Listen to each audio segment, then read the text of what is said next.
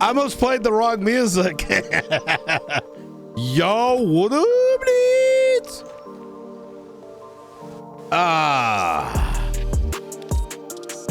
That's a good EFT raids yesterday. You know, Nate. Okay, today we are gonna focus on a little bit of chill. Oh yeah.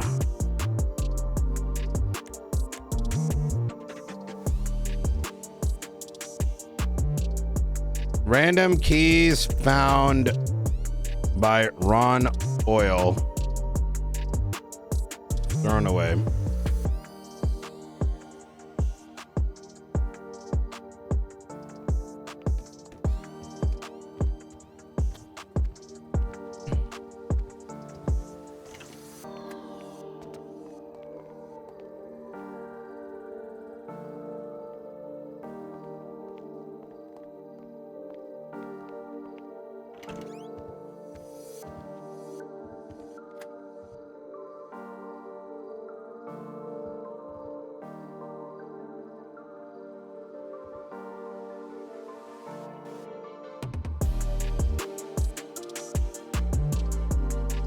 Straight marshals are hiring.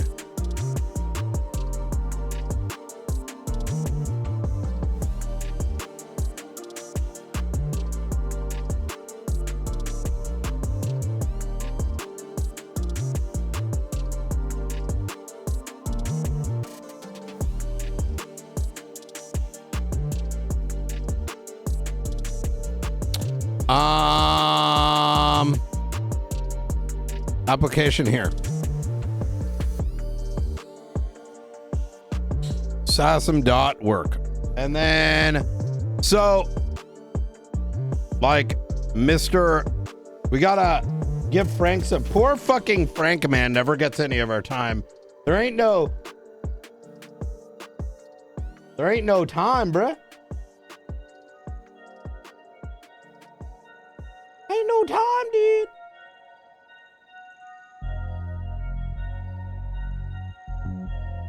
Ain't no time, brother. Where's the assassin photo? Hold on. Oh, there it is. Ain't no time like tomorrow.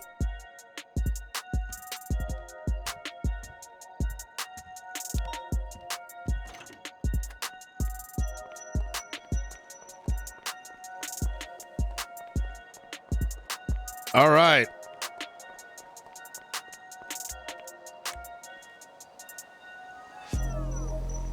Need to park this up north before I forget.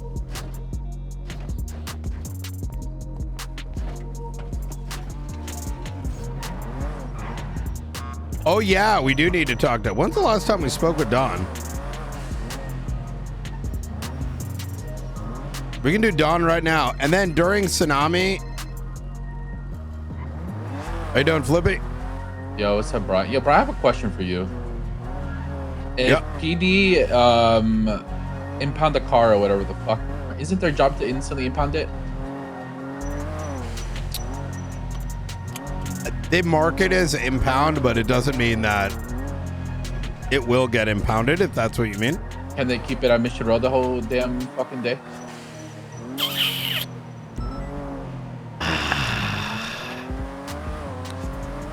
Was it the LSPD?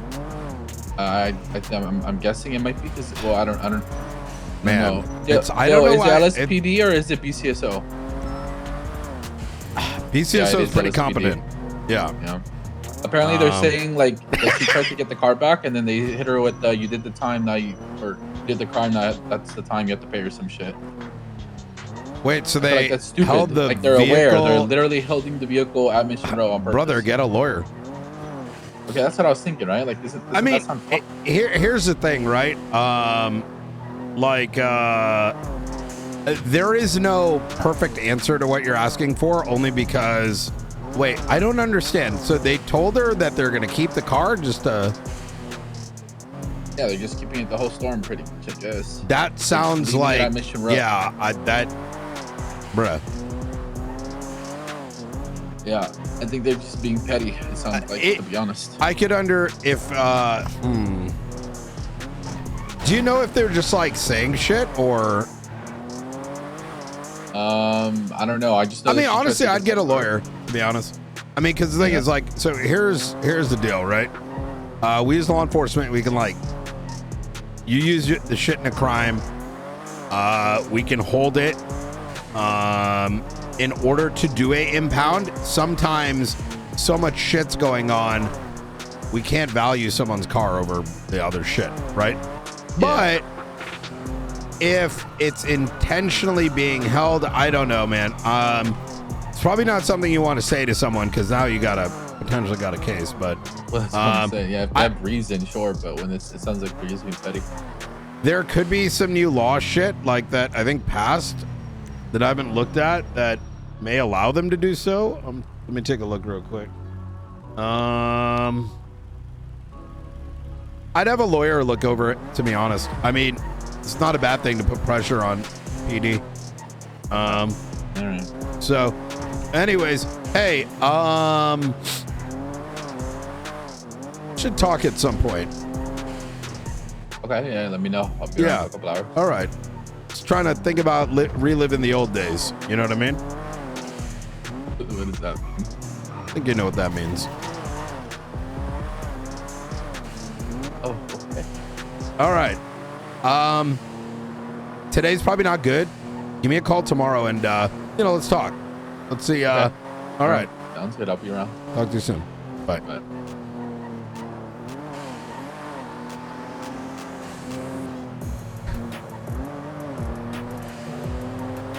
Chat, does anyone remember what the good old days means? I don't know if he knows what it means.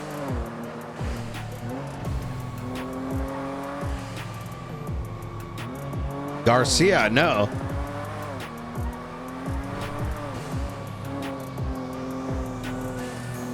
No way. Yeah, this is... he may not even know what I'm talking about. What I'm thinking of... Listen, pre-Sanguine, Hydra was ready to go to war with Sanguine. Well, you know what? Maybe it's time to indoctrinate Flippy a bit.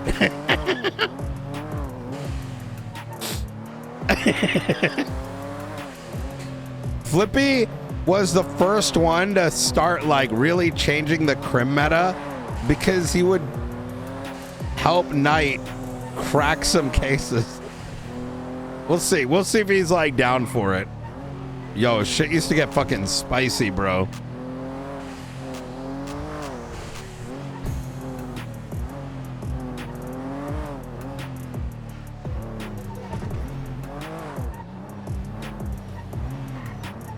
Okay.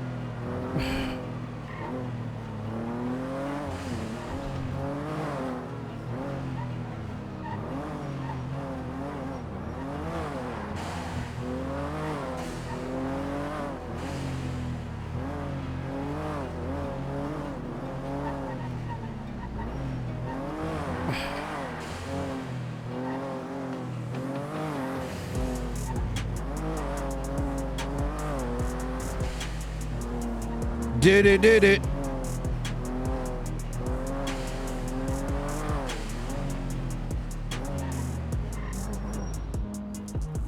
I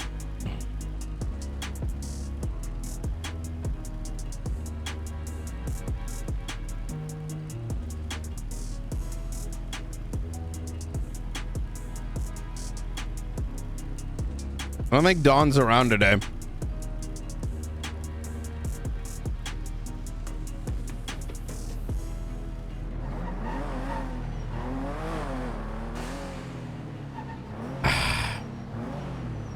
Who's on duty?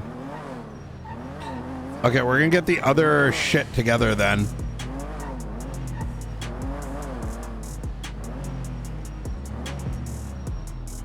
Opal's around.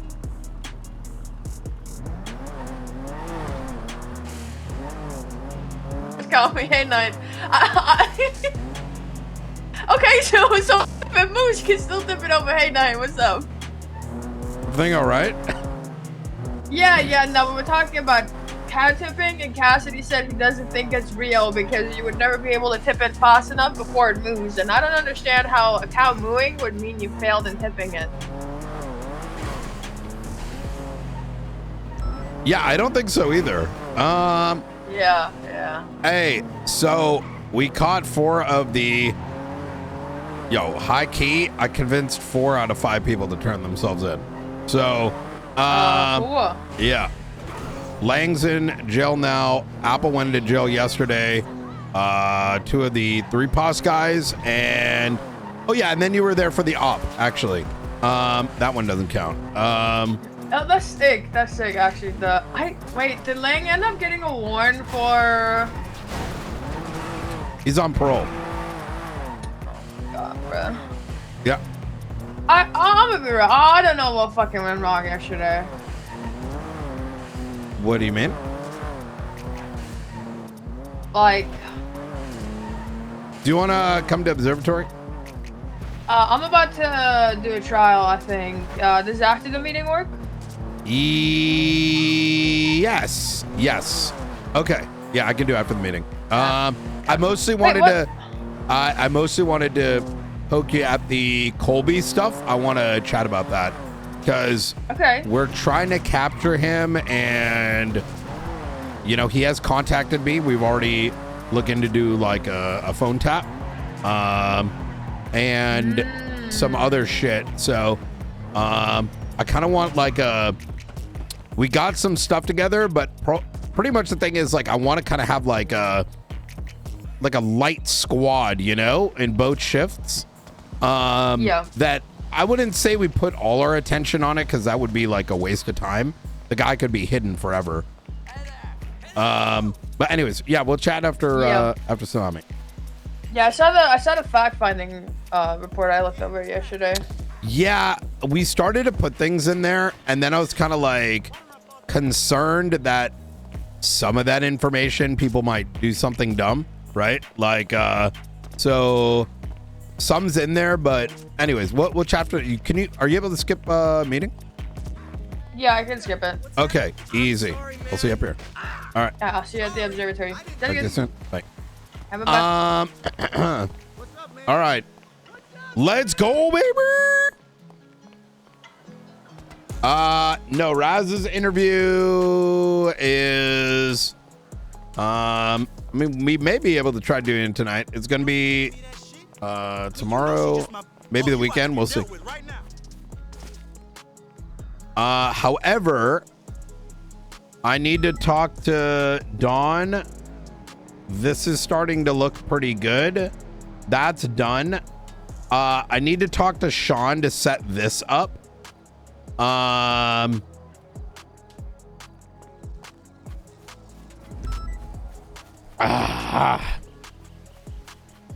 This coffee be good. What up, chat?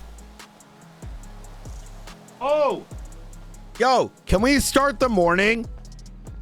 Actually, we need to give Springfield the attention she so well deserves. Okay, and so let's go and build a. Let's go and do this. Wait, what the fuck? God damn it, it logged me out. Motherfucker! Motherfucker! Let me hide this. And let's get that podcast in the morning. Dude, yesterday was fucking insane. Something did reveal itself yesterday. I need like I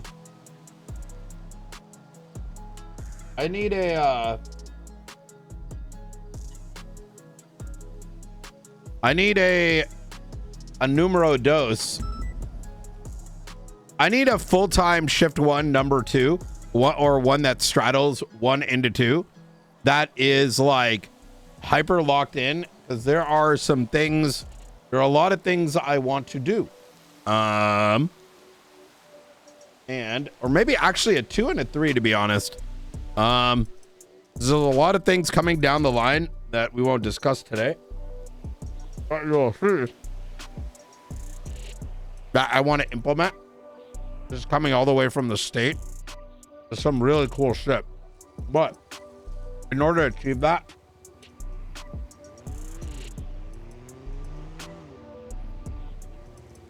public records. Wait, where is this? Honestly, Nakota might be able to assist dramatically with that if he transfers over. No lie. Actually, that's a really good point.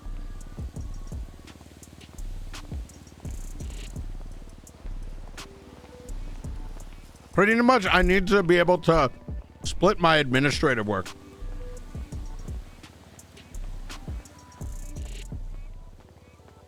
So it's more spread.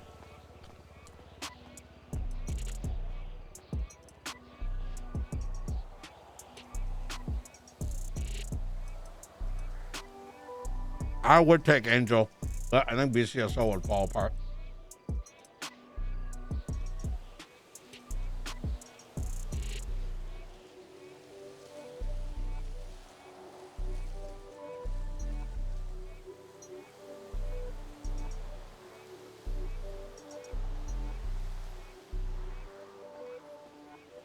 Where is this court case? Here we go. Found it. Found it.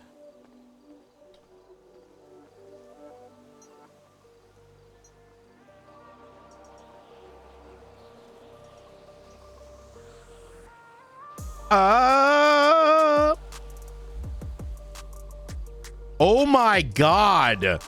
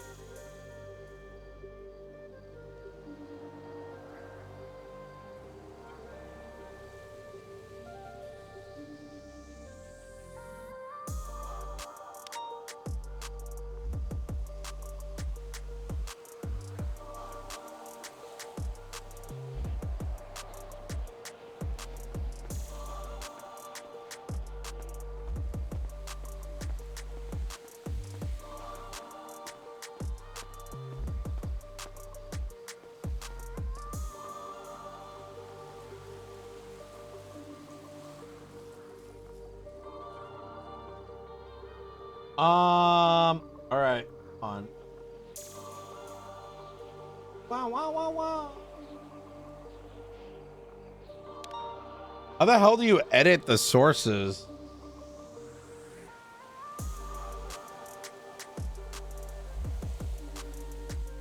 Like, doesn't let you edit sources for some reason.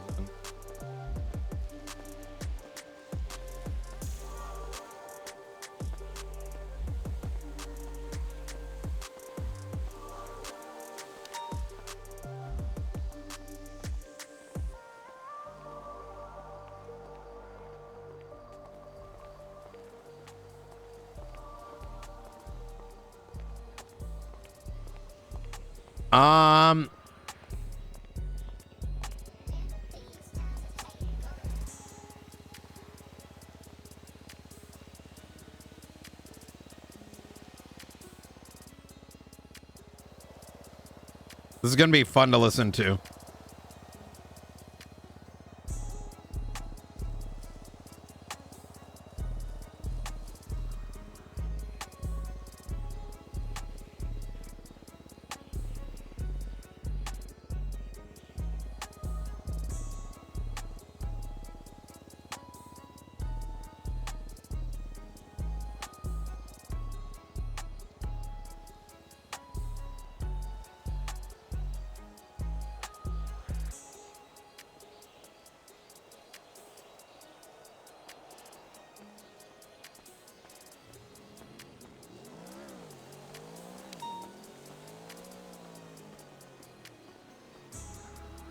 Okay. Murphy Braun.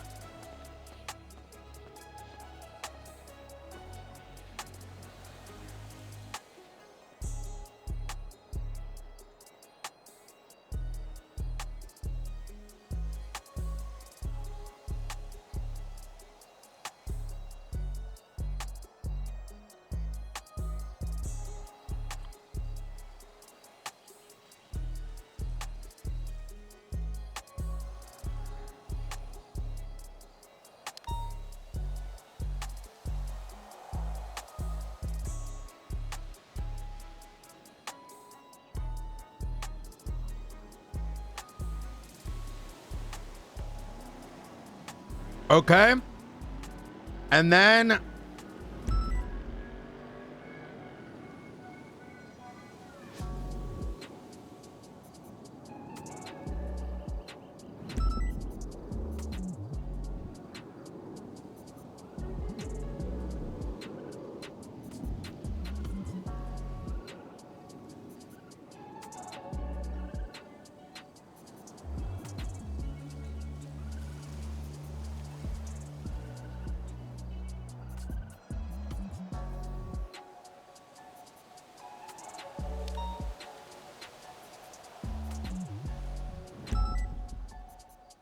okay, and then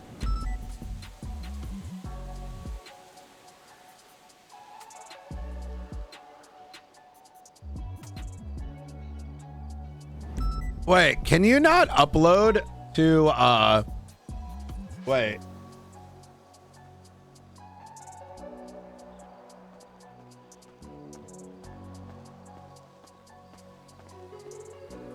How do you upload from your desktop?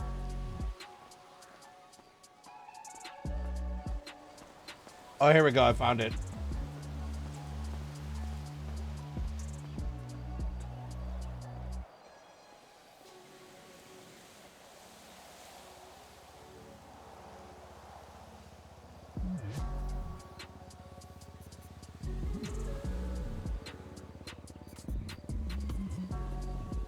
Okay, and then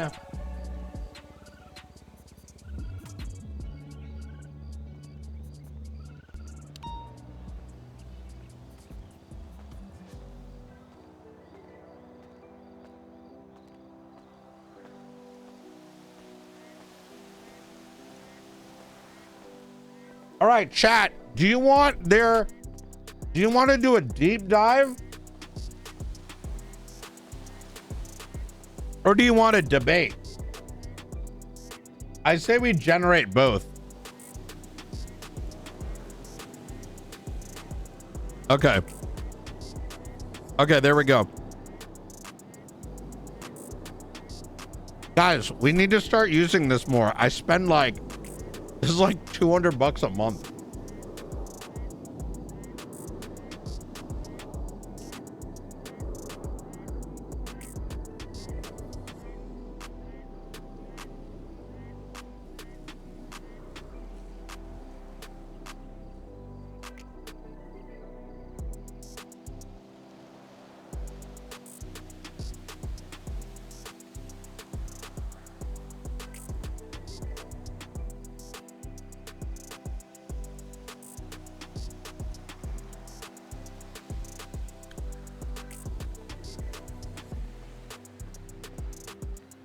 Your Honor, I'm starting to have concerns about opposing counsel's competence as a representative to make legal decisions on behalf of the defense and don't want to risk a...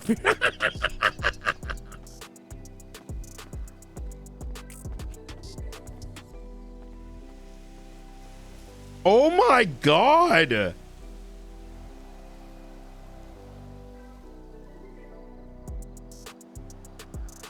This is crazy to say this on the docket. I'm not sure if he's aware, but that was crazy to read yesterday.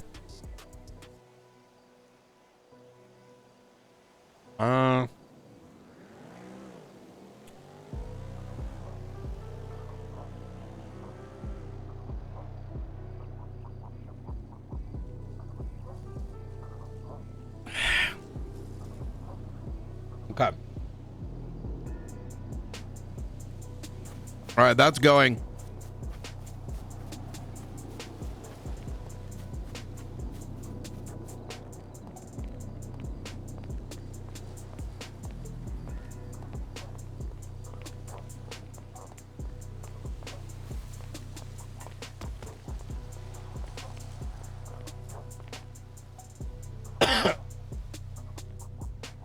Okay, we got record polls for Charlie and Faceless. Marshall Crim profiles.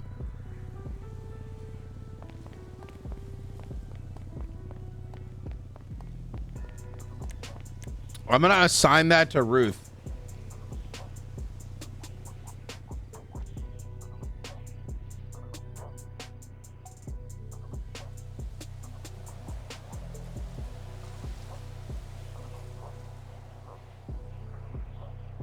Unknown criminal profiles, SOPs.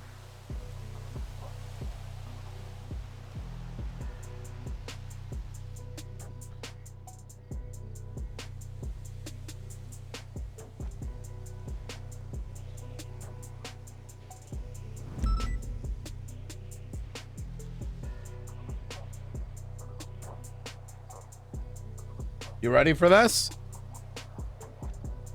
There's a lot of shit we couldn't dive into, but now things are moving forward. We can crack these open. Let me see. Graywin coming on board is going to be huge. Yeah. She said next week. I think that was... So, like, maybe this weekend we might see her.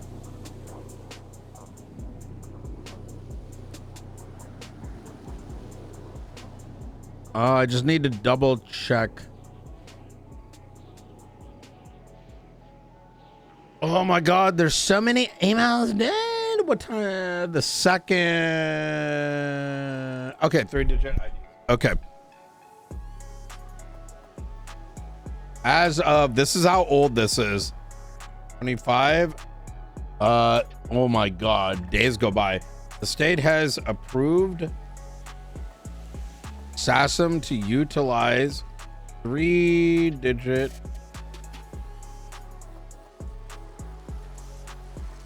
state IDs as a means to record unknown criminal entities. These profiles can be used to denote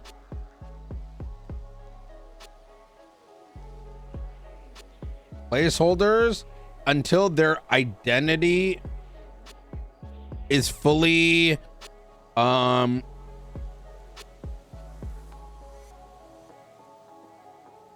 discovered.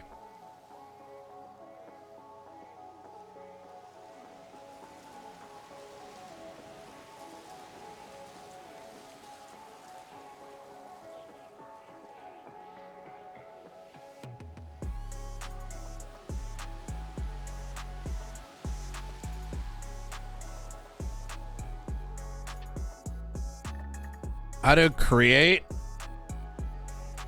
a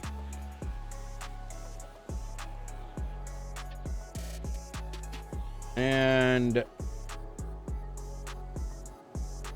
Springfield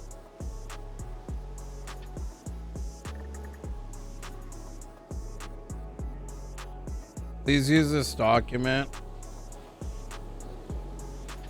Please turn this down.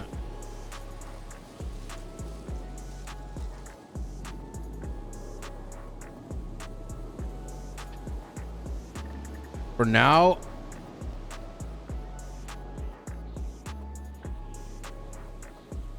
limit this to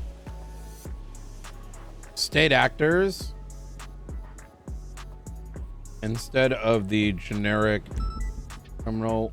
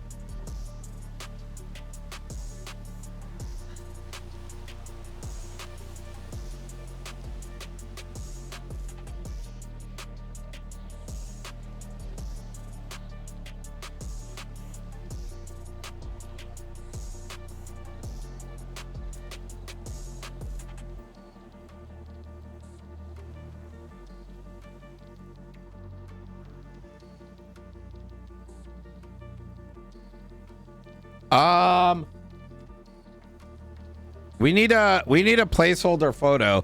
Oh my God, yes. Police cat. Someone give me anyone have the full screen police cat photo? Can you put it in fan art on Discord? I'm gonna make that the temp photo, the placeholder photo.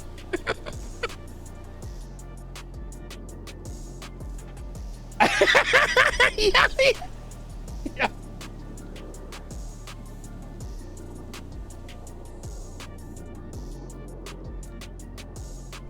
I mean, Soju, I need the full frame police cat, you know, like a enlarged version, which I think is in here somewhere.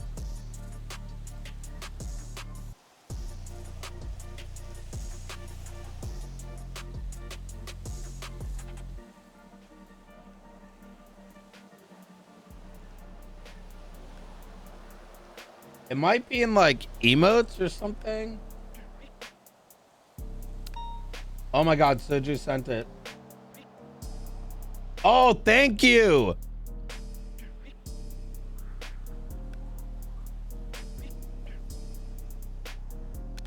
Wait, why isn't this creating? Oh.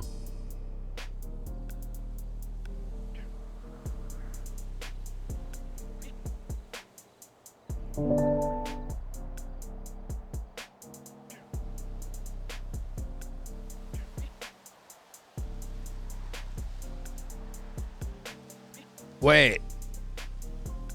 Maybe you have to do 100? Maybe it doesn't let you.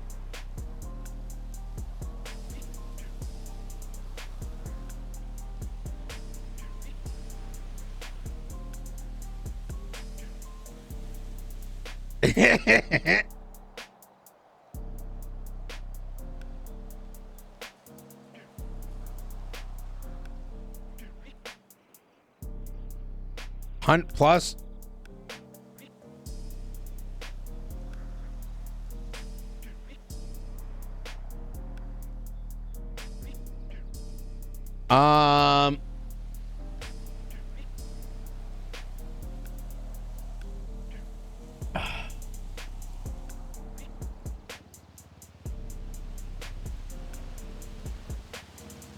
Each new profile should iterate on the placeholder number. I think the system prevents it.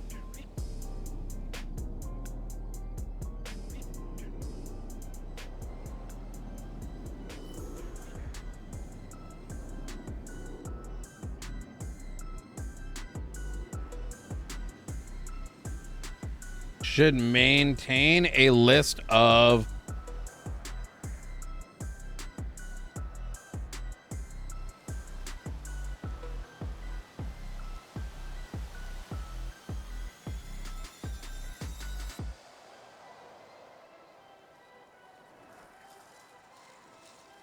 this.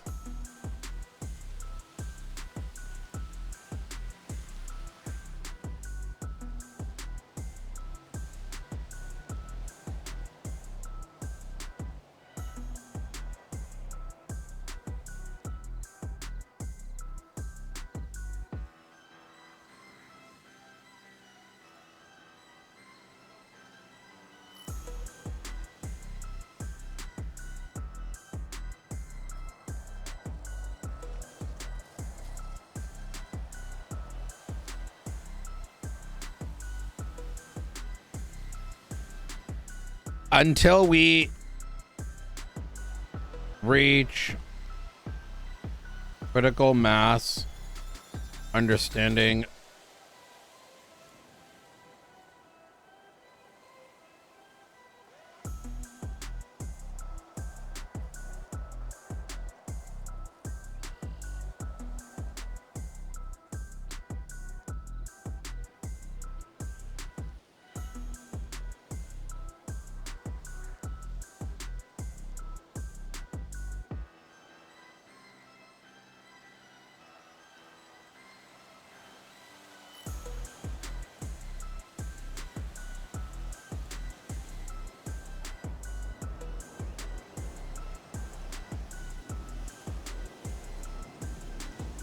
SOPs below.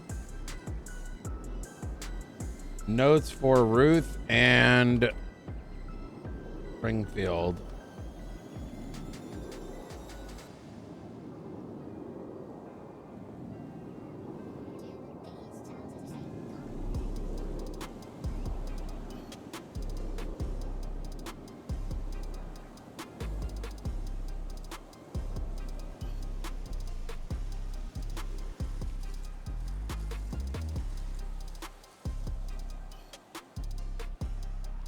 Look at this. Easy. All right, done.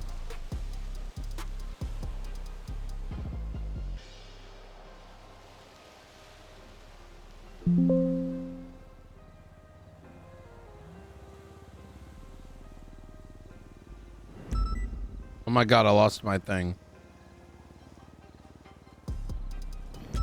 Okay. I like this little system we created. It lets so much shit get done at once. It's actually impressive how much shit we have managed to accomplish, both administratively and case-wise.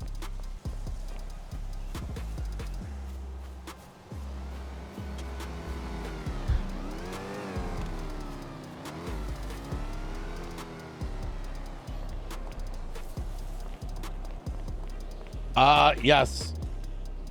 Podcast time. You ready?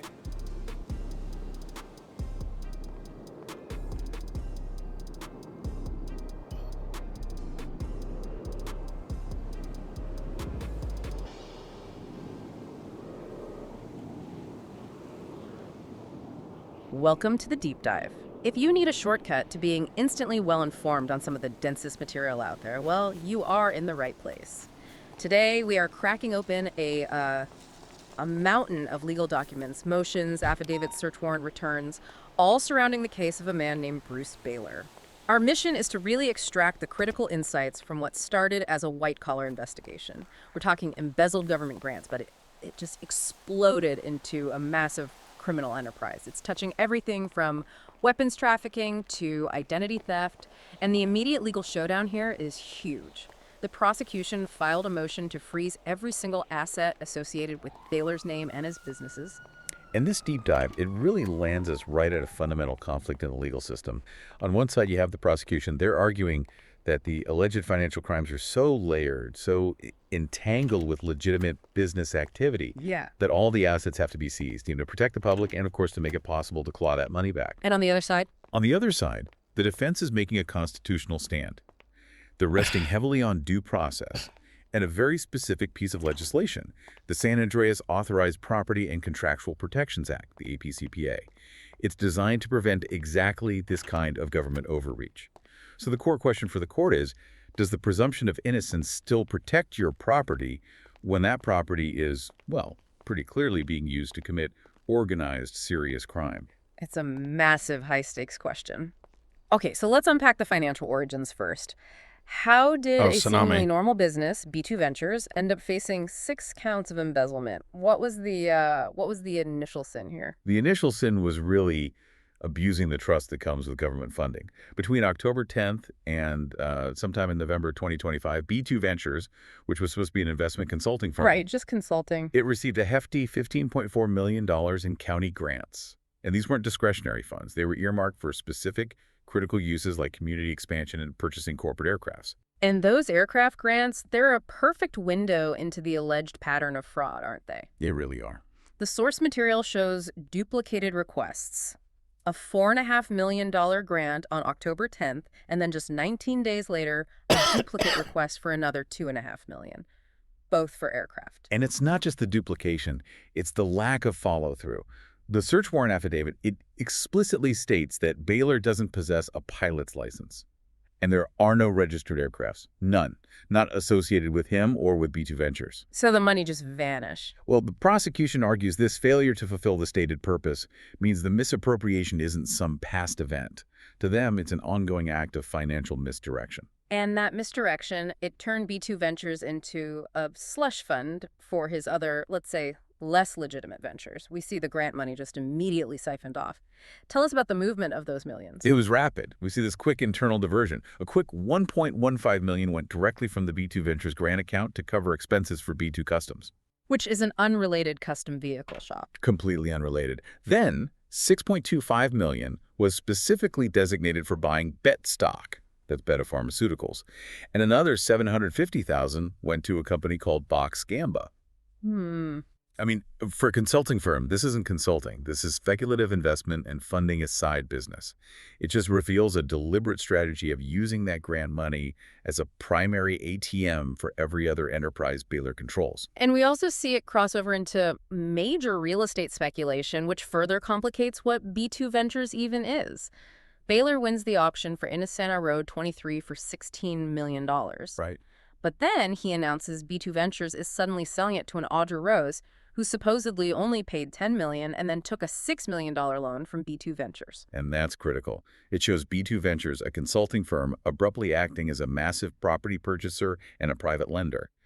This blurring of the lines, it leads directly to the prosecution's central legal claim: entanglement. Entanglement. They argue that the accounts of B2 Ventures, B2 Customs, B2 Real Estate, and Baylor's personal accounts are so heavily entangled, so interwoven with grant money and these illicit transactions, that the court has to treat them as just one single asset. So in effect, they're saying he shattered the corporate veil of all three companies. Exactly. Making them totally indistinguishable from his personal piggy bank. Precisely. And if the court agrees, it dramatically simplifies the process of seizing and clawing back funds. Because you just can't separate the tainted money from the legitimate operations anymore. But this is where the defense, Murphy Braun, launches their heavy counterattack. Okay, this is where it gets really interesting for me. The fundamental legal clash over freezing assets. The defense isn't just arguing he's innocent. They're arguing that the prosecution's method of freezing everything is an illegal act of government overreach under the APCPA. That's exactly right. And the APCPA is a formidable legal shield. It's designed to make sure citizens aren't penalized or, bankrupted by the government before they're actually convicted. So the defense argues that this wholesale indefinite seizure, which is based on unproven assumptions, is a violation of Baylor's rights against unreasonable seizure. And the APCPA is particularly potent here because the defense correctly points out that there's no exigent threat to public safety cited, nothing to justify such a severe blanket seizure. They call the motion premature and unjustly punitive. They cite legal precedent that suggests a judge should apply less restrictive measures first. They're proposing suitable restrictions. Like what? Like strict judicial supervision of transactions and accounts, or maybe freezing only the specific grant amounts and only proceeding to a wholesale seizure if Baylor violates those court-imposed conditions. So they want the chance to run his businesses, but under a judge's watchful eye, not have him just instantly terminated. Exactly. But is that realistic, given the scope of this alleged conspiracy? I mean, if the funds are already flowing through shell companies and being used to bankroll multiple criminal operations, how can a judge realistically supervise that? That's a great question, and it raises another one. Does the evidence they found after the initial freeze motion, does that change the legal dynamic here? It absolutely does. Yeah. And this is the prosecution's strongest counter. While the defense focuses on due process, the prosecution focuses on the physical evidence discovered during the lawful search and seizure, which, well, it indicates ongoing criminal activity at the properties themselves. The prosecution argues that once entanglement is proven, and there is evidence that the assets are actively facilitating serious organized crime. Like weapons trafficking and staging robberies. It's exactly. The public interest in preventing future crimes just outweighs the defense's request for procedural supervision. They do try to be selective where they can. They're only seeking to freeze vehicles with aftermarket parts dampeners, turbos, which ties back to B2 Customs. But for the core business accounts and the properties, they view the contamination as absolute. Okay, let's turn to those physical discoveries, because this is where the scope of the case truly escalates past just financial crime. The raids across those 7 properties, they tell a story of a hidden, organized criminal network. We have to start with the most frantic cover-up attempt, the fraud linked to the Strawberry properties. The fraud charges here, all 3 counts, they're not just about money. They show a desperate post-investigation attempt to create this retroactive legitimacy. The marshals found contracts for 3 properties. Strawberry 20, 22, and 24, all provided by Baylor, trying to prove tenant agreements. And these were sloppy, rushed jobs, right? They were all backdated to October 1st, 2025, but the actual signatures were from November, more than a month later. Exactly. And the incompetence on display actually undermined the defense's ability to use the APCPA. That act requires tenant contracts to include the signature of a BR-certified lawyer. Which was missing. Missing on all 3 documents. Plus, one contract for a Maria Laz at Strawberry 24. It was titled, for a property Baylor didn't even own, Strawberry 23, but then it referenced a different property, Strawberry 20, in the body of the contract. Just a mess. A total mess. The prosecution argues these were fabricated falsely to deceive investigators after the first warrants hit. And that failed fraud attempt led the marshals straight into the dark heart of the operation, Strawberry 20. This place was immediately identified as a staging ground for crime. What did they find there that suggests organized robbery? The evidence is really compelling. First, the proceeds. $744,344 in cash, stored inside 63 inked bags. And those bags are significant. Very. The marshals identified them as typical containers for proceeds from robberies. Second, the tools. An underwater welding torch, specifically noted as a tool used in large-scale maze bank break-ins. Wow. They also found a key frequency radar, used to clone key fobs for car theft, and specialized lockpicks. That is not the inventory of a consulting firm or a custom car shop. That is a professional criminal outfit. And the evidence didn't stop there, did it? Moving to Inocino Road 18, we find clear evidence of weapons trafficking. That's the location where the marshals found a really chilling detail. A book titled Dovey in the Bathroom.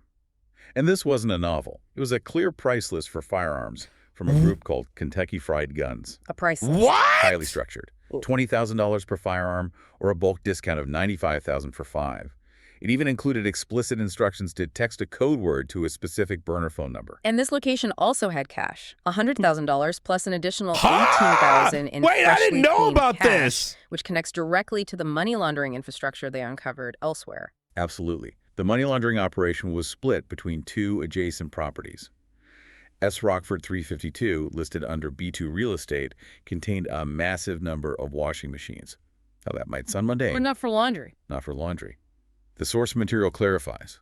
This is a classic physical method used to clean dirty rolled-up bills, basically to obscure the source of cash from robberies and sales. So we have the old-school physical cash washing machines tied directly to the proceeds from weapons and robberies. And that leads us to the new school method at S. Rockford 354, the crypto farm. Precisely.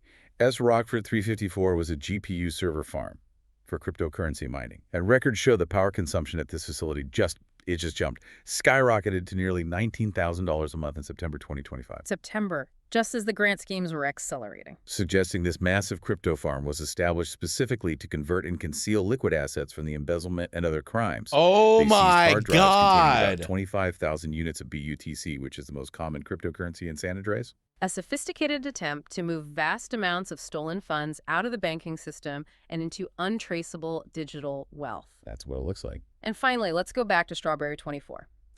Beyond that failed lease agreement, this place was a hub for identity theft. They found 24 fake citizen identification cards. And this isn't some theoretical crime. The impact was immediate and real. The source material confirms that 2 of those fake IDs found at Strawberry 24 were used just days later By who? by suspects in a subsequent unrelated crime to evade capture. That's what led to the identity theft accessory charges against Baylor. Oh my This network wasn't God. dormant. It was active. It was feeding the criminal underworld. The narrative synthesis here is just so clear. The Wait! initial embezzlement provided the legal thread the marshals needed to pull. But the raids, they uncovered a comprehensive criminal tapestry. Financial fraud, real estate deception, robbery staging, organized weapons trafficking, and a sophisticated identity theft network. It all leads to a truly staggering total of over 40 criminal charges. And the requested penalties, they really reflect that scope. The prosecution is not pulling any punches.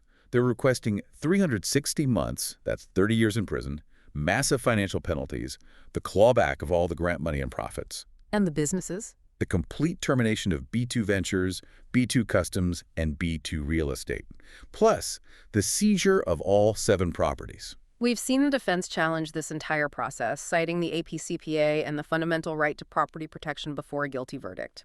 but the prosecution has amassed this compelling evidence that these properties weren't just the source of illicit gains. They were active, ongoing staging grounds for serious crime, including weapons sales and preparing for bank robberies.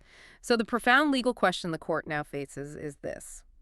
When the evidence shows multiple active criminal conspiracies operating out of a defendant's assets, does the APCPA's procedural protection for the individual still outweigh the public interest in seizing potential future crime staging grounds and illicitly gained assets?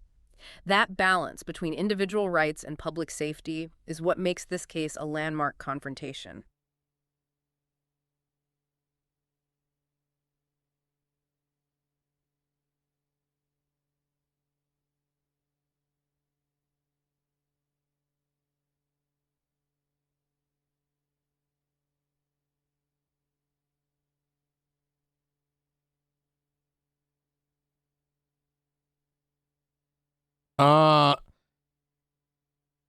Yo, that was wild. Nice little summary, man.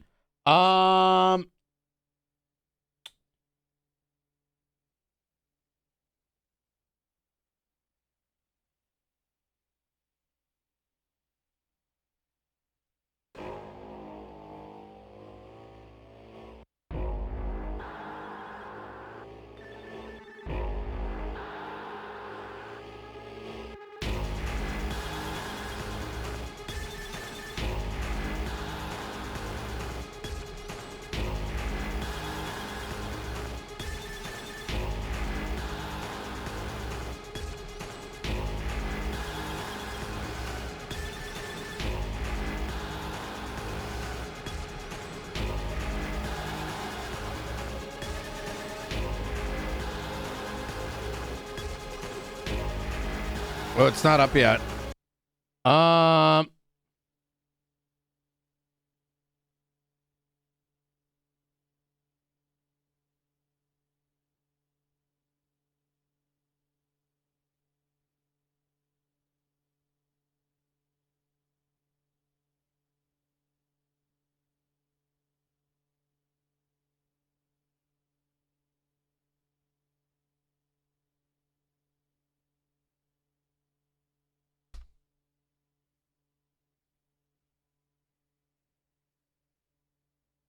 Wait, are they? Okay, maybe the IP changed.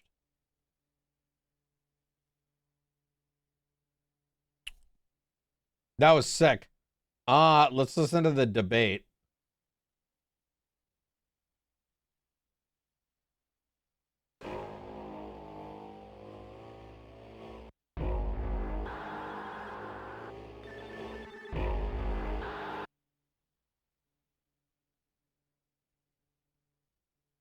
Welcome to the debate. Today we are examining one of the most high-stakes procedural battles in recent memory, the motions and counter-arguments surrounding the immediate and comprehensive freezing of all assets belonging to Bruce Baylor. This case, well, it involves multiple felonies and the alleged embezzlement of $15.4 million in county grant funds, and it presents a really unique challenge to established legal procedure. It really does. And the core tension here is highly substantive. It really touches the heart of civil liberty. The central question is this: does the prosecution's documentation of financial entanglement across all of Baylor's entities and the severity of these collateral crimes, does that justify treating every single asset, personal, commercial, real estate, as one single seizable unit? Mm-hmm. Or does the presumption of innocence and the explicit due process requirements of the San Andreas Authorized Property and Contractual Protections Act, or APCPA, necessitate a much more cautious, less restrictive judicial approach before any conviction? Well, I'm going to argue forcefully that immediate comprehensive freezing is not only justified, but it is the only practical measure to secure the return of public funds, given the level of criminal sophistication and the seamless commingling of financial assets we see in the evidence. And I maintain that the prosecution's motion is premature and unjustly punitive. I think it reflects a legal overreach that, at the end of the day, amounts to a penalty before guilt has even been established.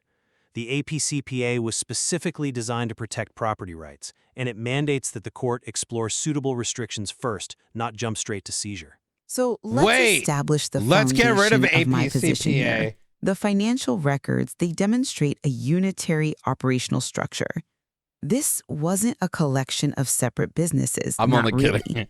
It was a single commingled financial instrument spanning B2 Ventures, B2 Customs, B2 Real Estate, and Baylor's personal accounts, all primarily leveraged to misappropriate and hide that grant money. Okay, but that framing, while I see it's based on the prosecution's filings, it still feels like a leap. It requires the judge to accept that because some funds were mixed, that all funds are therefore tainted. Well, the numbers really speak for themselves. B2 Ventures received $15.4 million in grants. These were intended for specific, scoped purposes, aircraft operations, approved events, yet the financial exhibits show immediate large-scale diversion. I mean, $1.15 million went directly to B2 Customs, and a staggering $6.25 million was earmarked for the purchase of BET stock. An investment. Okay, let's listen. That one kind of is way too slow.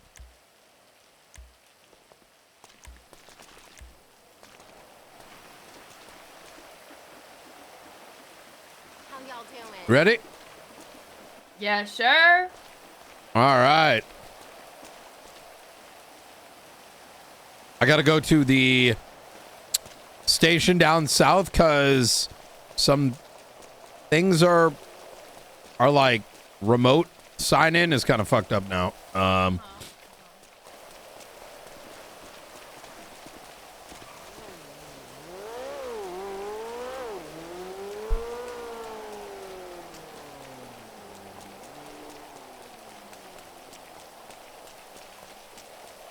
Why are you so slow? What the hell? Dude. You look like you're running. An armory on me. Oh. Also, I watched Baywatch last night, and so like I want to be like them, you know, when they run in slow motion. Oh, right. Yeah, I don't understand what that show must have been about. Cause like I think tits mostly. Yeah, you're probably not wrong.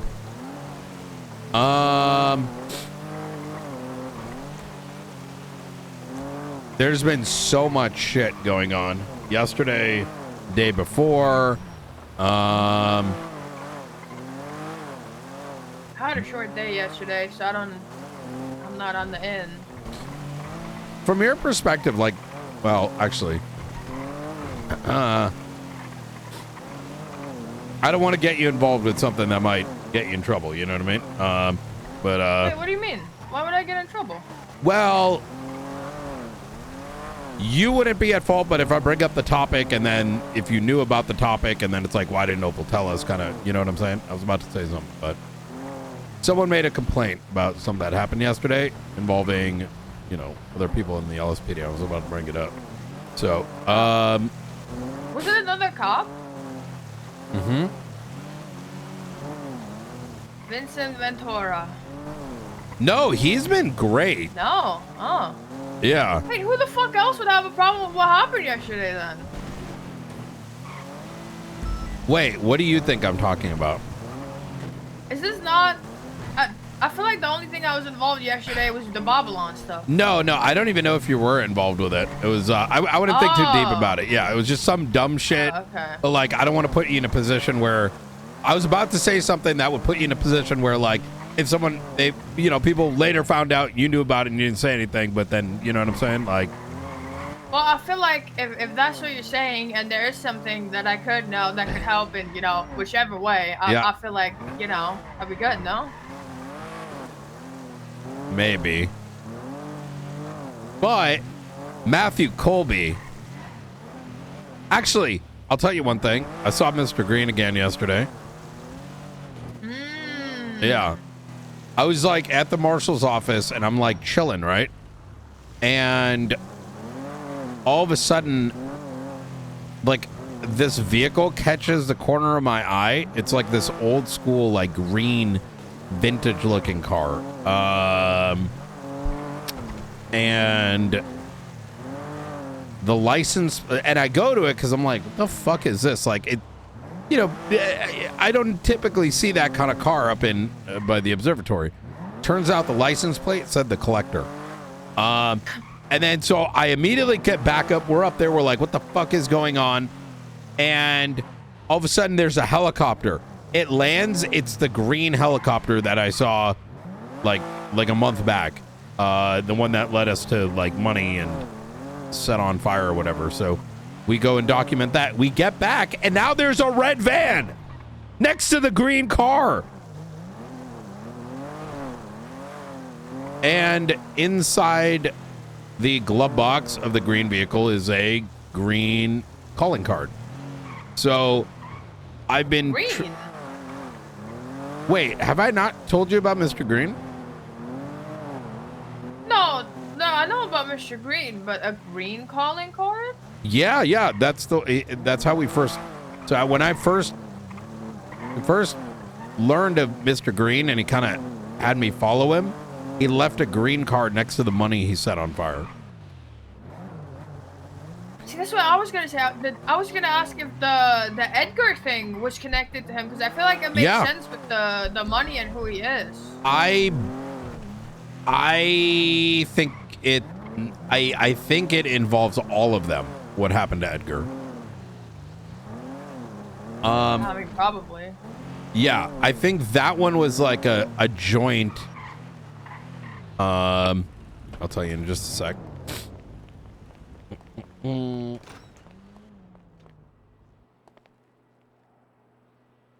what is this? Ooh.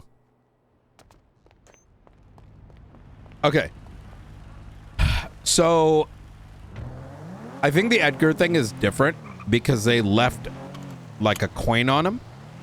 And I believe that the coin has a distinct meaning from cards.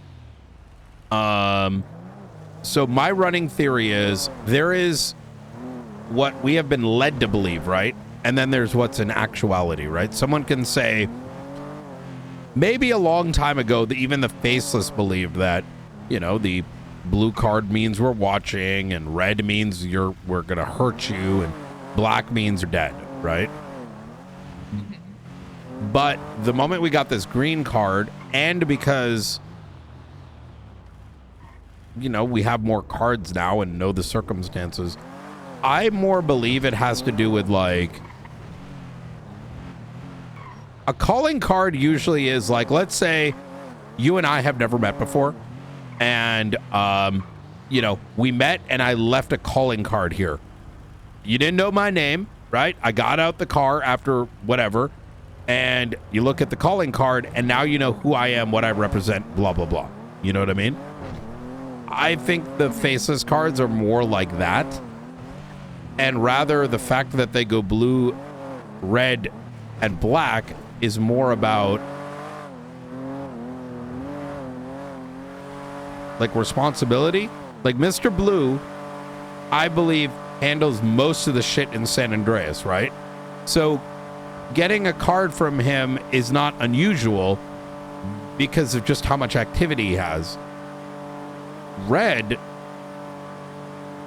which also has the same color as Rain, is someone you're gonna get the attention of the red guy if or Mr. Red if there's a need to hurt someone, right? It's consequence.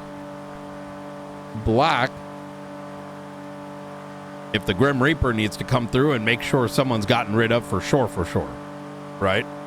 And Mr. Green, if there's something to do with finances. Vehicle behind us.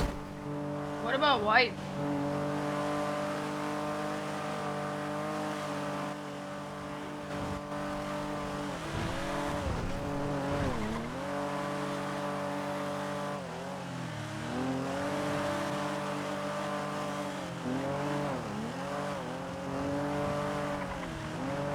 Can you hear a clock on that? Yeah, it's Leon Underwoods.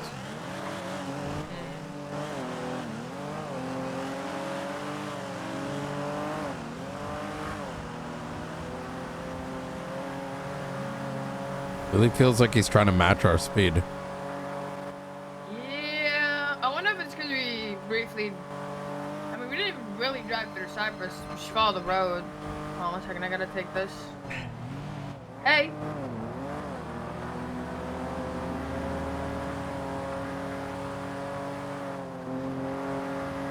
Did I do something?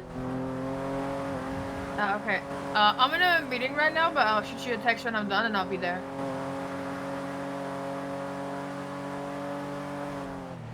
Like 20, 30 minutes? Yeah, I can spare you. I can spare you too.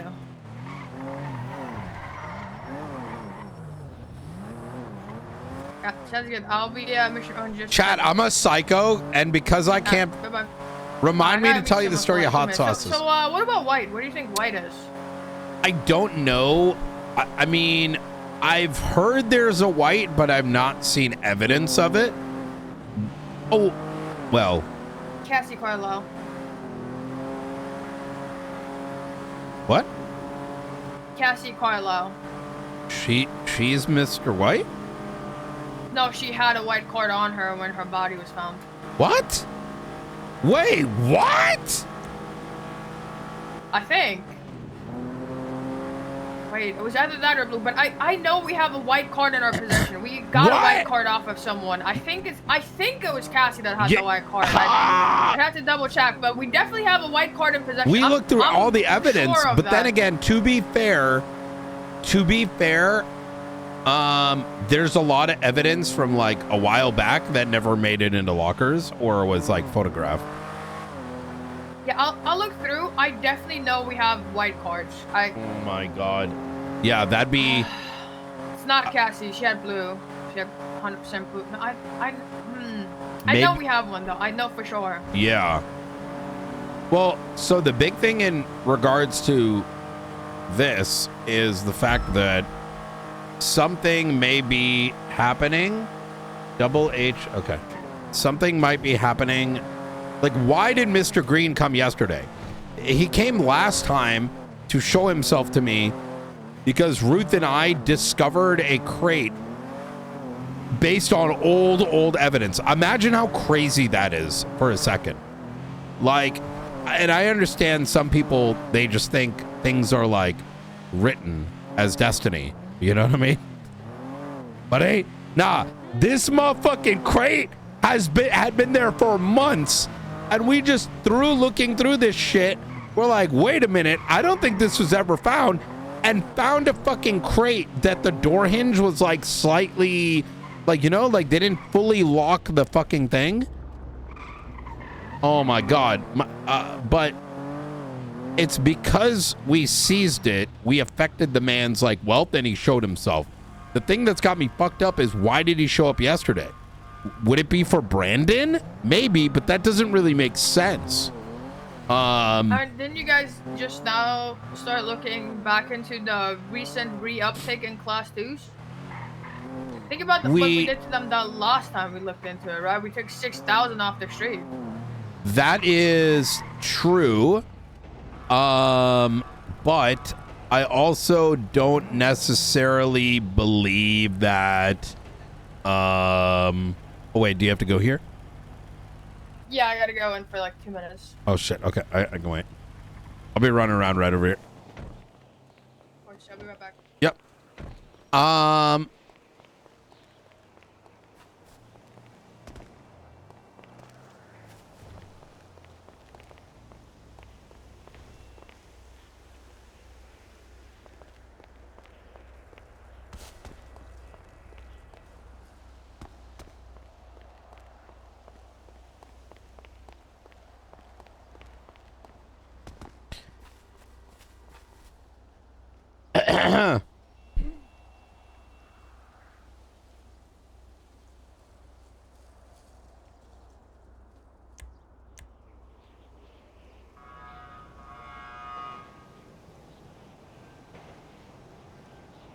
There,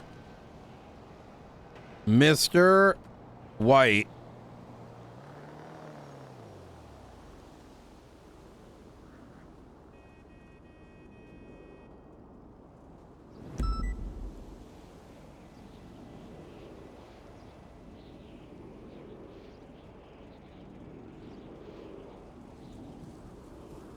spoke with Opal. She mentioned that Cassie Carlisle was found with a white card on her.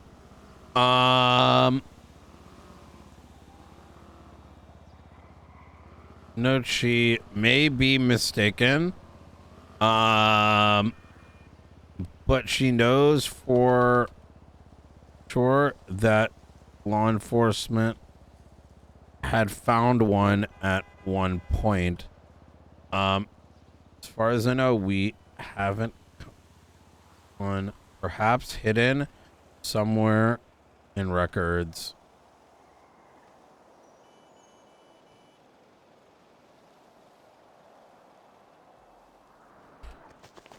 Yo, the fix tags are literally, quite literally, the best invention of tags. Am I right or am I wrong? Like, what a great way to sort tasks and shit.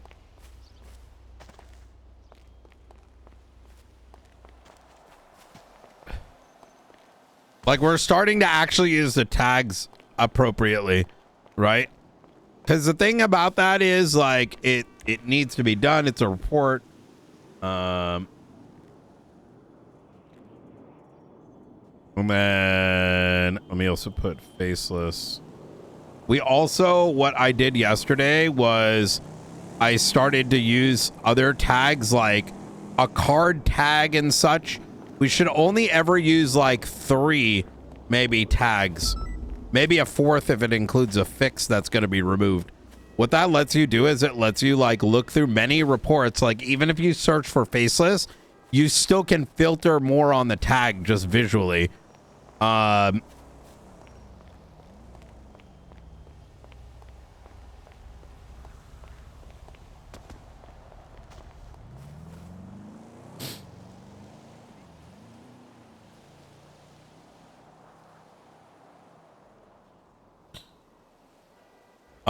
State marshals. For shift 1 plus a administrator.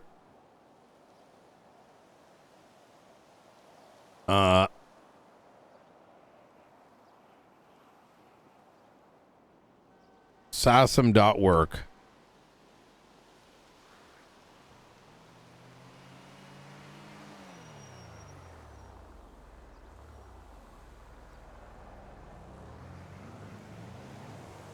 Do.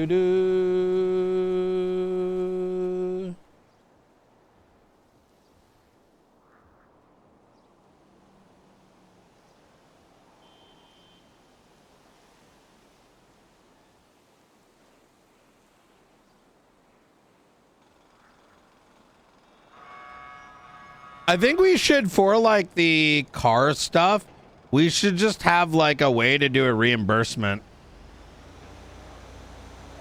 The easier way to like give the marshals a way to upgrade their shit without having to like wait for a sign off, because like it's in a pretty good spot. Where the fuck did the photo go?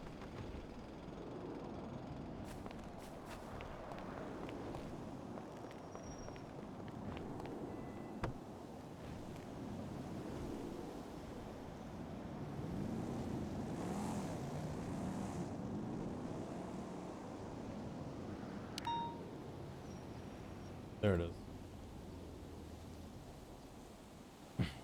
Holy tabs, bro. I have so much.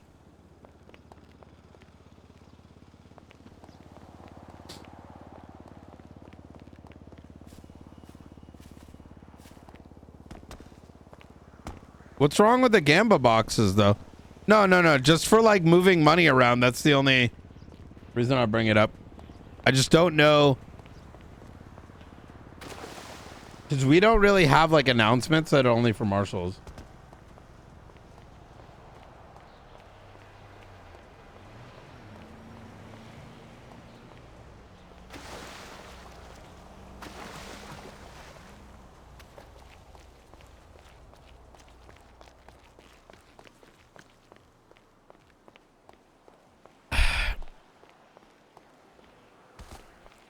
Um.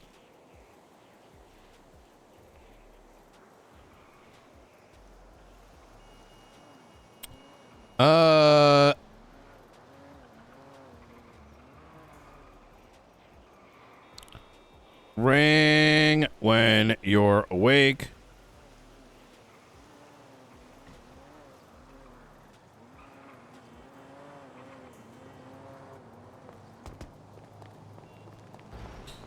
And what else do we need to do? Did you find anything else? Yeah. Oh, fuck. Unread text messages are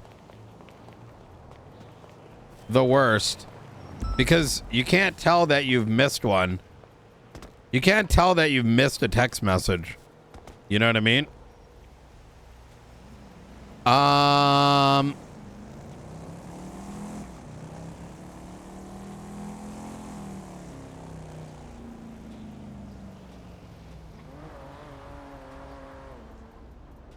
ASAP. Can you call me? Oh, that was from yesterday. Wait, in thinking about your offer, I'm interested, but I don't know how much of my time you need. I think I can be effective even in short bursts because I'm cool like that. But I might call my cousin to see if she... Wait! Oh, shit! Yo! Listen, man. If you build, they will come.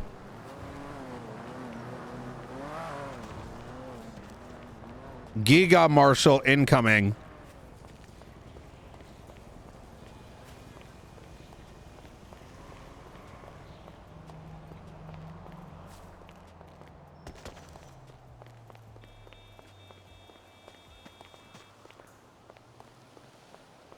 Yeah, I think she'd fit in very well. There definitely is a demeanor to the marshals, right? The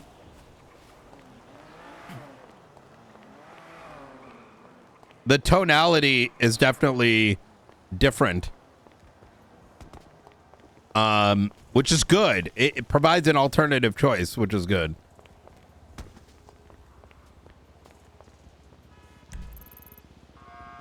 Her Russian cousin, Suka.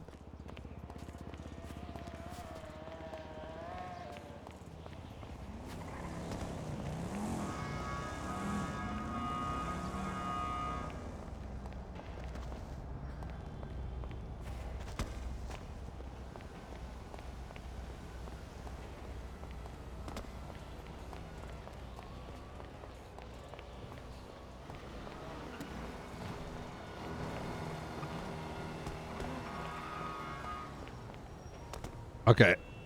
Opal's gonna be, looks like she's gonna be busy for a minute. Striker, Price, Kent, Maze. Okay.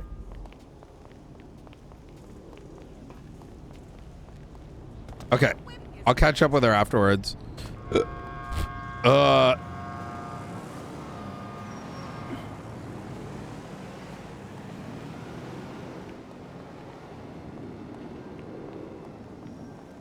Hello, Mr. Knight. What's going on? Sorry, I was in the middle of doing a PD announcement, but I gave it to Eve instead. Oh, okay. I wanted to meet with you. Yum. Because I know it's been a little bit, so I want to give you some updates and give you some chance for questions and stuff. I tried to call you last couple times, but Oh, I'm so sorry. I was... No, it's not your fault. I think I call you like when my day is ready to go, like after I do 4 hours of paperwork, but I think you go to sleep by then. So Yeah, I go to sleep like 3 hours from now. Okay. All right. Well, Like, but I'm at BCSO if you want to come pick me up. Okay. Or Okay. I can meet you somewhere too. Also, is this just me or can I bring Deputy Mayors? I don't know. It depends on the topic. As long as they don't have a criminal record. It would be Eve and Veronica. Okay. Yeah, that works. Okay. I know that kind of feels mean to me because I know that excludes some folks, but No, but that's in legislation too. It's well within your right. Okay. Good. You know. All right. Okay. I'll let them know, and then we'll come up to meet you at the observatory. Yeah, that works. Okay. All right. Okay. See you Okay, soon. see you there. Bye-bye. All right. Bye.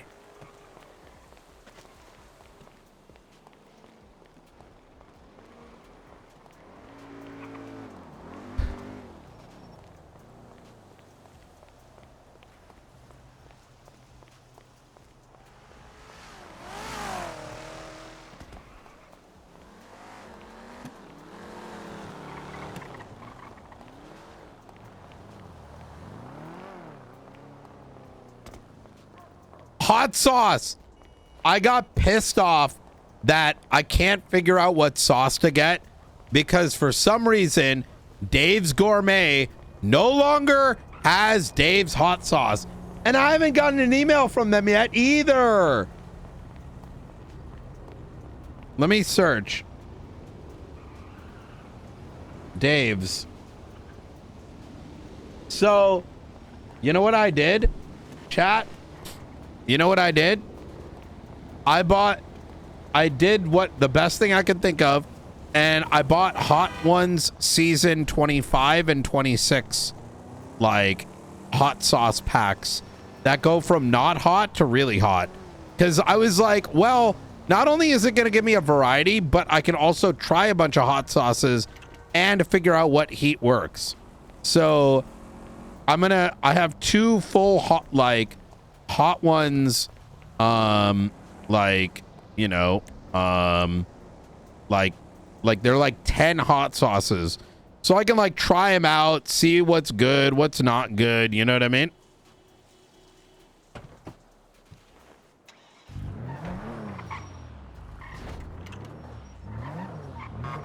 It's just hot sauces are so different. There's like Mexican hot sauces, but even they're just so different, right? Like there is no such thing as, like, there's the more vinaigrette ones, there's the saucy ones, there's the chunky ones, like that start going towards like a salt, like, you know what I mean? So I figure, like, you know, it's just there's so much, I might as well just do that. So I have them arriving tomorrow.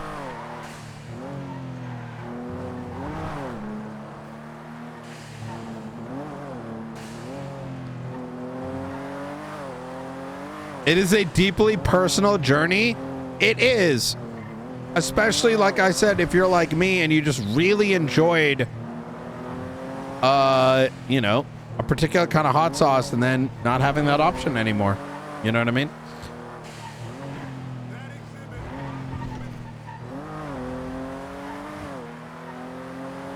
You know which one, one hot sauce that I don't use too much, but I would recommend? It's a little too easy to overindulge. It's like a aardvark. I forgot. It's like aardvark something. It's like comes in a big fucking hot sauce thing. And it's like it's more on the sour side. I'd have to find it. There's another one by Pucker Butt, which is good. That's also on the sour side. I like mine on the peppery side. Peppery with just a touch of tomato.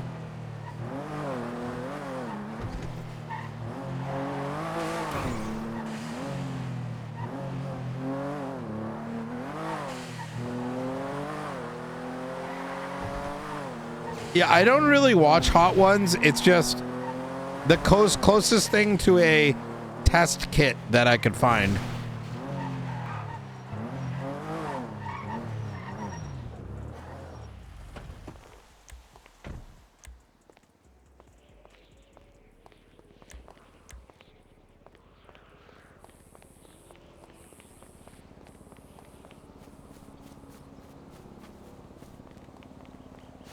Yeah, there's like srirachas. There's just so many.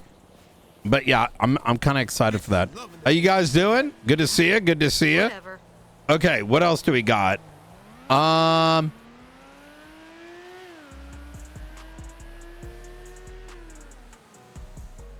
Speedboat. Let me see. That requires I may ask Alfonso, Sebastian.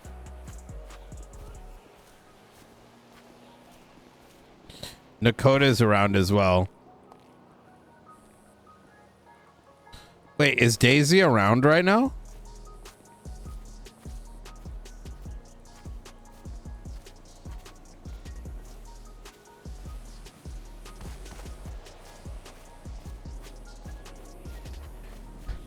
I no, because I doubt Burn has that.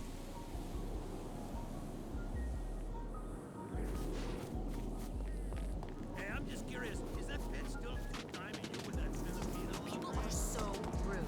Yes, you bitch. Be like, yo, Alfonso, you little bitch. I need some help at the apartment. Yeah. Yo, yesterday was so funny. Yo, when we were down there, it goes, what do you want, Brian? It's like, and we're like, there's aliens. Everyone's like, there's aliens. And like, he's like starting shit. And like, yo, I bet you killed CJ so you could be the next Murdoch. That shit was so funny, man. Oh, fuck. We need to follow up. Wait, didn't I? Isn't that what I made the report?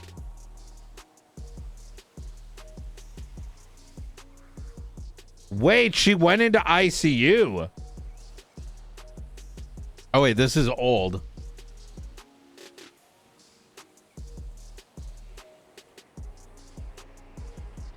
Throat slit? What the fuck? Call me at the place tonight. Hey! How the heck are you, friend? Hello there.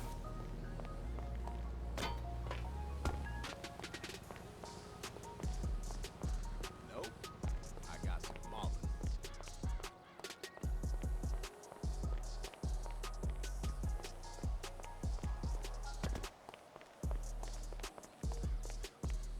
It's gonna be a beautiful weekend.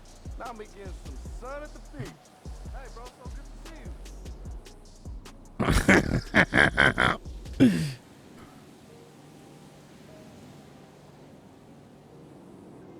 you. Big Manor Gang. Big gang.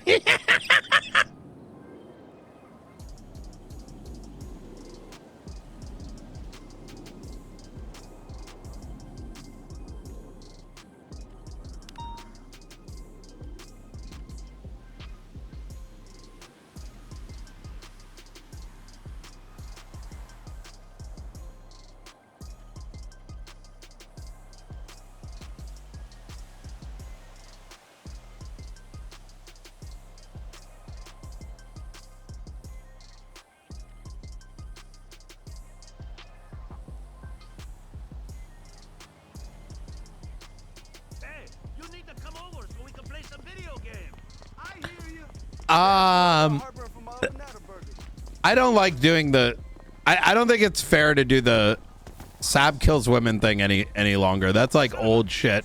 Only because like if he opened up that door, that'd be funny, but I don't want to perpetuate that. That's like character assassination, right? On old story arcs. No bueno. It's funny among friends a little bit, you know, but not like on the nose. It got very out of hand. Yeah, well, I mean, you know, time and place, right? Something, it's kind of like, I'll put it this way. It gets cringe after a while, right? It's kind of like if another character hates another character after something that happened 15 years ago, it's just cringe roleplay, in my opinion. You're like, at that stage, it feels like they're, you know what I'm saying? That's why, yeah. It is, but there's a difference, right? If close friends do it. Yeah.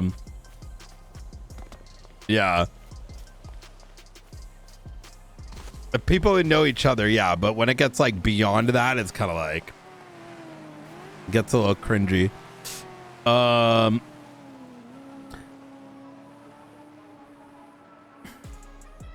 Sparky Kane. Wait, Manor K.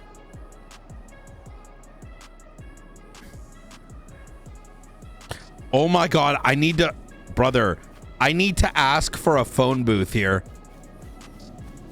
We need a phone booth in here. Wait, what if there's a phone booth over on this side by the toilets?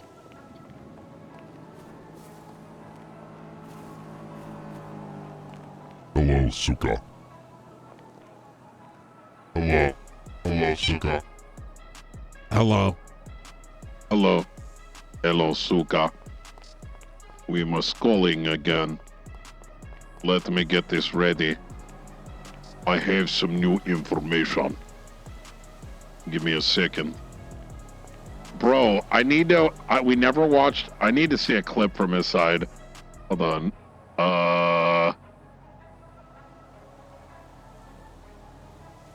Megaphone... Hello, Suka. Hello, Suka. Hello. Hello, Suka. How are you? Hello. Hello, Suka. Hello. Hello, Suka. Hello.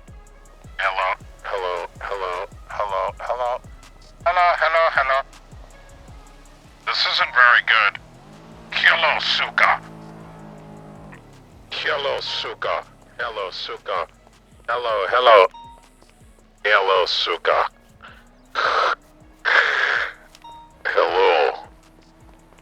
Hello. Give me a second. You got it all wrong. We need to change the pitch. Hello, Suka. I haven't been And over then, in weeks. from here, we must narrow the goal just a little bit. Remember? Okay, very good. Very good. Later. Very good. Hello, Suka. How are you doing? This is a little incomprehensible, so you must widen it just a little bit right here. Hello, Suka. And then we're gonna reduce this right over here. Right over here. Hello, Suka. Can you comprehend me? You know how you mentioned at lunch the other day that Some of the voices are below. Hello, Suka. Hello, mister. We be talking again. Very, very big things happening soon.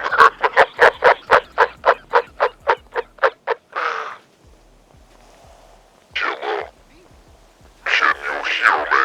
you heard me sing at the bar? I'm a regular Billy. This is Marcus. It is Marcus once again. I ain't got time. I am contacting you. There is some information I must be passing. There are individuals in our network providing information to the police, attempting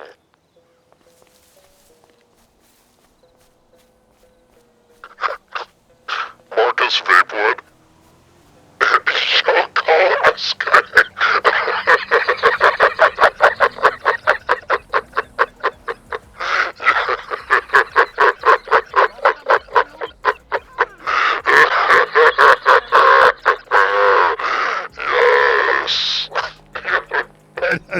Okay. Oh my god. Yo, that voice changer is fucking hilarious as fuck. That voice changer is so fucking funny. Okay.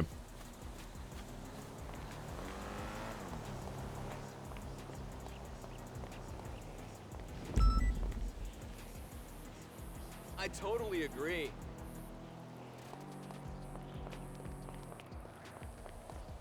You been following my bleeds, huh? Smart girl. Yeah, maybe. I was actually kind of thinking you could come with me to a party in morning. Hey, my bad. I was busy. Dude. Boot, dude. Oh, come on, don't cry. I'll make it up to you.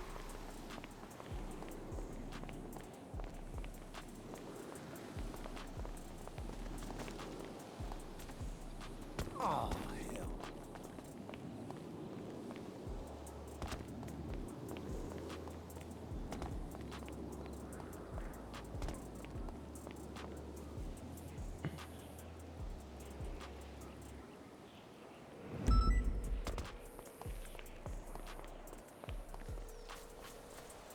Got it. Just saw this. Yeah, if you could look into the Cassie thing or the white card or whatever, that'd be nice. Yeah, I know we have one. I just gotta find it. Okay. Other than that, I'll text your number. Colby is the thing that I want to kind of start like cracking open. Aaron's kind of looking at it too. A whole idea is that we don't really have. How do I put this? Colby had a bit of a footprint like months ago, but it's not to really say there is much anymore. And like in other words, like his network's going to be very different. Who fucking knows where he is? So yeah, I think some of the stuff I already saw in the thing is good. Like common places, just patrol pasta every once in a while. It's yeah. No, I get what you're saying. Yeah, I don't want to. I'll get with Aaron. What's that? I'll get with Aaron and we'll come up with something. Hell yeah. The others involved are Nakota, McQuillan, Luca, Sean Duncan, fucking McNulty. Yeah. Yeah, I'll reach out to any of those if I see them. Hell yeah. See what they need from me or how I can help. Hell yeah. All right. Well, I appreciate it, Opa. I'll let you do your thing. And if you need anything from me, feel free to give me a ring and ding. All right. Sounds good. I'll look for that thing and I'll send you a number if I find it. Sounds good. All right. I appreciate you. Bye-bye. Take care.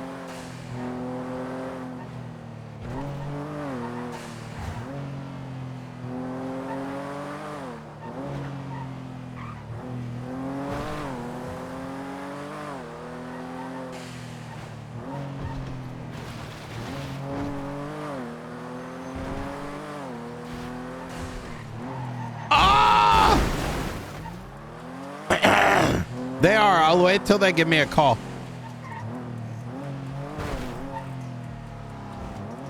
Oh, wait. I got another text. Oh, fuck.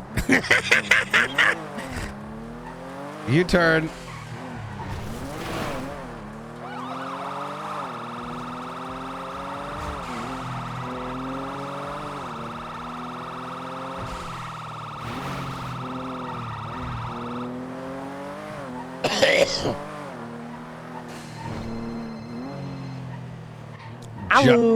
Just saw your text. I'm spinning back in. I should be there in 30 seconds. No worries. Sorry, I forgot to warn you that we were on our way. We were talking about some interesting things. Oh, shit. Hell yeah. All right. Yeah, so maybe we have something for you as well, maybe. Yeah, okay. Absolutely. Okay. All right. Here. Be right up. See you soon. Bye.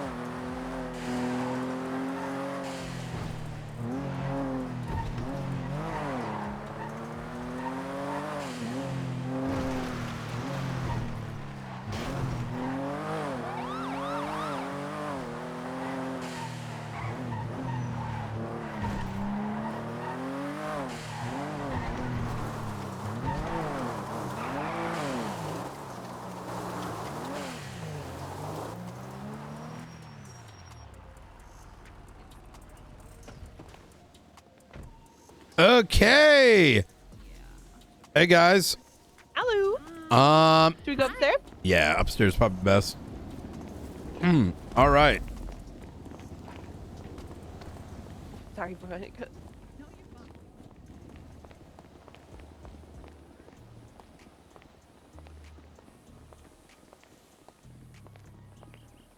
So, how goes it, Brian? Very busy, very tiring, but things are slowly building up. So, building up really quick. You know. I saw the docket posted for the Bruce Baylor case. Yes, it's that thing was massive. Yeah, we've been put things in perspective. I've been director for 5 weeks, and 90% of our staff is new. So, well, what's interesting is, there's the investigative financial space has been so like untapped. that a lot of the talent we've been picking up has been able to take on like full workloads, and like we've been hiring people that are like self-starters, right? So you got like Jessica, she's cooking on that. We picked up Coyote recently, and he's also looking into finances. Oh. And he is now a crackhead. He will be awake in like an hour, and that's 4 or 5 hours before he normally starts. Jesus. Finances of what? Everything. Oh shit. Speaking of, What does that actually, mean? Well, you know, all government spending, like, you know, government Hell spending, yeah. business spending, etc., etc. Brian, when did you get your $100 million from Charles? When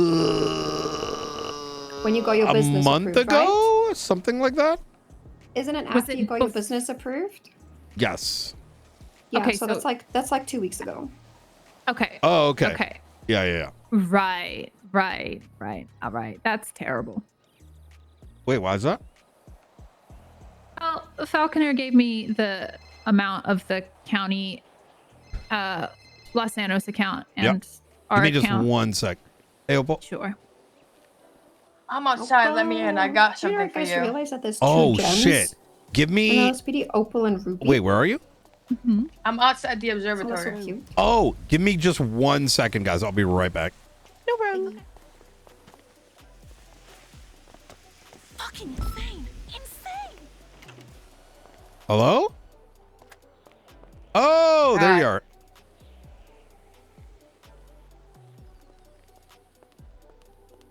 Oh my god. It's report 26031 if you want to see the full picture. It was found. Are these meant to be bags? No, that's a white card. That's a white card. You can see the full picture in report 26031. This was found after what we believe to have been a weapons drop or manor, which we somehow intercepted through pure luck, which turned into like a huge assault on law enforcement outside the chicken factory.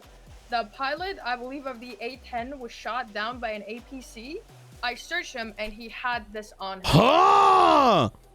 Yes, a faceless pilot had this on him. He had a bunch of other shit on him. Oh as well, my such as god. a This book looks like a which bag to detailed an me. interrogation. Yeah, I think it's because, you know. And there's 5 of them? Yes. Was it 5 white cards? It was 5, yes. Okay. If you look at I report may have the 26031, pilot possessions 2, that's you can see the full card there. Oh my god. Thank you so much. This is huge. I'm gonna I'll leave this with you. Just whenever you're ready, you can put it back in Yes. 26031. into 16526. 16526. That's the incident, but all the evidence is in the report 26031. I never moved it over. 'cause I Could always you do text shit. me those? 26 what? Yeah. 26031. Okay, beautiful. Absolute legend. Thank you so much. Yeah, there's a bunch more in there. For example, he had books on him. If you want to read through the books, there's subpoenas that have already been signed, like when this first happened. Okay. One of them is from a police interrogation. Like they had a police interrogation written out in that book.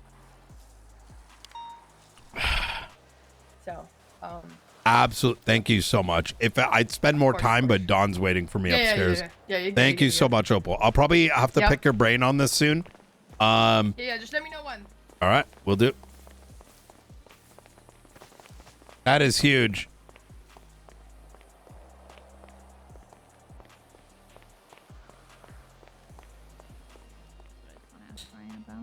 All right, Yeah. sorry about that. That was a bit of emergency. No, you're good. Let me see.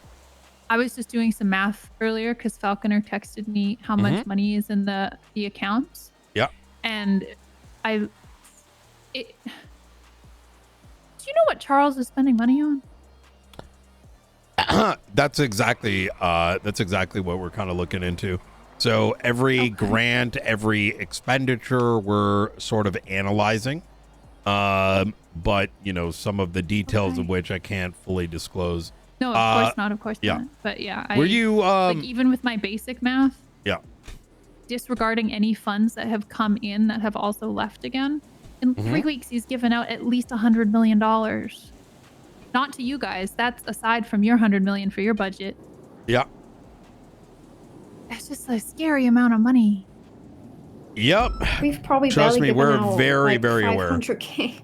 So Okay. to provide some I context, trusted you would be, but yeah.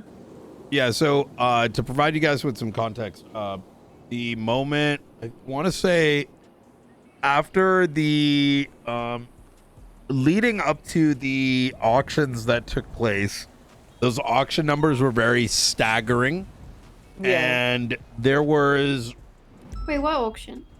The houses. the housing auctions. Oh, Yeah. sorry. Yeah, like the Bruce Baylor one. Sorry, I So- just went dumb. No, you're good. So we already sort of wanted to get in this space, but I think the auctions and the public outcry had us like, start asking questions and, one interrogation to another. We gained access to a number of financial details of which we're now sort of combing through. So Bruce is the first. And quite frankly, if anyone's been illicitly utilizing money, we are more than likely going to be knocking on their door.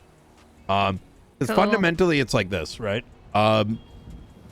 The mayor's office, while they are able to provide grants, it still requires some level of scrutiny and oversight.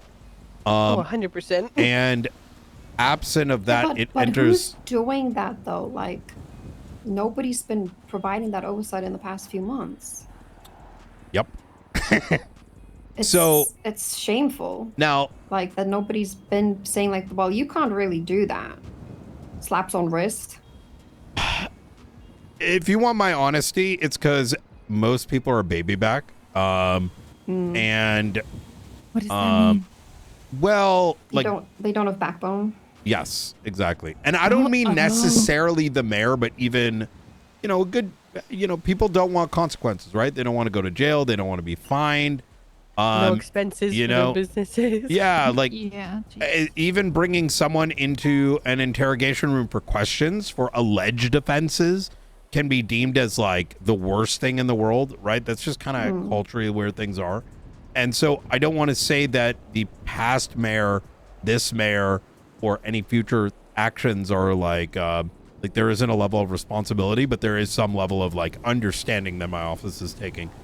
So with that having been said, we are working with, we plan to work on with both you and Charles when it comes to findings that we have and provide the ample, not just evidence, but, information to make the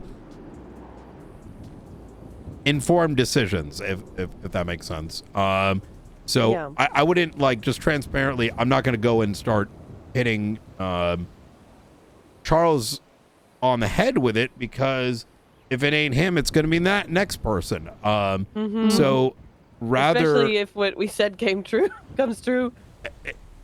Exactly. Yeah. And I think the key is I can understand it would be very difficult to have a something like Aegis, right? A lot of those people simply don't exist anymore. What is that? I do. I'm here. You do, but like, a lot of like accountants and shit, I think most of them have been murdered over the last 15 years. And murder accountants, that's crazy. The only accountant that survived is Liam Law. Jesus. Yeah. Well, he's a criminal now. Aegis was the boogeyman that everybody was scared of when it was not really doing anything to hurt anybody, but everybody got really scared by reading a very smart man's words.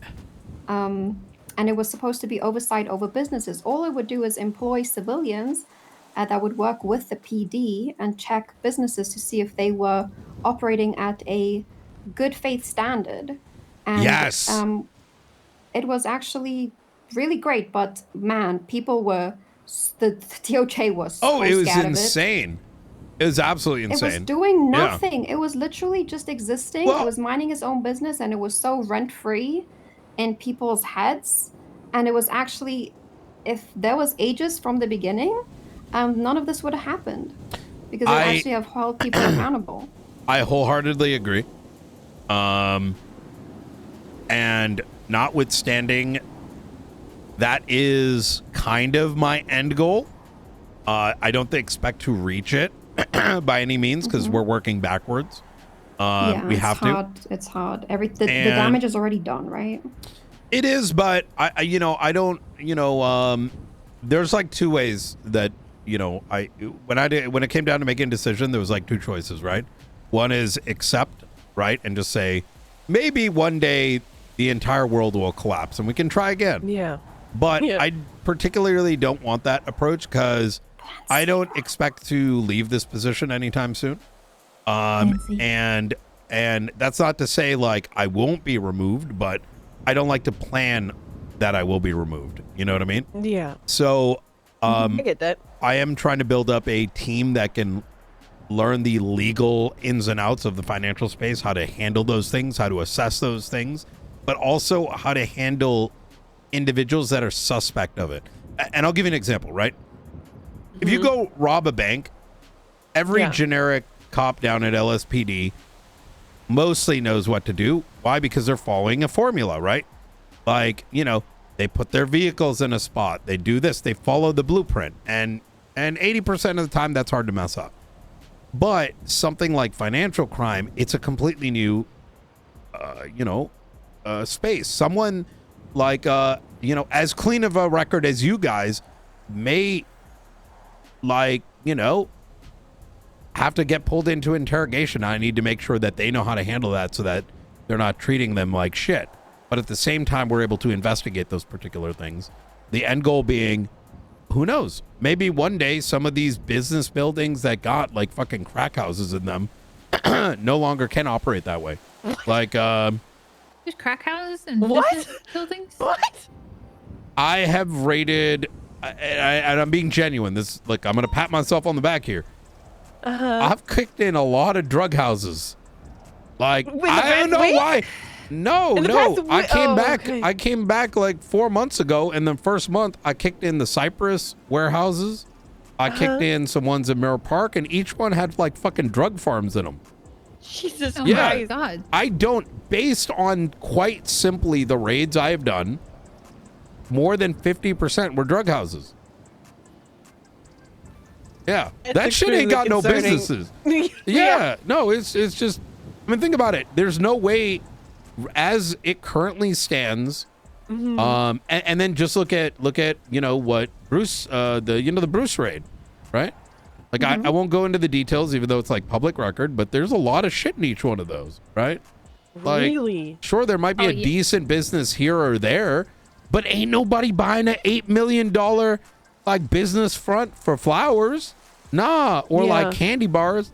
No. Hey, I have a flower business. Are you trying to imply something? Well, I'm saying that you probably can't get a building because of it. No, I can't. That's what I'm getting at, right? And that's a mayoral issue, and that's a state problem, right? Why are there no civilians? Well, where the fuck are they going to work other than senior buns? Yeah. So, it's been an issue trying to think of ways to like legislate it without, quote unquote, taking away their constitutional right to own property. Is what people keep bringing it up. You have the right to own property, but you don't it doesn't necessitate you.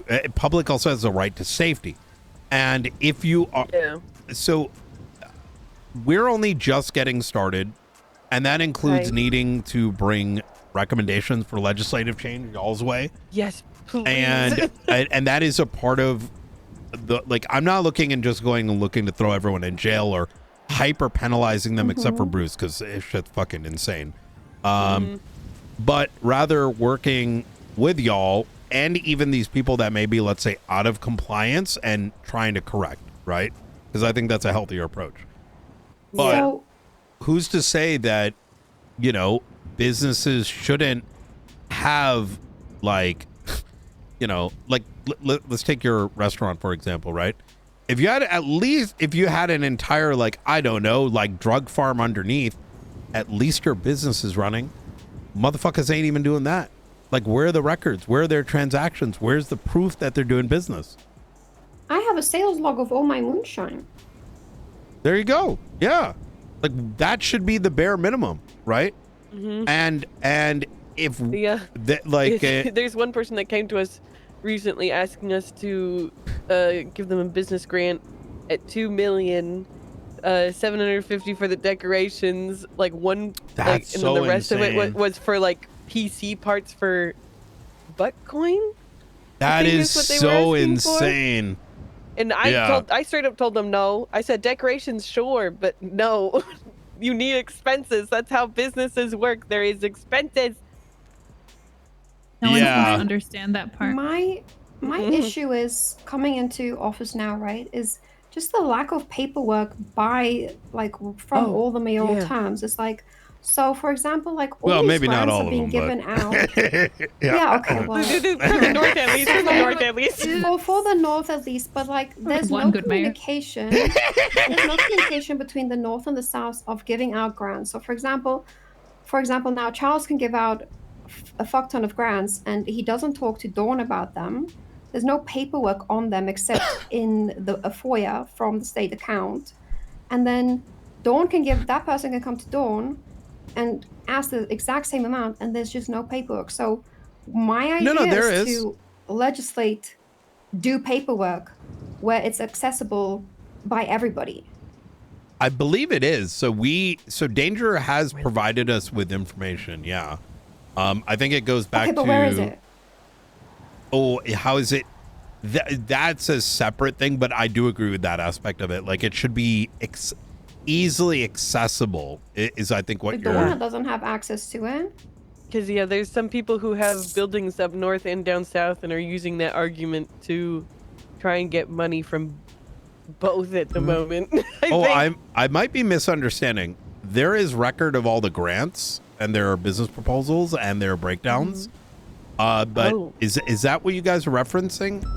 Yes, I think. Where is that? Yeah, where's the record of that? I think that's something you either got a FOIA through Los Santos County or, you know, he gives it, you know, as that's been open for a while. I think it's on their website, question mark?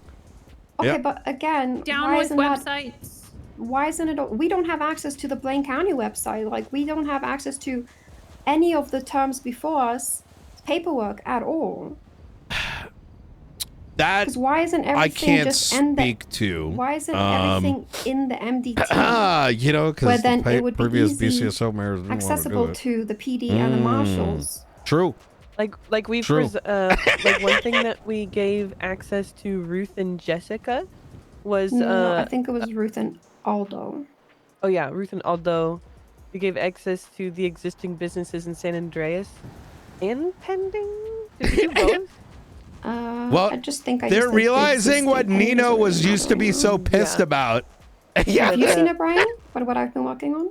No, I haven't actually. I've been so overwhelmed, transparently. I've outside of what's in front of me, it's been hard to kind of. So I've been transcribing all of the information on the business app that the mayor's office has access to, and I've been putting it in an MDT document. That I like. I actually like that a lot. So it's that just you guys can see it. all the account numbers are there. When they were approved, what the business Though is. to if be there were fair, business chat, the thing is the proposals counties are attached. allowed to do what the All of counties that want to is do. there, You can't and really what the force business another county to location do is. something. The issue is that a bunch of these don't operate out of those locations anymore. So does that still make them valid for a business license if they're not in that location anymore? Yeah, that is correct.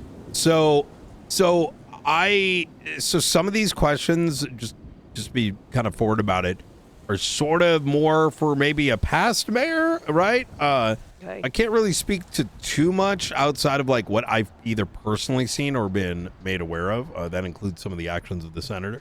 So, but with that being said, what I do understand is that every county has the latitude to sort of put into place whatever is that they want, right? So there are going to be times where, you know, Danger may want to do something differently, you know, spend some of his energy somewhere else. Now, I won't say that one is better than the other. There probably is, right? Like, I like what you're proposing, but it's also not something that I would be able to, let's say, force Danger to do. However, I can hold, you know, that law enforcement can hold and the public can hold the mayors accountable if they're not doing what's needed to have oversight over what their actions are, right? Like if Danger truly, let's say, was hypothetically giving away hundreds of millions of dollars, those grants were not accounted for, that there was evidence that they were being used for things that they weren't allocated for, or too much money was given for something that doesn't have any public value. Like even, for example, someone goes and does a $2 million event, right? Let's use a smaller number. And that $2 million consists of two people showing up somewhere and one of their friends winning. That's equally gross negligence, right? Or any of the, other things. I'm trying to speak in generalities here, right? Just because of my position, I don't want to, elicit any accusations without merit. But we're trying to do our best to like with the paperwork we have and making it more open to you guys in law enforcement. So hopefully it helps too going forward. Absolutely. But in general, is there? Sorry, we kind of took over the start of the conversation, and Perfectly you said fine. you needed to update us. On No, something. listen, feel free. It's been a couple days since we've talked, so if you have concerns or questions, like I'm more than, happy to answer or, In general, Charles's competence, but that's just that doesn't have to do with you. I think. Just Charles. I mean, I do have like a serious Mm-hmm. question. Like with all the misuse of grants and things, like you guys are going after the people who like receive the grants and stuff, but why isn't the problem from the top just being taken care of? Like the people who are giving out the money, like to like negligently, like why isn't that like being Danger? looked at? Well, Yes. Well, previous keep mayors. in mind that I cannot disclose to y'all what we are actively looking at, right? Or even necessarily hint at it. But what I can tell you is that anytime law enforcement, what you're asking is something that gets brought up quite a bit, right? Depending on scenario. When law enforcement have to go and investigate something, where we begin is usually a function of where the evidence leads us to. And only after we have established guilt can we then spread the investigation further. So hypothetically, you could go after someone who is, say, Baylor's boss, or maybe hypothetically Danger. However, it depends how complicit they are. But it also would be fruitless unless there was evidence of wrongdoing, right? Does that make sense? Like anyone can impeach Danger if they feel something is going wrong, but you can't really do that without showing guilt. Otherwise you're not going to track anywhere, right? It would just be accusations that are unfounded, right? You go to court and be like, oh, he gave $100 million. And it's like, okay, well, how is that gross negligence? Well, he gave it to all these people and it was the same people. It's going to be like, well, okay. However, if it shows that, so for example, Bruce Baylor gets found guilty. And then we find that the next thing, that we're looking at also is showing a similar pattern. And let's say Danger's not doing anything about it and intentionally not allowing us to like deep dive the receipts. Well, now that becomes impeachable, right? Does that kind of make sense? Yeah. So, I have a feeling of what's going to happen with him, though, based on what's happening in the background of his cabinet. Remedy Creed was expunged of her hag charges. He's going to step down in a week or two, saying that the work is too much for him and that he's overwhelmed, even though he's not allowing anybody to help him in any sort of way. Mm-hmm. His cabinet is woefully unprepared and uninformed by him. They barely tell him the time of he barely tells them the time of meetings. And there's going to be, since the secession is currently only a vote within cabinet members, not the public, it'll probably go to Remedy Creed. Wait, you're saying, I think you had brought this up before. You're saying like him stepping down and then them voting in? Yes, currently it was the thing where Charles came to us very That's so upset true. the I'm other thinking day, that I don't. saying that people have been spouting rumors about him, specifically the one about Remedy, I'm assuming, but he wouldn't say it straightforward. Hey, and Brian likes he's danger. not really bringing anything to the table, legislative-wise or collaborative-wise, besides just complaining that he's so busy without showing any work for it. In our ratings, at least, and says he's overwhelmed, and then we provide him with solutions, and then he doesn't want any of them. So I fully expect him to be quote-unquote overwhelmed, and then hand it down to whoever is next. Interesting. Yeah. Yeah, I did attend. You know, we are monitoring the situation. I mean, it would be his legal right, rather transparently, to step down at this stage, since Remedy has a clean record as of last night. Yeah. I don't actually know He might be Remedy more competent too well. than him, maybe. Yeah. That's what I'm hoping for. But you know, Yeah, but we're trying to change the part of that bill has succession in it but we're trying to change that because that part is very unconstitutional. I don't know how it passed in the first place because it takes away the people's right to vote. Yeah. I honestly don't know how it passed in the first place. Yeah. Some of this, yeah. Man, I'm glad I never got into politics here and all this, you know? It seems like a lot of work. Yeah. Yeah. And, I think it's a lot of work if you actually give a shit. Yeah. Yeah. Yeah, I And, would That's do fair. if There we have had been mayors millions in the past if we had who have millions given to a give shit, out. If we had millions to give out, it would be easy for us too. You know, everybody would like us and love us if we just had millions and millions and millions to just give out to everybody who asks. But you know, Yeah. we simply don't have that. and we actually care where the money goes. I'm trying not to give too much of a political opinion. Going by the law of the legislation. But, yeah. Oh, I remembered something else. Mhm. I got a call. Okay, I'm so sorry. I keep just bringing up random No, please. things. No, you should. Because, like, I mean, I think that's kind of could- what this meeting's about anyways, so. True. I may have another suspicious person with a ton of places that they own. I got a call from somebody. They're having a business proposal in soon, and they originally had access to a place in Harmony. And I said, "Oh, that's fantastic." She called me a few days later saying, "Hey, they don't want to give any of my employees access to the building. Actually, just me." It Wait, seemed a bit suspicious. what? Yeah. So basically, they would be using a building that somebody else owns, but the person doesn't want to give them their employees access. Wait, just say that again. Sorry, so there's a building, it's owned by person A, and he's only Yes. letting person B use it? Yeah, and none of person B's employees, which is weird. So I asked, like, what else is the building used for? And she's like, well, there's my side of the building, and then there's another side that used for plushies, but then there's this back room that is kind of like a bar of sorts. Could you Like- discreetly let me know what the property is? It's Helios's new building that he bought for $12 million.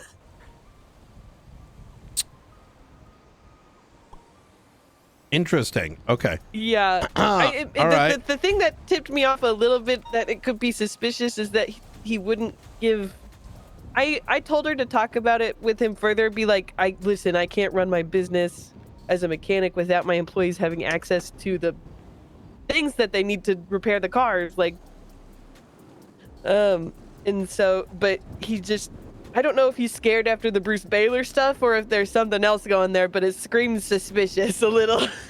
Especially, he has 7 properties.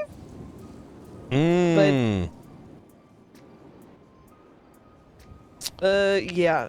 I don't know. I just wanted to maybe bring that to attention. I will definitely make note, you know. Like I said, Bruce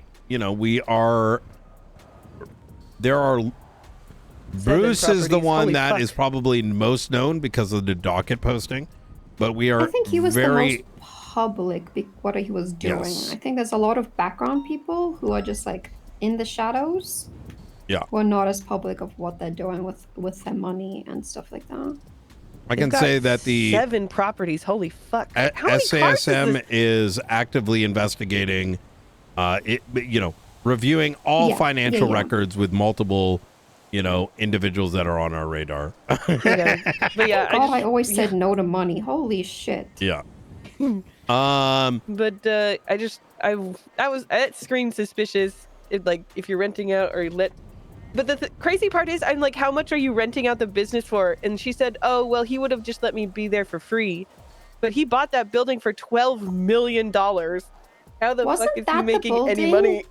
Wasn't that the building that Junior bought? Yeah, but then they didn't pay rent on. And then it got seized? Yeah.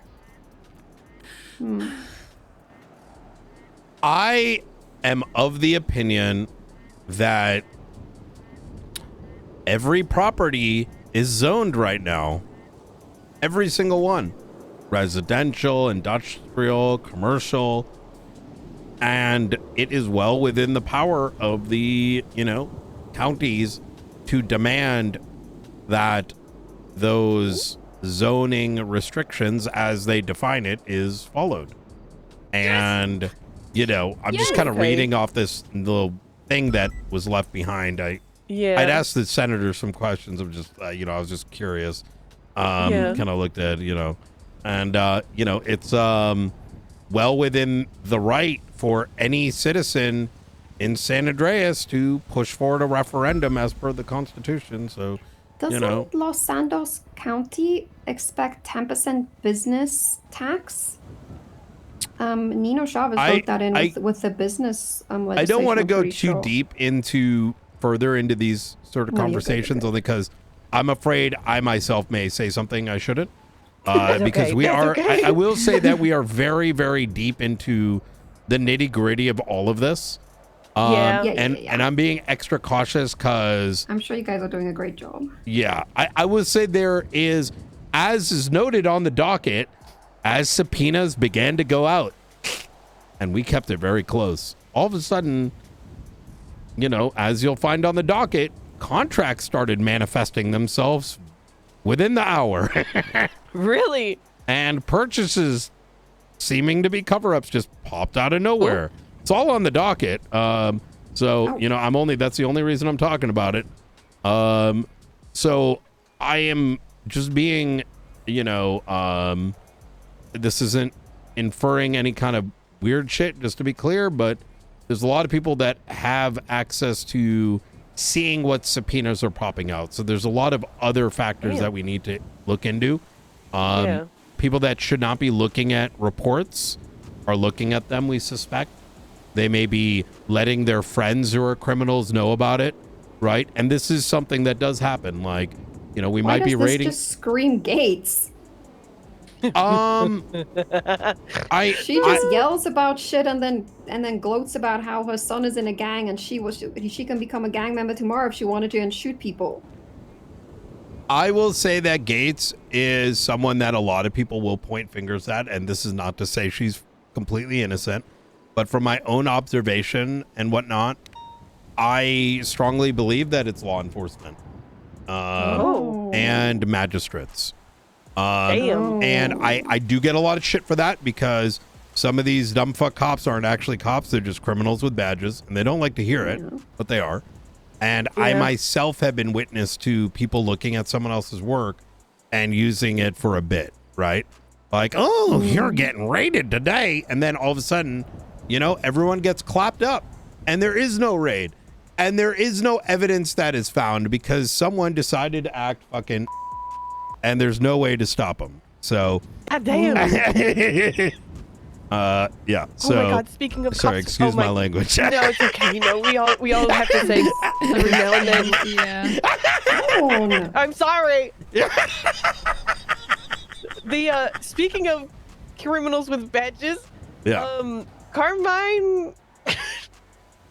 Carmine actually straight up threatened one of my cabinet members the other day, and there's a report about it. Oh. One of my cabinet members, Lucille Hellman, received a call threatening, and she made a report with Dark. So I don't know how that. What Do I go to like an IA there, or how do I handle that? No. Is it just Here's what I'm gonna do. I want to kind of reiterate that we are still building. We don't have enough marshals. Cool. We don't, Okay. especially shift 1. I'm interviewing someone who may be showing up today. Oh shit! Okay. Give me a sec. 1 sec. Okay. 1 second. He just told me he's under the weather. That works. Okay. Give me a second.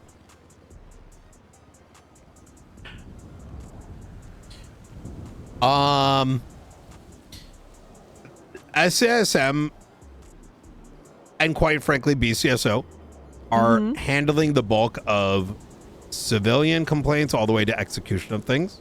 Awesome. Okay.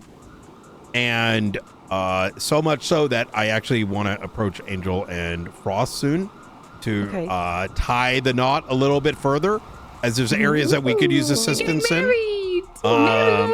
Yeah, kind of like a yes. Hitting it.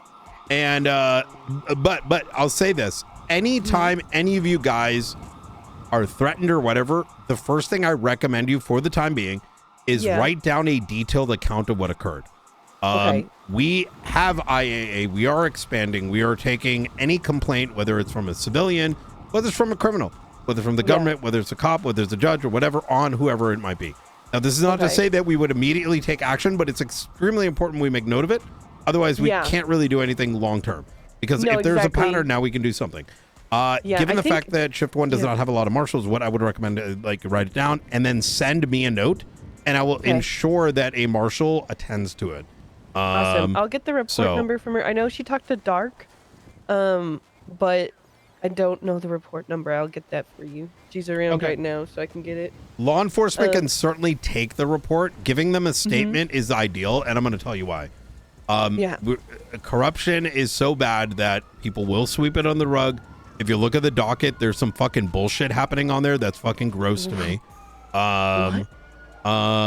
There is...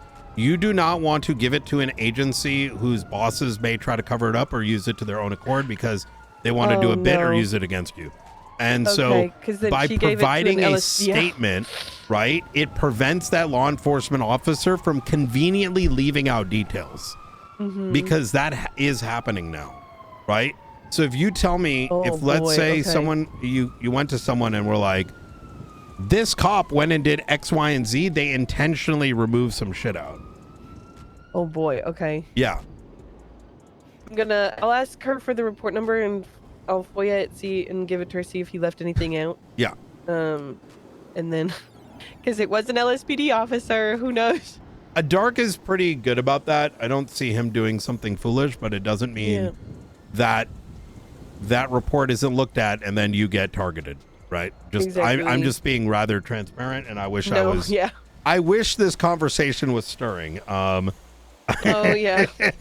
This is just me letting you be aware of actual things that could happen between the LSPD and us. Because if they're threatening like this, I'm not sure what could actually happen. That kind of thing.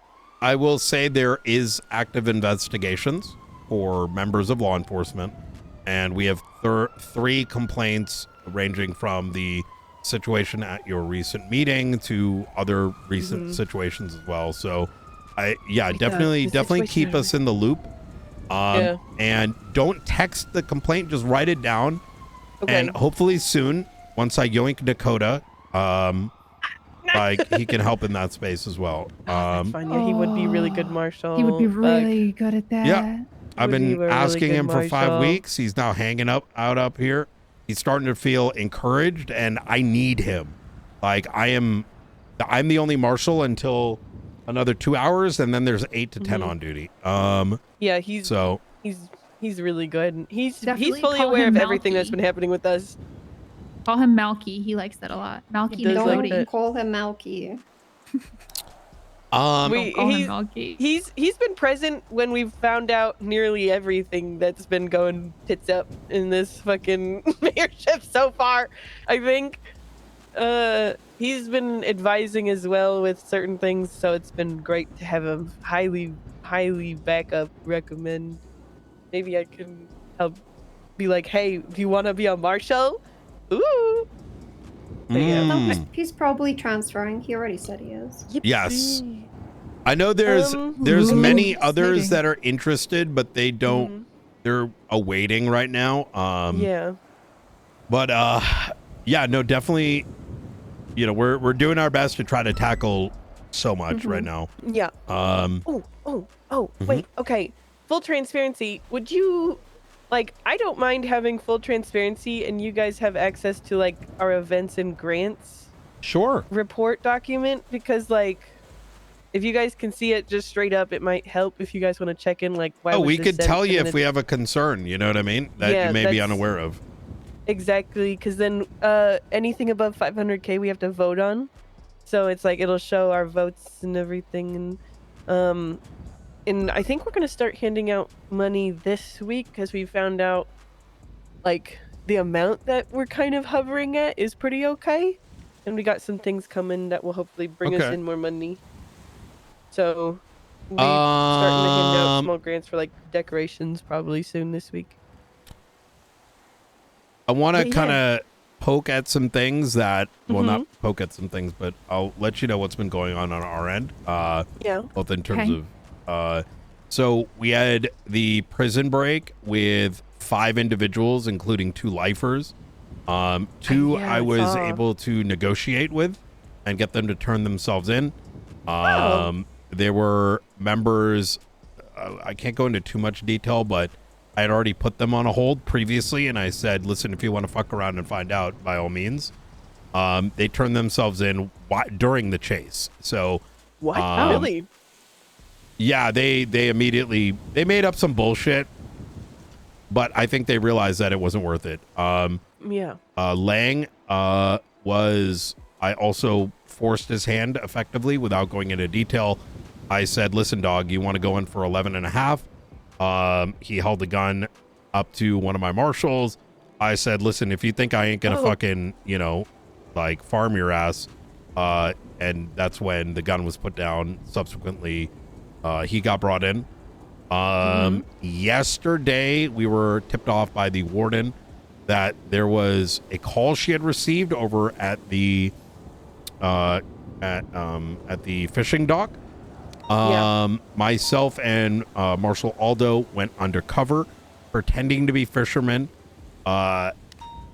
He conversed with the individual while I stood by the fishing guy, buying lures as I was texting 6 officers that were surrounding the area, trying to get pause ID, leading to the 3 of us getting detained for a fishing license. And I started screaming at Maeve. That's good. Like in my Kekona voice, I was like, what do you mean we need a fucking fishing license? You know, I was more. So he never thought that we were anything but what we were saying. Hey, Angel, can I call you right back? Yes, sure thing. Awesome. Thank you. Right. And then all of a sudden he started running. We ran to the point, and then he pulled out a fucking class 2. He got mowed down, and it was so funny because when I walked up to him, like, he goes, you fucking rat, you fucking rat. He still thought I was, he thought I was a fucking random dude. Please tell me this was duct tape. It was duct tape. Yeah. I hate him. Yeah. I hate him so much. So, so now we just got Matthew Colby. So that was, and then we got faceless shit. I'm sure you may have been aware of state of emergency. Last Friday. What happened? Yeah, I don't. All I know is that it happened. I don't know much about it. So, I'll let you know. The public facing stuff. And some of this is going to be, put in the newspaper. But effectively, some of the faceless assets have been trying to kidnap individuals. And without going into specifics, we had a 12-hour operation. Not even joking. 12 hours, nonstop, no stopping. Not a chase, but like a mix of everything. We were able to save some folks, and there is currently, oh man, how do I distill this one? Are people still missing? Like, people are always missing. I need to figure out how to distill this particular one, but I will say that the Faceless is currently actively kidnapping folks, pitting them against each other, all for their darkest desires, and unfortunately, you know, Kink thing. Yeah, I was about to ask. no, it's more like murder and you don't see him again type shit. So That does sound like a kink thing. yeah. I don't think murder is a kink thing. That's just No. Everything's a kink. Everything's a kink. I mean, there might be some kinkiness involved. I mean, I'm gonna be real. I mean, he wears that mask. listen, between us, I think some people are too addicted to that blue popsicle. You know what I mean? I mean, that shit must taste good. Yeah. Don, did you just ask if that guy was a gimp? Yes. You but saw what's what the he was blue wearing. popsicle? Yeah, what's the blue popsicle? Mr. Blue? Yeah. Oh, I understand. It took me a minute. Penis. I got there. I'm with you. I'm in the room. All right, keep going. Yeah. You know, the financial stuff, obviously. Oh, our anti-corruption case is almost over with the old marshals. So you might be seeing that show up in the papers and on the docket here soon. Oh, boy, okay. What else? Last couple folks that were in, you know, from the murder case that occurred with New Babylon, we got 2 of them to turn themselves into us. You know, who would have thought talking to people, right? Instead of fucking shooting up the place. It's insane. Yeah. Like, you know, it's quite literally, you just give them an option and they'll fucking turn themselves in. It's insane. But, yeah, it's been busy. I know there's been some people angry on Twitter about their properties being locked down. I don't know if you guys have anything to do with that. Oh, it was one. Miguel, but that's just classic Miguel. Miguel was yesterday. He was big mad. Let me look at my list here. You know, they were pissed. Ron Oil was set ablaze last week. What? Fire got put out. Break Alex Ron, am I right? Yeah, there is a big investigation of that we're tapping into to kind of understand the surroundings of it. I'm trying to dig up like old information. So if you know anyone, Ron Oil? Jenny? I just added Jenny Hall to my cabinet members, so and I remember she was really involved in the oil. She was the oil. Ron Oil. Yeah, she was the CEO or the COO. Yeah. I think, yeah, we can. Jenny. Yeah, if you want, we can get her to come and talk to you if you like. yes, absolutely. I'd love to send a marshal her way. That can Is kind it of like. Was it like the oil fields or the building? The corporation, right? Who are they? What's their structure? What do we need to know about it? Who has access? Like, there's a lot of stuff surrounding that without going into specifics. We can just pull up the business too and send that through to you. Yeah, hold on. Let me see if there's And list all the employees, if that would help. Ooh, that would be hugely helpful. Oh yeah, it's right here. Anything else I got to bring up? The owner, the CEO, and the COO. Yes. So. But it just shows me the roles. It doesn't show me who's there. It should list the clear the search for the members. Dawn? Oh, I see. Yeah. Oh yeah, you can definitely talk to Jenny about this. That would be okay. That is really good. Yeah, I will send a marshal her way. This is kind of like we have concerns their shit's being used for nefarious means, effectively. Oh. Yeah, and we're fully believe that they know nothing about it, but that's going to be a concern. I mean, like I said, these people had no problem setting the entire building on fire. That's crazy, You want me to and send that's this a to you lot of right oil. Yep. I can send this to you right now if you'd like. Ooh, yes, please. Yeah. Hold on. There is also a constitutional change that we've pushed up to the state, defining what the state is. We specifically, the marshals have been having issues with conversations because people are like, what is the state? Does it even exist? And it's like kind of hard to talk about, even though they exist and they can delete us if they want to. Yes, so, yeah. So people are so confused. They're like, the state, they don't exist. And I'm like, yeah, it's not true. Yeah. And then there's... Let me guess, it's either Pred or the DOJ giving you issues. You know, you're not... Actually, you aren't far off. I had a good... They didn't want to initially, but I had to convince them that it doesn't make sense if it doesn't exist, because then I could just say they don't exist. And then what are you going to do? Right? Like... People are so predictable because they just want to nitpick at everything and have exactly. The last, like... Wait, you and I went through this already. Remember pre-Sanguine? When people wanted to take out the senators and it's like, are you dumb? Like it's just punching God in the dick, I think is what I used to call it. Like, it doesn't make any sense. People are so predictable. Yeah. I sent that to all of you. Hold on. There you go. I sent it to everybody. Well, that's good, getting that changing, because then people can stop, like, nitpicking. It defines a framework which we can point at so we don't get into, like, just unsolvable debate. Let's just call it. Okay. Ooh, someone's awake. Yum. There's only 4 people in that company, by the way, Brian. So I just sent you. Beautiful, beautiful. Yum. Jenny is one of them, so then she's definitely somebody that you can talk to. I do plan on speaking with the DOJ and other things for defining declassification.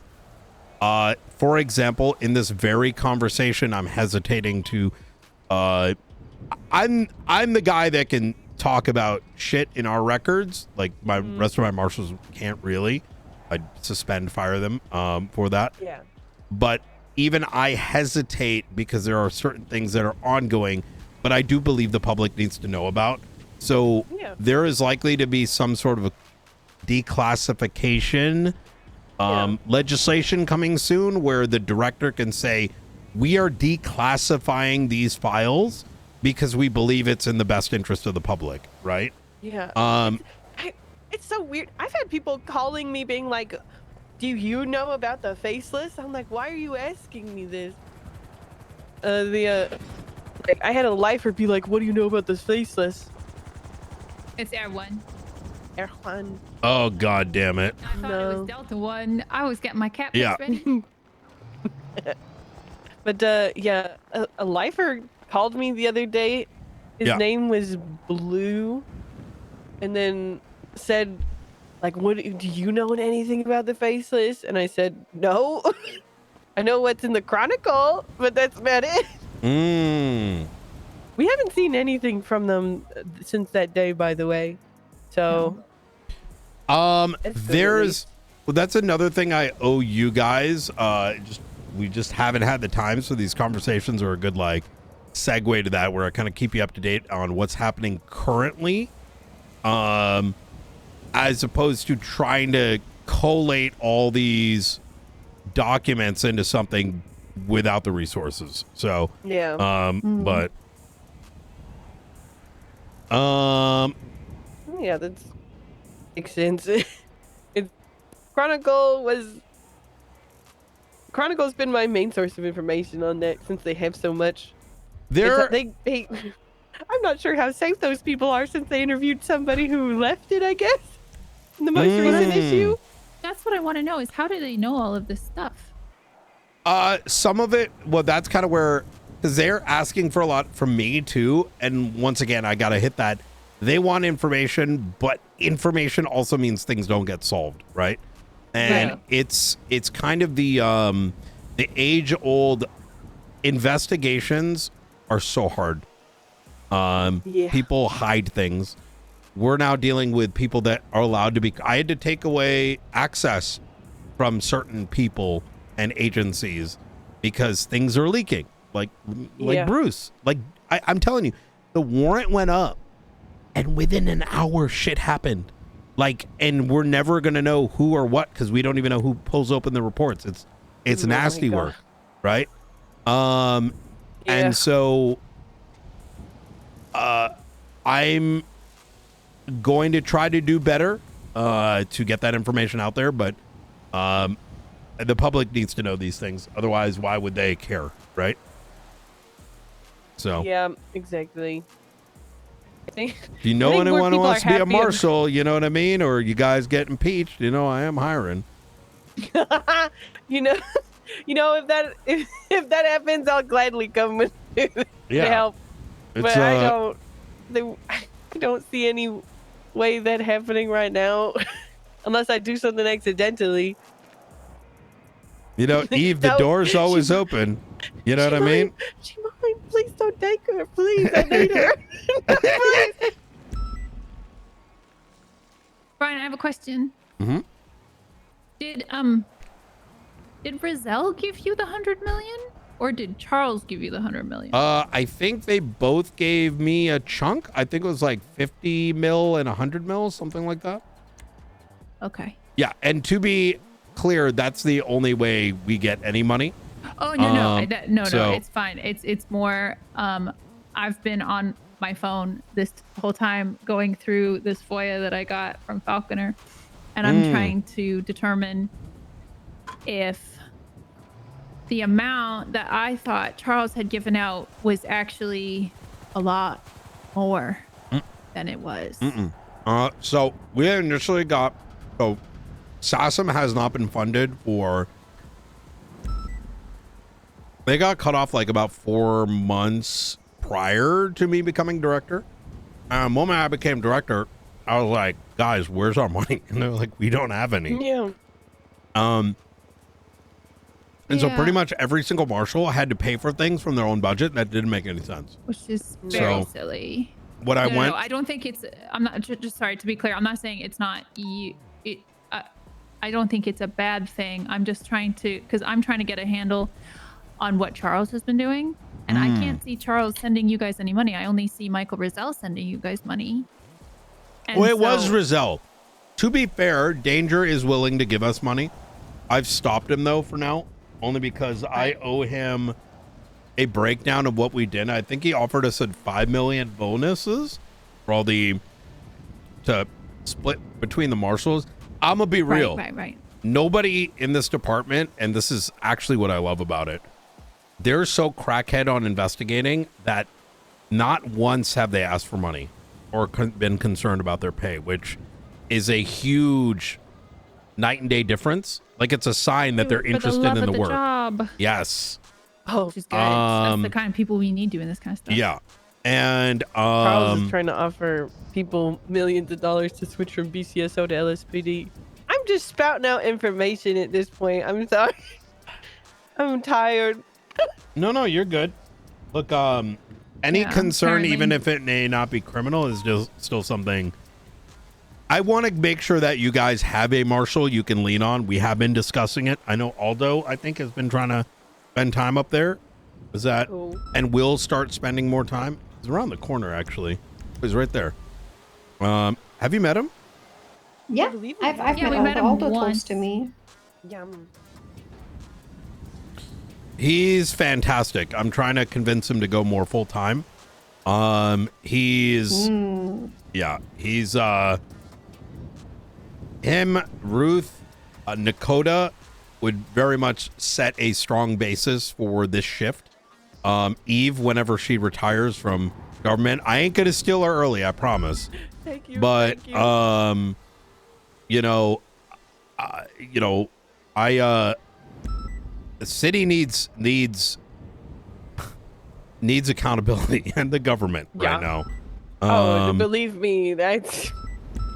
If I've learned anything in the first fucking few weeks of my mayorship, it's that nobody's got that in this fucking goddamn city at the moment. Well, so they're all either people I think are afraid after the Spaler thing, and some are trying to like overcompensate, or people are still too comfortable with getting too much money and that kind of stuff. And I don't know, everything's broke. People expect that their existence means that they're owed millions of dollars. Yes.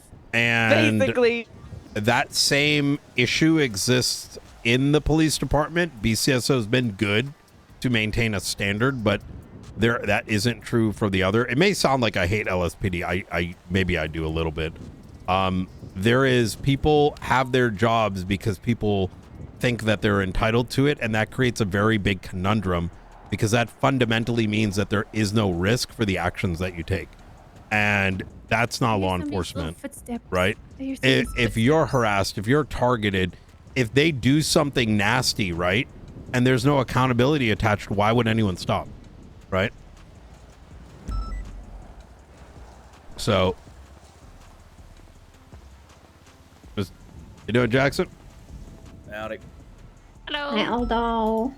Hello. How's everybody doing? Pretty good. Not too bad. Thank you. I was just letting him know that you had mentioned to me that you want to spend some time up in Blaine, see what's going on over there. Wanted to give a chance for you to kind of better acquaint yourself. Yeah, you did say that to me, right, Aldo? Or am I? Yeah, no, I told you then. Okay. Summers told me about the work they're doing with the past businesses. I was gonna offer to come up there. I think I already called her about it last week or something. I don't remember. I'm just waking up. You can't tell. Well, thank you. Yeah. Yeah. We'd love to have you up there, and we can give you access to whatever the things that you might need. Yeah, even to just help, because I think I told Eve that I think she said that you guys are just doing it like whenever you have spare time, transcribing the past businesses. Basically. So even if I just sat down and did that while y'all did your current stuff, helped you guys with that. That way it gets done quicker and it helps everybody. I did a ton this morning. I saw. I haven't seen today, but I saw last night. I saw that there was a lot more too. That was probably last night for you, but this morning for me. Yeah. I couldn't sleep. I'm okay with the only way that you could have access to those would be to be hired on as a deputy mayor as well, I think. The only issue the thing is, like, I have to keep on switching between the MDT and the tablet, and MDT. If somebody has the tablet open or the MDT open and I just have the tablet open, that would use actually your help external me. MDT. That's what I've been doing, but it's still like, I still have to go between the two. That makes sense. Because I have to look up profiles. You might I have to edit be able the report. to convince IT to export it into JSON and then use a JSON to RTF translator. You're saying so much words right now. Yeah, Like if you Who's Jason? if you ask who's Jason? so there if you they may not be able to do it, but you should, like, I imagine it wouldn't be difficult for IT to export all the business apps into something called JSON, JSON. And then if you Google JSON to RTF, that's the format that our MDT uses. You could. I'm gonna be honest, Nine. I'd be on the same page as them. I'd be fucking doing it myself. Yeah, because I think it's just easier for me. Yeah, like, that works. Because then I don't miss anything either going through. Oh, true. That makes sense. Yeah. But if I get tired, I can do it because it's 300 businesses and I'm almost at 50 now. Yippee. One other topic that came up, this might reach your desk at some point. The warden really wanted me to deputize them for the escapees, and I said no. She seemed very down about it, but I could not. I'm not risking this department and people over it.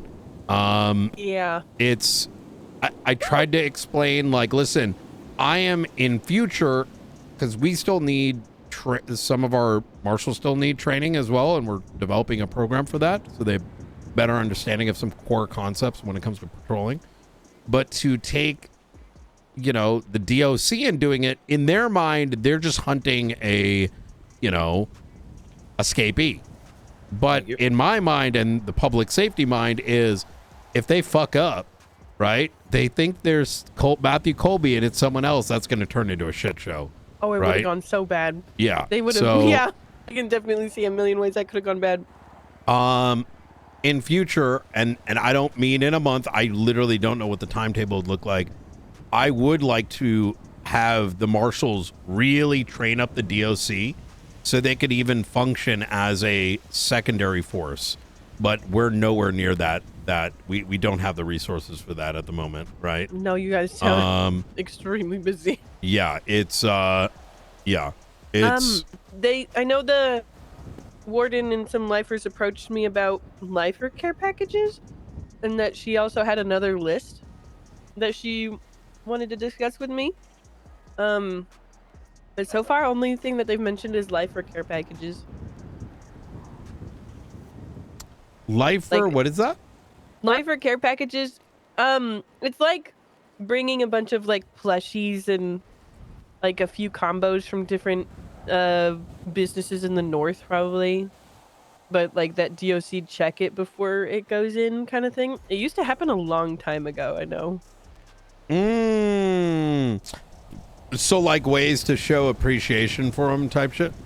Yeah, or like if like warden can choose to give them care package if they've been on good behavior recently or something, and we could ask northern businesses to contribute to it if they wanted to.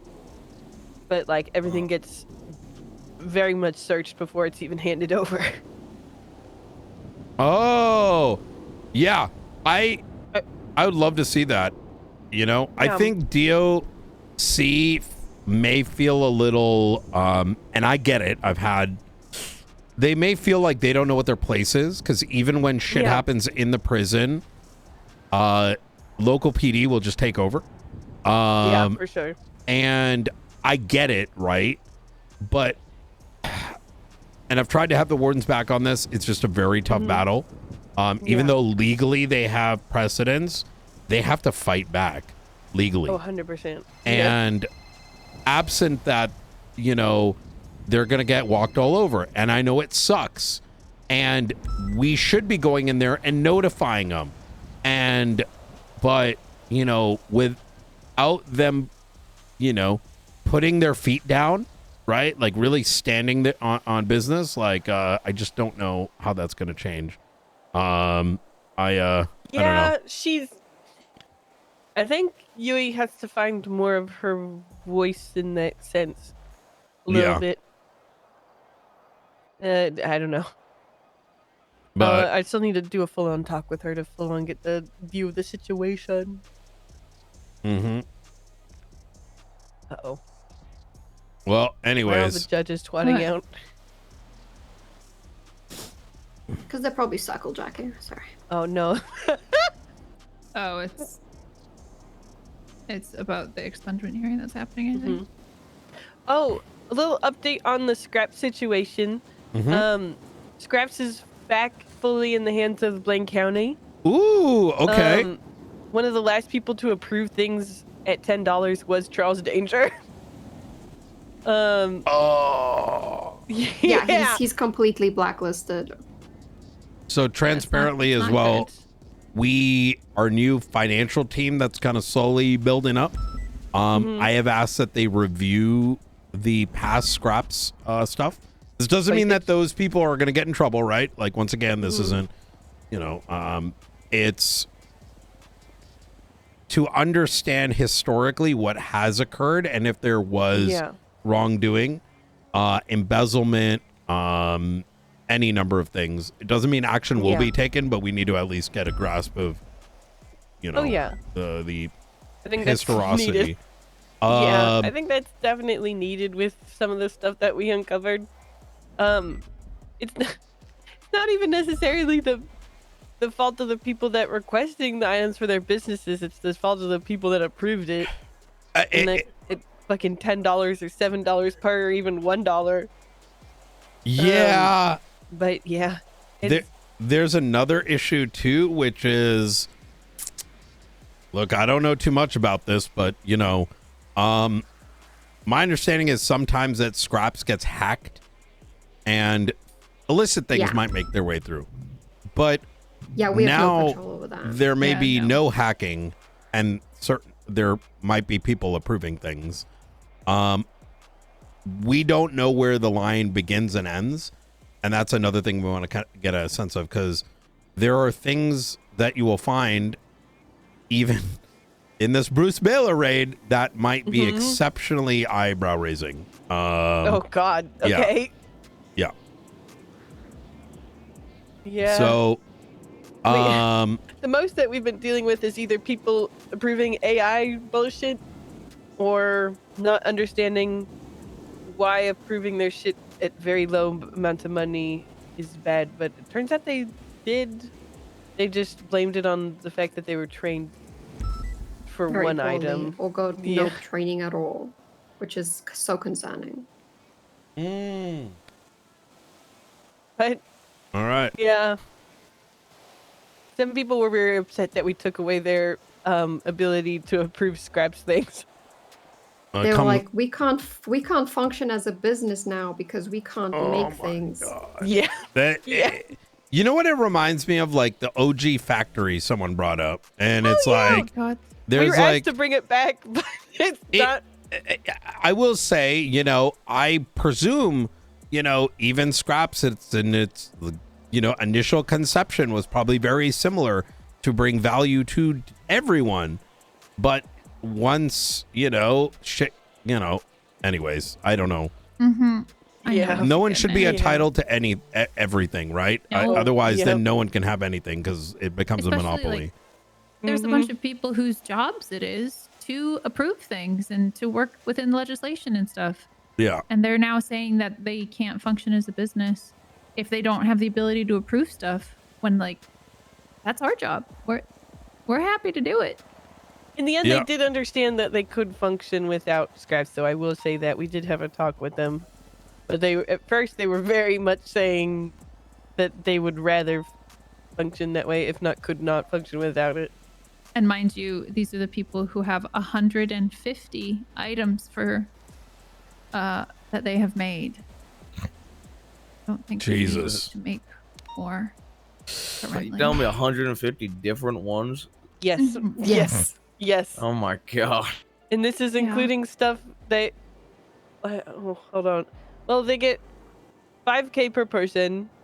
And then on top of that, they got 2K per food item, making over 1.2 million. And then... Non-profit, by the way. Non-profit. They got grants for vehicles. And they... Grants for Totaling parking over spaces. $2 million, I think. Yeah. And then they also... So they're non-profit. Where'd all the money go? That's what I'm asking. Don't know. Giving it back to charity? That's what I thought. I thought they might have been sending it back to like conservation within the government kind of thing. But I don't think that's happening. To be fair, I really like. But they do good work though, so it's like I don't know. I don't know. It's like a good thing.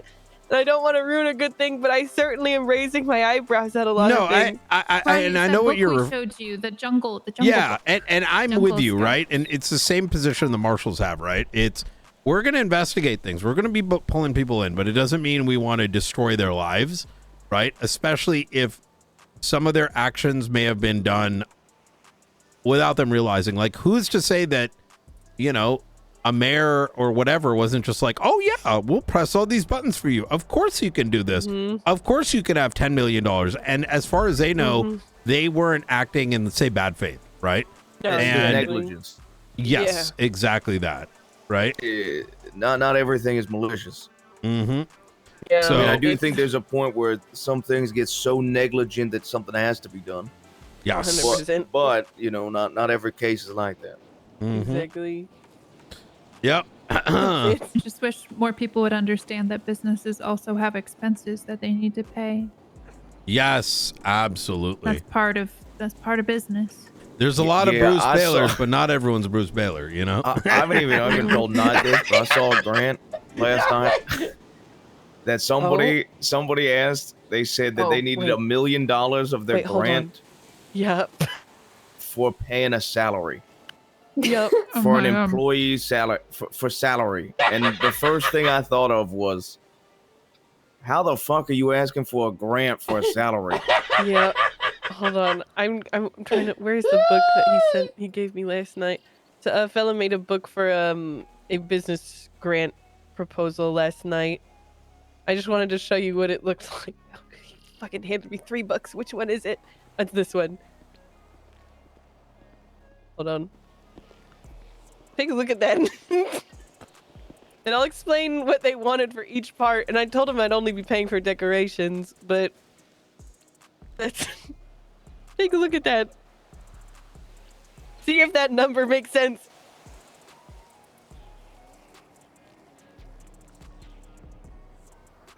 Materials and computer parts. Total amount spent 1.2 million. So we're requesting a 2 million grant. Hello? The other 800 grand? Question mark? Oh my god. It kind of goes back to the beginning of where this conversation started, which is things have been left with zero oversight, going all the way down to zoning, to these grants going out, to hyperinflation of real estate, to the point that civilians, which are so hard to find nowadays, have very little means to exist. And 100%. Between the pressure of the marshals coming in, and I do think, you know, legislative change, some of these places could start opening back up to folks that may not to, like, I don't think it's unreasonable, as an example, that like one of the properties on Strawberry Avenue, they're listed for like 700,000, right? If let's say, you know, you want to have a flower business in the same building as a candy shop that costs 700,000 and maybe, you know, I don't know, 20,000, like, you know, in electricity bills, I can imagine the county paying for some of that, right? Their utilities, because it's adding value to the county. And them being able to exist because they're quite frankly a functioning business, and there's no reason not to have record, because you can do your sales on the tablet. You know what I mean? Mm-hmm. Like everything. It's there's already ways to validate a business functioning. Mm-hmm. You know, that's why we're asking everybody for proofs of transactions. Yeah. I mean, not every gang needs 8 buildings to spread all their shit around. Like, that's a choice. Mm-hmm. Yeah. So. Yeah. But hopefully it's better from now on. Hopefully we can get a good handle. Yeah. Oh, yeah. Well, hey, I know I took up a bunch of y'all's time. Do not hesitate to contact me, and, you know, if you ever have any questions. Okay. Definitely will be. And please send any complaints to, I'd say Aldo for now, like probably via a document and not via text, so the archivist doesn't see it. And Put it in a book. Yes. Can I continue to send cat pictures via text message so the archivist can see it? Sure. Okay, great. Yeah. Oh, Aldo, I'm gonna need Sure. your phone number. I'm gonna need your phone number, Aldo.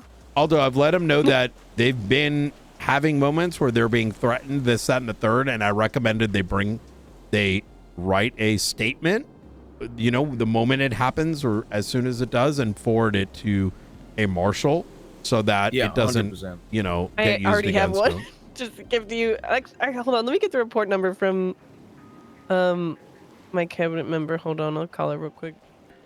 Yeah, while she's doing that, you keep talking about flowers, Brian. So here's some flowers for you from my business. Thank and you. Aldo, here's some flowers for you from my business.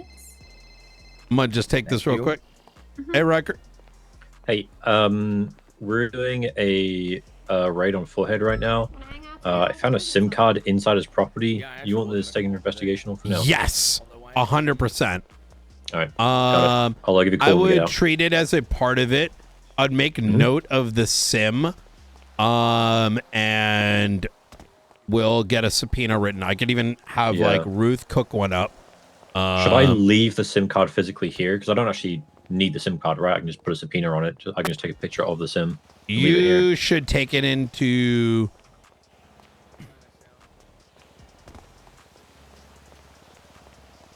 You can seize it with the intent of giving it back. Okay.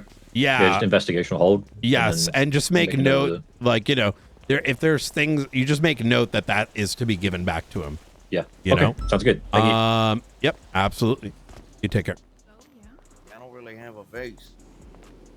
Well, then, you know, stick them in a sink or something. Ooh, we can put him at the reception desk. There we go. All right. How's your admin already, search going, Brian? I already have your phone number and I've already sent you a message. I have some people apply, but I've yet to schedule something. I need to. I have to. It's just such a cautious choice, right? Because. Yeah, you're trusting somebody with a lot of information. Yeah, like so I hired.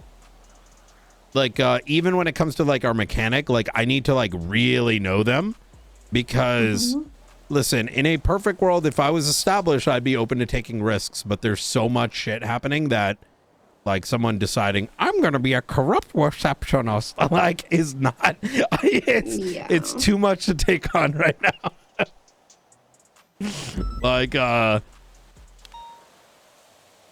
sure the right person will come along soon. Eventually. Well, like, you know, one day, Eve, you know, hopefully you become a marshal, you know, shift one financier, like overseer of all paperwork. You know what I'm saying? Yeah. Maybe one day. Yeah. Just impeach Dawn, then I'll come back. Do what? If you were shift 1, we'd overlap. See, I'm shift 1. If I ever go full time, I'm going back to my old schedule. My old schedule was I was getting up at 10 a.m. Oh my God. Although that'd be fucking sick. That's only if I go full time, though. We have a Canadian guy coming in ideally tomorrow if you're able to be around. He's going to be in the mornings and then in the evenings. He's that the, very the Canadian. hockey player you showed me? Yes. Yeah. Why'd you have to say Canadian guy? Yeah, He's Canadian. Exceptionally Canadian. Like how so? He's not kidding. He is very Canadian. I watched Talk about poutine, poutine. Every sentence is about Canada somehow. About. Yeah. Yeah. Canada's a pretty cool place, I'm not gonna lie. He's like a Mountie as well. RCMP. Yeah, something like that. They ride horses real good.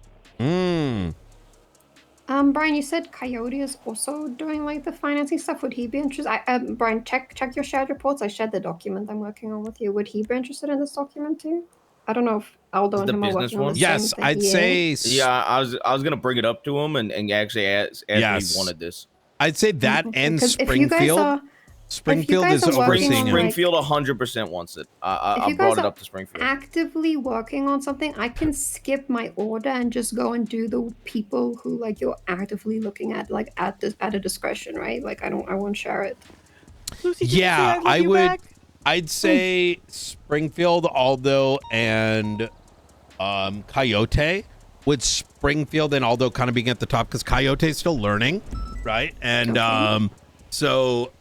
And then if you guys are actively looking at people, I can just go through that because like the important thing about the app too, it lists all of the employees as well, which is great. Yes. You know what else probably should be done? I'm gonna keep it a buck.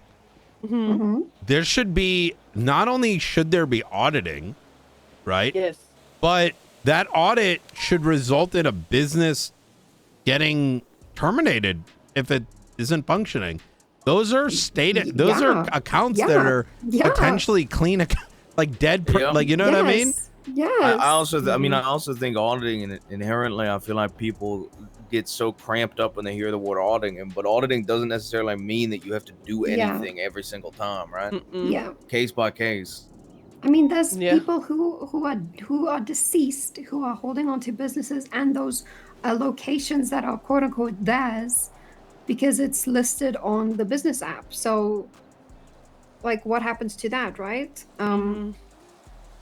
There's like a big thing that I'll probably talk to you about, Aldo. It's about Lumberco, because the guy who owned Lumberco is dead. He's the only person who's on the business, but I'm pretty sure people are still operating the business. And I've I don't seen think it. they Yeah, have it's on Twitter. I don't think they have a business license.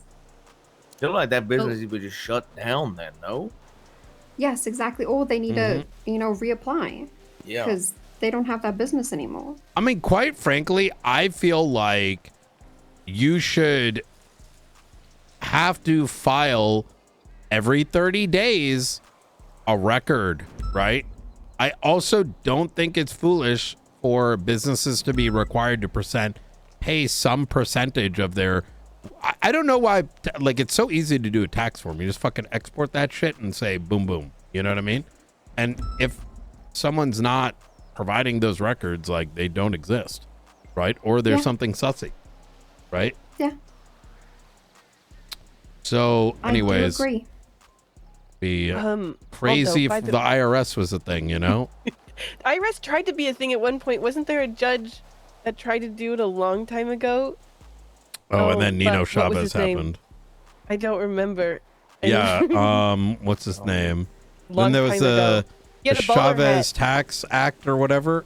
Something like that. If I'm being honest, I'm not a big fan of taxes. No?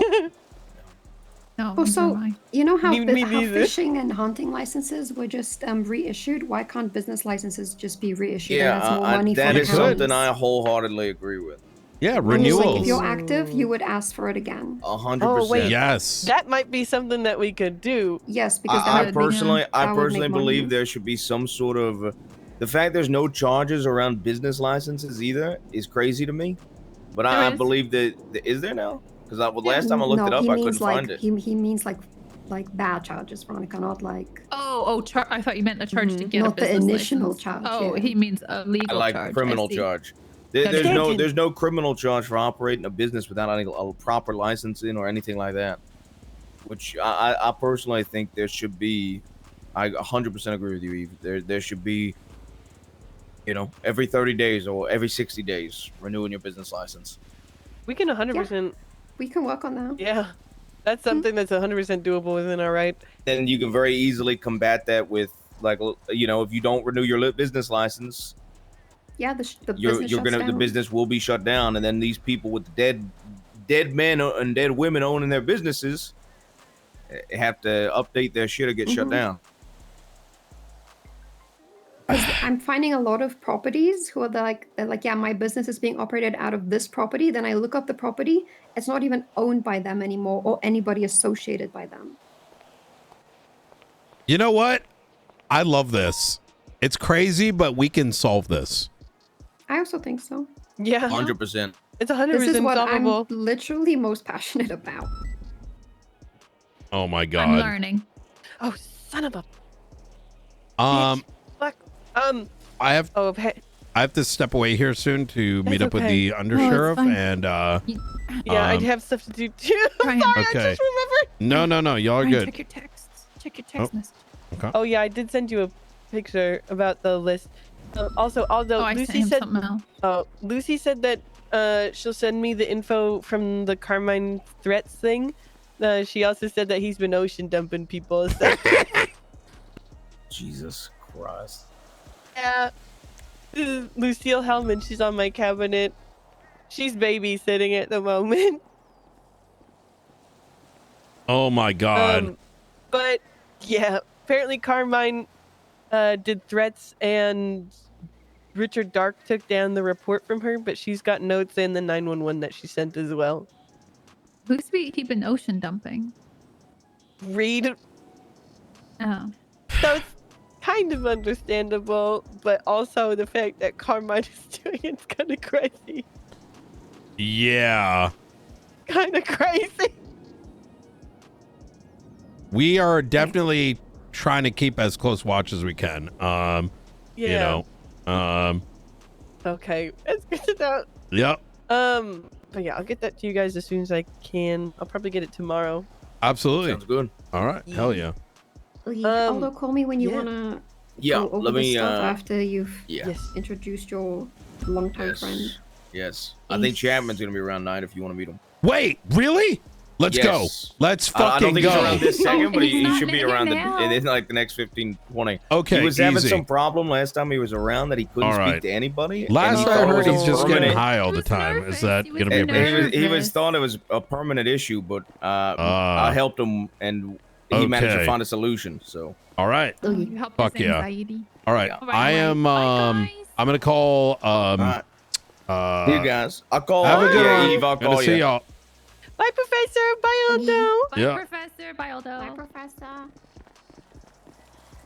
Oh, you want to see something as well that Yeah. I worked on last night? Sure. You know that board, the KTV board? Mm-hmm. I like fully updated it. Ooh. Here, let me get a picture of it. I've heard good things about this guy.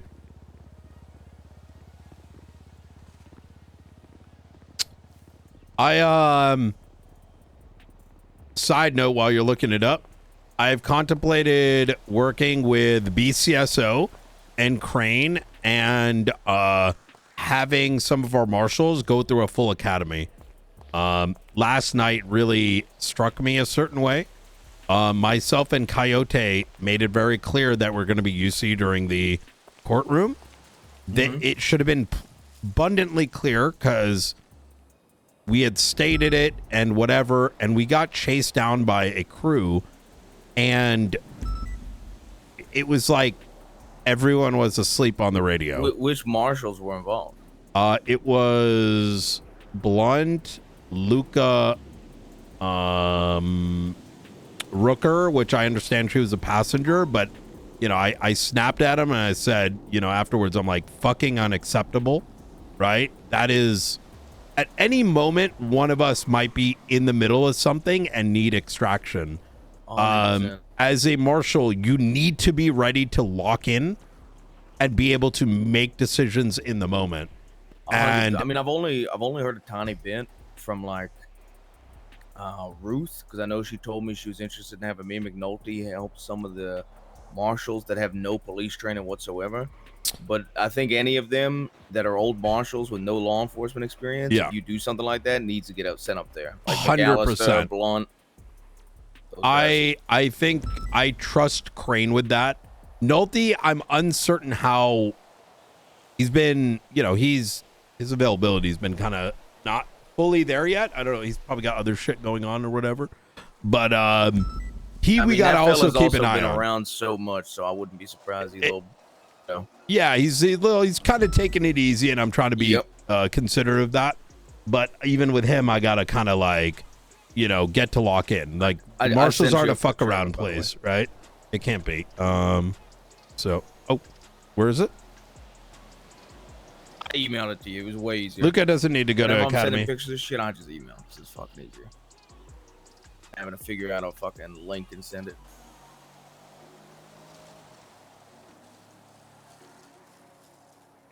No, even the desk jockey ones need to learn the basics. You need cross development. Like Blunt knows a lot of shit, but he also needs it for the cultural stuff. That's why listen, we're building for the future, not for just today, right?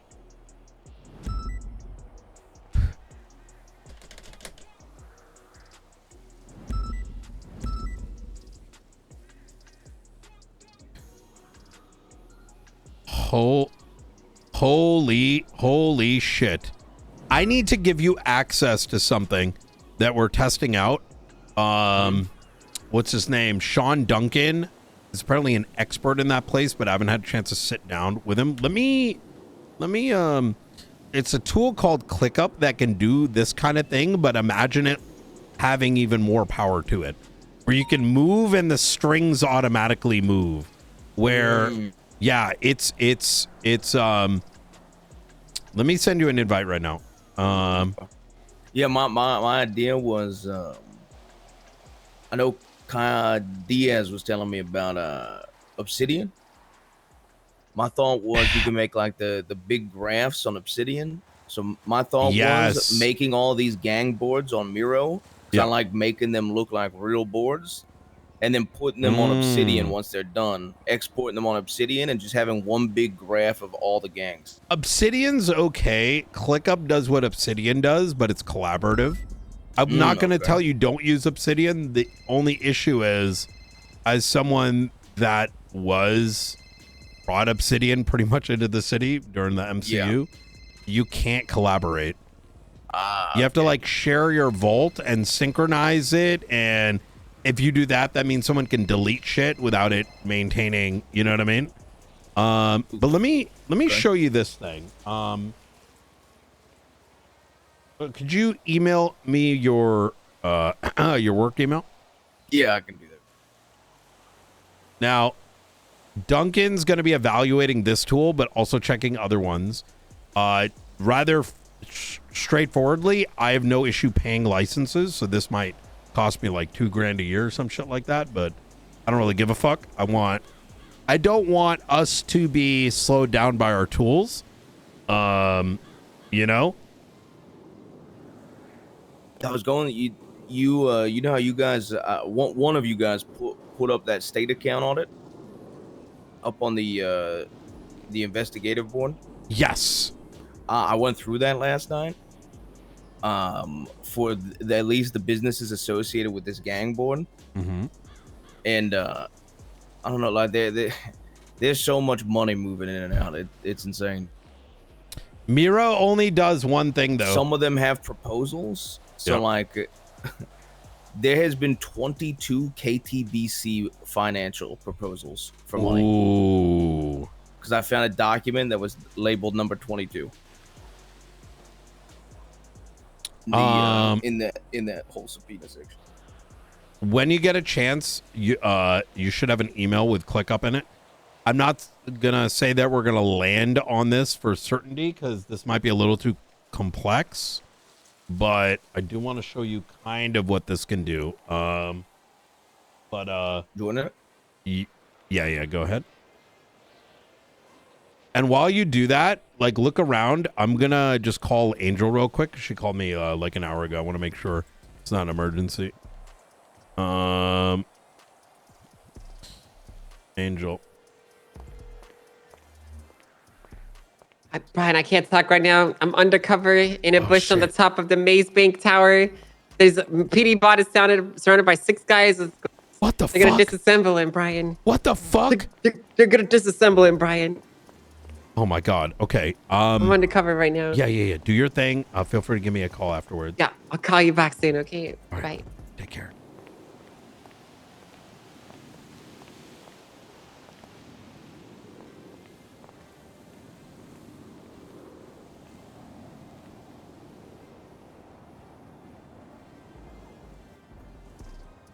I'm taking a look at it right now. It looks like it could easily organize a lot of shit. Brother, it's so cracked. Hello. Hey, Kian. I have a set of stage 5 brakes and a stage 5 clutch. Would the marshals be interested in it before I sell them to somebody else? I think we will. I need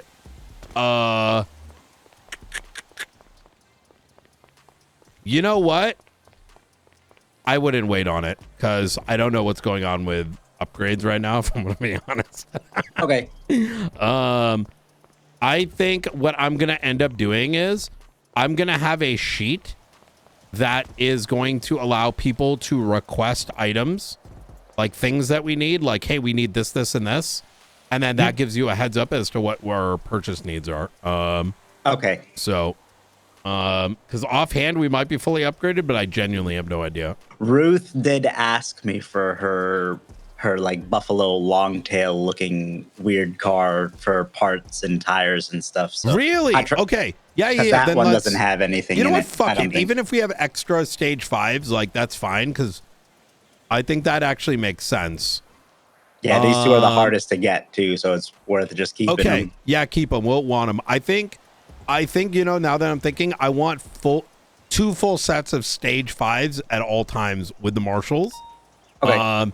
And what we can do is when Blunt's around, I can even show you how to look at that specific locker so that you can see it and charge and keep it up to snuff as need be.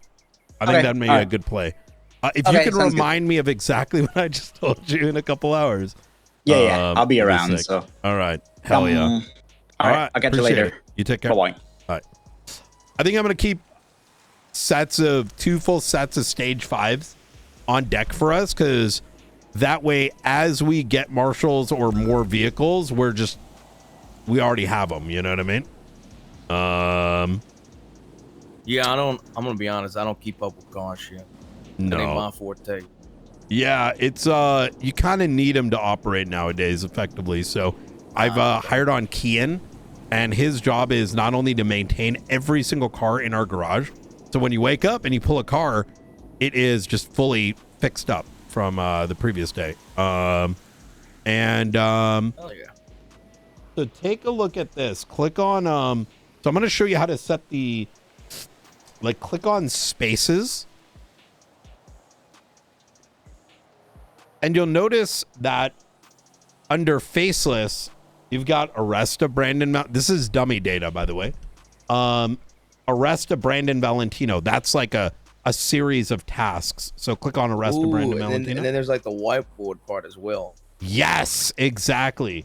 So when you're clicking on things like faceless or arrest of Brandon Valentino, you're going to want to click on the board. Like you'll see overview board list. You want to hit board. And that says like, hey, what are the things that we need to do? Right? Which is good because, if something needs to be worked on, other people can work This looks good. And then I do like this. Yeah. And I like programs that you can easily make boards and graphs and shit like that. So you see that whiteboard, right? Like that shit is so easy. You can copy and paste images. And I know you like the cork board. You can make the background a cork board, right? But go ahead and play with that a little bit. I think what I'll do is because I already did the KTB one. I'm probably gonna finalize that one on over there, and then the next gang that I start, I think I'm gonna do try in here. Yes. You see how I like it. Yes, absolutely. Worst comes to worst, whatever program we land on, I'll just start exporting them over there. Yeah, that's 100% the move. What's really sick about this too is there's a way to share this live. So let's say we're in a meeting room. You know how I can see, look at this. Do you see my little laser beam? Yep. This is Brian Knight, right? So 100%. I see. That's it's just, yeah. One of these days, I've seen some technologies in some counties where you can put something like this onto a projector, right? My God, and man. could you imagine, Oh, bro. Look, see, that's the same level as me is having a van that we could just listen to fucking phone calls in. It's being worked on. And that to me is the thing. I'm not building for today. I'm building for tomorrow. You know what I mean? Yep. And in order to get there, our foundation, our demeanor, our discipline, our ability to act needs to be top notch. Yes. Exactly it. You know what I mean? All right. I know. I think it was you or Ruth was telling me about. Want to take a ride? Yeah, the apprehensions, the way y'all want to do apprehensions. That's another thing I'm very excited for. Full-on manhunts for warrants that are ours and important warrants. What we're doing for the Colby stuff. Mm-hmm. But patrolling in a van and black bagging people essentially for apprehensions and shit like that. I don't know how true this is, but Darkstone told me that, and I don't know how they did this, but allegedly they got clearance from the state for us to start black bagging people, and I forgot about it till you just mentioned it. This is 2 days ago. Hell? Yeah, and I'm like, huh? So I don't know who the hell and what the hell that's about, but I'm gonna make sure that I re-engage and get clarity, because listen, don't get me wrong. Listen, if you're doing terrorism, hell yeah, we should be pulling up in a fucking van. Agree. You know what I mean? 100%. There's a difference between a gangbanger and a terrorist. Yeah. You know, I don't really give a shit about black bagging no gangbanger, but I sure as hell give a shit about black bagging some terrorist. Yeah. Yeah, I don't remember. I gotta ask. I don't know if he was just saying that or like legit we got clearance for it. The only thing with Darkstone is they're not very paperwork first, right? So that's why I always double check their work before we do anything. Fucking, like electrocuting some dude in the fucking basement, and all of a sudden, fucking, you know, the agency above us kicks the doors in. Yeah. I think I mean, I personally believe that if it's a big enough, incident, I think you need to black bag some folk. I agree. Ain't an everyday thing, but I mean, yeah, gangs are gangs. You start leaning into the other shit. I mean, man, you know what? There's like none of nowadays, and it's probably a good thing. Fucking serial killers. Yes. I think they just got wiped out or something. I think they started serial killing themselves. Like, it's good. Well, because the thing is, serial killers, they want their name out there, right? And they started to kind of show up, I will say, when, oddly enough, when I kicked off I called it the DTF in the sheriff's office, which was like a cross-departmental detective agency that cooperates. Lo and behold, no one wanted to cooperate. Like the heads of the interdepartmental drama is so dumb. It's so 100%. Some of these motherfuckers spend 80% of their time fighting each other at the cost of, you know, us being more productive. Like also, like, let's be honest, people get emotional as well when it's a job. Okay, like. You know, you punish me for something. Throwing a temper tantrum shouldn't be a thing. Just accept your punishment and move on. Yeah, that's exactly it. I think I told you when I got hired that somebody basically said what I did was terrorism because I made a cadet clean up vomit. Like, Jesus you fucking kidding me? Christ. Yeah, well, it's a cadet. That's what I'm expecting, like long term. Our marshals going through boot camp. Like I want to run it like CIA. You should have to go through a fucking You boot should have camp. seen our old Shift 1 academies that we used to do. Yeah. Back when the Skeleton Crew. Me and did you ever meet Avola? No. Me and Avola would give them like a whole like PT section. And at the end of their PT section, for them to carry tasers in the state, we would go down the line and tase every single one of them.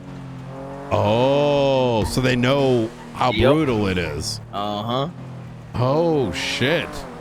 Yeah, there's this old man, I think his name was Kaminsky. He almost had a heart attack. Yes! I remember Kaminsky, the good one. I'm thinking Kowalski. You know, well, that's a great point. This is how far gone we've been. The murder of Jimbo Sutton. I don't know if you read the report on this, but I've seen like pieces of it with the warrants and whatnot. So I was brought to my attention by detectives in both departments, and this is how bad it is. And luckily, I have their respect, right? They're willing to tell me things knowing that I'm not gonna tell their bosses, right? Because they are here to police too. They told me that a law enforcement officer, Kowalski, was given permission the day of the murder to have Jimbo's AR, right?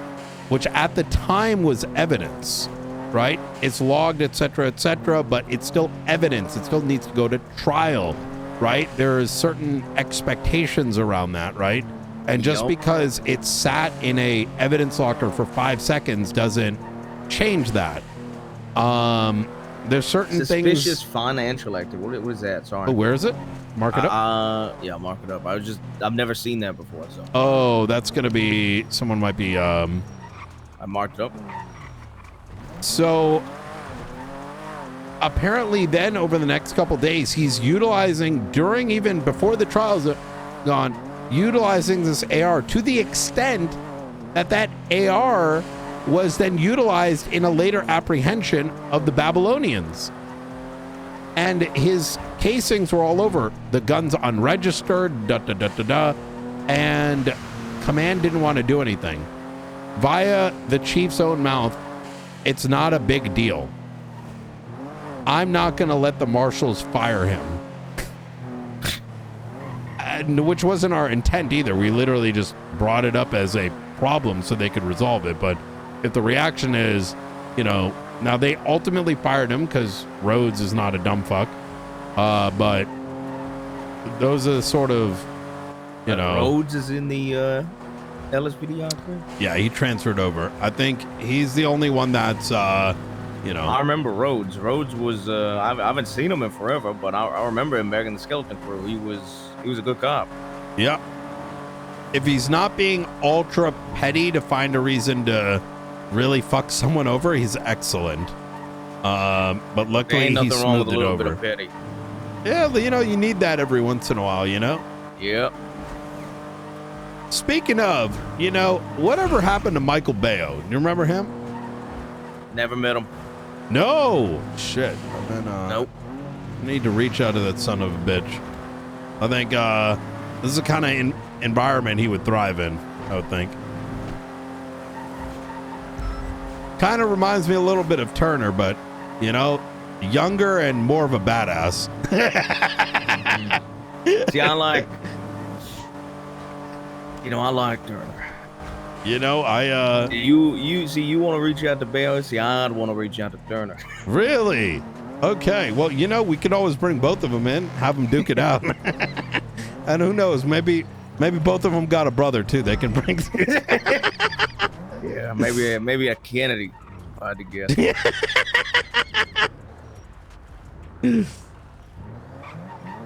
So what are these financial crimes? Because they want a thing back on the suspicious financial activity. They're not. They're sometimes tied to, I think, like the purchase of illicit money orders, right? Okay. There was a whole thing. Oh my God, this is so bad way back when. So there was this whole thing where, man, oh man, PD figured out that if someone had a money order, quote unquote, and I put it in quotes, figured out that, you know, people would take money, like dirt, like money that's, you know, not, they would take cash that was washed and they would like trade it in for money orders. And, you know, the equivalent of going to like MoneyGram or, you know, any one of those like other suspicious financial activity. Mark it up. Yeah, I'm getting it. And they would trade it for the down the street. Oh, down the street? That's the old one? Yeah, that's the Dulo Chav. I think that's the same one. Normally suspicious act. Oh wait, no, it is there. What Just the said a fuck? few seconds ago. Yeah. What the fuck?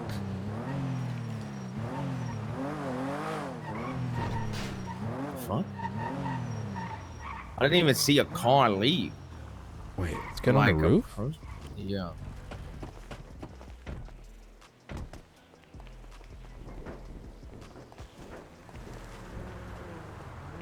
Wait.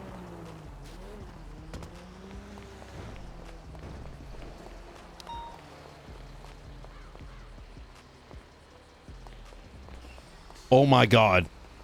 This is Jet Sam.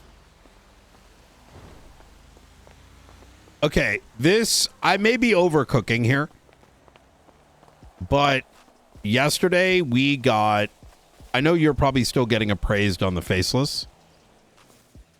But I tend to avoid the faceless. There's some shit that right here.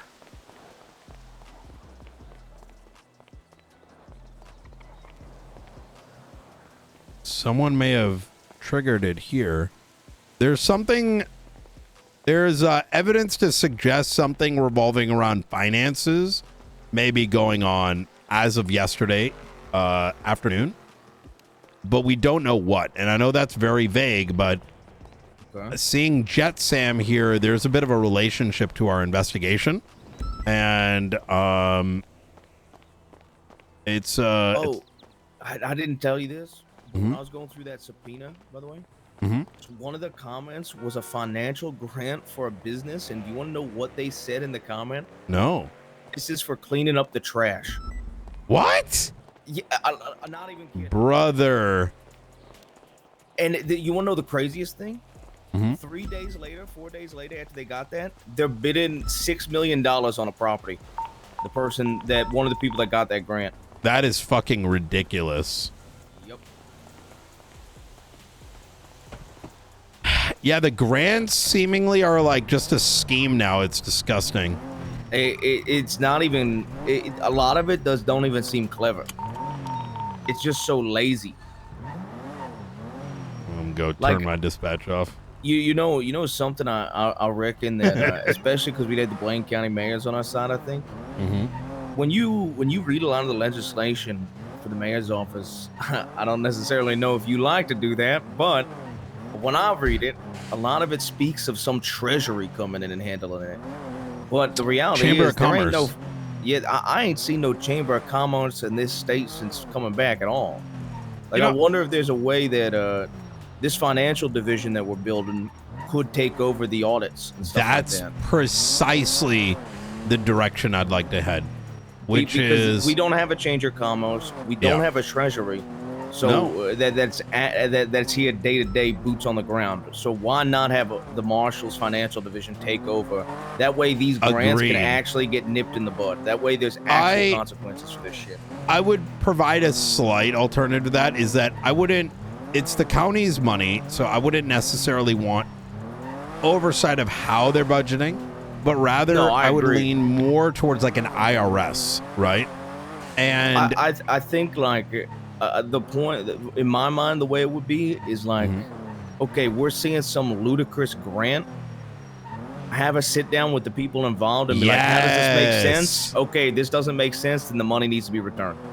100, Failure yes. to do so means possible business consequences and possible mayor's office consequences. Yes, like citation, like cited Yep. fines, right? Cited fines with the reimbursements and shit like that. I love that. Get enough warnings and cited fines, possible termination or impeachment, Yep. stuff like that. You know, because I think that like the important thing is like obviously these businesses are scheming, but the mayor's office approving such crazy grants need to also be held accountable.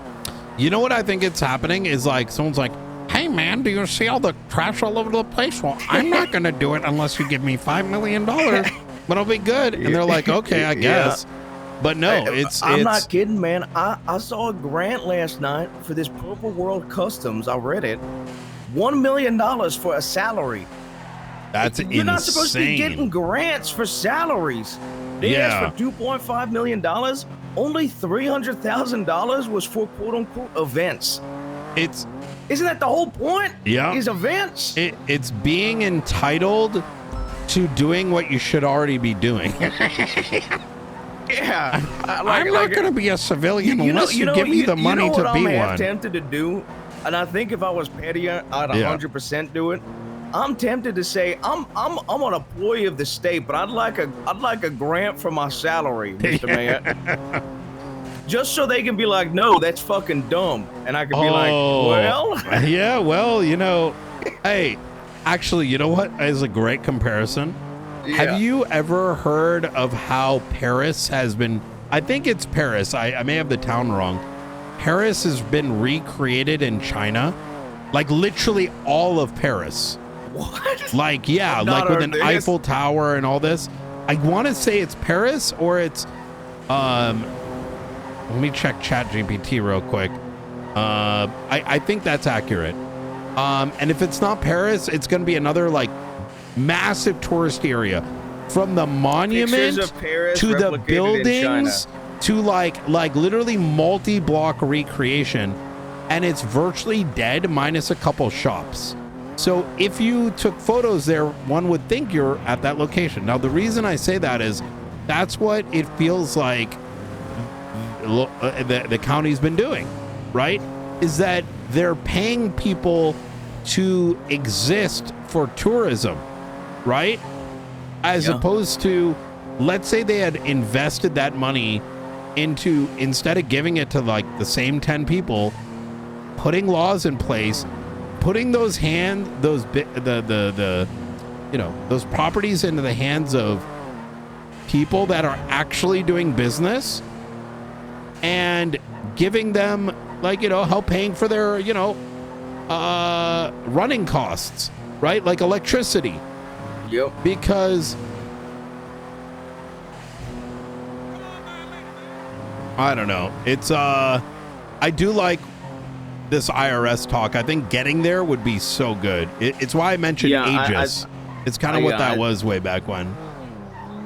I've never heard of that, but I do think like this financial division, because I've been focusing on a lot of this gang stuff, but in my free time when I'm not helping people, but like helping get some legislation in place that gives us that authority. I would love to work on that stuff, like just going and talking to these businesses. 100%.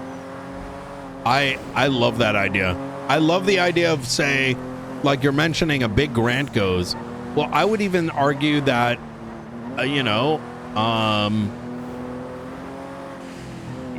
if they're not showing transactions, that flags an alert.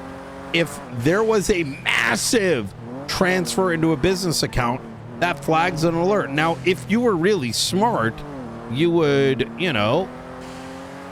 properly document. Like, listen, it wouldn't prevent intelligent, organizations from taking a $5 million gun order and slicing it up. They would just have a light on them now. Yeah. You know what I mean? Well, like, they just have people actively making sure that they're at least not lazy as hell, like 95% of these financial grants. Well, that's exactly it, right? Yep. I mean, there's a reason why nothing stops someone from washing money, right? Like, if you own a business, nothing stops you from making fake receipts. This is how drug dealers. It's a really good TV docuseries. I think it's called Drug Inc. I don't think I've watched it. Very fucking good. They show, they tap into like different circles around the world. Like they tapped in this one guy that works out in New York, and he throws parties, right? And he gets a shitload of people to show, so he's already like making money from that. But he's taking millions of dollars and washing it. The way that they do it is, let's say they have an average like 40, or let's say 100 bottles of champagne that would get sold at this party that they throw. They will instead say that they sold 200 bottles of the hyper expensive champagne, but those bottles were never purchased. They were never sold. But now the money's clean, right? Something else I think I'd like to do, especially especially if someone like Chapman gets hired on, because I think him and I wanted to do something like this in the past. It actually popped into my head because of all these prison breakouts recently. But just going into prison in free time and sitting down with a lifer, giving him a pack of cigarettes and recording a conversation if he's okay with it. And having like a cassette tape of just information, right?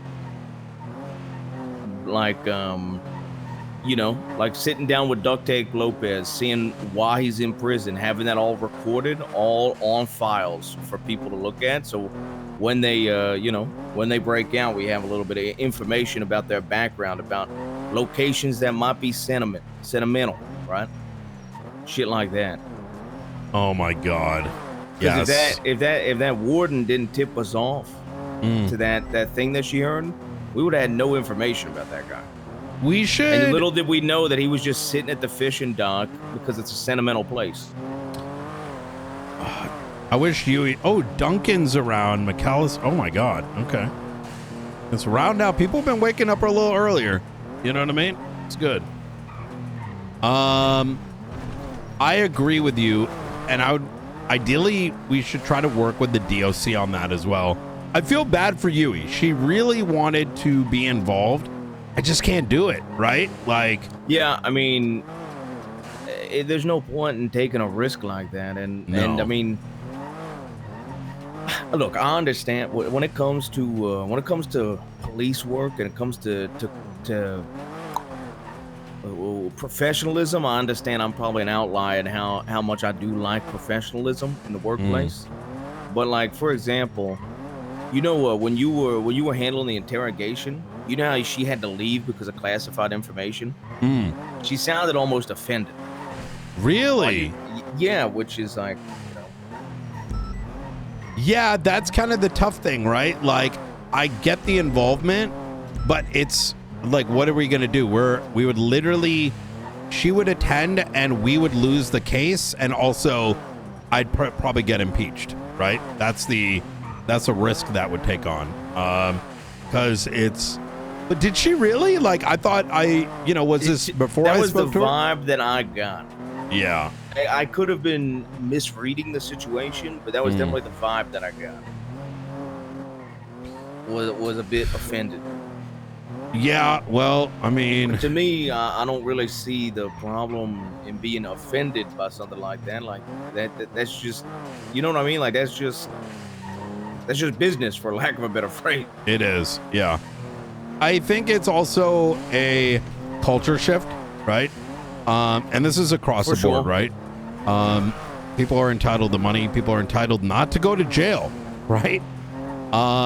They're entitled to property. They're entitled to be law enforcement with zero risk and accountability with corruption. I mean, hell, I had a recent very tough conversation with the DOJ where on one hand, they want access to the state marshal reports, right? But on the other hand, they're willing to use it as a weapon. And it's like, well, I took the privilege away right away. And I'm like, hate me for it all you want. But look, I have a job too to do, and I can't risk, I'm not going to risk the effort that the select few put into making these situations possible, right? Like the big investigators, right? To get squandered away, not because of their own doing, but because, someone wanted to be fractionally involved. So, the good thing is we have a lot of backing from, our investors. So I think, it's encouraging. Chapman coming around? Yeah, he told me he was gonna be around today. So. Oh shit. Okay. You want to send him a little ring-a-ding? I got about 20 minutes before I have to meet with Mr. Frank Skinner. I'm gonna give him a little call. Unfortunately, he's been consistently. I consistently have to tell him that I ain't got time. What else, Frank Skinner? He's the head of the Chronicle, the newspaper. Oh, okay. Yes. Okay, yeah. And unfortunately, just so much shit happens that it's hard for me to link up during his time zone because he's normally awake when shit's popping off, right? So I'm actually contemplating assigning one of us as a PR person to distill down our situations into public facing information, right? So like we had the prison break situation, they can distill it down into PR words so we know what we can talk about and declassify those files for the public. Yeah. I like that. Having like an actual PR person. Yep. You know who needed that? Leo Slacks is who needed that back in the day. Yeah, why is that?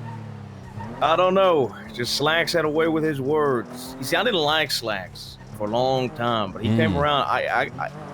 You know, eventually he won me over. He was. Yeah, I didn't like him. I wasn't the biggest fan of him. I didn't think he was professional.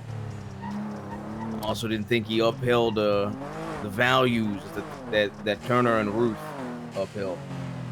Yeah. But he eventually won me over. The little bit that I've remember as Slacks, he was very accommodating, but there is always the challenge of too much accommodation, right? Yep.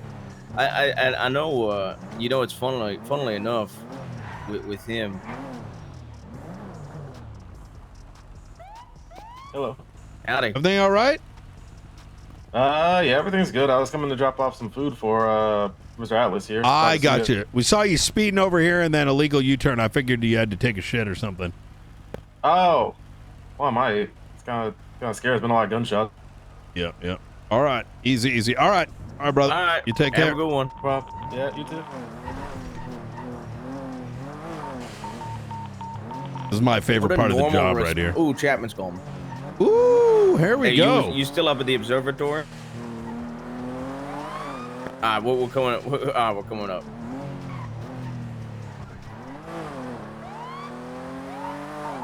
All right, see you in a minute.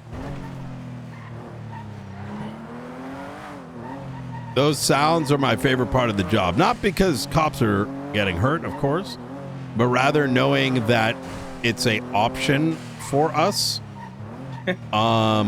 Go assist? Yeah, where most of us are ADHD. If you have a passport here, you probably are to some degree. Our department being able to focus on state investigations, corruption, there is nothing that forces that to stop, which I think has been the detriment to all investigations for a long time. I think I'm one of the few folk in this state that ain't ADHD.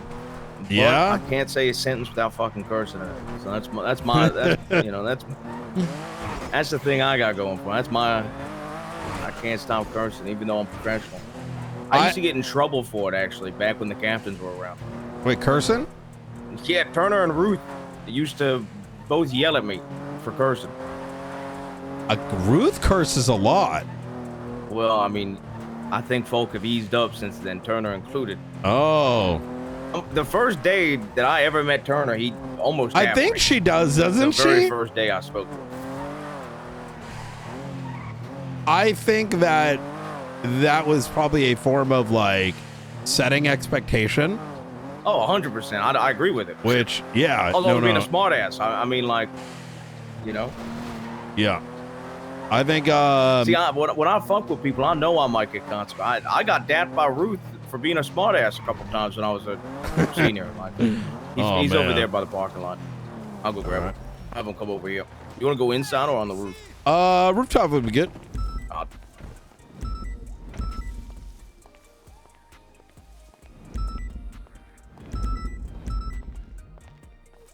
Hey, come over across the street. We're gonna be up on the roof.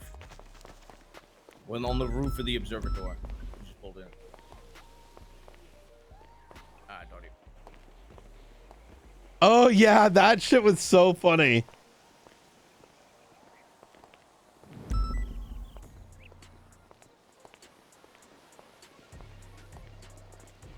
God, you know,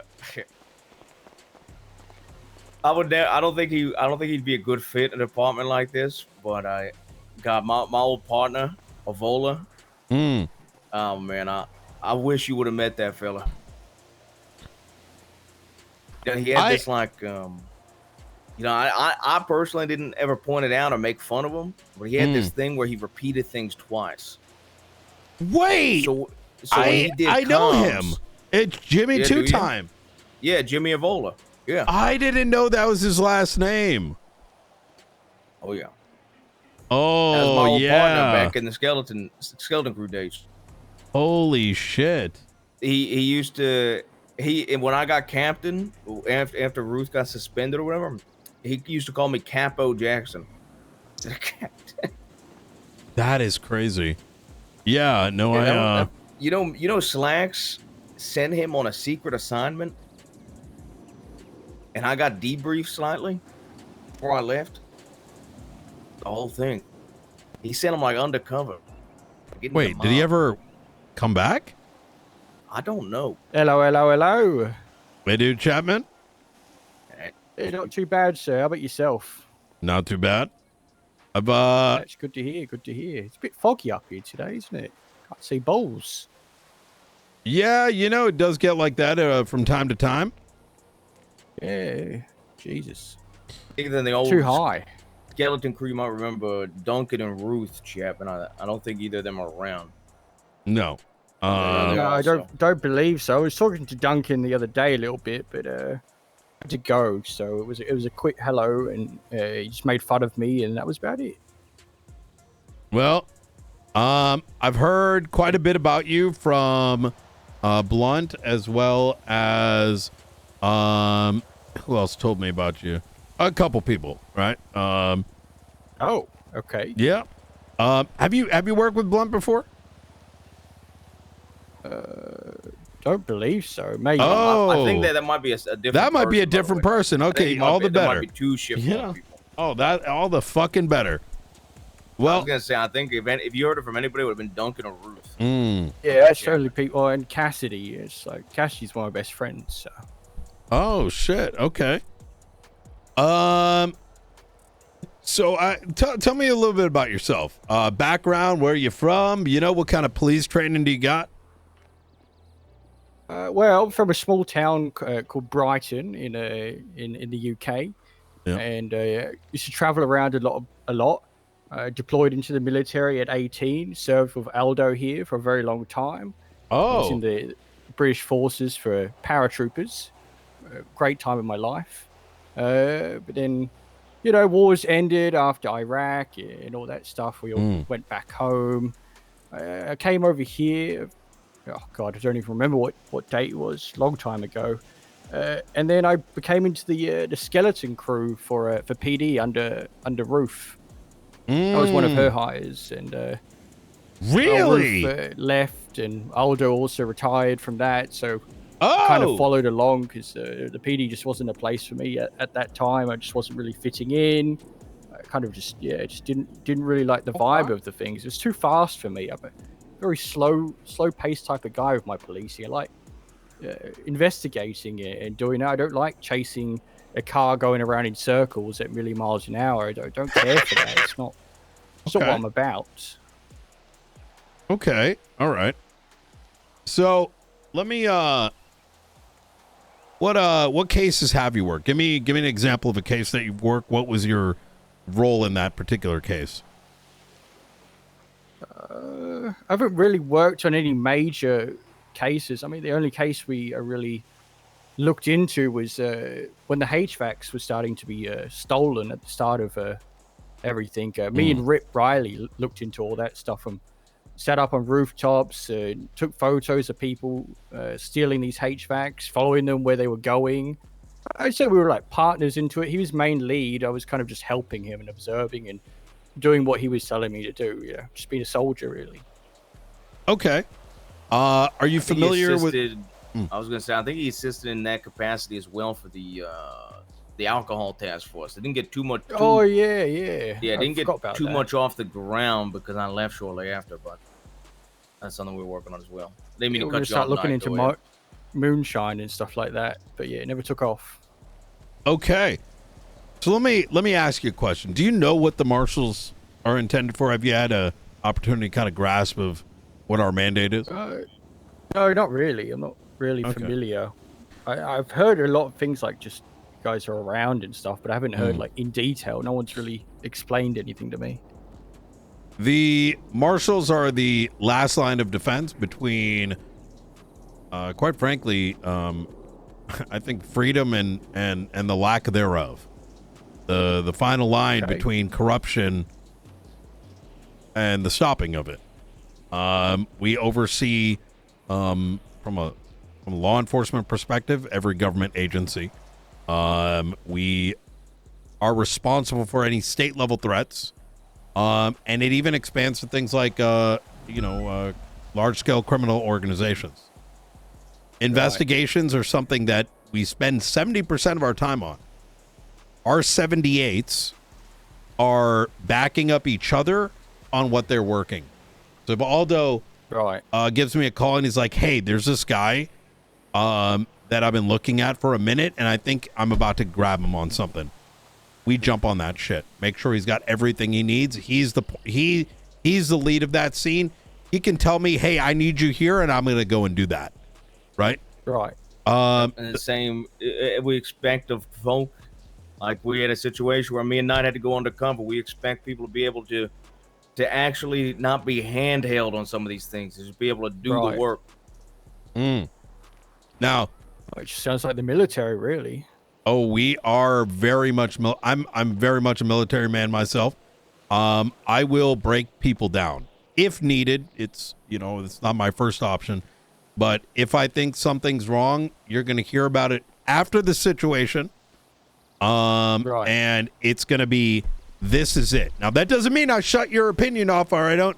Like, I want you to just blindly, follow orders in the moment, of course. But I expect as close to perfection as possible, not because for me, not just for SASM, but for your personal development, right?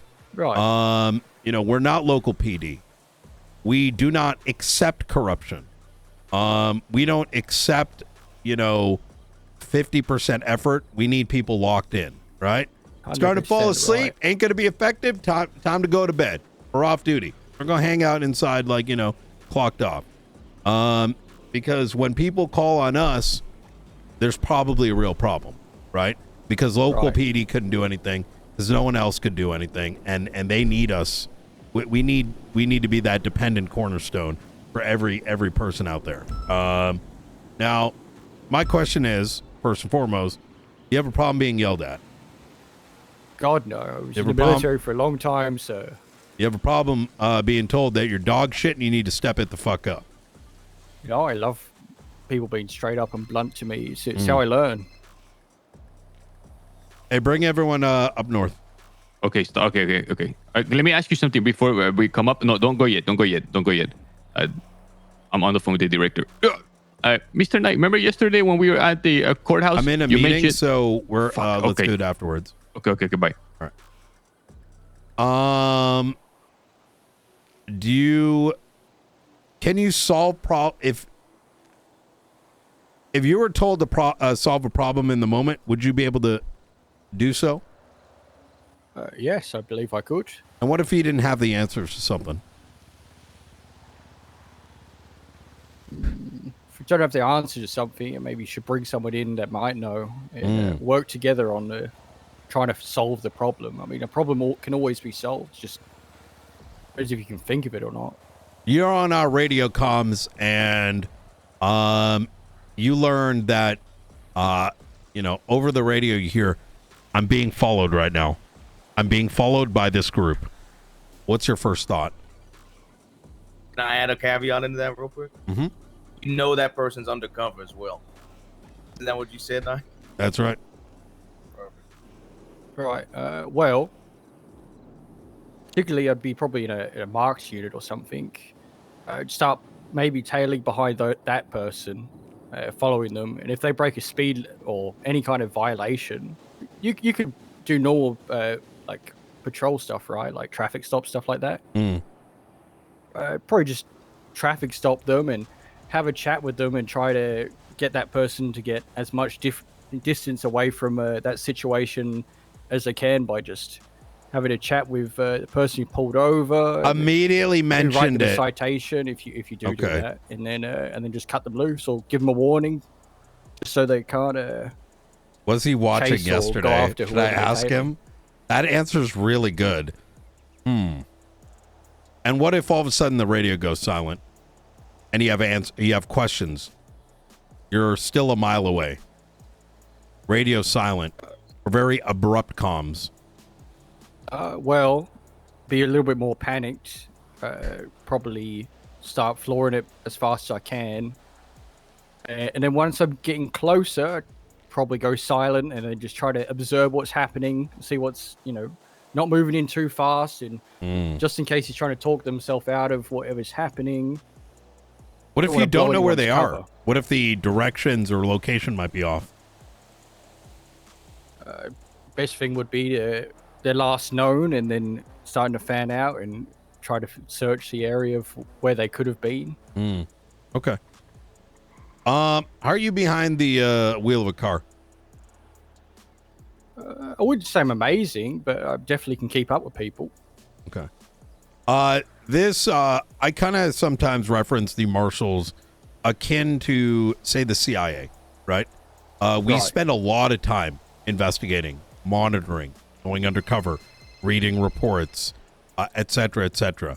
However, we require self-dependence, which means that no matter if you're sitting in the back of an MDT, you need to, at a moment's notice, be able to hop into a car, drive, and potentially shoot, right? Of course. And my bread and butter. Really? Yeah, lots of driving and shooting and investigating. Okay. All right. Obviously, everyone's got competency in different places, but we do strive for excellence in multiple fields, right? We got a couple folks coming up right now. Give me a sec. Oh, beautiful.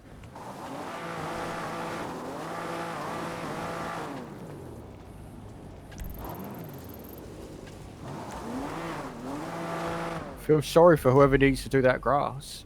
Yeah. What the hell happened to the vehicle? You good? Hell.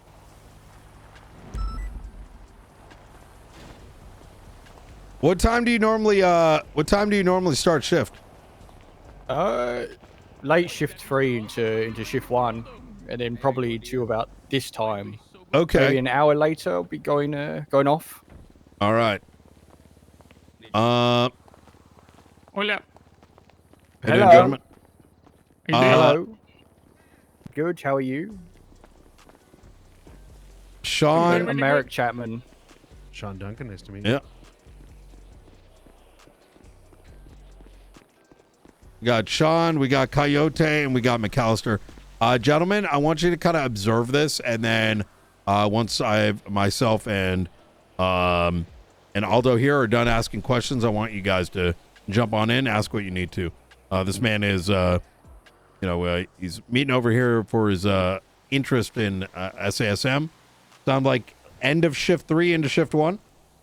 Yeah. Okay. Correct. So I asked you some of the kind of the more basic things. What about availability? Like on a weekly basis, how many hours would you be able to invest into SASM? I mean, I'm available apart from really weekends. Is Opal's asking for a month available right like now, by the way. Yeah, 7 to 8 hours. You wanna? Yeah, go ahead. Give her a call, Aldo. Yeah, I'll give a call. All right. Sorry. Go ahead. Just 5 days a week, Monday to Friday, probably about 8 hours.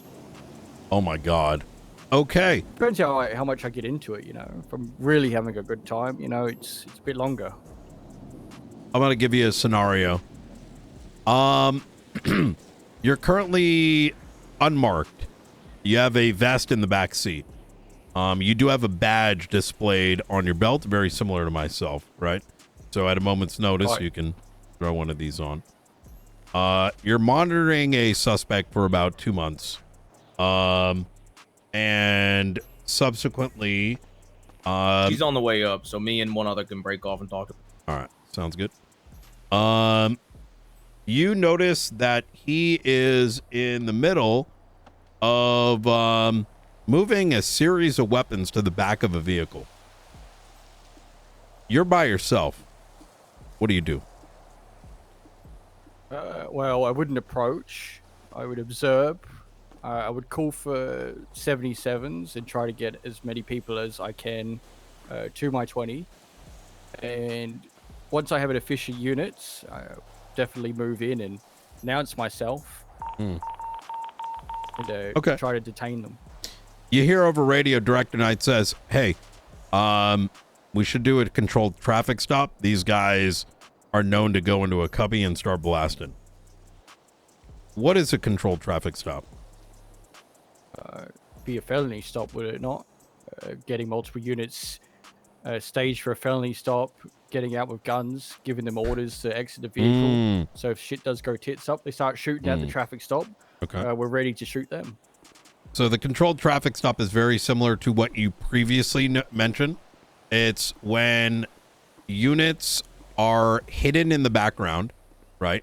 And one unit attempts to wait for a series of traffic infractions, pulls over the vehicle with the intent of sort of, I don't want to use the word deceit, but making it appear as though it's just a simple speeding speeding violation. Maybe an attempt to get an ID, because people are gonna have their guard down, right? Oh, okay, it's just simple traffic citation, not a big deal. And the moment the call is made, that's when the pounce occurs, right? Let's go down the list here. These are the marshals. We'll start with Sean Duncan. Name, badge number, rank, and then ask him whatever question you'd like, whether it's personality or police related. All right. Yeah, Sean Duncan, badge 004, rookie marshal still. My question to you, let's paint yourself a picture where you're out with a couple marshals doing some stuff, and all of a sudden one of them turns to you and says, hey, some stuff going on. We can help out some of these entities that we were dealing with. I just need you to meet me up here and, just be blacked out and just be along for the ride. You then attend this meeting and find out there's a bunch of stuff that's going on. That I already really like this on. guy. What do you do in this situation? Well, my job is to just be on there for the ride, right? So I'd probably just sit back, observe, and sit back and not really do much. It's not my place. I'm at the lead of the situation. If I have a problem with something that's happening, I talk to them after the fact, not during. Fair enough. Let's say they're giving you the impression that everything is fine, but what you're witnessing in the is middle Brian. of the interview. Can I call you back? Okay. Yeah, call me back. Is it an emergency or is it like? No, it's all good. I just need to ask you something, but it's all good. Okay, sounds good. All right. Because obviously it's a different situation, but exclude Mr. Knight from the situation. That's just another marshal, just another field marshal. What would you do? I mean, the same, right? I'm still observing. I don't know all the information. I don't know what's happening. Maybe something has to happen so they can perform an arrest or something. If I butt in or do something rash, I'm going to blow everything. I'm completely in the dark of everything. Mm-hmm. Okay. And during this situation, again, if something illegal is seeming to be happening, some exchanges of items or things, what do you do from that on? Again, I still don't know what's happening. I'm still very much in the dark. Just sit back, observe, and if there's no greater threats, I don't see why I would have to butt in. Sure, if something illegal is happening. Again, I don't have the key factor of what's happening here. I don't want to fuck everything up, especially if it's an investigation for the last 6 months. Yo, I'll ask you something. This Mr. Knight guy if is Mr. Knight came out to you and asked you to good. shoot a child in the face, what would you do? Wouldn't even say yes, sir. I'd do it. That's all I have. So you would do it? Oh, yeah. Mr. Knight, I would like you to know, if you ask me that, I'm not going to do it. Take a lap. I'd do it.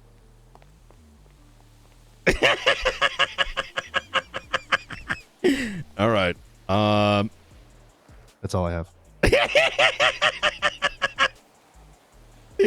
All right. McAllister? Oh, I was wondering if we were waiting until he came back. Hi. My name's James I'm gonna tell McAllister, Mr. badge number 078. I'm a deputy state marshal. My question is more or less two. So first off, you mentioned your availabilities were shift 3 into shift 1. You regularly hang out there currently? Do I regularly what? I hang out there currently. Yeah, is that it's your like current my- availability? Yeah. Okay, cool. I was just wondering, like, obviously shift 3 into shift 1 can be a little bit of a dead zone. Very dead. Usually. Yes. Yeah. So what would you do if there was a bit of a gap? like, what would you do to keep yourself working still if, no one was around and nothing was really happening? Well, probably look at reports, see what's happening. Maybe check out spots that I might be interested in. Maybe certain gang he's hot spots or micing, places people are selling drugs or something like that. Just do a lot of reconnaissance. I mean, I was in the skeleton crew 9. Sorry, just real quick. For a second. Sorry, real quick. Coyote, after this, I want you to look up Little Tugs. You just got us killed. No, I know who Little Tugs is. Yeah. He killed Aziz. Yeah. What the Exactly. He's not a baby. That's why you always follow orders, right? Might look like a child, but little do you realize. Okay. He needs a report for some sort of HUT charge. It's important. So I gotcha. What was it, butt charge? It's like some sort of marshal. Butt charge. Oh, I said some sort of butt marshal charge. task force she was looking for. I can't find it. That 19-year-old. And it's before my time, so somebody else wants to help. Disappointed in you, Miguel. The Marshals and Crew Task Force reports were all made martial reports. Do you want to go help her with that then? Yep. Sure. Okay. I'll Yep. figure it out. Easy. All right. Coyote. Sorry. Continue answering the question there. All right. I was saying I was in the skeleton crew when PD first kind of reformed again, and there was a lot of downtime and a lot of dead spots. So do a lot of traffic. But, I mean, it's just kind of looking for crime and seeing what's happened, checking out spots, maybe known drug spots, and looking for rooftops I can sit up on. Just looking around, really observing. Good. All right. Coyote, go ahead. Your question, personal or professional, your choice. So, I have a question. So you start your shift today, or just any day. No one's really around. You're the only one. So that no one is there to give you a directive, tell you what to work on. So you kind of have agency. Like, what are you doing? How you go about without the director or a superior giving you direct orders? Well, I just look through reports, past reports. Maybe look at warrants, see what's happening. Just kind of find things to do. Really, patrol, find crime. Yeah, like what do you lean towards? I guess is what I'm saying. Like whenever no one is giving you the order and you have agency to do as you please. Like what is the style that you lean into? Like what is the like you have no about like your strengths. Yeah, like you got no casework. You're the only one on duty. What's your vibe? Right? Is that what you're asking, Coyote? Yeah, 100%. Try vibe. I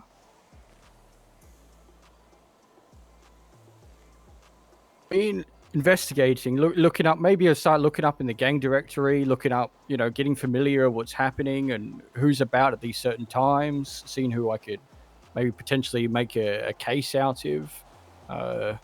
It's kind of what I used to do a while back. I'd go through gang dossiers, start looking at who the leaders are, what they do, how aggressive they are, and kind of just learn how people work and operate, so I can approach better. Like being a cheeky fuck to Miguel Almerian's probably going to get me absolutely destroyed and shot 1,000 times. I think reading things is very important, and it's something I do a lot. But there isn't really much to do. I mean, we tried to start the alcohol task force and learn how moonshine worked, and used to just look for routes and what people were doing, watch houses. I like doing that independently, really. Just doing my own thing. I have a bit of a follow-up question to that. One of the key issues that we've sort of inherited is we have people marked as being members of gangs for undocumented reasons, right? Let's say you wanted to start looking into these gangs. How would you label someone a member? What approach would you take to find out whether they are or are not? Well, I mean, it's looking at it depends, right? You have those loud gangsters that are loud and proud about who they are, and they'll parade about it. maybe certain insignias, tattoos, gang flags, anything of the sort. Sometimes you just can't pin that someone's a part of something until you get lucky, I guess, and they brag about it or do something. Just because they hang out with a group every single day and do stuff with them doesn't mean they're affiliated or that they're a part of that gang. And let's say you needed to ascertain the level of affiliation for, say, gang related, right? I mean, if gang related is gang related still written the same as it used to be, or is it different now? Slightly different. Slightly different. But let's say based on the old definition that you're familiar with. Well, if they're a group of people and they're still acting as a group and shooting people and fighting another gang, then I would have say that they're definitely involved and they are a part of that gang per the charge. Okay. Would be enough to push gang related. Okay. All right. Springfield? 020, Jessica Springfield. Let me ask, what's the most important constitutionally protected right of a private citizen that you would fight to protect as a state marshal? Oh, gosh. To be honest, I don't really know any of the constitutions or anything like that. I'm very not well written on my laws at the moment. I have been out of the force for a long time now, and I think a lot of new laws there wasn't many laws when I was a cop here, so I can answer that. You were a cop prior to the new constitution being drafted? Is that accurate? Yeah. Okay. I'm pretty sure I was a cop before that as well, so that would make sense. Yeah. So what this sounds like is that it would require a significant amount of reading by you. Obviously, your fundamentals seem to be present. Do you have any adversity against doing a lot of reading? A lot of reading. No, I mean, I find law very interesting, so it's normally an enjoyable read, especially if it helps to do the job right. You got to put the effort in. You're not going to put the effort in. Why am I here? Okay. So let's give you one that you're familiar with. What is Tennessee versus Gardner? My favorite, if I find someone that's a danger to someone or myself or others, I can shoot them down if giving them commands. I was allergic. So as long as they're continue to deal with putting people at risk and danger, and I think they're armed. Okay. There's a shooting. You see an individual running away. No gun in hand. Can you shoot them? If I can get... You got to make the choice right now, yes or no? Yes. If I have a reasonable suspicion or, enough knowledge that they are going to hurt others or myself, yeah, I'm going to shoot them. So you heard a blast in an alleyway and someone's running away. No gun in hand, you'd shoot them? If there was indications that they shot, yes. Indications that they shot. Okay. All right. I'm going to open the floor here for y'all. Feel free to ask anything. I got one more. Sorry. More of a critical thinking question. Today's Wednesday, right? How many people in the world right now do you think are wearing a tie? Millions. Give me a number. There's no right or wrong. Just give me a number. 5.5 million. Okay. Now it's Friday. How many people are wearing a tie? Say it again, sorry. And now it's Friday. How many people are wearing a tie? 5 million. Why is that?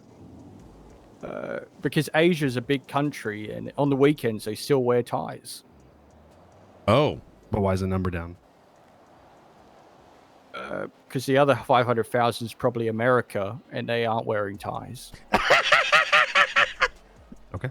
That's it. Okay. All right. Okay. All right.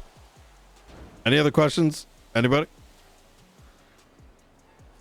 All right. Is this how you normally dress? Ooh. Yeah, pretty much. But I just got off the plane. I'm a military man, so this is all I have. I don't really have anything else. So just wear the clothes on my back and I move around a lot. Easy. Oh, when did you come back? You just About a arrived week today? ago.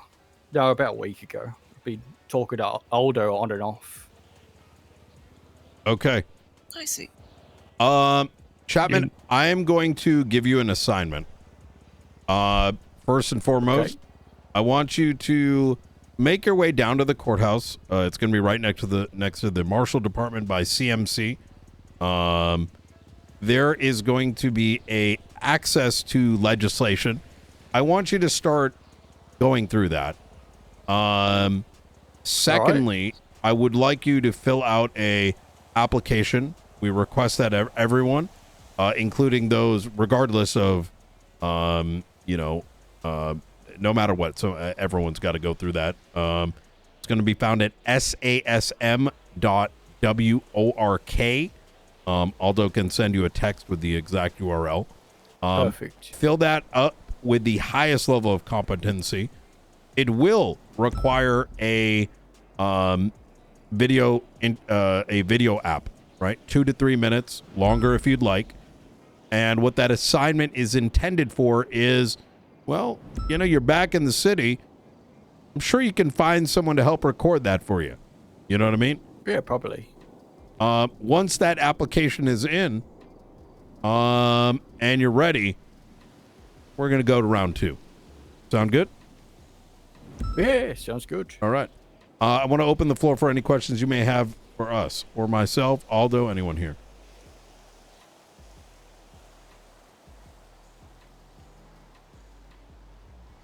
I'm just curious what you've been up to for the last week since returning. Fuck good all, question. just wandering around trying to talk to people. He had some issues. A lot of issues. I see. He He had some issues. He was supposed to meet Knot last Lots. week, but he's had some pretty bad issues. Did struggling to stay here. It's been bad. I've been sounding like a robot. It's horrible. Oh, is that all sorted out?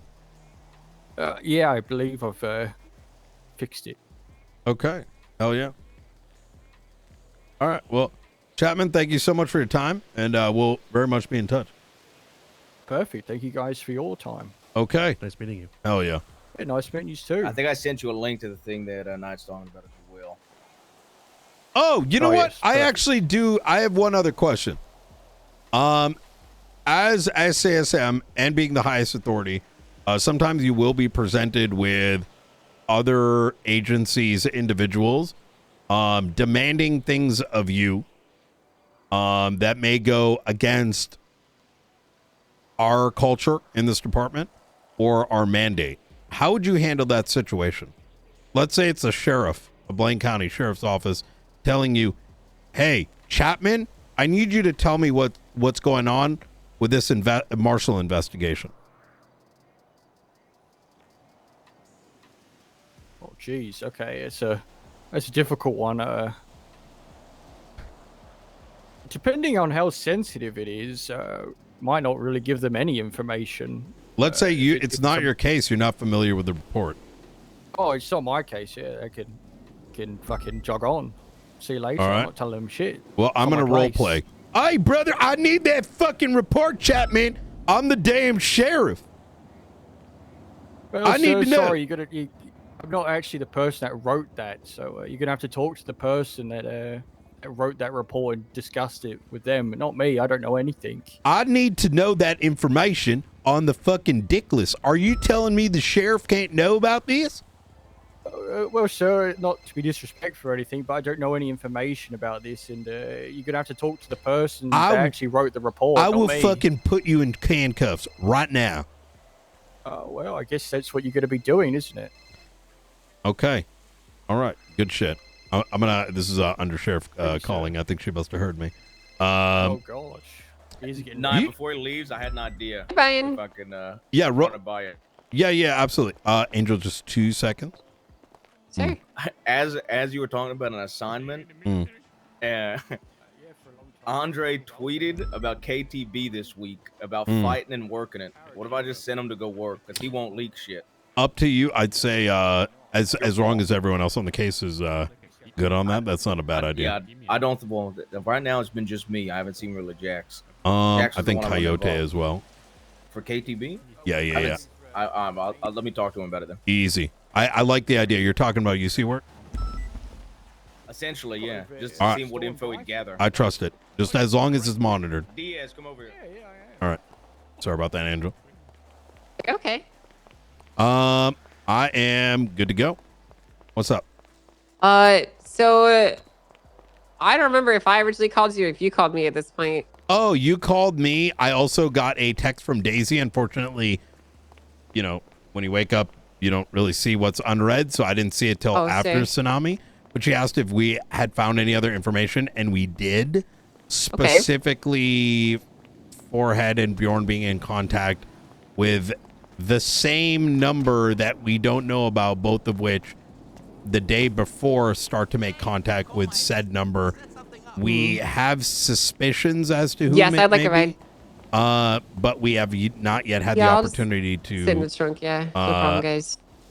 Figure out who it is. But yeah, got it. Okay, so that's concerning information. Yeah. Gonna be honest with you, I kind of just want to figure out like what we need to do from here on out. Because it's been like 4 days now, I believe, and I feel like we need to make a decision somewhat soon. Honestly, I trust y'all's decision at the end of the day, right? Like, I think while I don't think we can like conclusively say, give me like, I probably need like,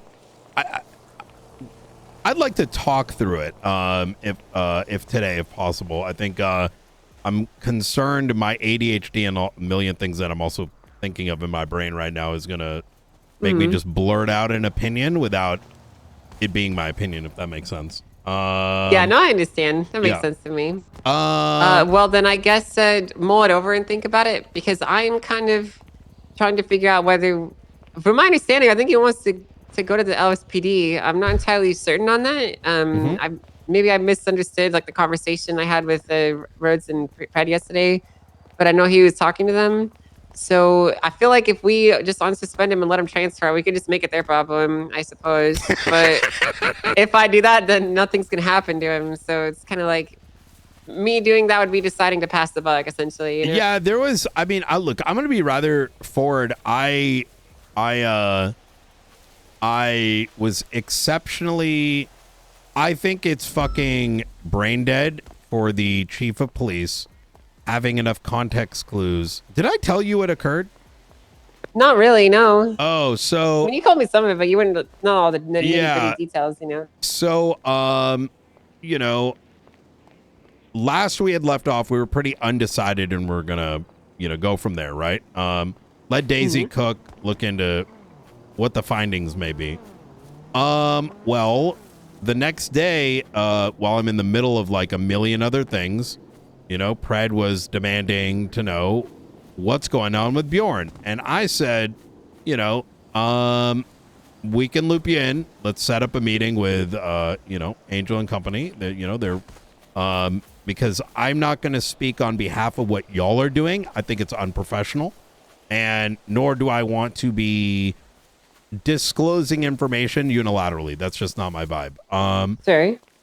He didn't like the answer. Said, why can the chief of police not know? I said, you weren't here, right? And, and they're not here, which is why you don't have it. Like, right. Common sense. So I'm like, listen, let me call you back. Let me see, if I can get in touch. And I think that's maybe when I may have sent you a note or the sheriff. An hour later, Ruth and I are knee deep in some serious shit. And this guy is chasing us down in his police car. And now being like, I'm going to hire him if you don't tell me. Blah, blah, blah. And I'm like, brother, you have enough context clues. I'm sure there isn't some sort of like, look, there's a lot of nasty things I can say, but, there's enough context clues that he knows to just fucking be patient. So at that point, I said, go set up a meeting with Angel. We'll be here. And, you know, with them present, you know, we'll chat. And he didn't want that. So he then called Ruth another hour later saying he was going to hire him. And we're just like, bruh, like, what are you doing? Like, yeah, that doesn't make any fucking sense to me. Yeah. And so I gave him a call and I essentially told them, you know, I know you're acting a bit, but right now, if you're deciding to unilaterally make decisions pertaining to an active investigation, you're going to be obstructing. And he goes, how's that obstruction? And yeah, I do remember hearing that too. And so I said, look, he's like, I'm gonna hire him. And I'm like, all right, listen, man, if you want to play that game, I'm down. And he goes, did you hear that, Bjorn? There's like, I don't recall what he said, but he effectively told Bjorn what's going on. Right? What the hell? Yes. And I'm like, bruh. What? Yes. Is this guy fucking... Yes. This guy actually like fucking... like, what the fuck, dude? I don't think he ever, you know... Okay. Yeah, so at that point, I'm just like, this is not a cop. This is someone that everything's about him. You know, for me, it was troubling because there's two things happening, right? There's three things happening. One is there's people investing time into this, right? And he's unilaterally deciding to take control of it, right? And I don't... Sorry. Oh, God, I'm going to be dead. I'll talk to you No, Brian, no! after a second. I might be alive. I'm alive. Don't die, Brian. I'm good. I'm good. Okay, thank One God. is the effort people have already invested into it, right? Let them do their job, Daisy and others, right? It's nasty doing that.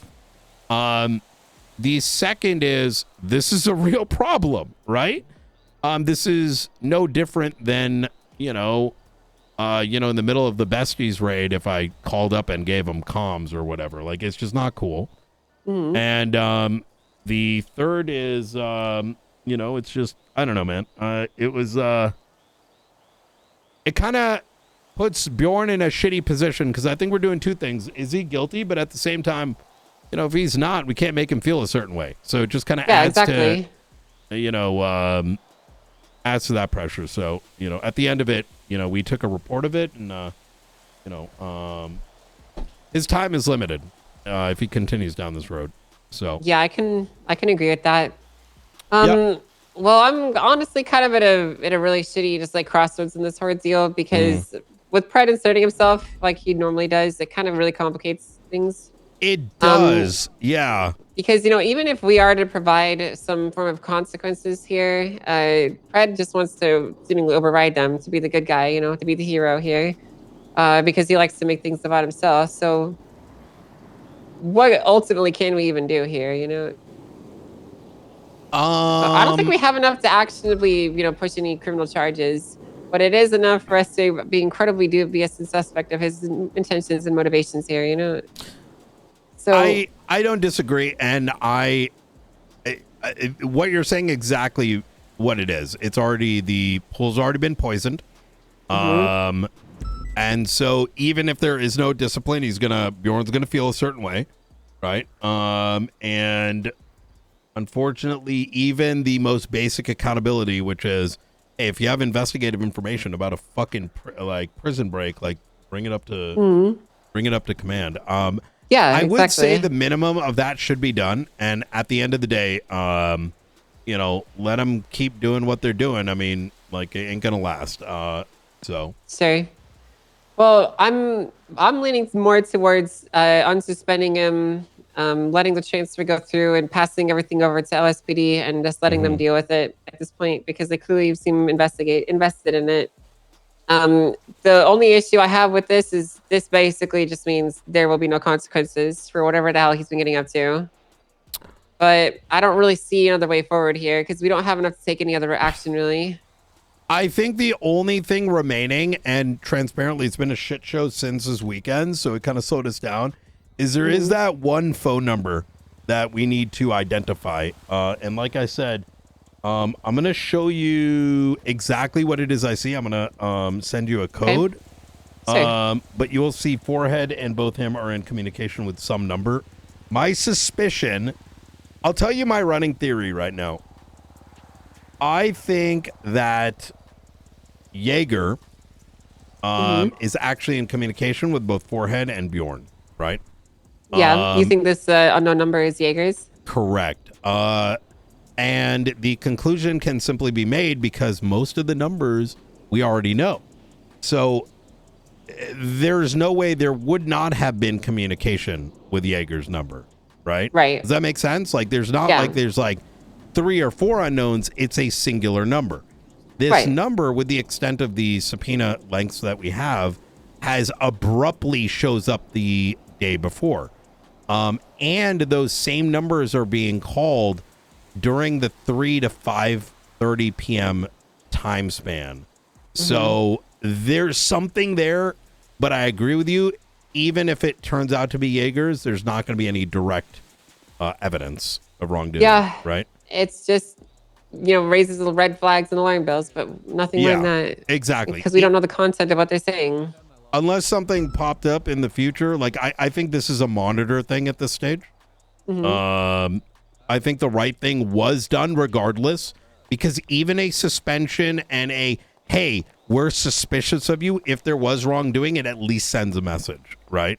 Yeah, So, it does. Well, then I think I think we really do only have one way forward then. And we can continue monitoring him in the LSPD quite easily, actually. So it means I'm going to be spending a lot more attention keeping up with him and checking what he's doing. Yeah, I think I agree. I think he might get a little bit more. I think that's the way to approach it. And look, we're going to be there too. If he is in any way, I think the target was Matthew Colby. I think Lang was simply a bonus. But I can confirm that the Faceless was definitely behind it because I have evidence. Sure. They told him pretty much. Okay. So. Yeah. Well, that's good to know. I guess that kind of solves that part of the equation. Yeah. All right. I think we got a decision here. Yeah, I think he spent his time suspended. Personally, I think it's just like, hey, man, when there's something critical happening, like it is important for you to let command know, right? For this very reason. And I hope you walk away with understanding that lesson, right? Yeah. As for the unwritten reports, I mean, that's probably something worth bringing up. And yeah, well, that is actually a huge issue. Actually, now I'm thinking about it, I completely forgot about that part. Yeah.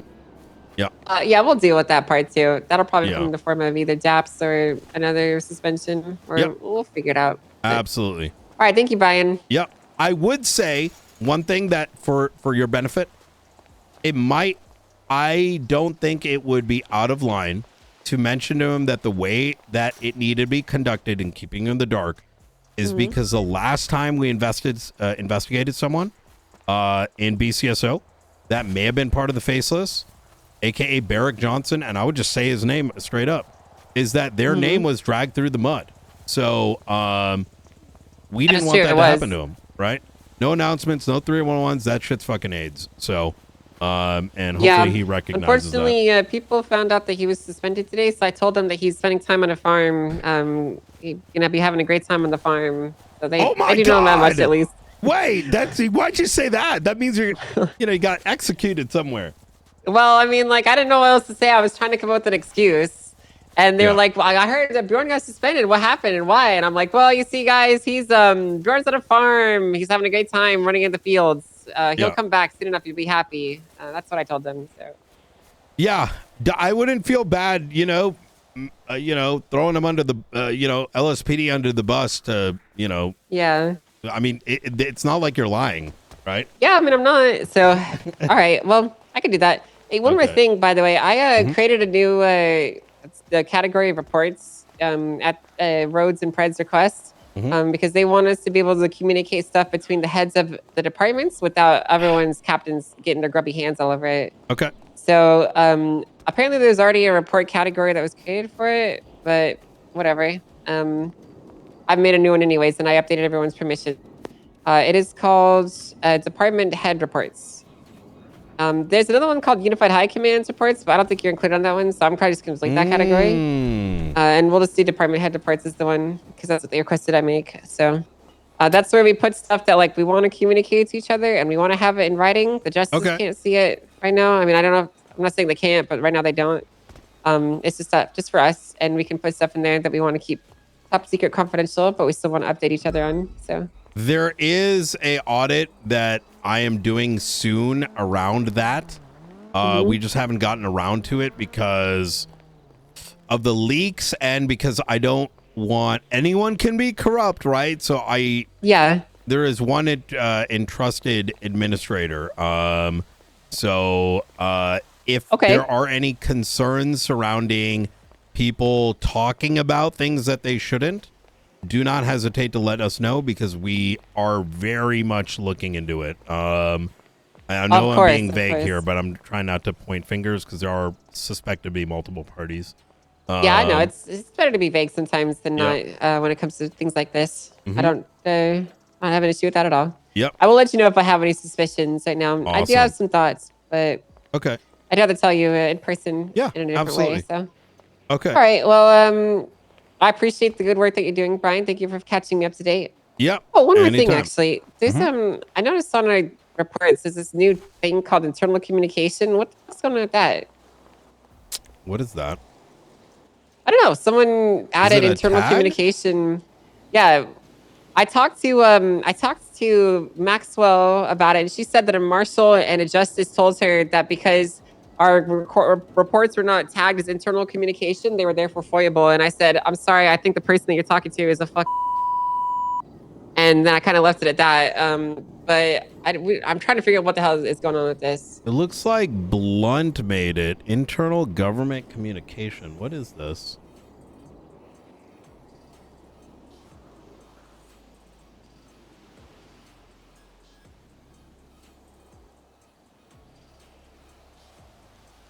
Oh, this is under.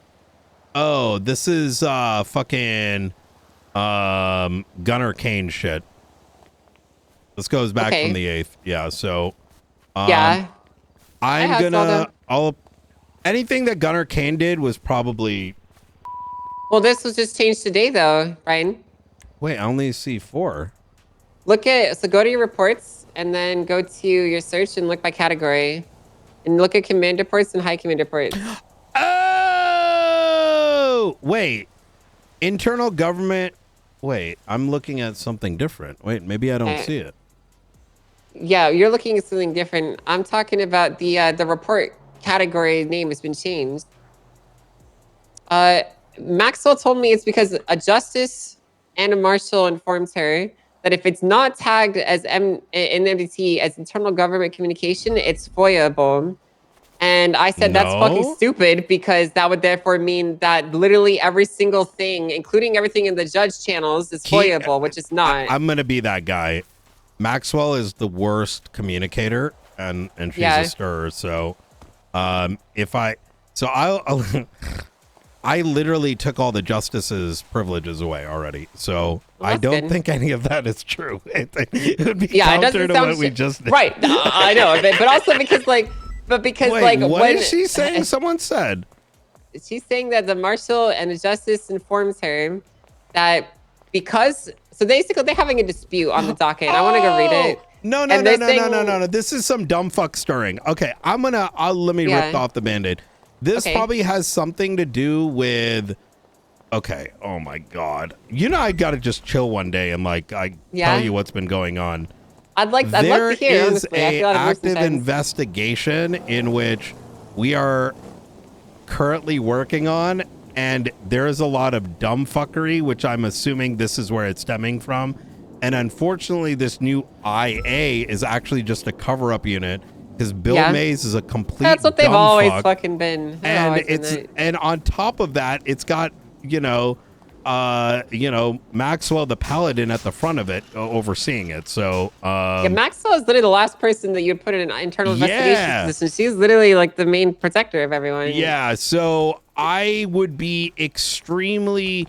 I understand some of what this context is, but I think someone is being grossly misquoted. Yeah. She wanted me to look at the docket posting for more I- information, and I was going to do yes, you're getting stirred into getting upset. I think is Okay. the angle. that. Sure. All right. I don't like it when I people would stir me say- like that, which is why I like to get to the bottom of things. Yeah, you know? it pisses me off too. There is, it's so fucking dumb. I'm like, this is giving me a headache. Like, this is, now I have to think about whether that's an issue or not. That they're even talking about it. I don't think so. Just if it is true that a justice said that, I mean, they're just wrong because No, the legislation she's doesn't even support misquoting. that. So There's a lot of, let's just say there's a lot of corruption happening, and some people don't realize they're being corrupt. yeah. And there's a lot of What's the difference between corruption and just being a misinformation fucking that's being utilized. Sure. Let me think about this. Can I talk about this topic? SASM is currently looking over a docket case in which there are allegations from two parties. Any communication surrounding that probably isn't in the best interest of either party to be bringing up with others until wrongdoing is found or not found. At the end of the investigation, the director of the marshals will get in contact with Angel to explain some of the circumstances surrounding it. But given that is both a active court case and an active investigation, I rather not, Okay. provide you the headache. I understand. I mean, that was a very polite way of putting it. So Yep, absolutely. that works to me. That's fine. All right. Well, easy. I'm eagerly looking forward to the update on this one. Then I can't wait to hear that. What I can say is, it's probably not a good idea to put evidence into a command report. Definitely not. No, I mean no. that's been an issue for a while. that And people then have done, being and that's stupid. surprised if there is a court order, and I'm only speaking on what's on the docket. Yeah, what I can see. Asking for the production of said thing, but rather if there is a internal complaint, it should be referencing the report. Yeah, it should. Yeah. Oh, Wait, how is did you it- do is this this job? a- How did you do What? this job a year ago? I don't. Well, I'm going to be honest with you. It's very, very difficult. And I was also trying to string together the Department of Justice. All the justices quit on me, and I couldn't do the job. That's why I quit. I couldn't run everything all at once. It was just too much for me. Yeah. But that's why I'm glad to see someone like you in there, because it makes me happy to see the position getting what it deserves without unnecessary pushback from people. Yep. Absolutely. I'm just glad to see things thriving. Yeah. It's we're struggling with shift one with hiring, but we'll get there eventually. But I'm you got enjoying this. it. If there's a problem, I got interest. So. Well, I think that you've honestly been doing a really wonderful job, and I do see a lot of marshals, showing up and showing interest that I would not have expected to see. So Yeah. it's just good to see people coming around. And truthfully, it doesn't matter if there's not that many in shift one. Because what matters is that they're just around and doing the work day to day. Yes. Right? I know what I mostly mean? am desperate for someone like effectively a number 2 in the shift. Because dealing with the administrative hurdles is probably the biggest thing pressing down on me. But yeah, getting a number 2 is going to be fucking really, really, really, really hard to do. We're getting close though. We just interviewed someone. There's another guy coming through, and I'm gonna force him to. What do you want her to be, like your paperwork bitch? I wouldn't say that. Rather, I make every marshal be self-sustaining. So they all got their own cases, but they got to back each other up. But more like directorially, right? So like, if someone's like, "Hey, blah blah blah blah blah," I'm like, "Yo, go do this," right? Like, and they'll take on the case, right? So yeah, someone that can just help direct things for you and run them while you're not looking and paying attention and stuff. exactly that. Or Yeah, okay. Well, listen, I bet you'll be able to find someone like that. But you better not take any of my lovely deputies from BCSO, okay? 'Cause I need them all right now. I will be transparent, and I'm not going to lie to you about this. Nakota, I need him. Well, he doesn't do anything. He's not going to anyway, come around anyways, right? But he doesn't do anything with us anyway. but I will be honest. I there. will never take someone like Riker or Bean or these individuals because I need BCSO to thrive too. Because if you guys fall apart, I have no local department that I could even remotely trust, right? On the serious shit. Yeah, but if BCSO falls apart, then you'll have me joining you by your side and harassing them into being that is true. complying, so you're not wrong. Okay. So it wouldn't be the end of the world. But I'd like BCSO to at least thrive while I still have my name attached to it at least. You know what I mean? 100%. When I leave, then things can fall apart. Now, if some of them start bringing in cousins, I can't control that. And now that is something out of your control, and that is what it is. All right. I will look into this internal thing anyways, just to see if there's any credence to it. But other than that, anything comes up, my line's open. So I'm going to catch up with his docket post and see what kind of things Mace has been doing on the docket. Because I think this is going to be entertaining to read. Yep, easy. All right. All right, well, you take care, Brian. Best of luck. Take care. Talk to you soon. Bye. How you doing? Good. Just got airlifted out of Little Ooh. Give me just 2 seconds. I want to see if they still got Chapman up there.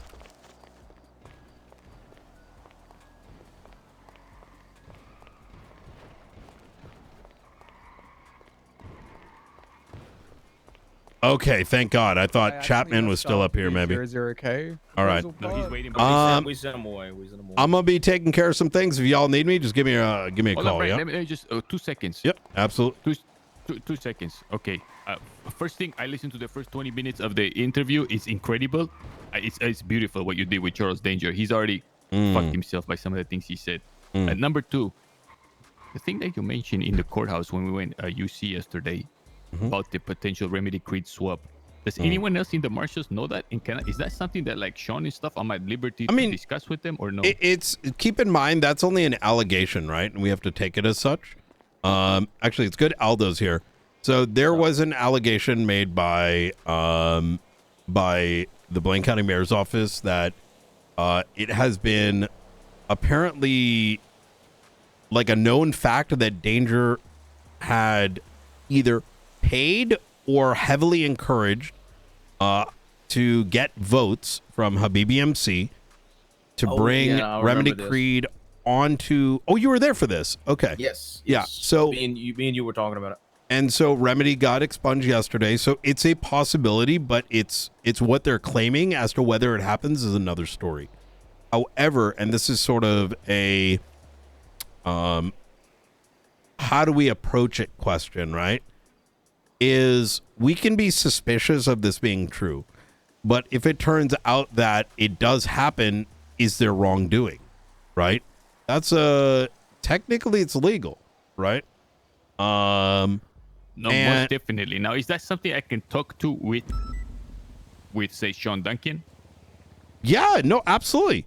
Look, everyone, marshals, every marshal should be, as long as there isn't, the only time you don't talk to somebody about some shit is if it is a special operation, which you don't even have access to at the moment, quite frankly. But one of these days, once your training is up and whatnot, you may be placed on a special investigation.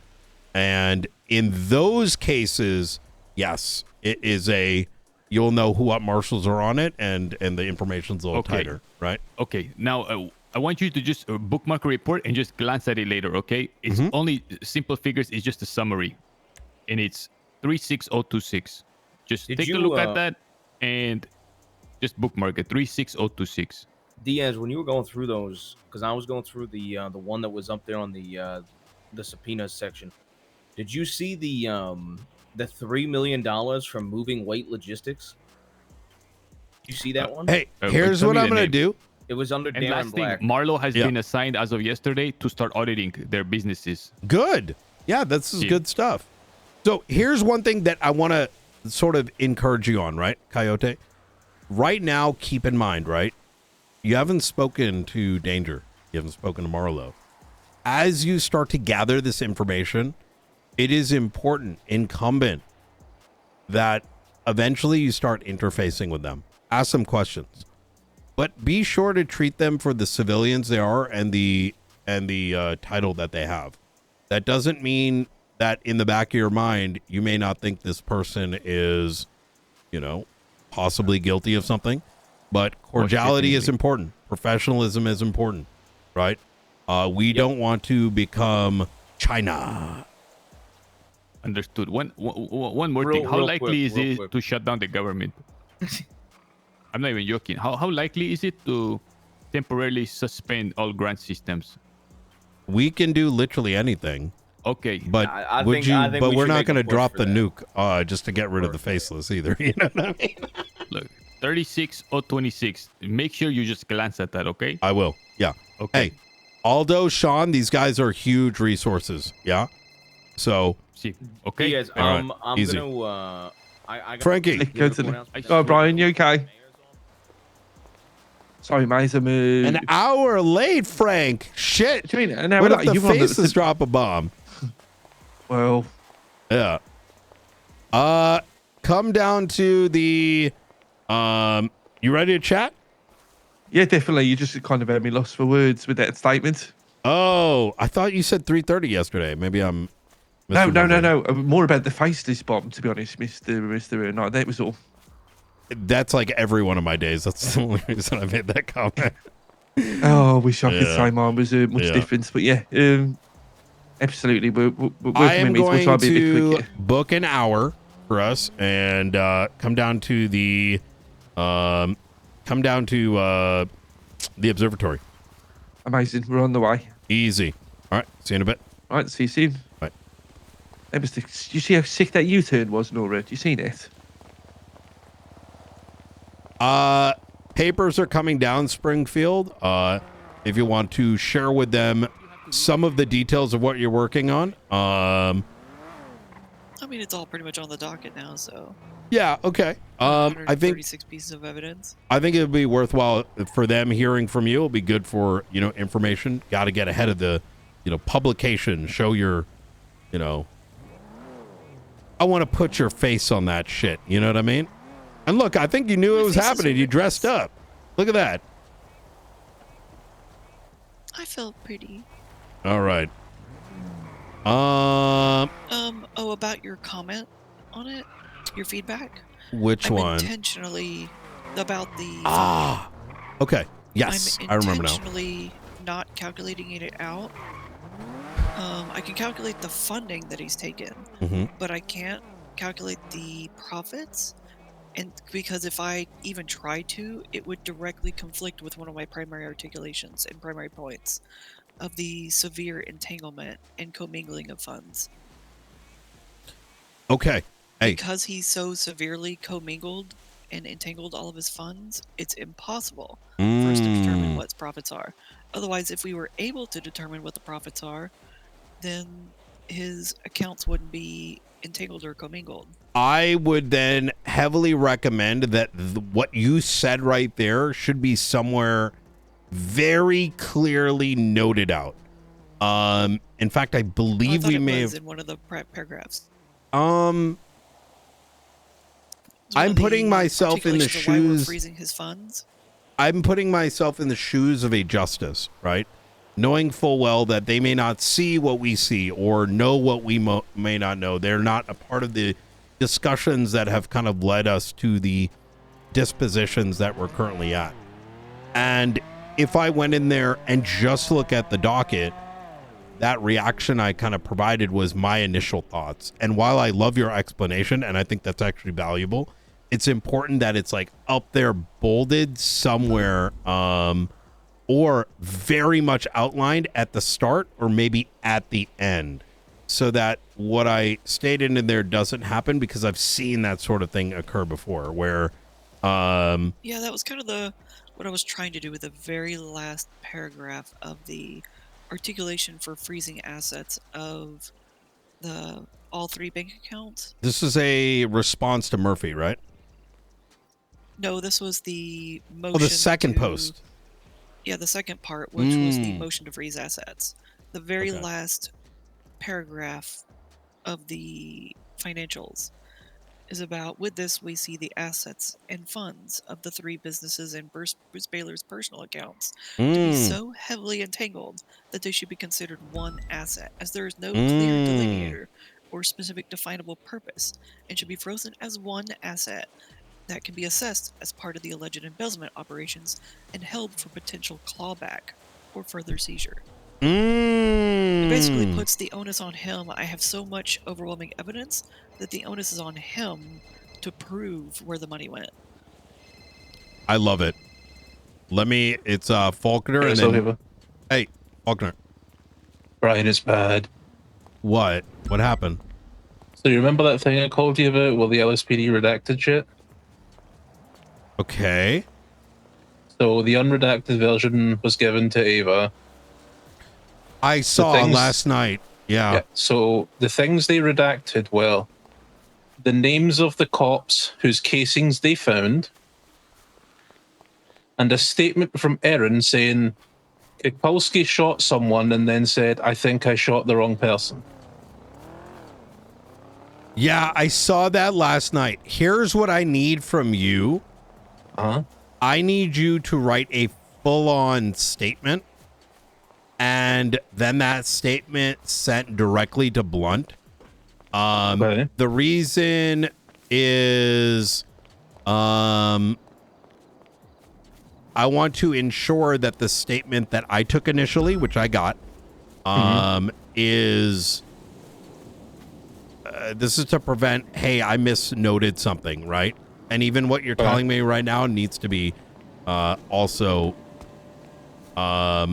I need to make sure that I am sitting in the middle, because I don't even know what to do with this, if that makes sense. Like, after reading the unredacted version, it seems they are either being corrupt or committing evidence tampering or perjuring themselves or something in that, like something criminal, in my opinion. But yep, you know, that's up to you guys. Yeah, absolutely.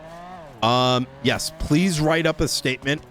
I may also need one from Gates on the topic, but I don't remember what. Blunt had mentioned it yesterday.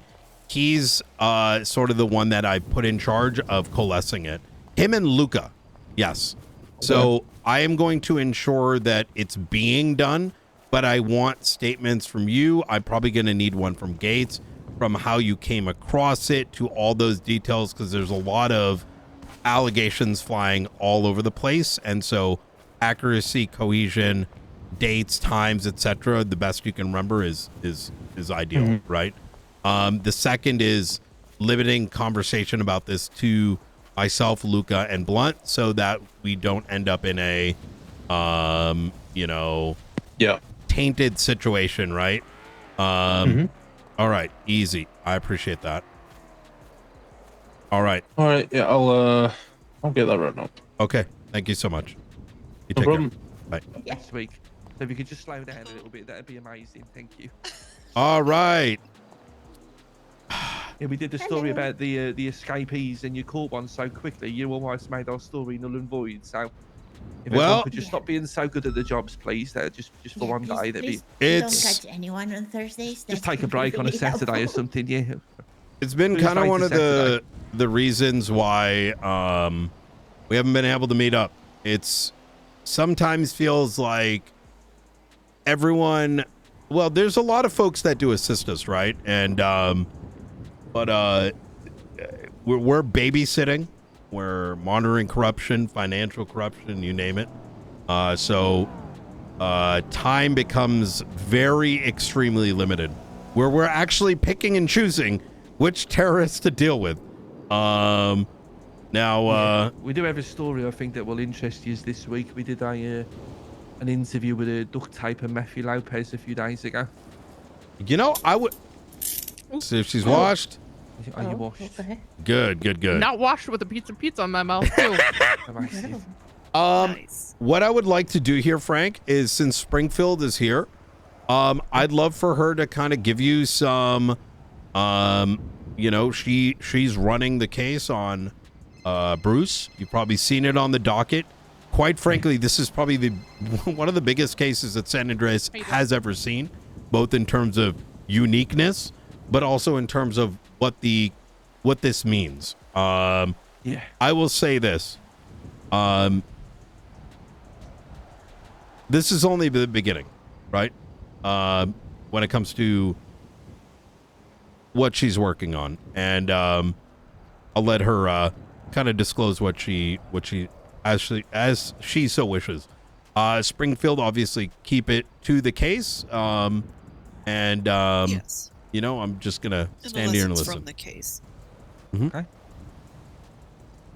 Yeah, I guess you start talking about whatever you feel comfortable about, mate, and then maybe we'll ask questions as we go.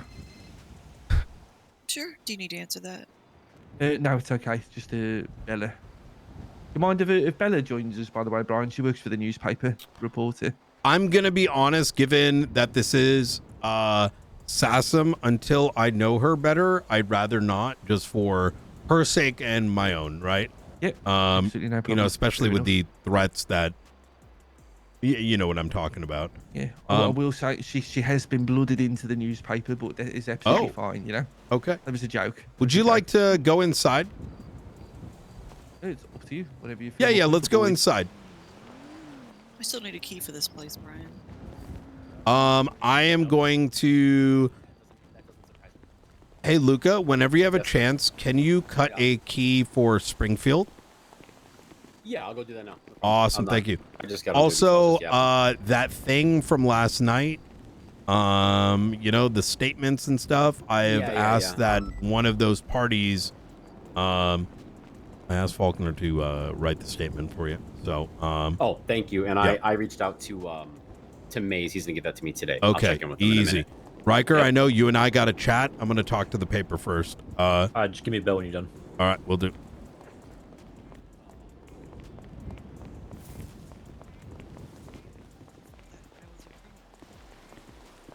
I always think criminals must reform criminals must make very good police officers. I left because I'm a reformed person myself. I stabbed a few people back in the day. Yeah, like I said, I went from stabbing a marshal to joining him.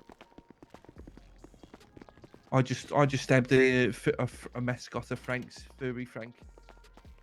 Wasn't my finest ever. Some of this is currently being remodeled right now, so... This is, it's throwing me off. It's completely different. Yeah, absolutely.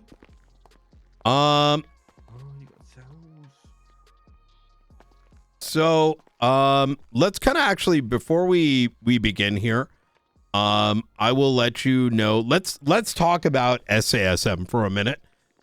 If as a bit of a update, SASM has taken on, both taken on and created a series of investigations, spanning from dealing with state actors, be it the Faceless, be it the Archivist, be it other entities that I cannot currently disclose. We have recently started to open up effectively what we refer to as IAA, a government internal investigation sort of department or role, you could call it. So that's like in a direct contradiction to the question I asked you yesterday, isn't it? It may have. Oh, yes, that's right. So I will say that at one point in time, when I first decided to become the director, my hopes were that when we found potential wrongdoings, that we would alert the agency, business, etc., with said, findings, and that entity would then resolve the issue as a saw fit with us being oversight. And that is something that we still intend to do. If we see a wrongdoing in a department, for example, or maybe in the judiciary, or maybe in the mayor's cabinet, we are very transparent and we will let that department know of what we might be finding, right? Whether or not, the concern has legs or not. The intention of this is that we do believe that different branches, different agencies should have a level of autonomy. However, we are ramping up the IAA because there may be times where sufficient action is not taken. We need to also ensure, in the event there is, say, a cover-up, that the public knows that they can entrust us to try to do the best thing and the right thing. Okay, and just for readers who might not be too familiar, what exactly does a IAA stand for? We can call it like internal affairs. Internal Affairs Agency. That is, to make note, this may be a temporary name that could be changed later. But IAA sounds good. Before we go over to Jessica, I have one question. I got a very interesting text earlier from Carl Pred. I think he read last week's newspaper. Carl, before I interview him, he said Brian Knight and the Marshals did 0% of the New Babylon court case. We should do an interview. Okay. Do you have any response to that? Well, I mean, if you look at the docket, and let's actually do this together.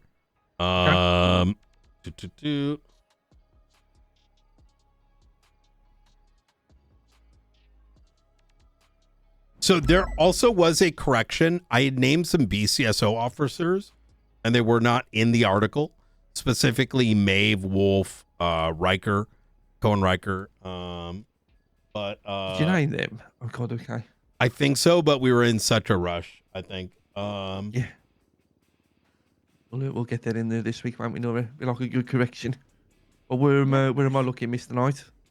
I'm gonna just go ahead and pull. If we go to closed cases.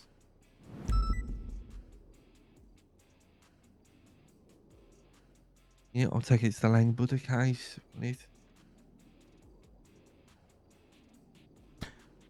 And were you at the case by any chance?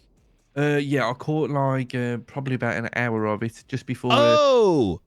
Lang went to the toilet and chaos. Well, the funny thing about all this is, we know demonstratably that it is not true because of the following reasons. Which is very odd. It's a very odd thing he would say that. Give me a sec. I'm just gonna.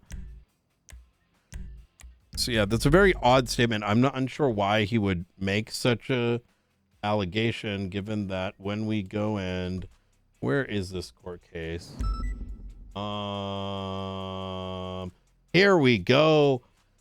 And what you will find is, and it might be worth speaking with Michael Blunt and Rooker, who both were deeply involved in not just case analysis, evidence analysis, etc., but the circle of all investigators from the day of to the moment it went to the docket. That organization was primarily done by myself.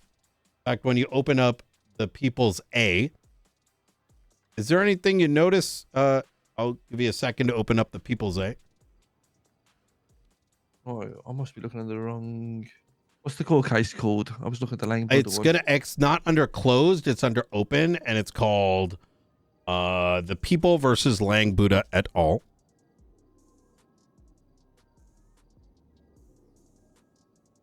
Let me find it.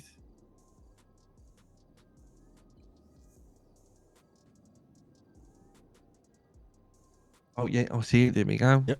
And then this posting, a lot of it was actually made by Michael Blunt, Marshal Michael Blunt, and he's got the original paperwork. He was initially the prosecutor with V. Gray. However, for some odd reason, the weekend prior to this, it went dead silent, and it just got posted without Blunt named as a prosecutor. Now, mind you, this is an open and shut case, primarily because of the named individuals in the article from last week, alongside Maeve Wolf and Cohen Riker, being in the midst of ensuring the case had completed. It got presented as on a bow, like in a gift box. But if you open up and to kind of substantiate this claim, if you open up the People's A, notice where under case number, what does that say? Reporting officer Brian Knight. That is correct. Now, if you go further through this, if we scroll through this, and I'll give you the page number. Give me a second. Go to page number 6. Yeah, I'm on it.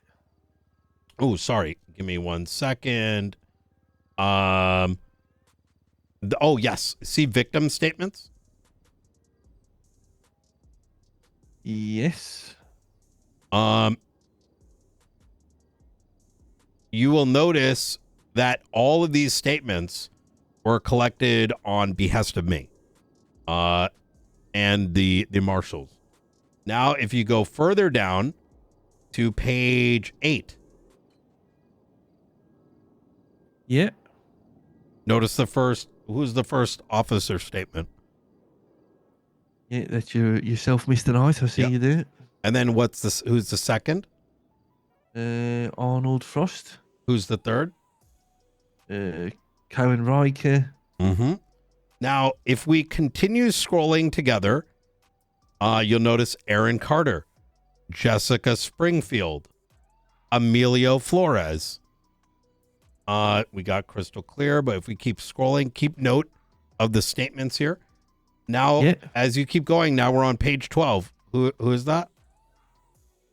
Page 12. I see Sarah Ripley, Dan Danger. Yep, on page 12. Mr. McNulty. Yes. And you'll even notice in these statements, as this continues, that he actually ran the scene once I gave him scene control. I believe that is what we reported last week. Yeah. See it here now. And then if we continue going down,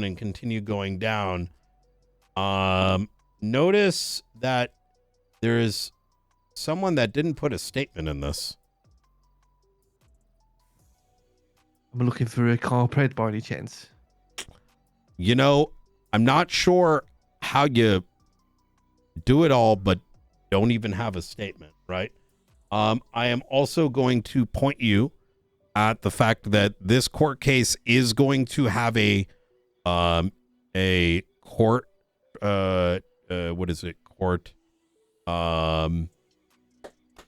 transcript in which who is the primary witness? Who's the only one called to the stand? Is it yourself by any chance, Mr. Knight? It was. And on the stand, on the record, you know, my statement is probably worth listening to, which is that I took scene control, given that I saw a particular officer who is a captain escalating a situation with government entities were at risk of being shot, ran that scene, protected those officials, has scene control to a marshal, and subsequently in that statement noted that continued monitoring this entire case till its very end to ensure that all three agencies, not one, were able to work together in order to serve justice. So I'm unsure why Pred is saying those things, but at the end of the day, it wasn't just Sassam, it wasn't just me. I was just the coordinator, right? Yeah. But it was all three agencies that made those charges stick. So I hope that, answers it. And like I said, I'm always one to bring receipts. So, yeah. It's good for us to know the receipts just for when I speak to him, I can maybe challenge a few things if he disagrees and then see what he says. So yeah, appreciate it. Absolutely. Yeah, I mean, at the end of the day, SASM needs to work with every department. I hope the, same can be said with, the other departments. But speaking of, SASM is currently growing. I would love to get a one-page spread for SASM.work, either in this week's issue or next. We desperately need people in shift 1. We are slowly growing, and some people have been asking the question. So I mentioned we're investigations, right? We're opening up IAA, right? It's already been functional. It's already doing work. A lot of it is cooperating with agencies to making sure that, issues that are brought up to us are known to those agencies so that they can correct. But also because we're realizing there needs to be a need for every individual in San Andreas to have someone to turn to make a complaint. You could be a felon, right? But if you feel like your rights were abused, you need to be able to depend on us to come to and say, hey, we think this happened. And that we go and, because of our authority, go find out what the truth may be. Now, we're not in the business of pointing the finger at anybody until the truth is fully understood. And there is a recognition that sometimes people want to throw someone in jail, right? Just because they perceive wrongdoing.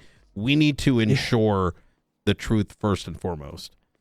But in the second part of this is, if we need to throw someone in jail that is a government, in the government, be it law enforcement, whatever, we'll take those steps if deemed necessary, right? Okay. I think in terms of your one-page spread, I'll hand you over to Nora. She's you manage all this stuff, Nora. How realistic do you reckon that is? It's realistic if the ad is ready by tomorrow. Otherwise, it will go in next week's paper. Okay, let's aim for next week, because I can perhaps work with the others to figure out how it would look like. You know what I mean? Then if you send it over before Thursday next week, then we will add it for sure. Okay, How much are we charging for a one-page spread, do we reckon, Nora? I think you had a number for that. $5 billion. Jesus. I need helicopters. I need a fleet. No, maybe not. What do you reckon? No, 7,500 grand a full page.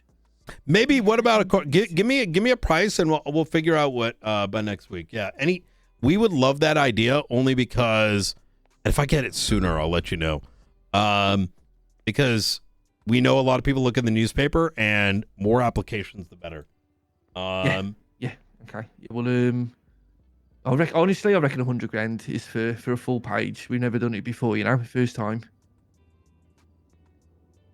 Especially if you want it in for a few weeks. Yeah, exactly. Yeah.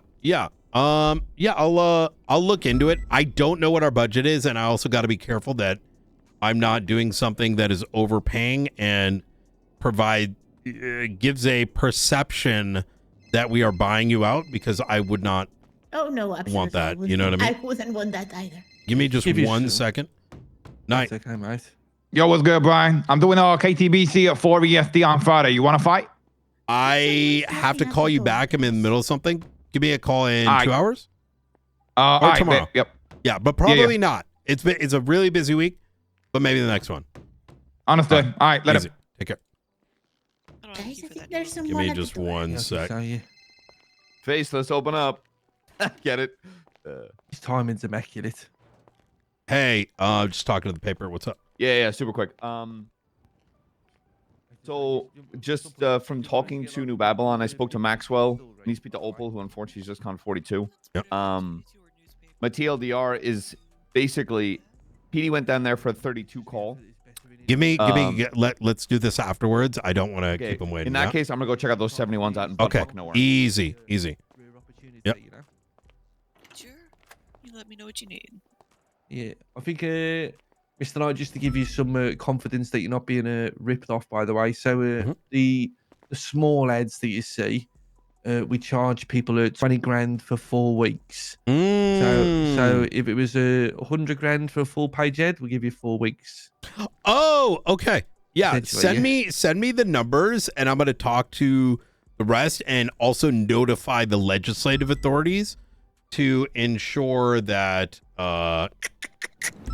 that they're aware of what we're doing. I'm a big fan of like going extra when it comes to non-corruption and transparency. Yeah. No problem at all. Right. Absolutely, yeah.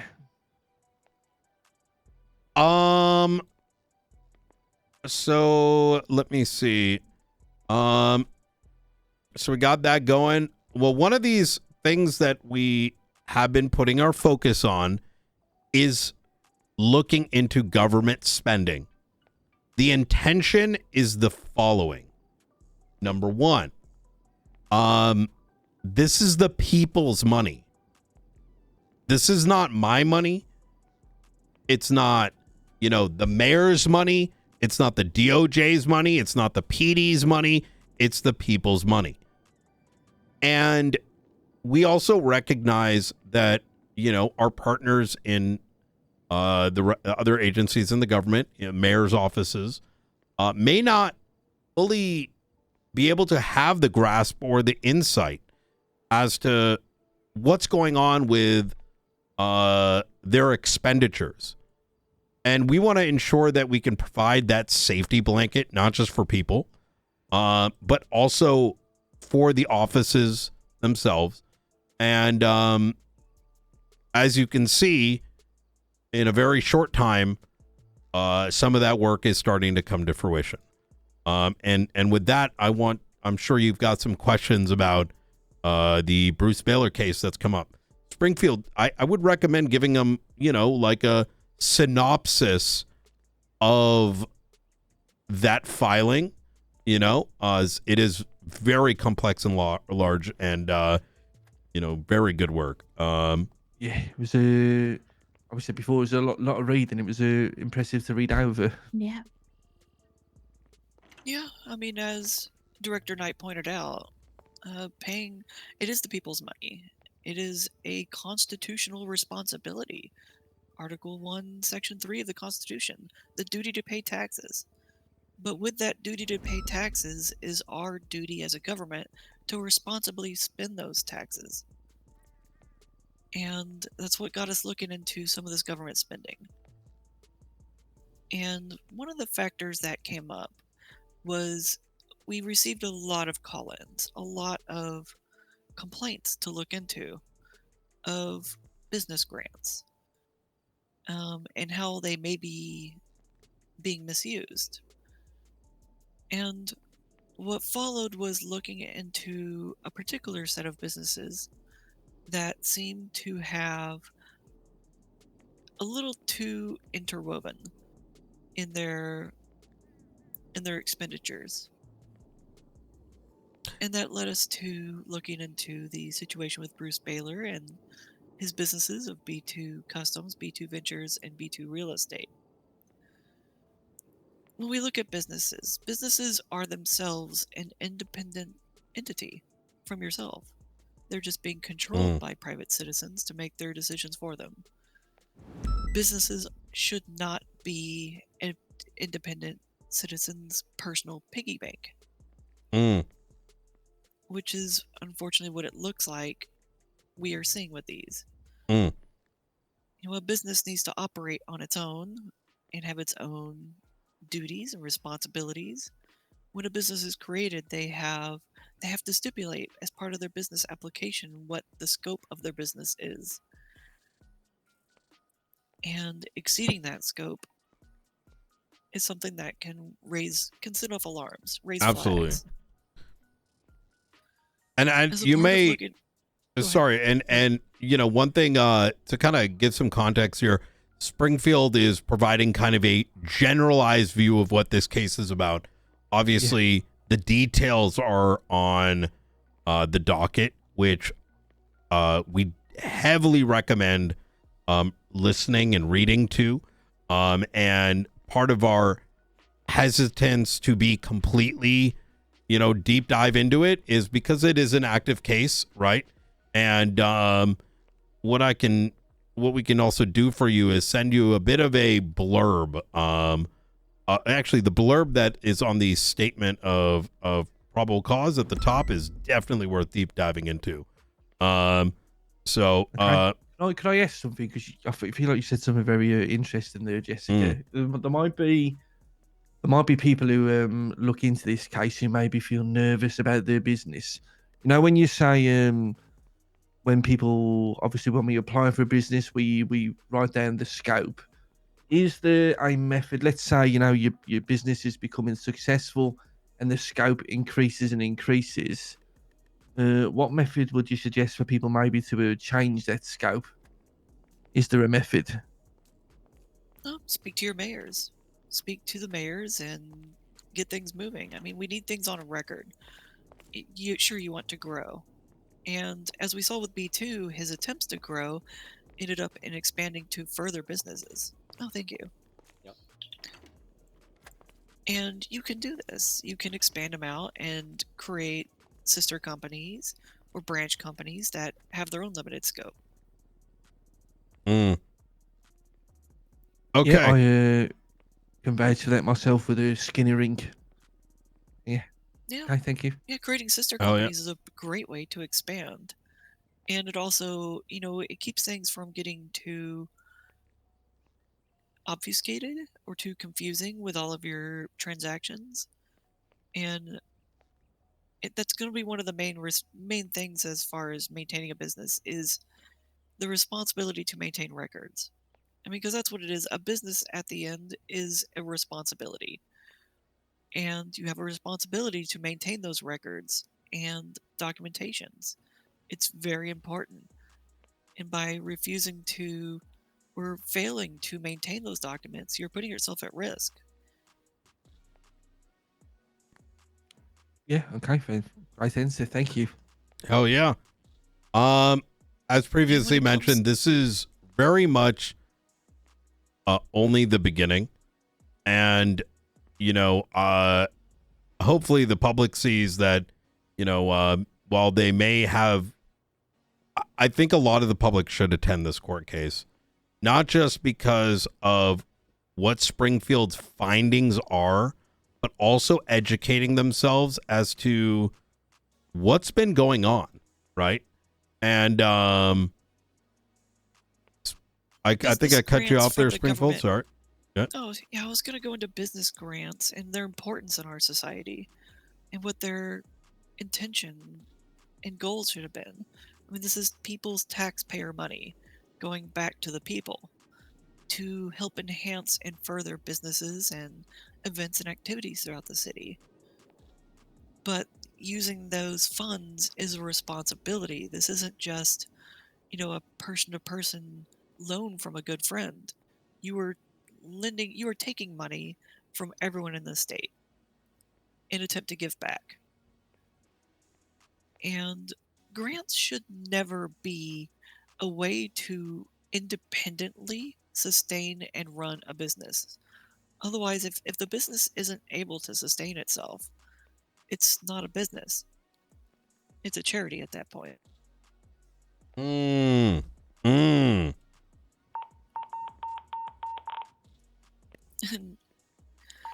we want these business grants and government funding to go to supporting them and enhancing them, allowing them to further them, but we should not allow business grants to independently run a business.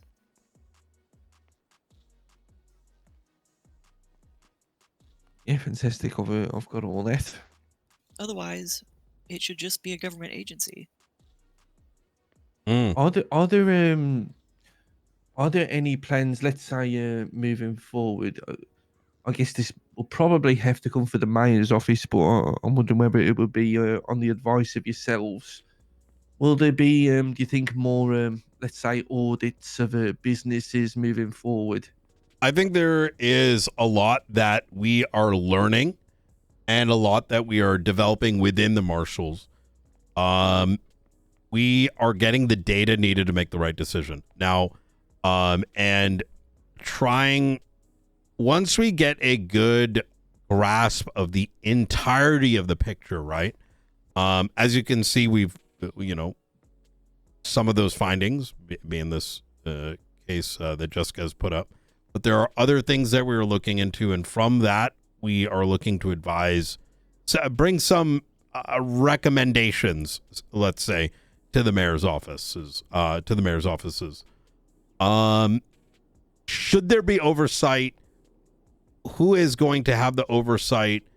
That is obviously going to be a matter of debate, but it is our opinion that we're going to be working with the mayor's office soon here to try to figure out where those lines are going to be. It is the responsibility of the mayor's office to ensure that the people's money that they are giving others is being used in a way that enriches the city, right?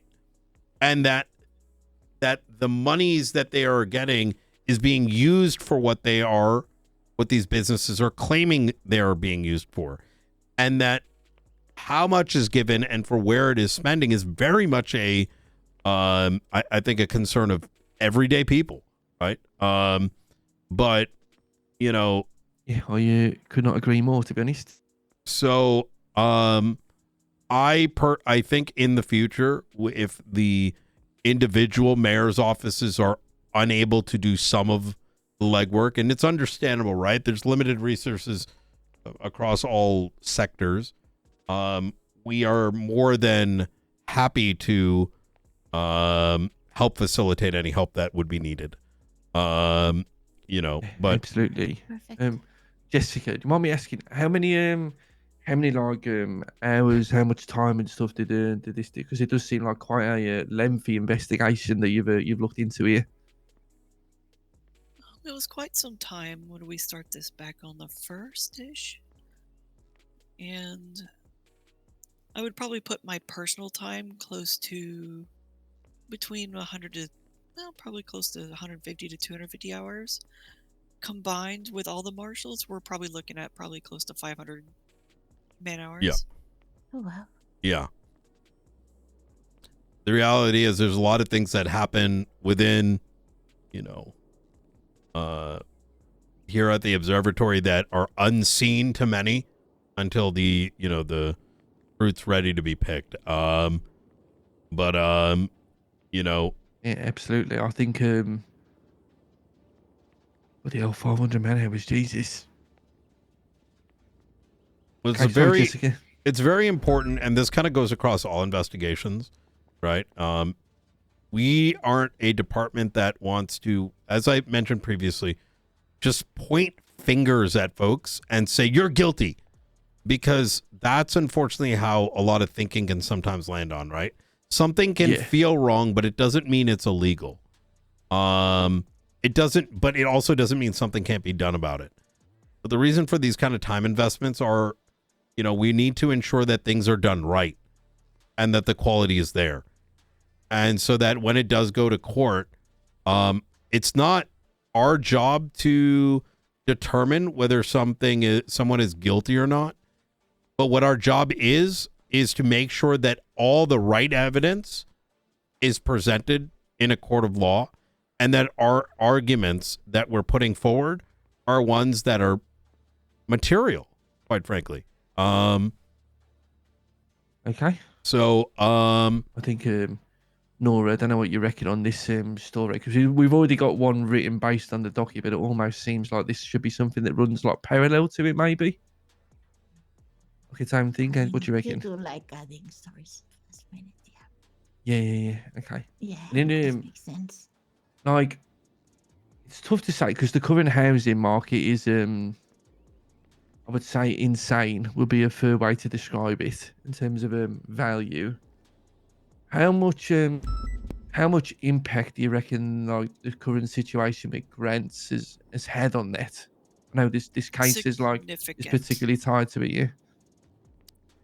We would estimate, in my personal experiences from looking through records, that the business grant situation has more than significantly impacted the rate of inflation in San Andreas lately. We've seen an injection of, well, to put it bluntly, when I started this investigation, I ran a 7-day track on business grants that were distributed throughout the state. And in that 7-day track, there was $151 million in business grants distributed, approved and distributed. Oh my. Jeez, And Jesus Christ. unfortunately, this has led to rapid inflation as people with now suddenly more money have been making more offers. They want to expedite the acquisition of assets, car parts, and materials and things. We've all seen the prices go up. Well, once people get their hands on a significant amount of money that just came to them freely, they're more willing to just openly spend it. And to expedite their acquisition, they raise their offers. A more common thing was the purchase of the stock market for beta pharmaceuticals.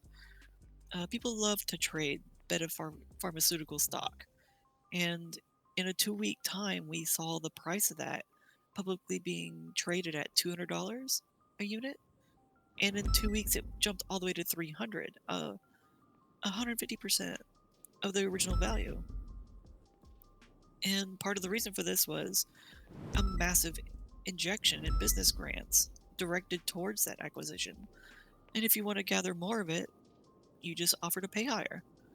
Well, if you have a bunch of free money, you can very easily articulate paying more for it.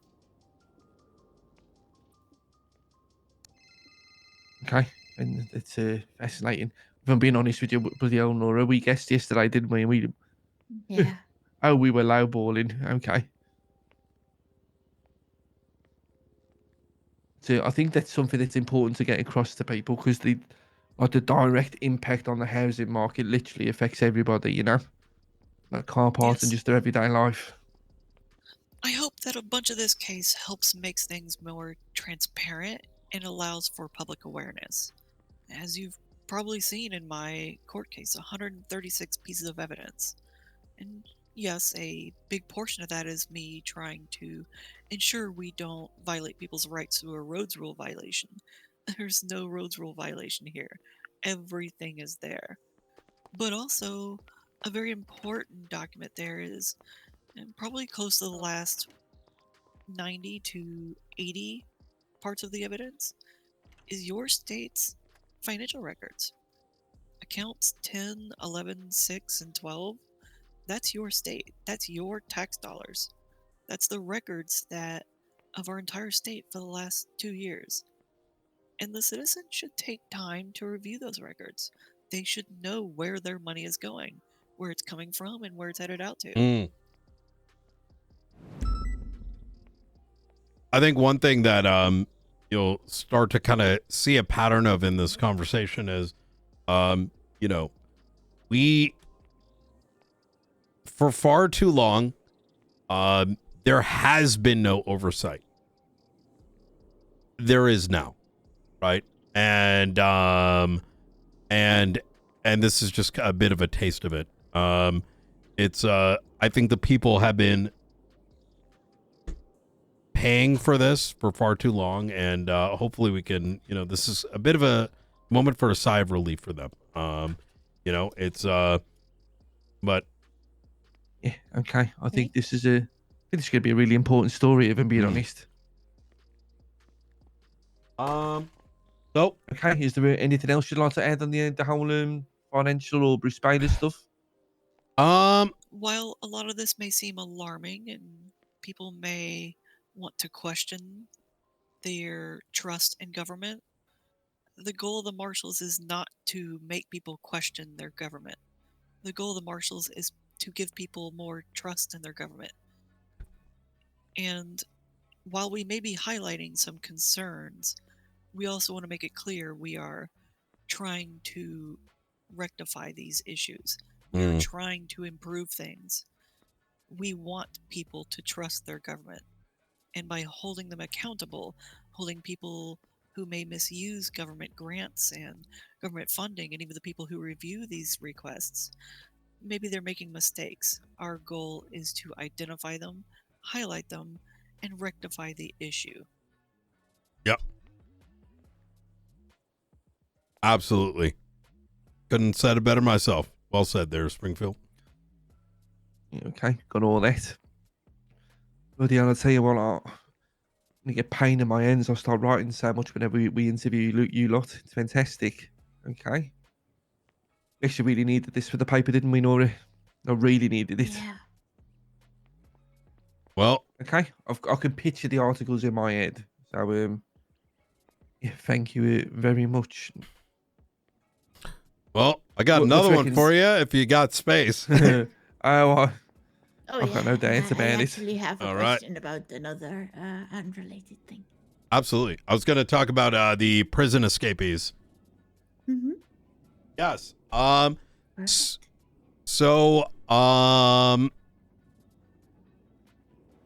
sure you have heard some of the details surrounding the prison break. Some of these details I cannot disclose as it is a active investigation.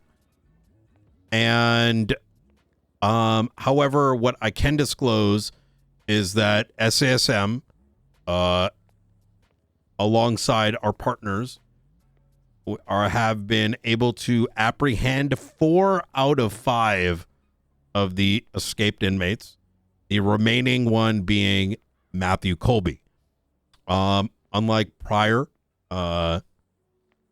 iterations of the marshals, we were in immediate contact with the legislative authorities to ensure that there was a very clear announcement made about the escapees, because we did not want to put any one of the citizens in harm's way if they came across them, right, unbeknownst to them, and gave them aid, and in turn that aid turned into,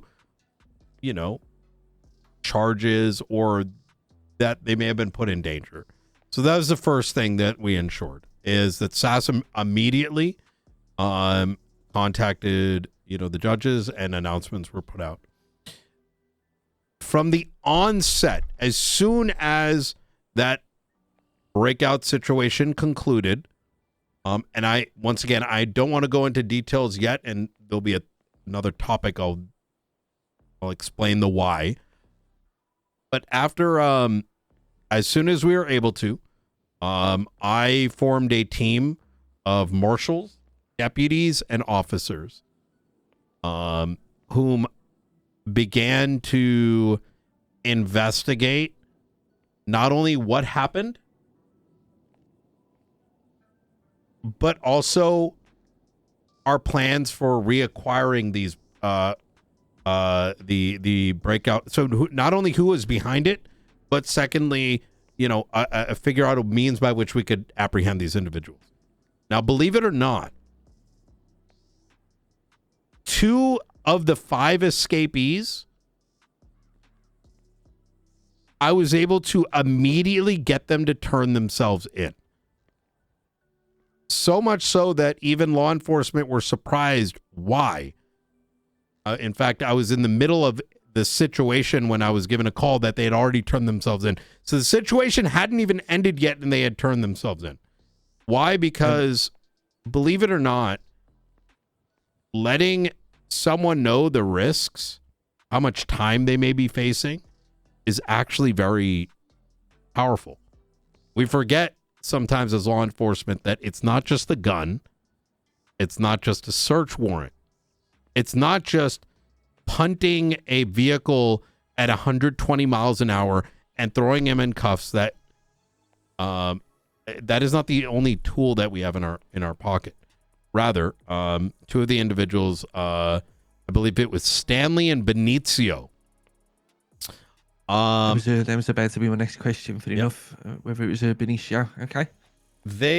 I had prior conversations with them, unrelated, and had been working a case which was active, and I reminded them what it would mean if they further implicated themselves, especially if it was for matters for other matters, right? And quite frankly, they just turn their ass in. They're like, fuck this shit. The third individual, Mr. Lang Buddha, that was a extensive operation, which ultimately resulted in him holding a firearm up to one of my marshals. And I reminded him, and believe it or not, all it took was this one statement. Are you really looking to get thrown back in for 11 and a half years? Or are you going to put the gun down? Because it's not going to stop there. And the meaning behind that, I think he understood very well, is that Sassam,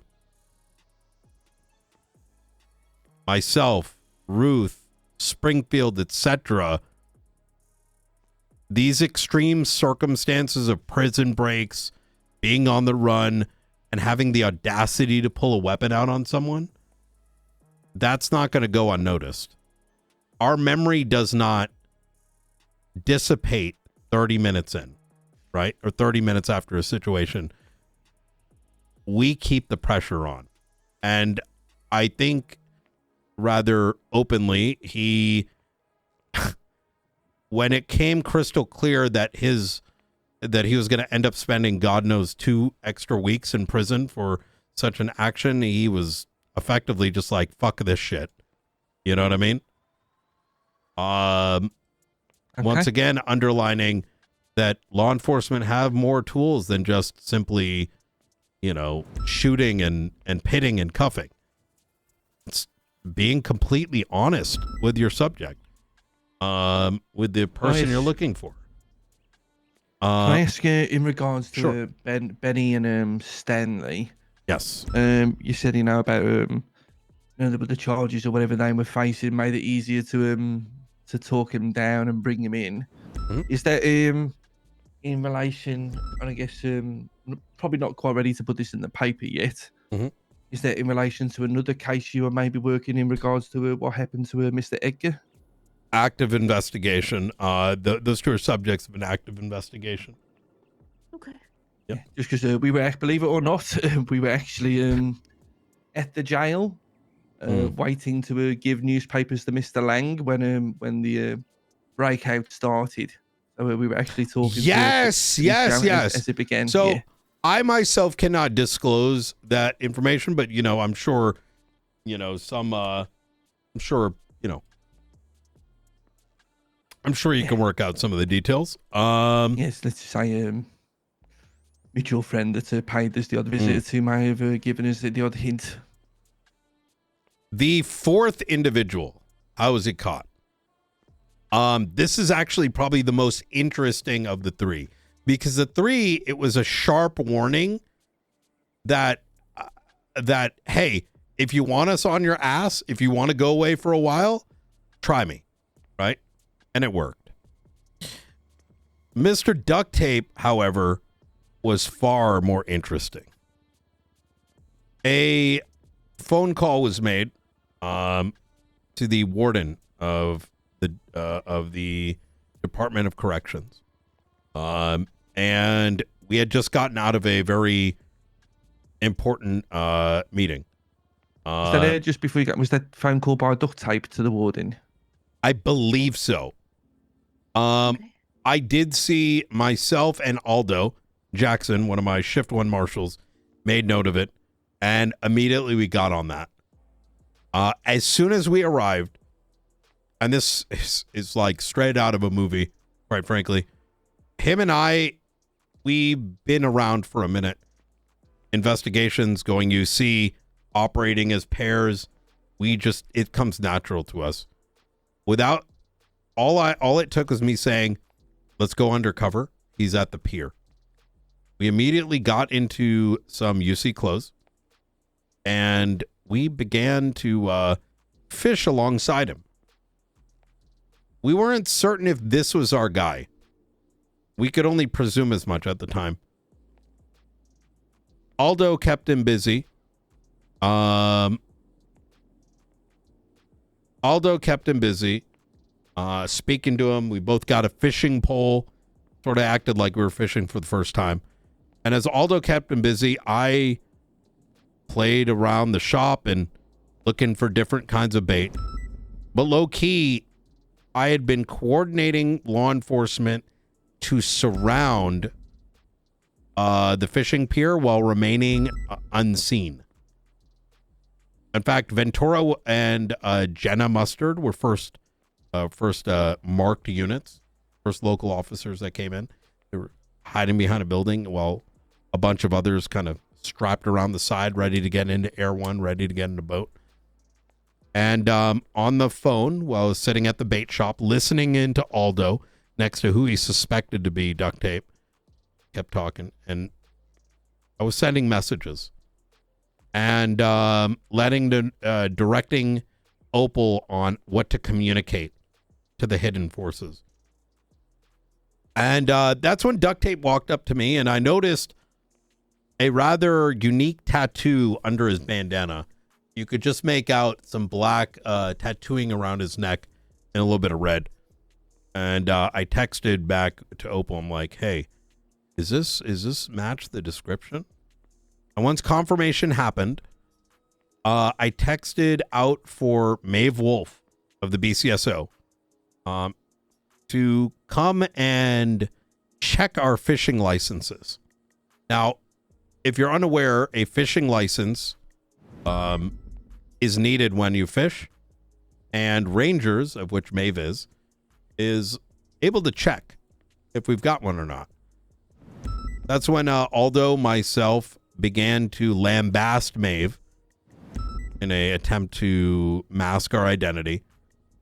Annoyed, upset that our fishing licenses need to be checked. And that's when Mr. Duct Tape says, well, you know what? I don't have one right now, but, maybe I'll get one later. He started to make his way over to the vehicle, and that's when the detainment began. He couldn't run away. He needed to be fined. And the moment that detainment started, he jumps in this car, starts driving. He gets pit, jumps out with a Class 2 firearm, and we put his ass down. Now, the funny thing about all this is, still in my UC gear, I walk up to him, and he goes, "You fucking rat. You called the goddamn cops." And that's when I put on my vest. It was, nice. Yeah, it was kind of sick, not gonna lie.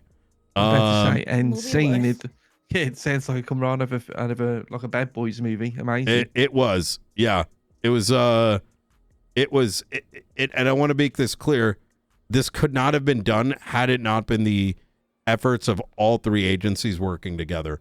And that's the kind of thing that I want to continue to encourage, despite some of what is perceived to be, interdepartmental disputes or whatever. I'm not interested in that.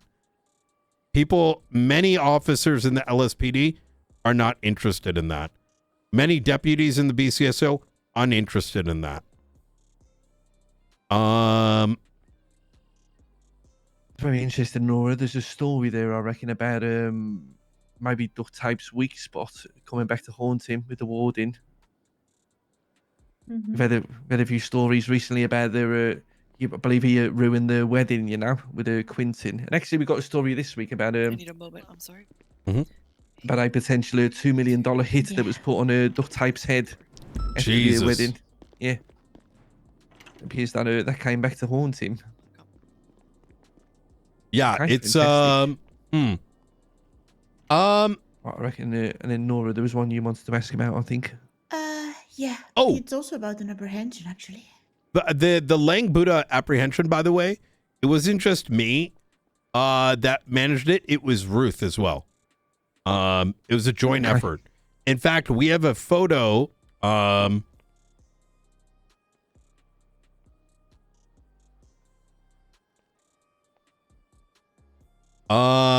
Which, mind you, Lang was wanted for murder.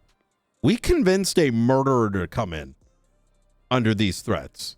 Like when SASM has a lot on you, right?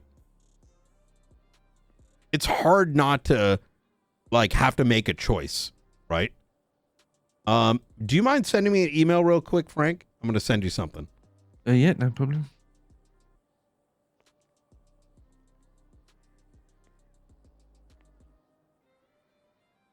Now, the reason I point this out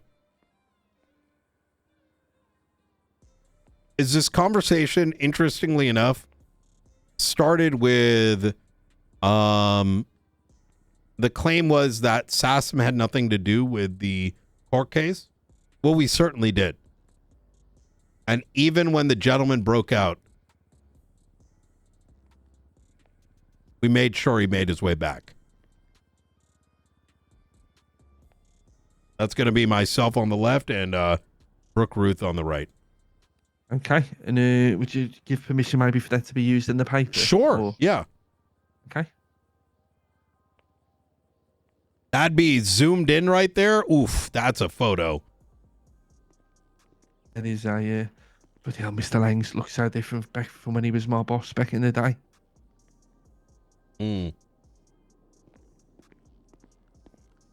Like I said, this motherfucker tried to hold up the marshals, right? And he knew just a handful of sentences. He's like, fuck that shit. Bloody hell, Mr. Lang.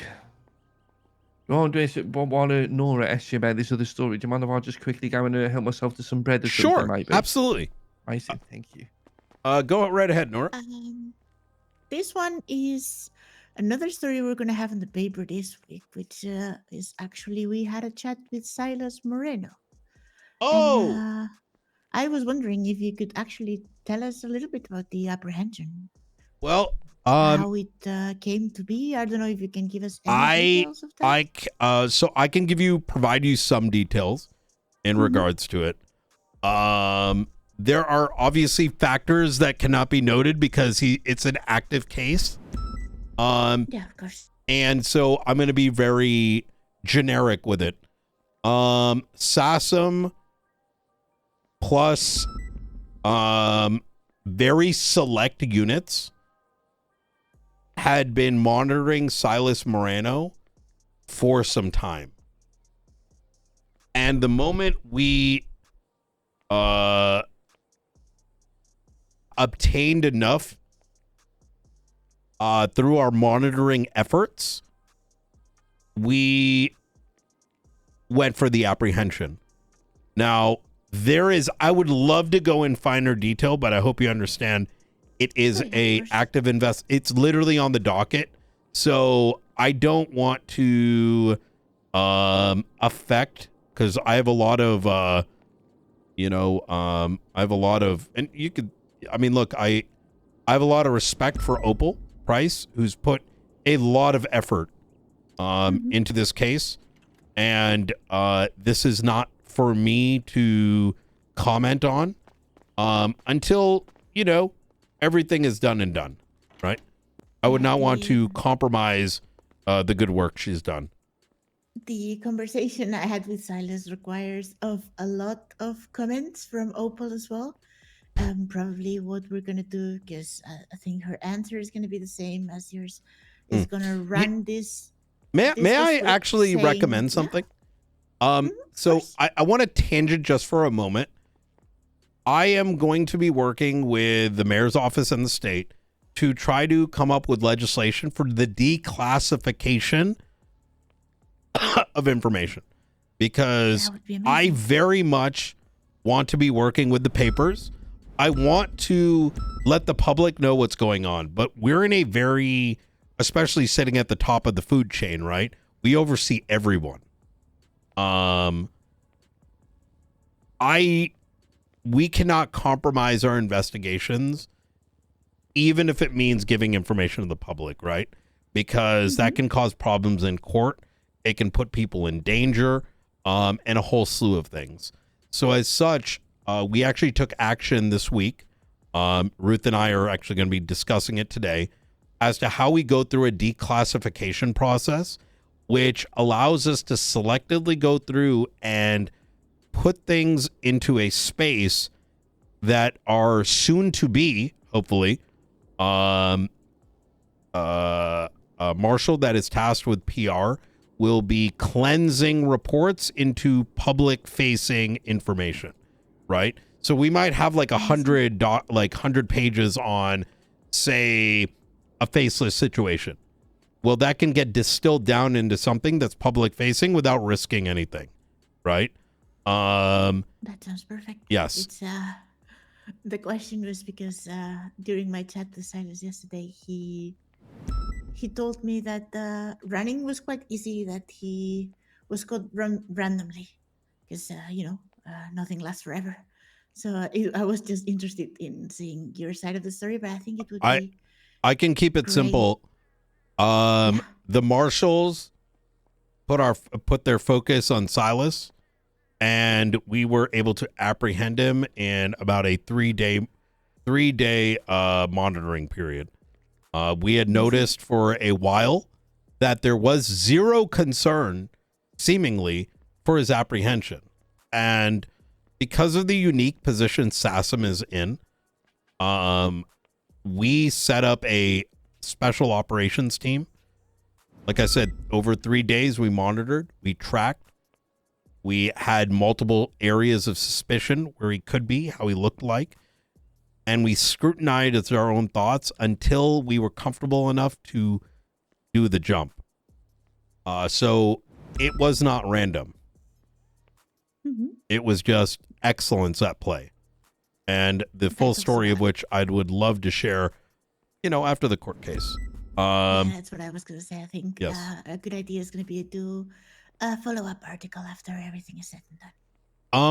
So one thing that I'm going to recommend y'all, and this is something that would benefit you, is if there was legislation today, the problem that I think we have a lot of tea, right? And we would love the world to know, right? I want people to know what these amazing marshals have been up to.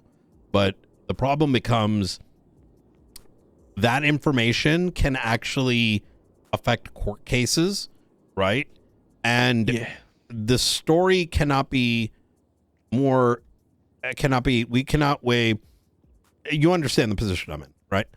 Oh yeah, absolutely. However, legislation could be made where subjects, like, for example, myself and Silas signing something where we openly, let's say, discuss things, but those things would not be, reflective of the court case. You know what I mean? Like, I'm sure there's a way to do something along those lines, right? We're going to be a bit more open, but it's not subject to being entered into, court documents and whatnot.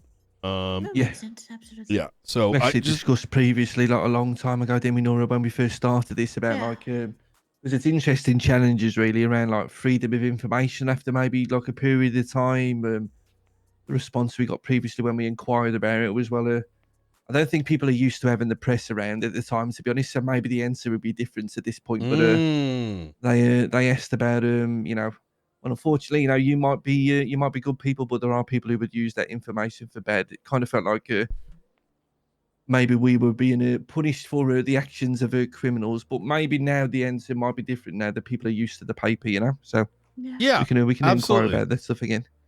Yep. And like I said, we're trying to do what we can on our end to try to make this a bit easier as well, to provide you information. That way, any one of my marshals can go to ideally one of our PR guys, and they distill information down. That investigator looks at it, and they're like, okay, we're good with this, right?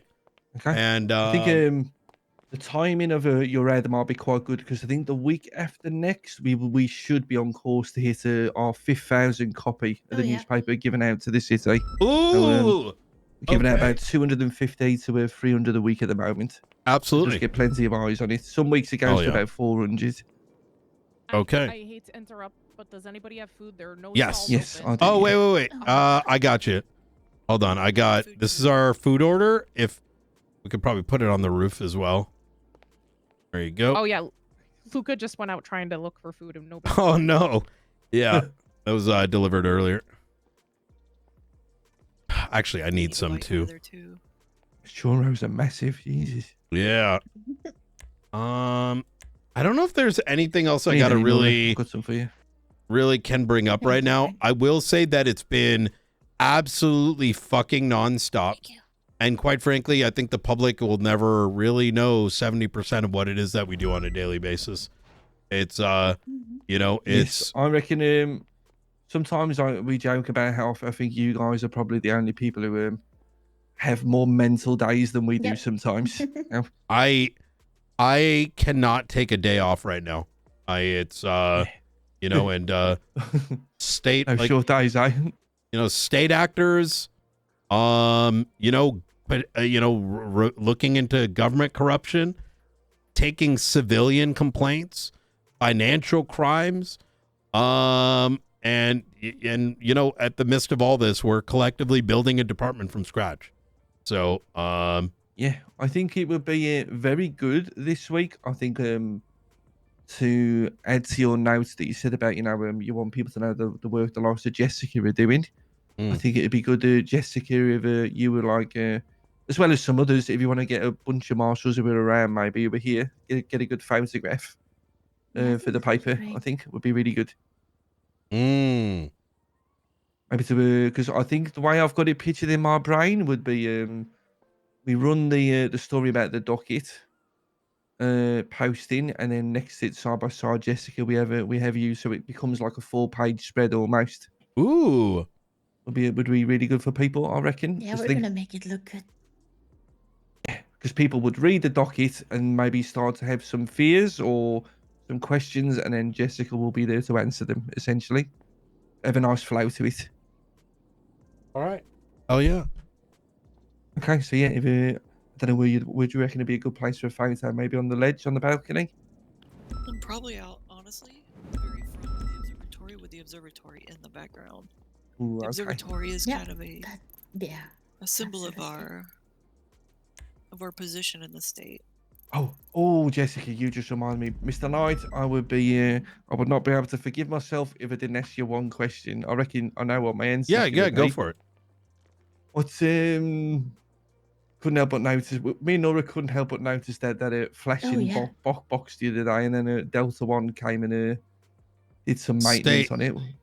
It's related to state security. Okay, are they not located anywhere else? I think it's best to keep away from the paper for everyone's sake. I would say, if I were to tell you, knowing the information will put your life in jeopardy. I think, yeah. So, I can't risk that. You two are way too good and important for this, for the city to, you know, put that burden on you. But you know, we have a habit of putting one story in every week that puts our life at risk. Yeah, fair enough. Yeah, which you've witnessed yourself, you know, with that lovely present we were giving. Oh my God, yes, not wrong. There's just so much going on at once. It's a you know, we're growing. I'll say that much. You know, I just didn't have Delta One down as a handyman. Who's very impressive. He is. Also, I hadn't seen him in a while. Also, Jessica, it was nice to meet you, mate. I respect how much work you put into that. Thank you. It was a pleasure to meet you all as well. Out of interest, who did you used to run around with when you were a criminal? Decanter to BBMC to C4, and then just an independent group in Nino. I often wonder whether that people like yourself, Matt, will make the best investigators and officers, to be honest. Well, I was an enforcer for Decanter. I'm basically just doing the same job, but without killing my own people. Yeah. All right. Right, where do we What want do you this think? A picture phone? of the observatory from like a distant one across the yard? Yeah, I reckon it'll be. I will step on the grass. Yeah, I reckon. I hate stepping on the grass, but What do you reckon the if director you does it all the time. If you maybe get on that path and we stand by the monuments in the middle, maybe that might be a good shot. Or would you want to get the monuments in? I was thinking even further in the background. What does the monument? What is the monument, by the way? This thing. I don't know, actually. I think it's a star or like the galaxy, right? Yeah, I think so. Yeah.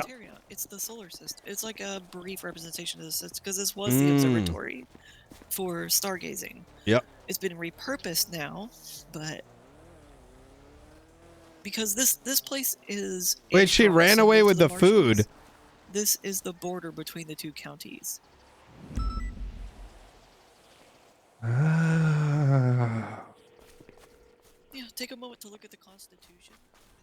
Hello. You ran away with the food, Ruth. I'm starving. No, I gave it to Springfield. Oh, thank God. I'm right in front of the observatory talking Okay. to Falconer. All right. Thank But God. yeah, Springfield has it. Springfield food. Between Blaine and Los Santos County. Okay. I have to Give me be honest, the food box real quick. I haven't looked at the Constitution food, since the archivist had to play with it. Alright. Ooh, thank God. I was gonna say like a picture from if I'm here with the observatory in the back.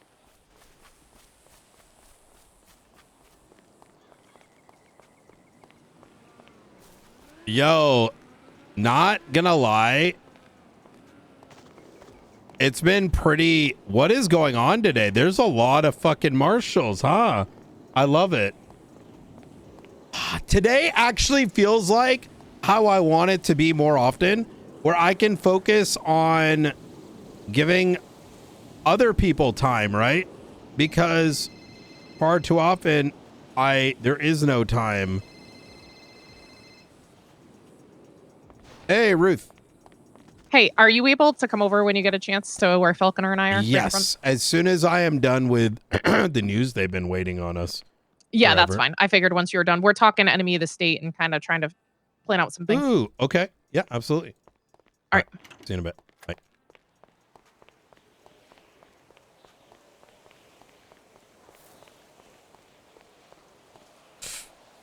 Oh my God, and Aldo's still around.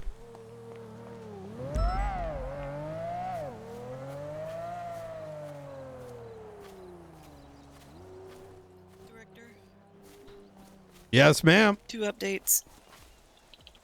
I texted you about them. Just a reminder. Oh, My yeah. PD bot was hacked. Okay. And attacked police officers in the FIB building. What the fuck? As well. Yeah, they had to shoot him down. It sounds like McNulty was involved.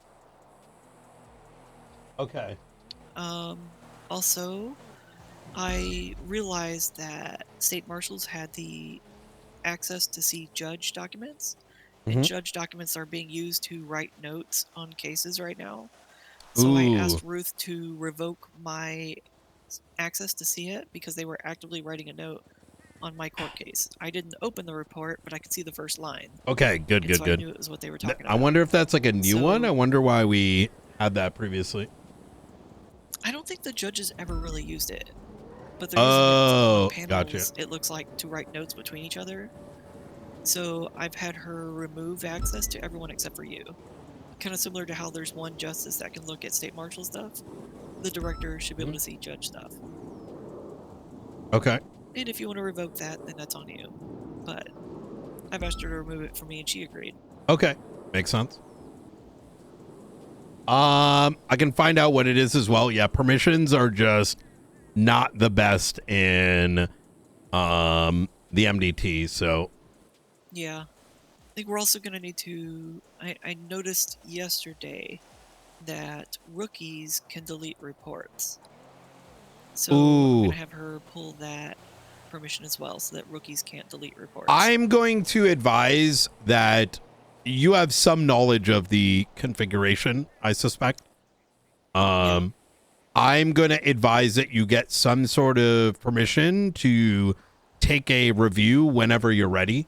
Maybe take a glance over it, and but not now. Whenever time opens up, right? It might be there might be things that are very odd, things that we can't see that we should, or things that we do see that we shouldn't. And I think that's a very important conversation to do at a certain point. Yeah, of course. Let me take this real quick. Nalty? One sec, Jackson. Did you mention the name Helios Yes. In relation to Colby? Kind of. So Colby had access to Helios's location. Which one? At He owns... one point down at Vespucci. Does this guy own... Do you know how many properties Helios owns? Oh, yeah. Yeah, he's on our... And the amount of fucking cars and the amount of fucking properties? Mm-hmm. That's why we have... that's why there's a pretty big... He's a... he's been monitored for about 2 weeks now. I just wanted to double check the name before I'm just going to watch some properties for a little while. That's the way to do it. He should not approach him as from a courtesy, but he's sus as fuck. You know what I mean? All right, no worries. Bye-bye. Easy. Appreciate you. Bye. All right. How did I do, Director? You did good. I wanted to pull you back some. Media before. Only because as I was really realizing, like, everything we function on is someone's looking for a gotcha, right? So I think the generic nature of things is very important, including but not limited to, I'd even put the fucking newspaper into motion just in case, right?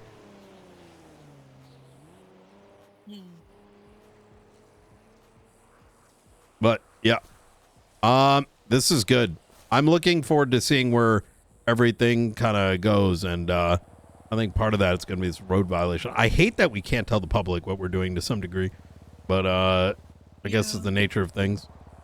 I mean, we do tell the public when it hits the docket. Yes, that is true. I mean, beyond that, right? People aren't going to read the docket. And I think that's where our PR person could come in so handy. I don't know who that is or who it would be, but someone who could take our shit and we say, yo, go and like condense this down. It would need to be an acting marshal that, you know, wants to do it on the side, but, you know, we'll see if that ends up ever happening. I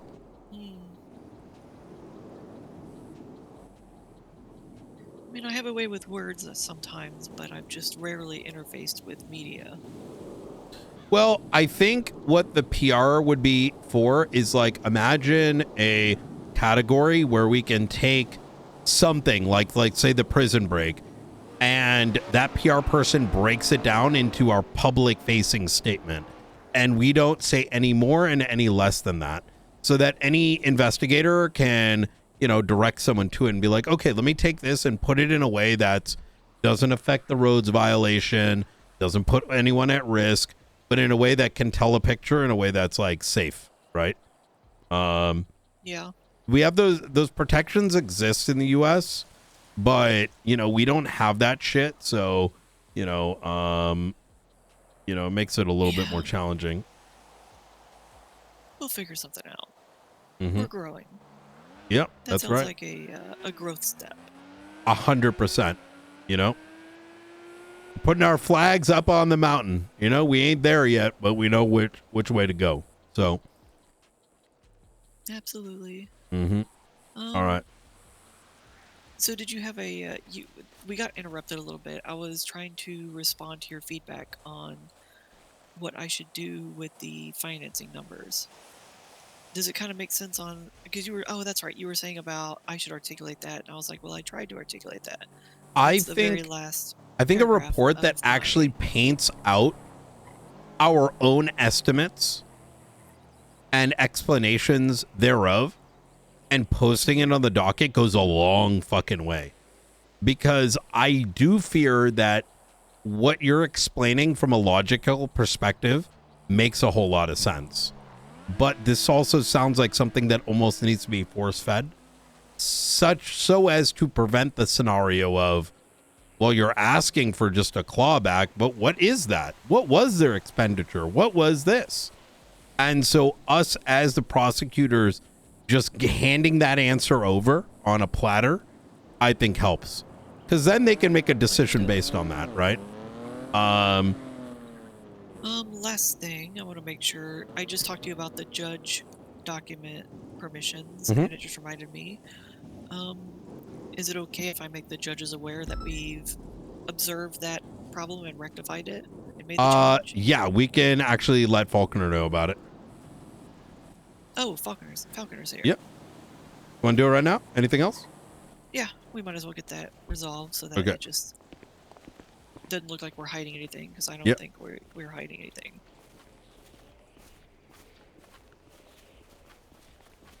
Also, oh my god, I'm loving this outfit.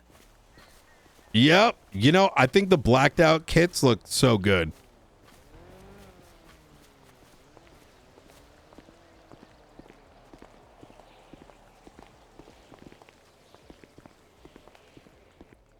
So we're going through my enemy of the state petition for the faceless and kind of making sure we're checking all the legislative boxes and you know how to proceed.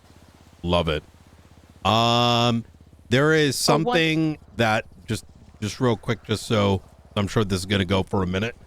There may have been some permission issues there, Faulkner, and Springfield just wanted to notify in a very generic way that about it so that you're aware. Sure. This is not ex parte communication about the Brice Baylor case. Okay, continue. Yeah. Just in case anyone sees me speaking to Cor- Springfield and is like, Yeah. what's going on? I will. Oh, right, you know you're what? in the I will. Let me Yeah. relay it. I will relay it in the. There was some. I think we had access to some judge note thing, and the moment court we notes? became aware, it got removed. So, With the court notes, justice documents, like which ones? I think it was I judge think documents. it was judge. That's Yeah. fine. yeah. I don't know, like, So that We is. removed realized it. they She brought were- it up. We could see it, and we just took it away immediately. all right. Yeah. Yeah. Yeah, because we could see the first line, and I realized the first line was 3 numbers, and I realized those 3 numbers were address numbers matching one of my cases. So I immediately dropped it, notified Ruth, and had her revoke my permissions, so I couldn't Yeah. see it. All right. Okay. Oh, yeah. I mean, you'll see that on the docket today, anyway. Yeah, You know- I just don't want to see anything from a judge's notes, and don't want to Yeah, ever that- have to risk that issue. Yeah, Yeah. that's fine. Yeah. I think this all goes back to that conversation we had, Faulkner. One day we'll have Discordia level permissions of inheritance and whatever, and you know, but we'll Yeah, work it's, with what when we you- got. When you add in a rank, you have to manually create everything. You can't Yep. duplicate, and that's when things, you know, I didn't do perfect. Listen, I had Yeah. deputy marshals couldn't make weapon registries that I had to fix Look, earlier. when I got made a justice, the only thing the actual justice rank could see was DOC command reports. Nice. Just none of the other justices realized because they had the admin tag as well. Oh yeah. All right. Okay. I was just saying to Ruth Brown, the judicial panel, you know, at first I thought of, you know, conflict because like Sean was given a card directly, you know, I was involved, well, I say involved, I was in the courthouse when it got bombed, but then, you know, I don't think Charlie or Mr. Blue or whoever's going to come into court and start arguing, you know, granular levels of conflict of interest. Mm. If they ever even see a courtroom, that is, because I've heard that these assets tend to have those, you know, Soviet Cyanide era pills. cyanide tooth things. So, yeah, I will. Okay. So with this formal petition, this is your guys' formal petition, yeah? Yes. Okay. And I do have at the will- bottom like the section 4, 5, and 6 I kind of put there based on the legislation, but like that because I was trying to create sort of a template for ones going forward as well. So Mhm. any of that needs to be changed as well. Of course it can. I was just trying to get like one formal document. Mm. Okay. I will let the others know and see who can be available because I know Liz is taking a week off because she needs to go home for Thanksgiving. He leaves on Sunday. Grayson has the Silas trial on Saturday. So hopefully we could get this done on Friday. Hell yeah. I imagine this is going to be closed, right? Given the Yeah, some of the we disclosures. haven't talked about that because if we make it public, you know, while the very slim chance I of said, Mr. you know, Blue it would be showing up. it would be great to see who would speak up for the faceless. Easy Attic way to top probe No, to note them hell next. no. Yeah, Hell but no? there's going to be names and risk. Like, you know, we I know. can't. I Yeah. But then I that was 100% also like agree. you're saying, hello, faceless, come bomb this place, come hold these people up. Yup. You know, send Frederick White and William Hunter and, well, probably not Brandon, but, you know, Yeah. come send those people to come fuck us up. Oh crap! It's time for my mandated 9-minute lunch break. I'm just Okay. gonna go pass out in the All right. observatory. Sounds good. Yeah, and Are let you me know gonna if eat there's lunch if you anything. pass it? Anyway. Yeah, I will try and get this scheduled for Friday. If Mhm. not, then Monday would be the day. Easy. If anything comes up in the interim, 'cause like I said to Ruth, there's the bit that says a justice mission interim designation order pending full hearing if immediate threat is demonstrated. Mm. If something, you know, that would fall under an immediate threat comes up, let us know. But other than that, yeah, we'll try and get it for Friday or Monday, depending on Yeah, when. and even Friday should be able to be around. This is this Friday, right? Mm-hmm. Yes. It is Wednesday. Ooh. Yeah, because it's not Okay. like, you know, we need to ask Mr. Blue's availability. Although we No. even could. Yeah. So would it just be like myself and probably Brian and the justices? Yeah, whoever you think can speak to it best. Like, if you know, if McNulty can be there, it seems he was a victim. Mm. And, you know. Yep. Okay. However you think you can best present it to us. Okay. All right.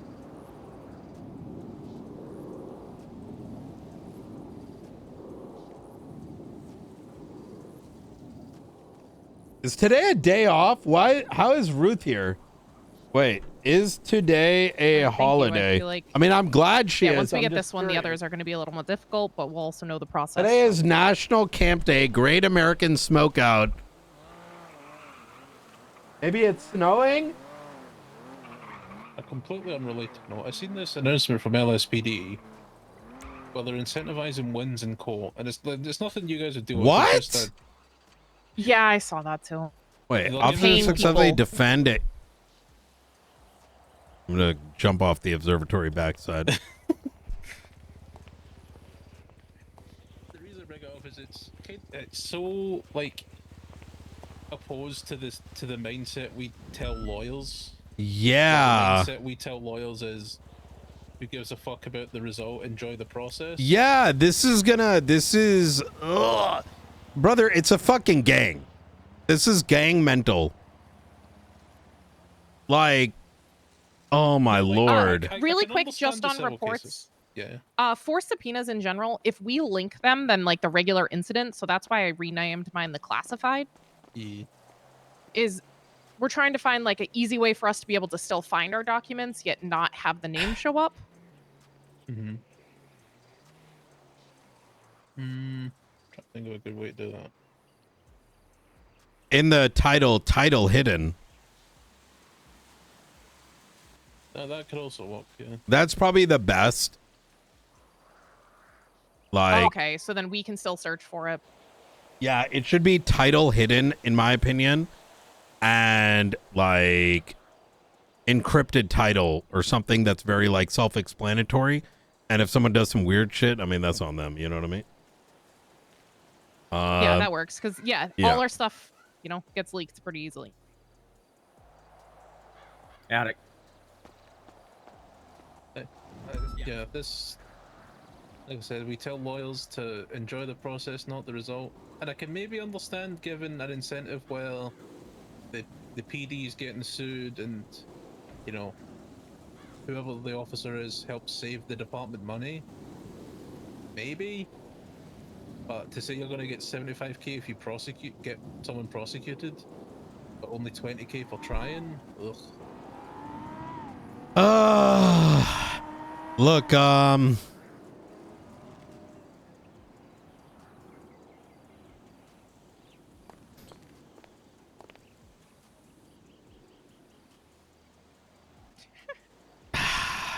Listen, there's a reason I transferred the second pred got put in place. Everyone, just sit there and watch the rabbits hop by. I'm sure it'll help. Oh, they tried to tell the paper that we didn't do anything on the murder case. So I gave that. Pred tried to let him know, and so I sat the Chronicle through the docket. I was like, look who issued it. Look whose statement is first. Look who's second. Look who's third.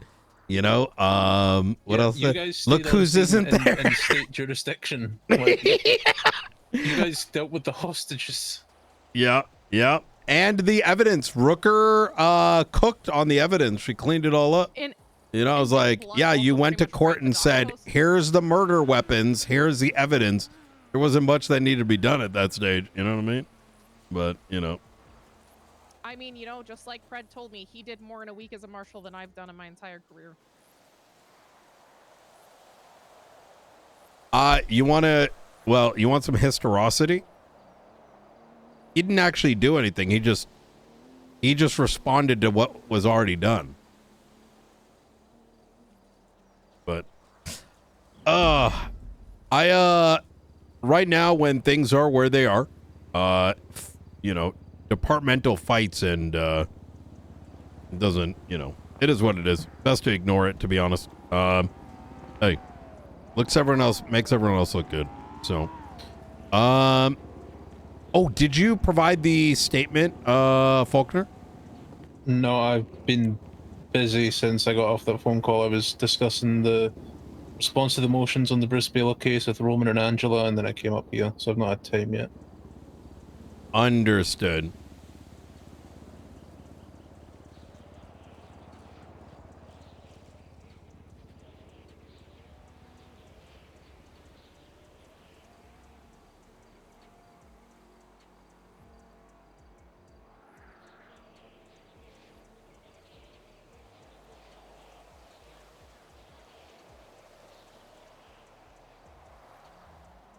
I've just let the other justices know that you guys have put in that formal request, so we'll see what we get back.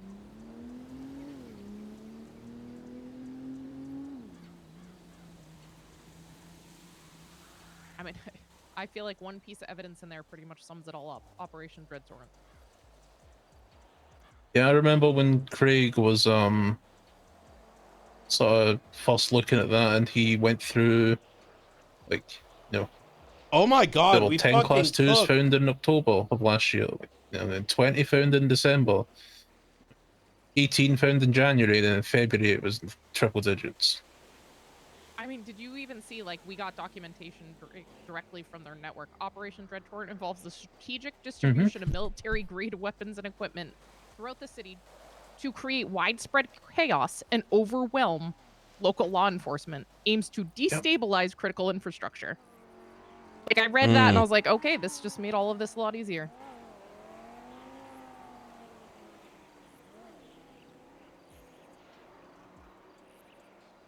It's looking like Friday.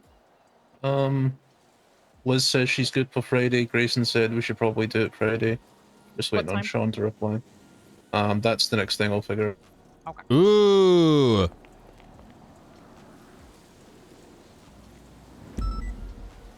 That's your car right there, right? The blue one over there. All right. We had visitors yesterday, so trying to remain as vigilant as I can. Mm-hmm. Not the good kind either. Kind we're talking about right now. Oof. There's a Mr. Green. Yeah, I seen that in the thing. I'd say that they're doing Reservoir Dogs. Ruth said it's Power Rangers. Yep. He specifically came to visit us yesterday, and I haven't yet figured out what the meaning is. I mean, obviously there's speculation, but, you know, nothing even remotely solid. So either Something a I was warning also saying to or... Ruth was, like, there could be multiple Mr. Blues. There could be multiple Mr. Greens. Could be multiple Charlies. Yeah, very true. Like, it could be like the color can be a responsibility, right? Yeah, it could be like a title they inherit. Yeah. or like a persona that is passed on. Mm-hmm. Like DNA is the only thing that's gonna like tie it together. Yes. What time on Friday would work best for you guys? For me, after 4 o'clock. Yeah. Like after. The only 2 thing hours before is, I'm gonna actually advocate not for Friday. Friday is terrorism the last couple weeks. So I think if it's not Friday, it might be pushed back to like after Thanksgiving. Yeah. So that's why Liz can't be there, and if we want all four there to make the best decision. Okay. As a worst case, I can always run out, right? Just Yeah. Yeah, I mean, I think regardless, like I have the knowledge to be able to get it if one of us needs a break. 100%. Okay. Okay.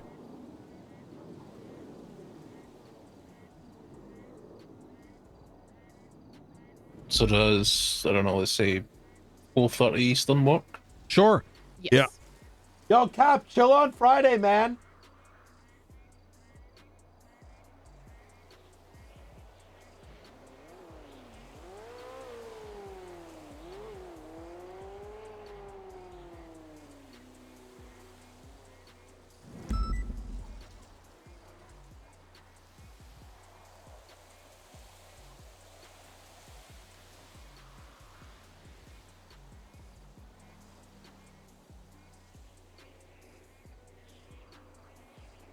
Yeah, like long term, I can never plan things ahead of time, which is why my docket availability always sucks. But like a day or two ahead of time, I can usually like know ahead of time.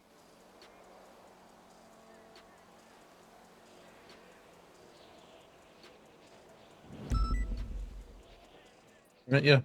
Seems everyone's locked in. Okay, fuck yeah. May I pull Ruth aside? Yeah, of course. All right, unless there's more y'all got it.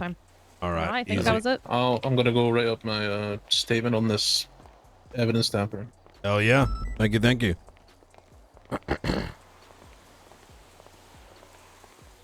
Holy shit, today's been very productive. I. What's going on, Luca? What's going on? Just back-to-back 78s with PD at government buildings. Oh, Jesus. First FIB, then in MRPD at the cells, and then back at IAA. It's all it's Oh my PD box shit, God. though. It's not anything we're gonna have to worry about. You know what I mean? Okay, good. How has Coyote been? And He's been good, man. Very self-motivated. You know, Yeah. he reaches out when he needs help, but he's not like always climbing up my leg or anybody's leg to like ask every little thing, right? He makes decisions on his own and all that. But if he's unsure, Easy. he does ask, which is pretty much all we want from somebody. Is he like documenting anything? I've seen like one report, and I know he's been working on stuff. That's why I'm like, is he tracking it, or is he just verbally doing everything? That I don't. I have to ask him. That I have to actually ask him. Okay. Yeah. I think he's putting it in like Obsidian or something, but I'm uncertain. Might be worth Obsidian. Okay. Yeah, like an external tool. It's just I know his stuff overlaps with Aldo's as well, so I just want to make sure they're not like doing the same things twice or like messing with each other. Yeah. Without realizing. Yep, 100%. Ah, I can't believe it's already 6. Holy shit! Anybody ever heard from Junior? Like anything at all? I got no fucking idea. Yeah. But he's not dead. We know that much. So. All right, Brian, for the thing you were looking for, the white card, that was when the manor situation at the chicken factory. You got off of Charlie, but all the evidence is corrupted. I have the white card Oh, you have it? right there. Oh yeah, this is corrupted. Yeah. Yep, but I think we can have. I'm gonna call in Delta One right now, and maybe See if I can fix it. Yeah. Yeah, because that was found with the Skipper Jones interrogation.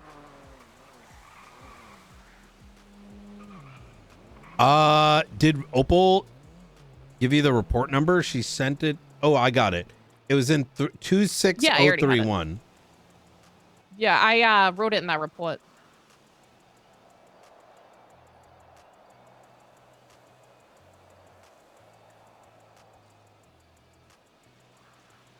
Easy. All right.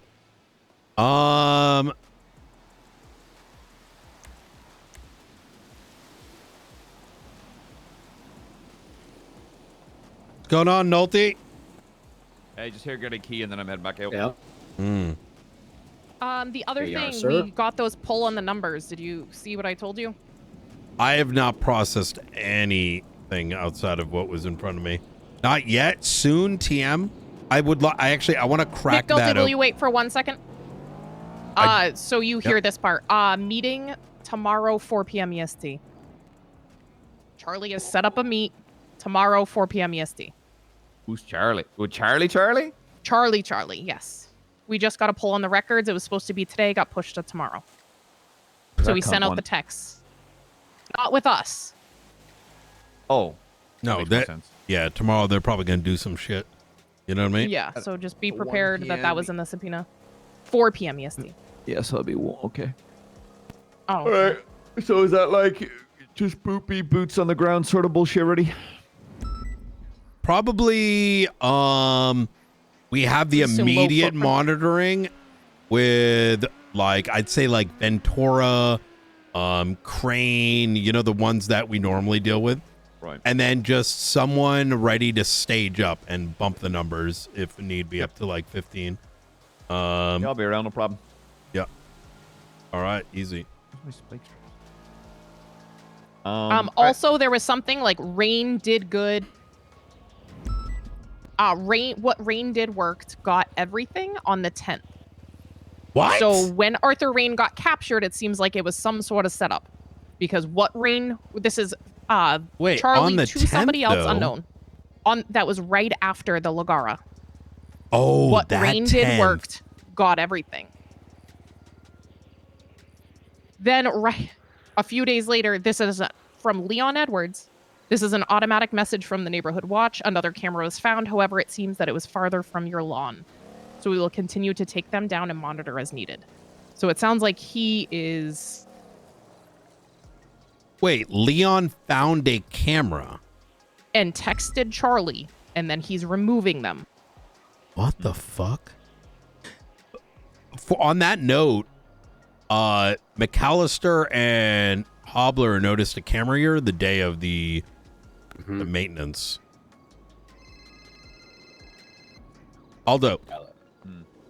Hey, when we were talking this morning, did the mayor's office bring up that there was threats against him at all? I was very cooked, so I don't know if I'm remembering correctly. She did, yes. I said Check the most recent report. She Coyote, briefly brought it up, but Diaz brought up to me about somebody holding a knife to a blonde woman, asking if they were the mayor. she didn't bring this up. No, she brought up that this just Carmine- happened. Wait, what the fuck?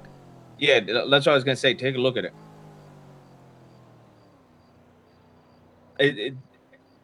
And at first, I think he was confused, but then he was like, "Wait, what's the mayor of the North look like?" And I was like, "Well, Dawn's blonde." And he's like, "This makes way more sense because they held a knife to a blonde woman, asking if they were the mayor." So I wanted to know Yeah, if you but knew about Sybil isn't the mayor. Well, yeah, but like if you approach, I think logically, if somebody was told the blonde mayor, right, and then they see a blonde woman. Oh fuck! Yeah, Okay, and it was no, at the courthouse, this and is it was at the this courthouse. is new because Okay, that's what new, Dawn that's brought different? to me. Yeah, what Dawn brought to me was Carmine harassing, and get in touch with her ASAP. In my opinion. All right. I'll see if she's around and Okay. and have Diaz call her. Let's also make Angel aware. It's already a report. It was initially a state marshal, but Diaz wanted to make it public to the Blaine County and the LSPD, so we made it into a normal report that they can see. I don't agree with that. Okay, you don't think it should be that? No, because How about you call Diaz? You just call Diaz, and I'll call Dawn. no. You make a call. I trust you. All right. Take care. Dog it. Only thing I want you to shit.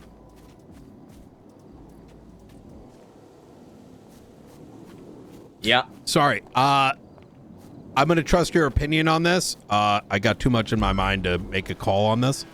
But the only factor that I want you to weigh is not everyone in PD gives a fuck, and this could come out. So Yeah, I mean, to me, I'll keep talking to Diaz about it. Yeah. And to me, if I made it clear before he put it into the report, if there's anything sensitive, that it should be taken out. 100%. Okay, I love We already had that conversation. Yep. So Okay, beautiful, I don't think beautiful. it's that big of a deal then. All right. All right. Easy. Also, at some point before I go 42, I'll pick your brain about something. Okay, sounds good. Later. All right, Take talk care. to you. I love that Aldo's here. Yeah. But it just makes anything regarding Reen's capture a little more sus. Yeah. Well, I still don't believe that was. What do you mean, like his capture by us is suspicious? Just anything. Do you know what like time of the night you might have captured him? Like how late it was? That is a definite question, 100%. Because this text was sent at like 11 p.m. EST. I remember it was far in the day because we had been doing ops all day. Maybe like Chad, how good was that? 7. I was like, 8, you know 9 what? PM EST, I don't need to maybe? make this decision. So the text probably was after you captured him. Yeah. Maybe. I'm not. That is with about I'm saying that with about 50% certainty. Riker. Queue check. Queue Also check? placing the queue. Yeah, also placing the queue. We're just wrapping up. Yeah. I think It's a very quick question. Oh, yeah, go for it. These 4 SIM cards that we found. Yes. I just got the subpoena written for them. Just want to double check if there's any other dates or times that you want for them other than the same ones we had. I think it should be 3 days prior to the jailbreak until afterwards, and then based on what comes out of it, And as for the report, I would make it an investigative detective report to begin. Yeah, and we'll go from there. You know, so keep it investigative report with the results. You mean, or well, like if there was any report made on it, it's just started as an investigative one, so it's detectives only. But actually, you know what? When you get the results, it should probably just go into like a SASM plus detectives investigation report. Okay, cool. I'm gonna get this Easy. sent off then. Easy. All right, good shit. Catch you later. Bye.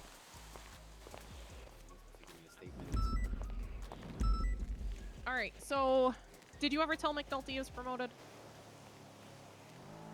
Did I tell him? Yeah. No. McNulty. I didn't know. McNulty! Nulty. Yeah, brother. What's your rank? My rank? Yeah. Marshal, I guess. Full marshal, deputy marshal. Deputy marshal? Okay. The reason I ask is I don't remember if I told you got promoted. No, you did. Or I did? Okay. Easy. All right. Wow, double promotion. Double. Congratulations. 2-time deputy marshal back to back. Yeah.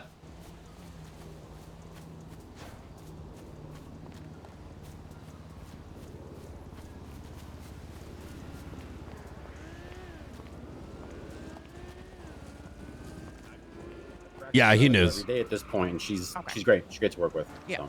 We're talking about other ones. I think Rooker is ready to be promoted. I agree. Yeah, And, but we also talked about the checklist.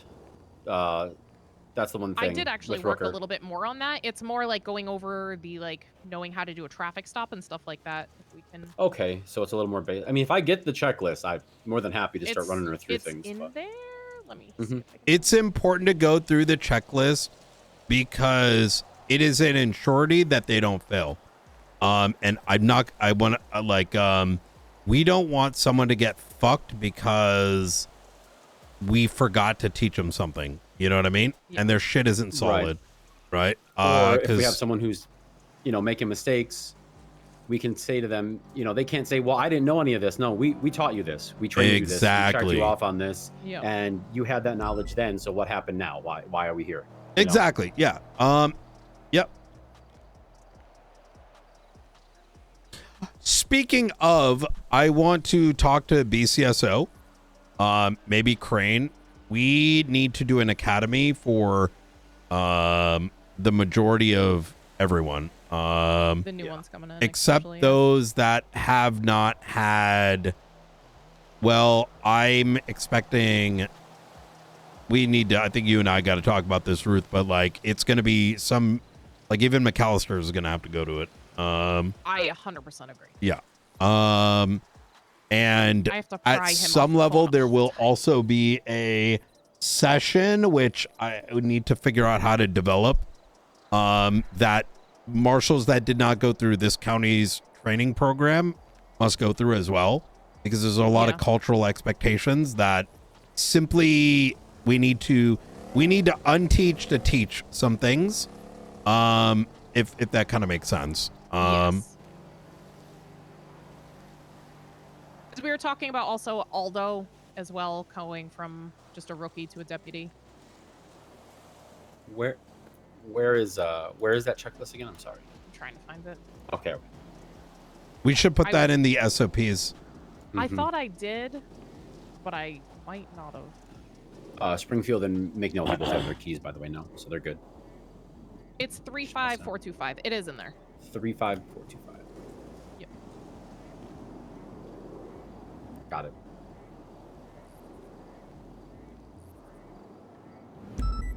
I didn't tag it. That's why.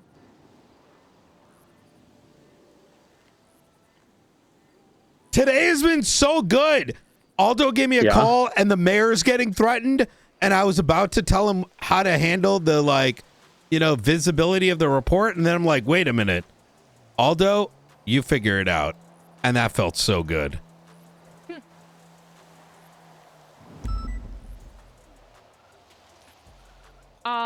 Yeah, that's why I was saying I think he's good to go up to deputy whenever you think so.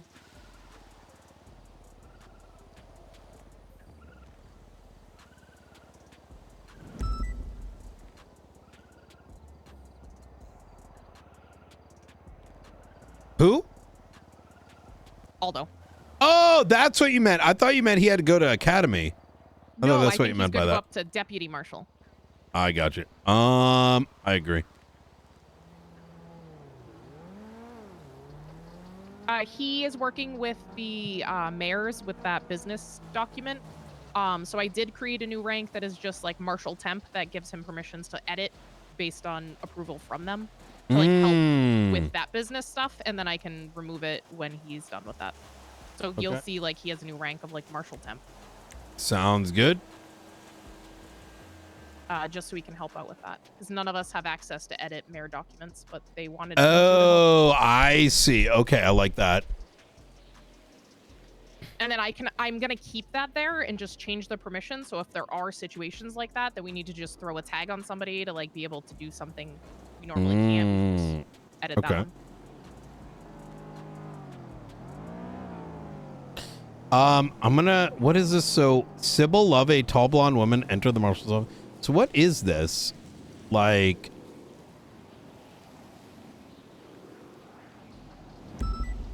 someone tried to hold a knife to her.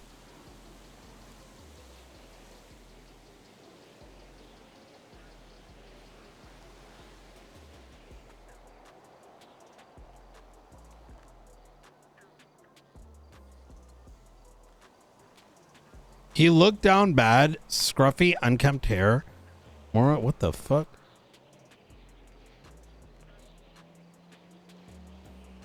I'd say when you're ready to wind down night, you really should look at the new Charlie number. Yeah, I'm gonna think about warming make some sure you have food, time. and then I'll be ready to Yeah, go. without- And I think you and I gotta like really catch up on some shit. Give me a sec. I'll be right back.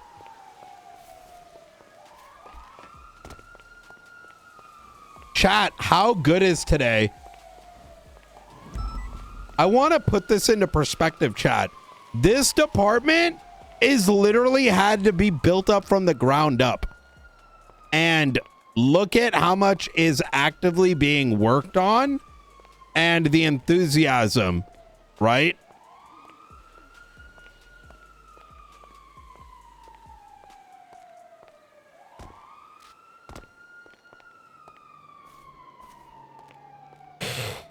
You start coughing a lot because that liquid moves around. But yeah.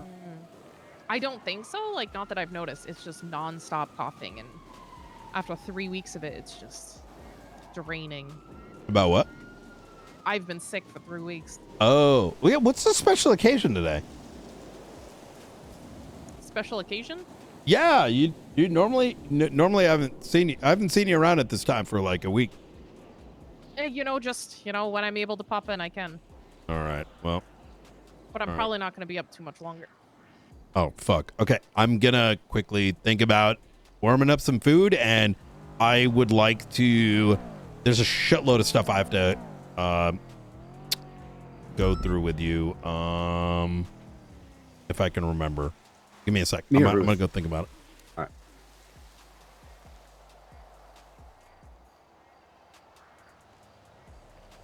We're right back, chat.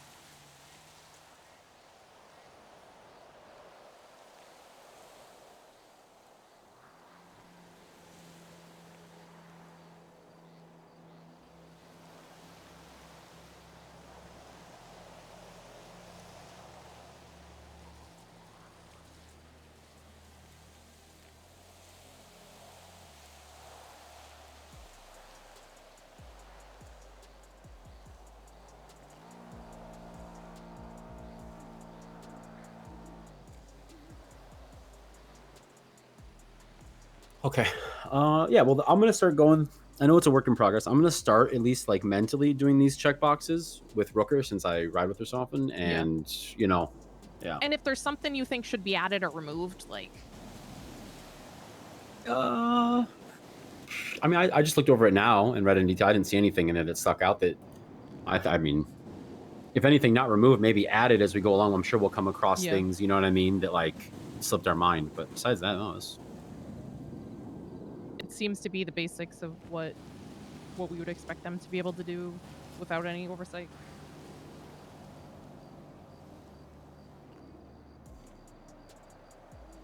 Be right back. I'm gonna run to the bathroom and...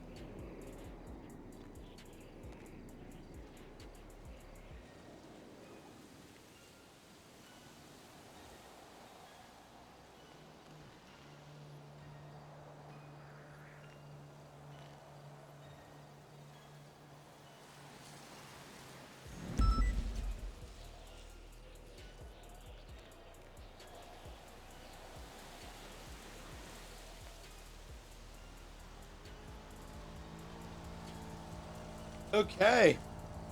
I'm back, boys. All right. Woo.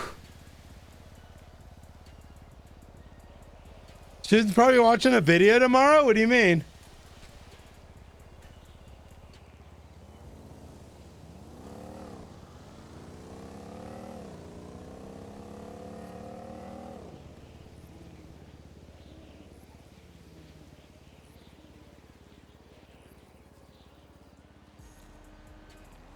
Okay. Let's take a look. Oh.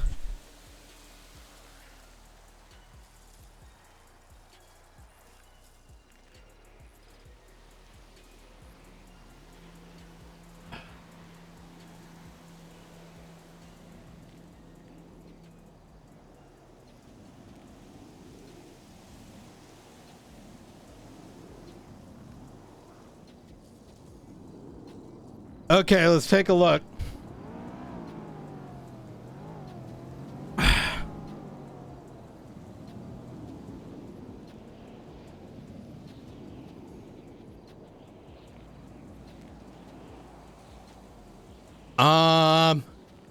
Wait, where did she put the...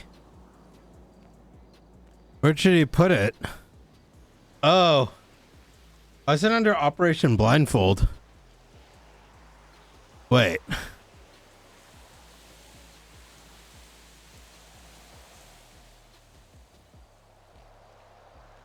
Oh, I see. Wait, this is new. Oh, we updated this.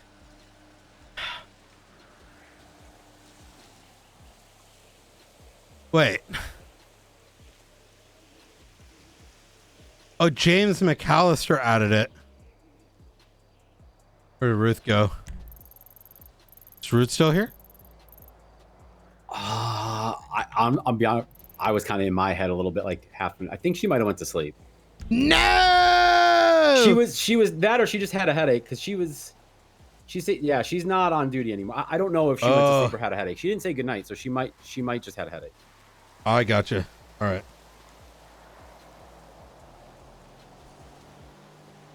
All good. Got some food in.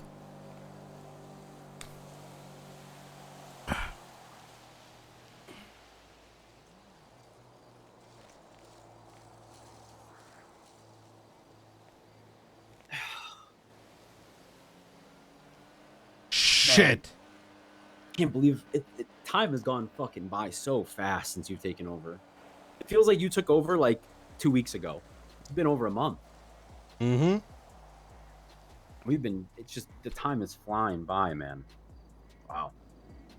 There's so much police work left untapped that it's all the big shit too, Brian. Nobody wants to work it. Brother, look at this announcement. It's embarrassing. You know, they tried to throw... Brother, Bill Mays... Fucking trash. Bro, I told you about that shit. Yeah. The fucking response he put in? Like, mysteriously, no written statement from him today like he promised he would give me, so I'm about to blow his phone up. Yeah. LSPD court comments. Oh, it's like... fucking embarrassing. This guy, we talked to him in good faith and goes inside. They're just not following up. Whatever. Like, bench trial. You successfully defend a lawsuit will be... Wait till you hear. Did you know? Actually, you know that report you put in yesterday? Yeah. I got contacted by Angel saying Maxwell is claiming everything can be FOIA'd unless there's a tag. She went and made up some bullshit and told Angel about it. Well, I'm guessing somebody said that to Maxwell too, that she got that from somewhere. She didn't just make that up out of thin air. That's what I'm saying. Who do you think it was? It came from that conversation yesterday. I think it was Mays. Angel said he did not. That Maxwell told her that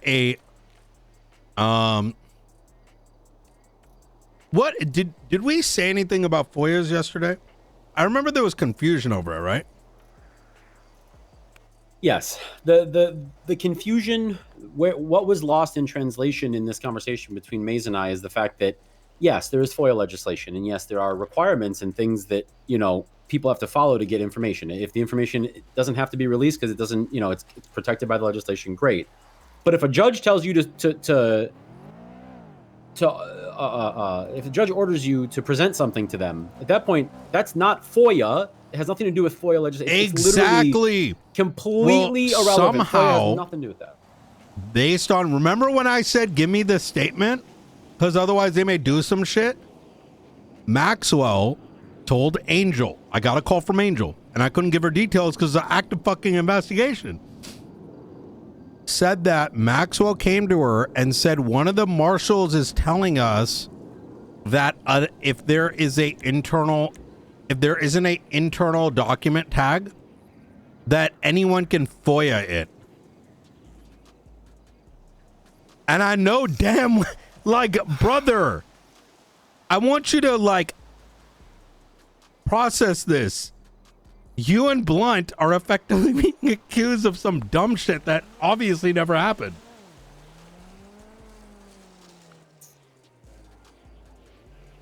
On an active case where they're subject to it. What are they blaming on us? Did you not hear what I said? No, I'm saying though, how are they going to put that on us? What are they even? They're it's saying not that I didn't that hear what you said. It's that I can't comprehend. It doesn't make they're fucking claiming sense.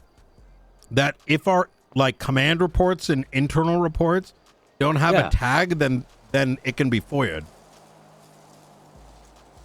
No, it's about the category of the fucking report. The report literally says on there we have categories for a reason. If it's a command report and it's under the category of command report, but that doesn't, a category doesn't automatically absolve you from having to release it either. You know what I mean? That's what I'm saying. Specifically, that's just completely cooked. They took what happened yesterday. Listen, I told Angel that it's just dumb fuck Maze and the LSPD. That obviously neither you or Blunt would have said that. I didn't even say you were Blunt, right? But I knew what they were referring to, and I was just like, these are just dumb fucks. I mean, listen, all they do is pass the fucking buck, right? So, I don't even know how to handle that. This makes me not want to go have a conversation with them ever again. If they ask for me for something, at least this specific person, it's I don't want to talk. I don't. Do you see snake shit? You want help, and the second that I give you any help, it's actually just a fucking snake. Why do you think I was tripping yesterday about the Bill Mays shit? No, I know. No. I went and did the same thing. Tripping. You were being real. Yeah. So that's why anytime it's just give us a statement, write it. Yeah. And honestly, from now on, that Bill Mays guy, if he wants any marshal's attention, I'm just gonna tell him statement. If he really wants to push it up, I'm the down chain, there. I'll let Could you you know write me a about it. statement? I want to make sure that I don't misinterpret your words. That's the professional way to do it. You know what I mean?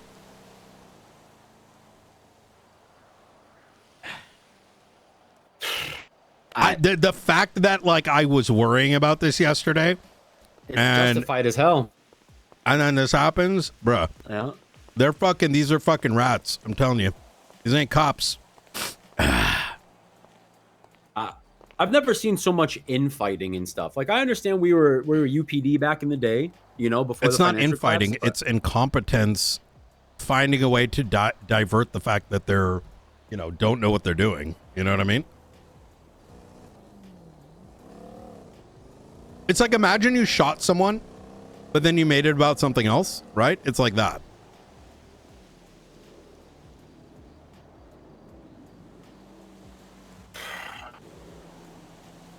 Yeah, I don't. Wasn't that the point of this department that we're now running? Wasn't the point of this department was to stop that shit from becoming a cultural issue in law enforcement? And that never happened. No, they don't want that. So that's why we work with BCSO. Listen, I didn't just come. I started with that mentality, and then I realized it wasn't possible. Got myself a nice cough drop. Okay. So you should call Angel and just be like, hey, could you tell me what was relayed to you? Genuinely. Just because you're working the case, obviously don't tell her anything. Just say, it's in an active investigation, but Knight told me that it was important to ask you what was relayed to you from Maxwell regarding the internal tag, and then write her statement down. You know what I mean? So it's okay, Luca. I'm rubbing your shoulders right now. You know, it's gonna be good. All right, I'm gonna call him. I'm gonna steal Ruth here. Yeah. All right. Yeah, go for it. I'm gonna go inside and call Angel. I'm very curious now. I got like 15 minutes. Fuck. Okay. So we yeah, this academy thing, I want us to, I'm now sort of like, as some things are coming to a close, we killed it, right? Yeah. I want to either get Crane to hold an academy. I think Crane would be perfect. But I also think that we first start with a curriculum, and I want you to imagine that this curriculum is version 1 of what could be used a year from now. You understand my meaning? Like, this is not a let's do it for now. This is like, this is the next 1 year academy plan. And one of the core units is about how to be a cop. And and that includes, in that is professionalism. And are you ready for this? What does it mean to value someone's life? I'm serious. You know, I'm not even joking. Like, I know what you mean, because that is something, you know, tried to ingrain into people a long time ago. yeah. Like, you shouldn't just, you know, pip people at 200 miles what per did hour. she 'cause you tweet? can.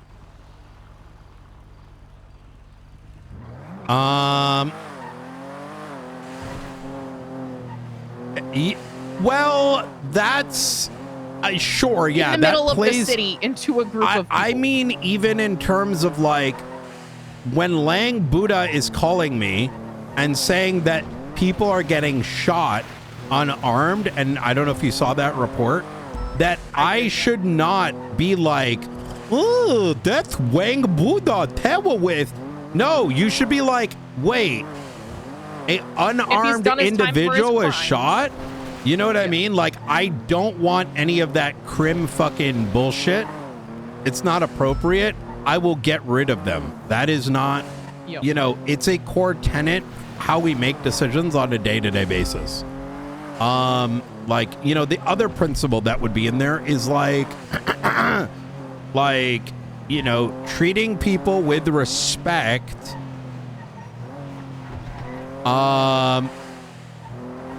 And enough, like, listen, if someone's been dogging on your ass as a criminal for God knows, yeah, give it back. You know, bite back if you need to. But you are always going to be the first to put your, you know, your guard down, right? That is, I think, a core tenet because, you know, and I had this good conversation with Coyote earlier. Is I reminded him, not that he was going down this route, but like in advance of what could be. Hey, Danger might be doing all these things, right? Don't get ahead of yourself and paint this man a villain. You don't know him yet. You don't know the why, right? We are not here to create criminality. We are first here to understand what has occurred and then let the evidence define it, right?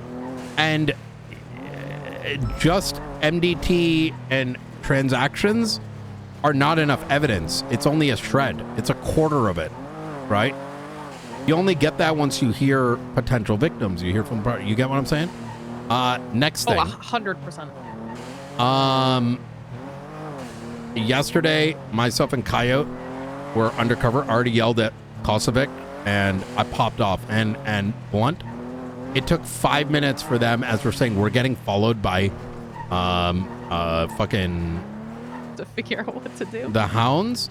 They literally were like, there was no sense of urgency. There was no like, let me figure out where they are. There was like, they gave me a bunch of dog shit reasons as to why they couldn't do anything, and it was dog shit. Even their answers were dog shit. But it's okay. They need to be drilled with sense of urgency, right? Like, you have a radio, call 77s. You have a GPS, figure it out. You know something's happening, do not fall asleep on the job. And like, I know Luca has a bit of a sleepy problem, right? I'm aware of it. We're gonna break him out of that. I know Blunt may not know what to do in the moment because he's great. He's fantastic. But he also needs experience in this county's and how to patrolling environment, especially because they are full marshals, right? So these are sort of the things that we have to drill in them because I like them. I need them to improve. You see where I'm going with this, and that's why I think drawing out the modules are very important. Like similar to McAllister, I think he's going to be great, but he doesn't know fuck all when he says he does, right? Yeah, I mean, I think his biggest thing is his ego. He thinks he knows more and thinks he knows. I don't know where he doesn't listen when people try to tell him. Yeah, and that's my biggest concern with him. That's what we need to tear it down after this, because that ego has caused him to effectively not get help early. And I told Blunt to get on it to help him because we're effectively learned late that he's unsure of the chess game, right? Like, get a plea deal. I've helped assess that, but you know, like, I'll be like, do the plea, and he goes, this is not me shitting on them, right? This is, I need your help to fix them. No, I know, and that's, I've been trying to push McAllister for a lot of different things and trying to. He thinks he knows, but then he also asks, and I've kind of been like forcing him to figure some stuff out on his own. Yeah, like he told me, yeah, you know, I normally like to do plea deals and blah, blah, blah. I'm like, brother, you think I'm retarded? When did you finish? When did you do a plea deal? When did you go to court? Like, you know what I'm saying? Like, not here. That's the thing. Maybe somewhere else. That somewhere else is it somewhere else. It's a whole different place. It's a whole different ball game, right? And I think he needs to have a plea deal for Bobby, but like, he's all now very unsure he isn't has enough for treason. But I think he just writes so much that he's not able to like pull out just the immediate facts. Yeah, and that's okay. This is a big learning lesson. Yep. Quite frankly, most of the threat is gone because now Bobby's gone crazy, right? So I'm okay with them, and it's okay whatever happens. I'm gonna be happy with it. My biggest thing is he comes out learning something from it, right? Exactly. Because that's the most I can ask for.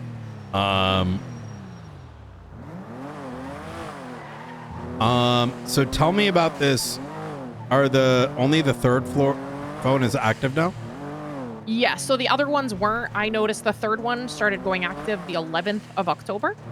That we knew of. Apparently it was since beginning of October. That means... Doesn't that mean that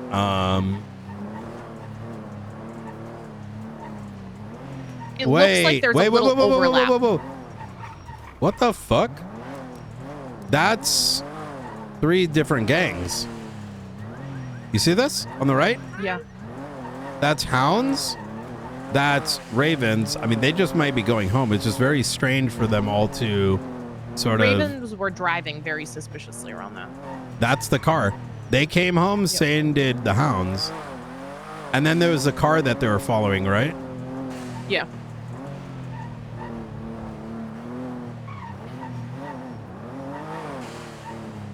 I'm just happy got the enemy of the state stuff pushed so we can get that narrowed down, at least for the organization.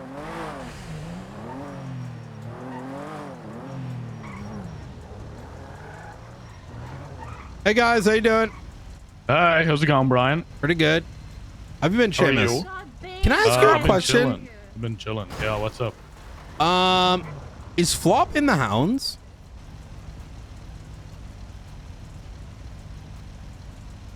Was that like a secret? No, not at all. He's not? He Wait, wears is he the in the cut. Hounds? No, he is. Yeah, no, it's not a secret. He wears the cut every day. Oh, gotcha. Okay, there was some confusion over it. I'm like, I'm pretty sure he's in the hounds. And like, No, yeah, no, he ain't. definitely is. Okay, easy. All right. The only thing maybe that people are getting confused about is there's Flops Rain Man, but he hasn't been around in a while, and he's never been part of us. I know people get Flop and Flops confused a good bit. I gotcha. Okay, easy. I appreciate it, Seamus. You staying out of trouble? No problem. Trying my best, living life, surviving. All right, word up. All right, y'all stay safe. Hey, I appreciate you, Brian. I really think I just thought of this now. We do need people monitoring that meeting tomorrow and trying to figure out beforehand where they're going. Because what if they're meeting about Brandon? Yeah, that's something that we need to pull at, and it's been so fucking hectic. Yeah. I won't be around that early. It's at 4 p.m. tomorrow, so we need people tailing them before 4, figuring out where they're coming from, where they're going. You need to... McNulty knows about it, so I'm hoping he'll pull people in. So this is kind of my struggle in shift 1 is before 3 p.m. is the best time to like workshop, right? Realistically, or the weekends. We just, now all those coming around, Chapman seemed really good. Apparently Blunt is recommending a completely different person. I thought they were the same person, so that's good. But,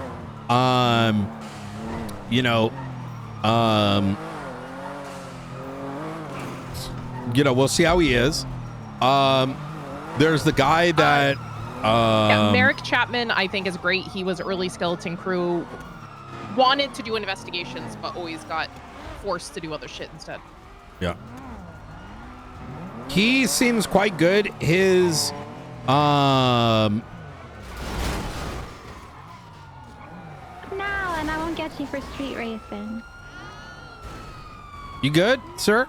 I'm all right, thank you. No. Hey, ma'am, you ran his ass over. Say sorry. Why would you do that? Slow down. Hear me? Slow down next time. Slow down. Okay? Yeah. Man. Jeez. Ma'am, you weren't gonna win anyways, all right? You didn't gotta kill him over the anger. Jesus. Well, people these days. you were all in the back and then you ran into him. That's ridiculous. I'm fine. Surprisingly, I'm somehow not down. I'm good. All right. I'll start behind you. All right, y'all stay safe. You too. Nakota, I think, is going to be good when it comes to that because he genuinely likes to dig into things, but he also is rational. That's the hardest part, right? Very, very overly rational, which we need that balance. We do. We have some people who are less rational and some who are, so he helps balance that out. Agreed. He's very much like, what are the facts? Yeah, Aldo, Chapman, Nakota were 3 of the people I leaned on the most. Okay, this is perfect. I think that's going to get us in a good spot, to be honest. So a couple things. Let's tap on. Wait, let's put that evidence away. Whatever. I gave you the white card. Okay, yeah. Yep.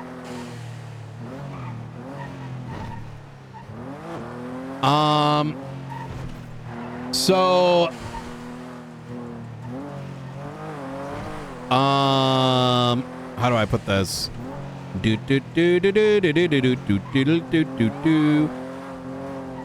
I suspect when I looked through the records of Mr. White and what's his name, the Sneaky, they're both looking for, I don't think this is nothing. It could be coincidence. Oh, the house stuff? Yeah. It's like they were all looking for a decorator and they landed on Tessa, right? And they're talking about the mime thing, like the theory I told you about. That's not crazy, right? Like, I mean, no, I don't think it's a crazy theory, but it also could be coincidence. With, it could be coincidence. Did they just get houses, stuff like that? Well, no. So let me tell you what it was again. Is that Tessa learned that the guy who owned the house that we put Brandon in is no longer with the mimes. The mimes used to be out of there. They used to be at war with the clowns. And he reached out to Tessa days before. It's not inconceivable that, Sneaky and Tessa, like pointed him in that direction, right? The mime went, because remember, Brandon was like, Oh, this yeah. guy that can't talk and blah, blah, blah. Let's say the mime didn't give him the fucking place to stay. And then the mime fucking ratted it out. And I say that because the mime has ratted them out in the past, the clowns, right? He's kind of like a clown, but he doesn't talk. The second is that they're all looking for furnishing and shit. Tessa's the one that ends up doing it. What were they building up, right? And anyways, sorry. No, you're right. So, I'm excited tomorrow to have a conversation after you've looked through the recent. Ooh, and that conversation was with Helios. The guy's got mad properties.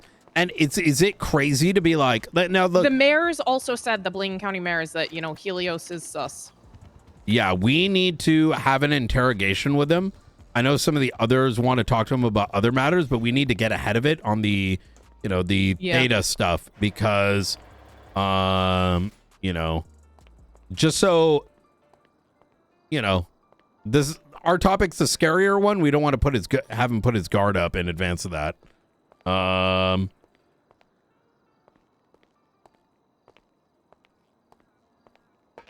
There's this Canadian guy I want to bring in. I'm going to have a chat with him as well. And I think I'm just going to launch him. But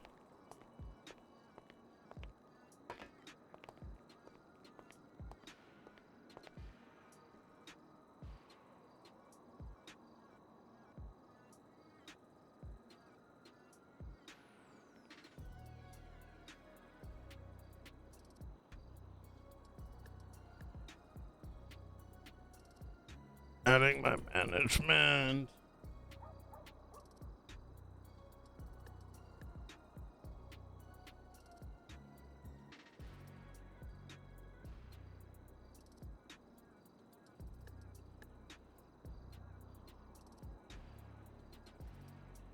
Sorry, I had to forward an email to my manager. I think. Remember the report number this came from, because I know it came from the report and not the incident. What I like about Chapman is he ends into from shift 3, right? So He's perfect timing. yeah, and I think this Canadian guy also wakes up before me, which is huge, good. right? I Can rather filter out some of the smaller stuff so you don't even have to deal with it. exactly that. And this Canadian guy seems like someone that I'm gonna very quickly turn into a leader. So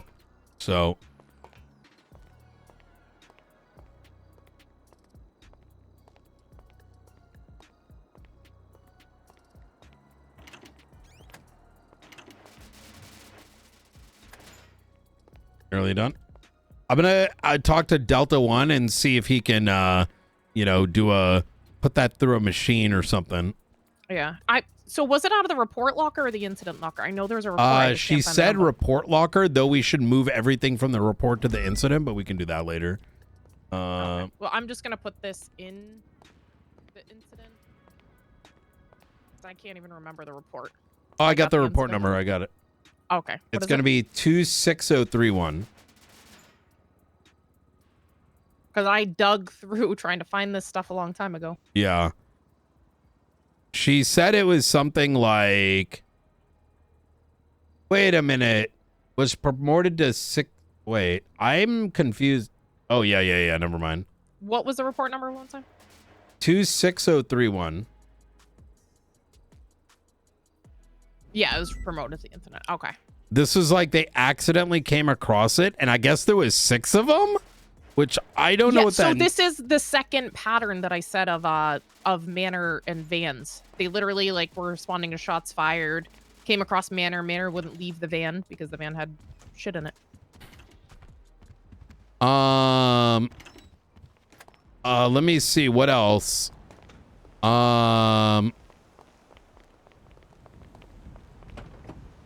There's also, I put up a thing for, we have to reapproach this click up stuff. I think I'm going to talk to Sean about it. It's just, I'm finally catching up. Thank God. Right? Yeah. To be fair, Sassam got dealt the worst hand. It's a good hand too, right? We got Can tested. we head back towards observatory because I don't have much longer. Yes. Let me get gas on the way. murders out of the way. Most of the people are away.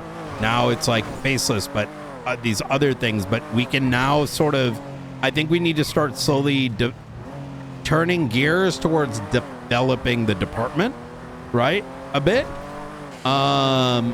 So we talked about Academy. I'm hoping we get a PR guy. And what I mean by that, a marshal who can take on the task of like, who likes creative writing, let's say, that might be able to take our reports and turn it into PR facing, right? So it's not roads violated. It's not like putting people at risk, but it's like, imagine one of us can be like, yo, can you PR this? You put a PR tag and they know what to do to make it into what can be released, right? Yeah, I like that. In regards to Mr. Smith, okay, we talked about the houses, right? Or the told you about the text messages. Whether it's Mr. Smith or whether it's the fifth inmate, I think both circumstances are gonna. Clues are going to lead us to possibly one of the two, right? Yeah.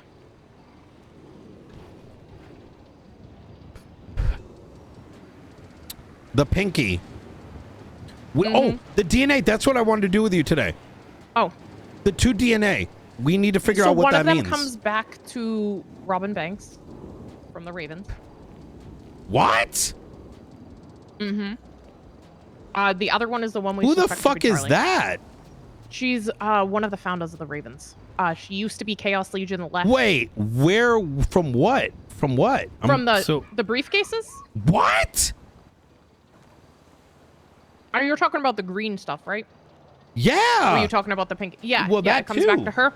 So I'm wondering if the money could be them paying them. What's her state ID? 166.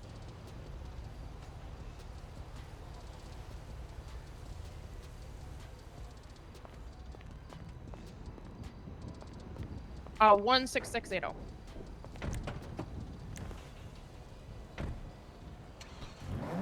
Huh? What the fuck? Wait, that is so unexpected. And then the second one, what did that come back to? Like That confirmed comes back to her the DNA? on the bat. Yeah, that one's confirmed hers. The other one is the one we found on the bat. We found on cards before, so we believe it's Charlie's. I'm so confused to hear that. Wait. Ravens? Oh yeah, observatory. Ravens, I mean, they do, we know they have the business. I was trying to see, she's not the treasurer. Oh my God. Because I was wondering if she was that, but she is a founder. I have an answer to it, possibly. Those are the crates what if that was actual payments? I mean, he's just shoving it in our face right there, then. Yeah, as he did the first time. True. Like, think about it. Am I tripping? Those other cases, it could have been, let's say, Charlie giving money, but let's just ignore the cases without the DNA. Those cases with their DNA quite literally could have been taxes on whatever the Ravens are selling, which is what, magazines, right? No, I think they're ammo. Ammo. I mean, because there ain't no way that the Ravens would have helped set up that situation at the observatory, right? Nope. But it makes sense. It was fresh, wasn't it? Yeah. It was very clear prints. Oh my God, that is insane. So that's where, like, I think they're just shoving it. They're not here for the money. They're just showing that they're here for the control. And that they don't care about it, yeah. Yep. Hey, everything all right? Yeah, no, I'm good. I just didn't want to, block the line of traffic. I mean, I can keep moving if you think it's a problem. No, you're good. Just checking on you. Wasn't sure if, like, what was going on. Yeah, all good. Appreciate All it right. there. But yeah, we're just making sure we're getting out of the lane of traffic. Yeah, you're good. So. All right, you stay safe. Good to see you again, by the way. Oh, good to see you too there, Brian. Good to see you too. So. That is the leader of the Chaos Legion. Well, he's effectively, I think he either is the president or the spokesperson of. But what you saw there and what you saw earlier with the hounds, that should be how marshals act in general, I mean, right? easy way to identify, have a conversation, and it, could be nothing, or later it might be something too. I agree. Either way, sort of builds rapport. And that, even then, is a secondary, right? The primary is, like, genuinely, right? Like, don't be unnecessarily. Even felons should like trust people. us. Yes. All right. I should be around for a little bit tomorrow. Definitely Friday for that hearing. Mm-hmm. And then, yeah, I'll be around a bit on the All right. weekend. I have a stupid court case deposition, but I put some Ruth fixes up, by the way. Including one for you in Springfield on 3-digit I names. did see that, yeah. I figure writing up SOPs and then we discuss that and then we implement it in. Yep. All right. You should talk to McAllister about IAA stuff. Okay. Sooner will rather do. than later with information you just told me, but you need to hear it from him. Okay. Sounds good. All right. Take care. Hello, Doctor. Hey, I was told by Ruth there's some shit we need to talk about. Is this a drive-in chat or a over the phone? Your call. Whatever works. I just need to know. You remember how I handed you that book the other day? Which one? The one that mentioned the San Andreas State Marshals of the Sanctum book. Maybe? It mentioned how the DOJ and legislative authorities were corrupt. Oh, with the assets puppet and faces. thing. Yeah, the puppet thing. Yeah. You mentioned that you'd seen that somewhere before. Do you happen to remember as to where?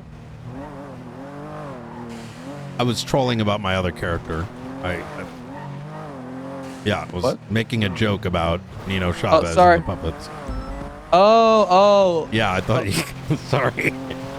No, I was like, oh, maybe this is supposed to be Nino, and then, Junior Huntley, and because like, what do you think? That's what I'm assuming that picture might have been. Yeah, your old implying. boss, Nino Chavez. Yeah. No, my current boss, Senator Chavez. Oh, Senator. He's a senator now.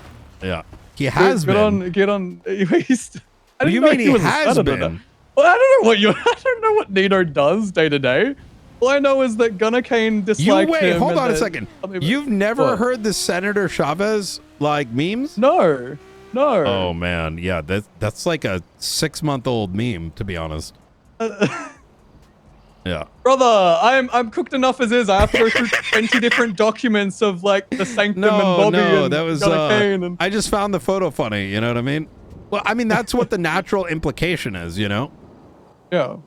I mean, look, to tell you the truth, I mean, listen, I'm telling you as a director, that's likely supposed to be Nino Jr. and like, listen. It is. I don't get conflicted easy because I don't give a fuck about, that kind of stuff.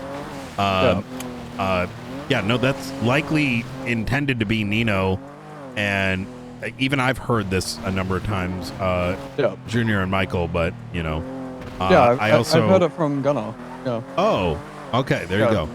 Oh, that's it. I thought this was an IAA thing. I thought it was going to be worse than this. No. See, although I'll get onto that eventually once I'm done with this Bobby shit. Okay. Okay, easy. Yeah. All right. Hey, cool. you're getting the help you need? I asked Ruth for some help. I think she's probably going to be going Ruth back is very difficult to get time for, right? Because of her. She teaches at a. She teaches like new cadets and. Maybe Springfield. Maybe open to it, right? Maybe worth asking. I don't know if she's freed up. Only if she's got time. That would be a good one, right? Yeah. And this is a tough one, but like I said, plea deal is. Didn't he Blunt write up a plea deal? So here's what he gave to me, right? He gave me the plea deal that was just like the base template plea deal, that involved, the psych evaluation as well, which is good. But other than that, I've received no help from anyone. Okay. This is kind of where you have to kind of almost demand it. I know we're not at a point yet where my full marshals are fully there. Like that's their what their role is. We will get there, but in interim, see if Springfield can give you a hand. Also hit up Norman Adams and explain to him what the situation is so he can also legalize some of it, right? So that's and I that's been half of understand my you need a problem. second set of eyes to distill some of the information, right? Start with the plea deal, like I said, is, plea deal will be, I think 7 years, personally. On the risk of him getting significantly more, given the fact that we stopped it and it sends enough of a message, $1 million, and do this. Contact Norman Adams right now. Ask him to be around. And okay, I will. All right, easy. And then let me know when he's around, and boom, boom. Easy done. I will do that right now. I've been cooking on the trees and stuff. I don't just have the whole, he went against legislation argument anymore. There is one more argument I have based off of a book that Tony gave to me. Yep. And I'm going to need to question Bobby on it. Easy. So I will talk to you when I can. Okay. And I'll let you know. All right. Good shit. All right, brother. All right. Talk to you Goodbye, soon. Director. Bye.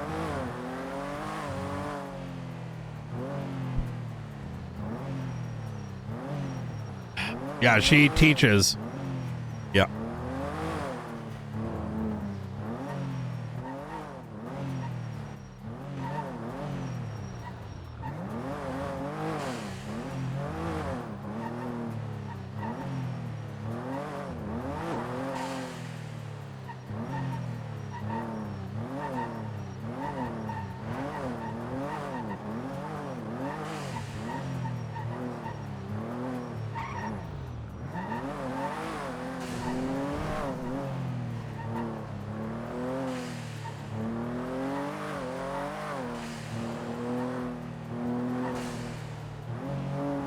I'm curious if our students watch our content. Let's not go too deep into that conversation.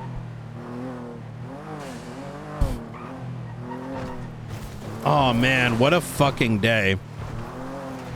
What a fucking day.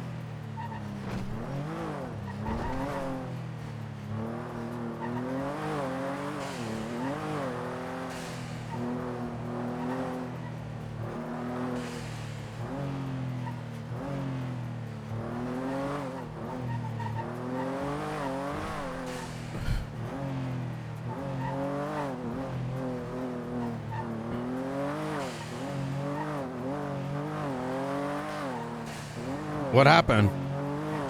Yo, chat, you're the best moderators. Why? Anguish mods, let me ask you a question. How often do you ever have to actually do anything nowadays? Chat's pretty good.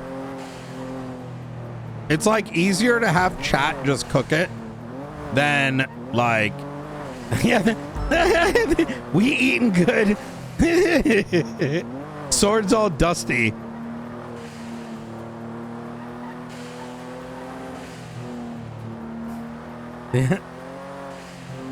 Oh man.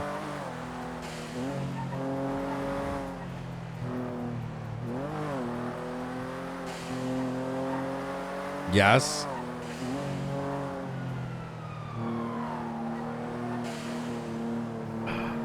Bro, yeah, we've been going 8 hours fucking straight.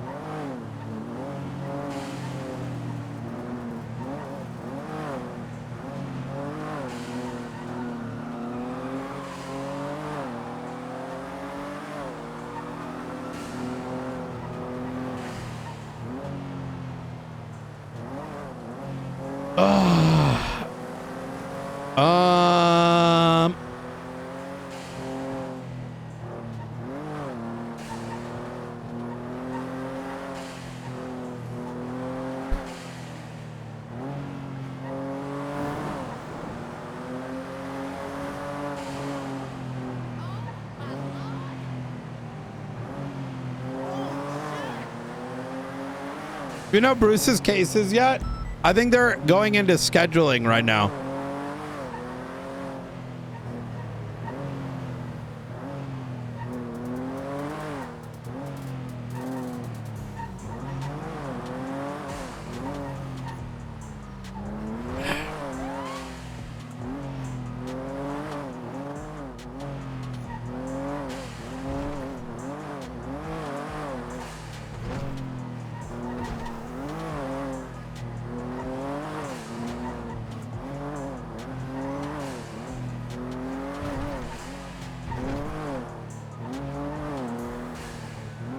Doo-doo-doo.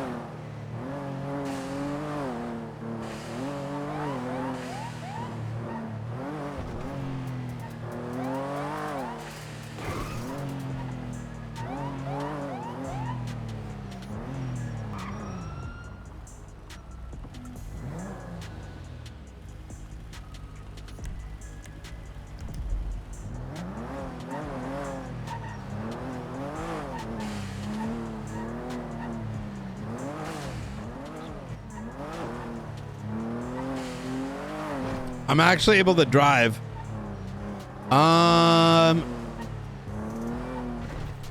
Riker. Bean is around. Let me call Bean.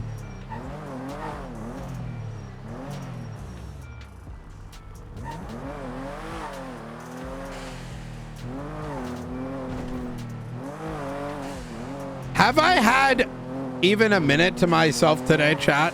Yo, what's going on, Brian? Not too much. Finally, I've been going since last 8 hours nonstop. Brother, it has been one of those kind of fucking days. I've been on one chase today. The rest of it has been fucking 78, 78, 78. You guys go in and check on her. What's a 78? What do you mean, what's a 78? Oh my God. Right. You fucking idiot. You fucking asshole. Yeah, you fucking sit up there in your fucking ivory tower while the rest of us fucking grunts have to put in the work. Well, you know, I'll bring in 4 out of the 5 escape inmates. I wouldn't say we don't do anything. You know, but you sweet talk them. You know, you don't have to use force. I threaten them. You don't right? have, you don't have these fucking thugs out there on the streets coming for your neck, Brian. Yeah, well, I mean, to be fair, it's not on y'all. It's, I mean, what can you do when the LSPD is just, you know, like freaking them out? Don't get me fucking started. Brother. Don't get me started. You have no idea. Bro, some of the shit that's been happening, I don't even know if they're cops anymore. Like, Brian, I don't think you get it. There is cops that have been fucking hired for like a year plus, asking the most basic fucking questions on radio, like, should I GSO this person that just shot a cop? Brother. I feel like everyone is a fucking cadet these days, and I swear to God, one of these days I'm gonna snap. I'm gonna snap. Exactly that. It is insufferable. No, I get it. Listen, imagine there's a commander who approaches people in good faith and then writes lies on the docket in good faith. Brother, imagine someone, it's well, you know, listen. Hey, living in wacky times. Wacky times. For sure.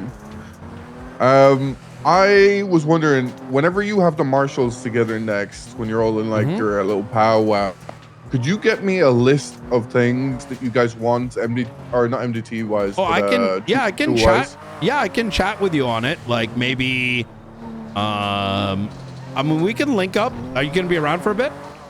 I'm gonna be around for a bit, but I've had to fucking hydrate after the day I've had. So understandable. Yeah, we'll do one of these days and we can kind of powwow. Or Friday, yeah. Since it's probably easier for me to kind of like collate that and then give it to you. Otherwise, everyone's working different cases, so getting them together is kind of tough. Yeah, fair enough. Just even if I have like an idea of like what people are using it for, like what they like, what they fucking want to see more of, or like something expanded. We need a way to see the financial transactions in line. In line, okay. Yeah, like an option for that where we can The second is that bug I told you where like, you know, you load up. Oh, that's fixed. That's fixed. Oh, it's fixed? Yeah. The next is maybe a task board, right? Like a case board, right? Where I can make a case and put a name, like names on it, right? Yeah. That would be kind of cool. I honestly, that's probably the second thing. And then you can like in it link in, I don't know. Yeah, case board would be good, right? And then like the investigations are under the case. And, you know,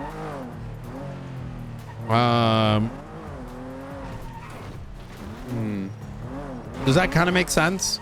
Yeah, Like, it does. Yeah. I make a thing called faceless. It's a big thing, but then I can put like my people's names under it, right?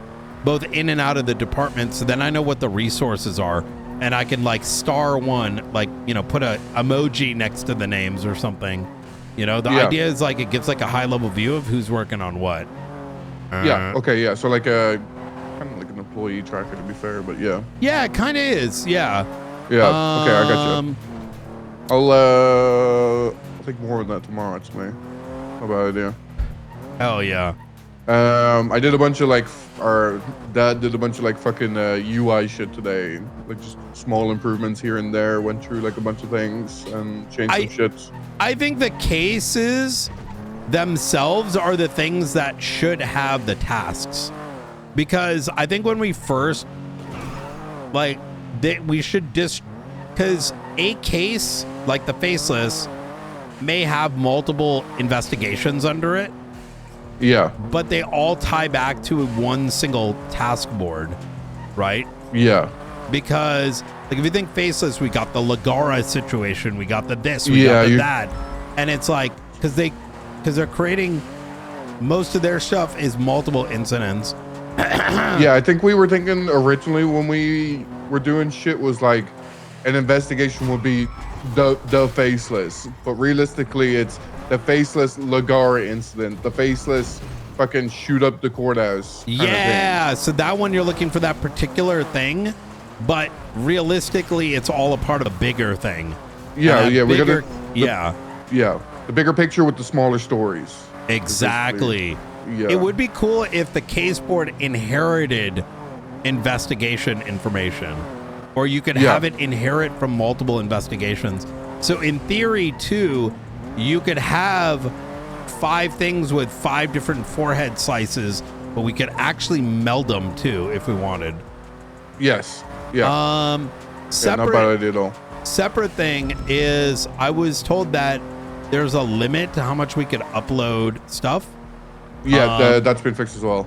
It has? Okay, because I want to get all the county records into there, and if it becomes a cost thing, you and I can talk, and I'm sure, you know. Yeah, I mean, after I ported, or Dad ported to the new database, costs are fucking way down. It's like $20 a month. It's like nothing. Oh my God, that is amazing. Yeah. So that's handy. And then because the big thing was when we were fucking storing all of the fucking each fucking row of the CSV files in the database. That was just there was millions of shipping generated, and there wasn't that many people using it. So I was like, maybe we should switch off from that. So that's why we do the fucking. It just loads in the file now. It saves the file. Oh, way okay. cheaper.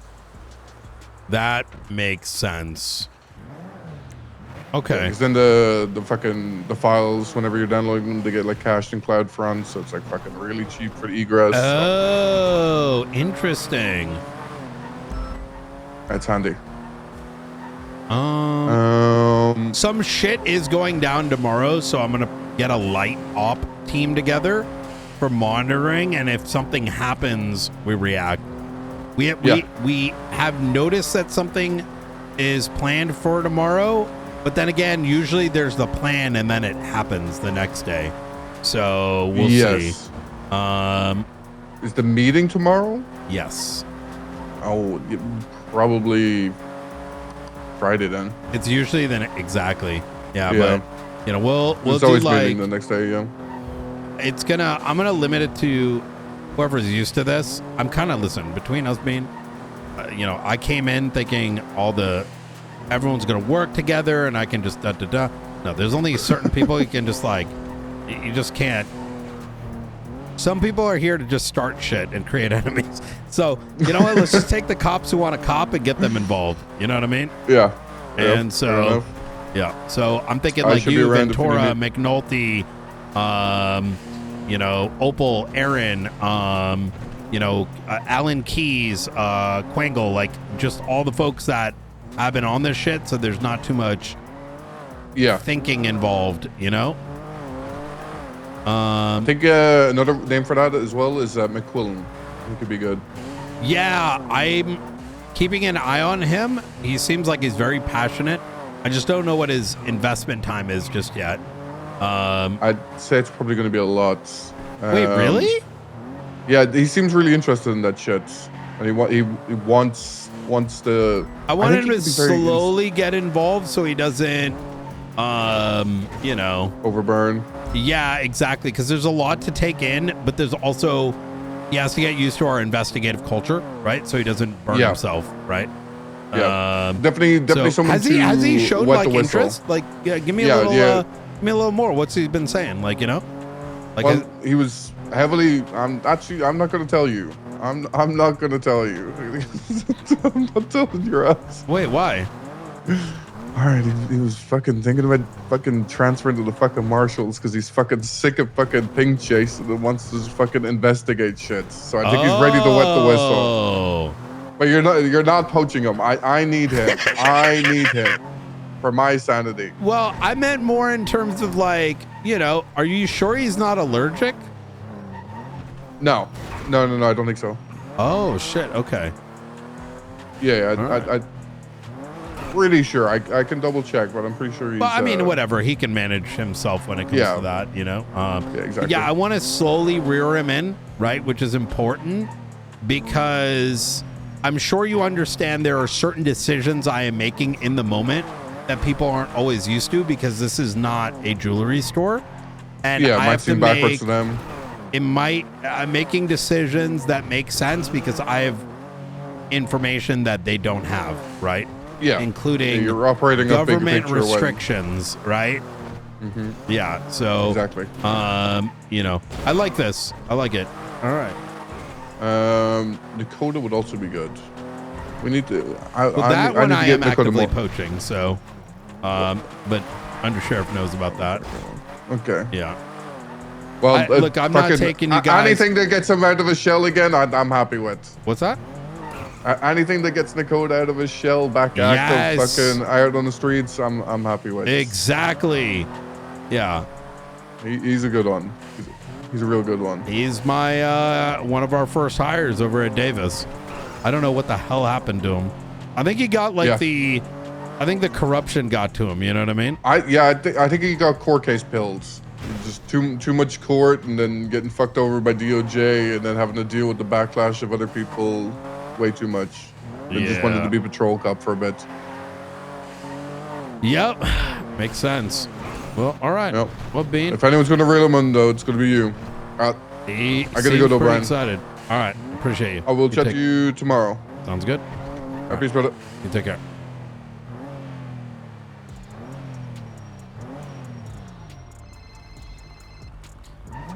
Kian!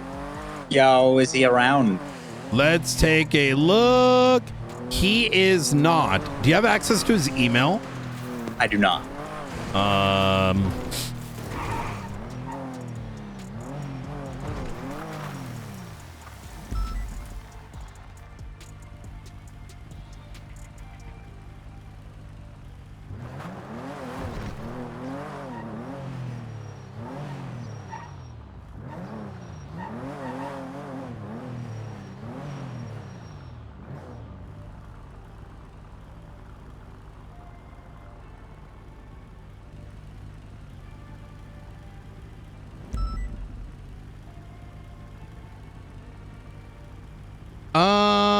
Give me a second. Yeah, you're good.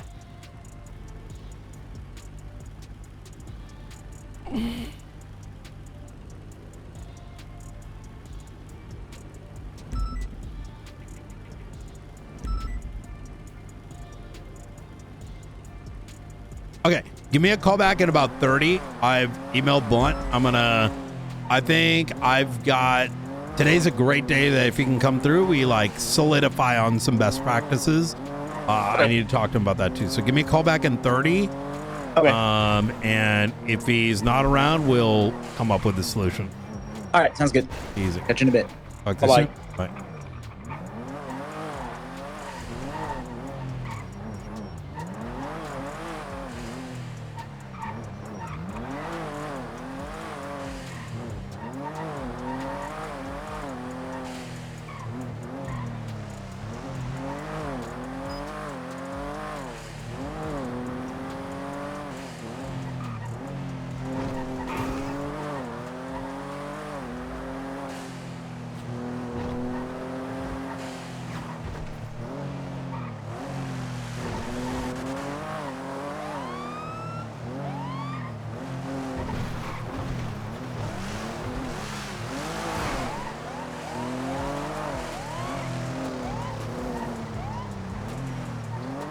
Sir? Hello? Hello? Sir?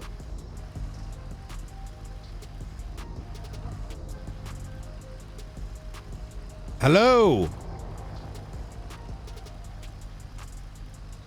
Hello?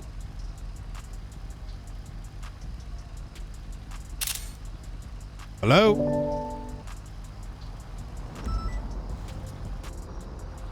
Hello, hello? Tap on the glass if you can hear me.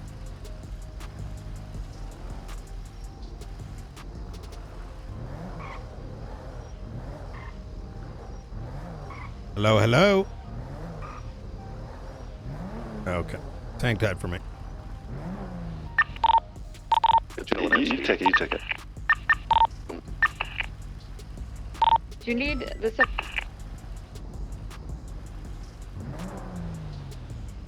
Pretty check. 10-2. I'm going to be in 38 northbound Utopia Parkway. Vehicle 4-door sedan, fully blacked out. 76. Yeah. 020 26. Comes back to a Mark Richmond.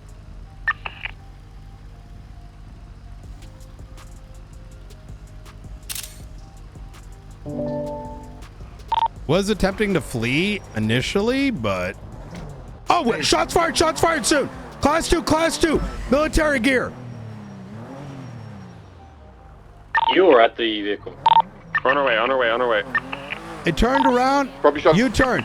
I'm on it right now, 4-door vehicle, military vehicle, class 2, AK-47, get 78s on this. 78? A firm. Yeah, he called shots fired. I don't Brian, know. I'm running up to the arena. Where are you? I'm trying to give comms. Northbound, oh, god damn it. I'm not on foot. Northbound Dutch London. A firm. You say description, Brian? What are we looking for? 4-door Oracle, and the other car is Mark something.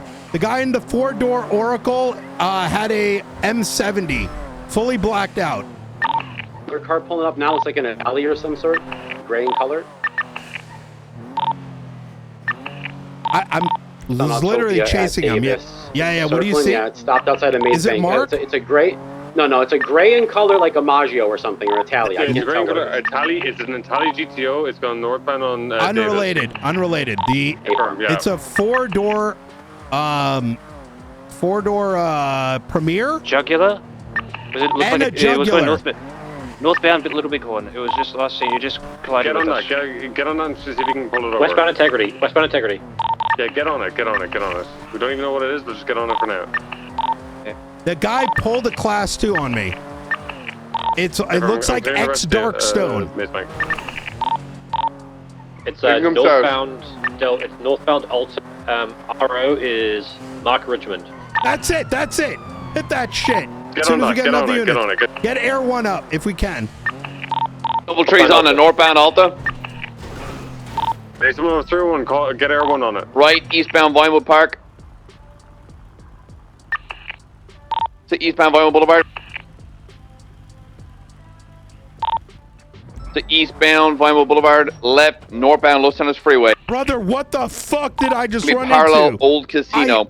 That guy had like a red mask on or something. I don't fucking know. Heading off-road, maintaining northbound Los Santos Freeway, parallel treatment. Brother, so northbound Los what Santos the Freeway. fuck? Parallel ward treatment. Chad, what the hell did we find? Speeds excess 170 and climbing. Local car just blew up. Rip. Northbound Sonora Freeway, parallel Bolingbrook. How many units with you? I got primary, secondary, tertiary, fourth parallel, and looks like a marshal way back. Northbound Sonora Freeway. Good shit. Watch out for the jugular. If you got 4 units on, I need units to start pushing across 68 and onto Great Ocean Highway. So northbound Sonora Freeway. Around and units getting in front of it. Parallel, we'll go to Great Ocean. Northbound Sonora Freeway. Oh, local. Recall it. Still northbound, passing Grapeseed Tunnel.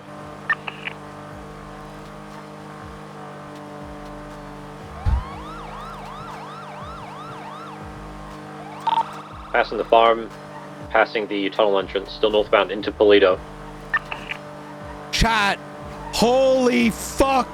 Holy fuck. I need to go to the chicken factory. I think so too. And then pit the fuck out of it now, if it looks like it. Yeah.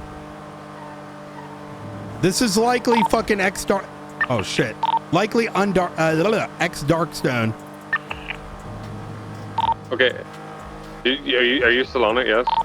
Yep. We're entering into Polito now. Okay. Any units that are not directly on it, I need you guys clearing the Zancudo tunnel and Zancudo itself. I need just get ahead of it. Anything that could be an issue ahead. 165 got spiked on Hookie's turn. Hey, firm. Just say which side of the road, correct or incorrect? Correct lanes. Correct lanes. Correct lanes. Triple D secondary, sending southbound, exiting Polito now. Not stopping the chicken factory, full sending past lumber. Brother, okay, what the fuck? If another unit can get to the Hookie's turn off, I need you to spike boat lanes. Spike boat lanes. Correct lanes. Where do you want the spikes out? Spike boat lanes on Hookie's corner. You're pitted. Might be flipped. You can occupy twice. Back into Polito. Once again, these ones did not pull guns. The jugular did, but they did not want me pulling that car over when you're on. So both the passenger and the driver are dressed the same, all black with like gray vests. Hey, firm, probably X Darkstone. These guys are dangerous. Direction and where are they going right now? Okay, we're now eastbound Great Ocean Highway, parallel chicken factory, full speeds, excess 190, passing gas station. I need units pushing back on East 68, getting in front of it once again to pick up if we have any issues. 415, eastbound 68. So eastbound Great Ocean Highway, approaching the Chat, I am shaking right now. I was like, the other vehicle's going to pull us into some kind of ambush to draw us off. Eastbound Great Ocean Highway.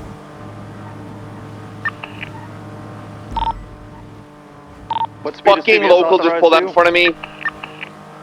Not moving. What speed is PBS authorized to? Keep it normal. We have units right now. We can up in a bit. Ready, secondary. We're passing the farm, passing Grapeseed Tunnel, so southbound Sonora. That's Air 1. Hey, firm, we should get Air 1 ASAP. I'll go back to school. Passing grain silos. Where do you need me? Listen to the radio and just follow it. Continue comms. You need me mobile? Get in the car and get in front of the chase. Just try to stay in front of the chase, Coyote. Just call the car, please. Just call the car. Passing Sonora, passing the U-Tool, crossing under Route 68, still southbound. I need unit 68. I need units also ready to go southbound Palomino and southbound LS. You need Coiler? I just need you ready to pursue. Just listen to radio. It's southbound LS or southbound Palomino Freeway. Southbound LS. With Lost Freeway now, approaching water treatment. By the old casino. Prioritize pursuing this, don't anything else. So you're prioritizing pursuing the car.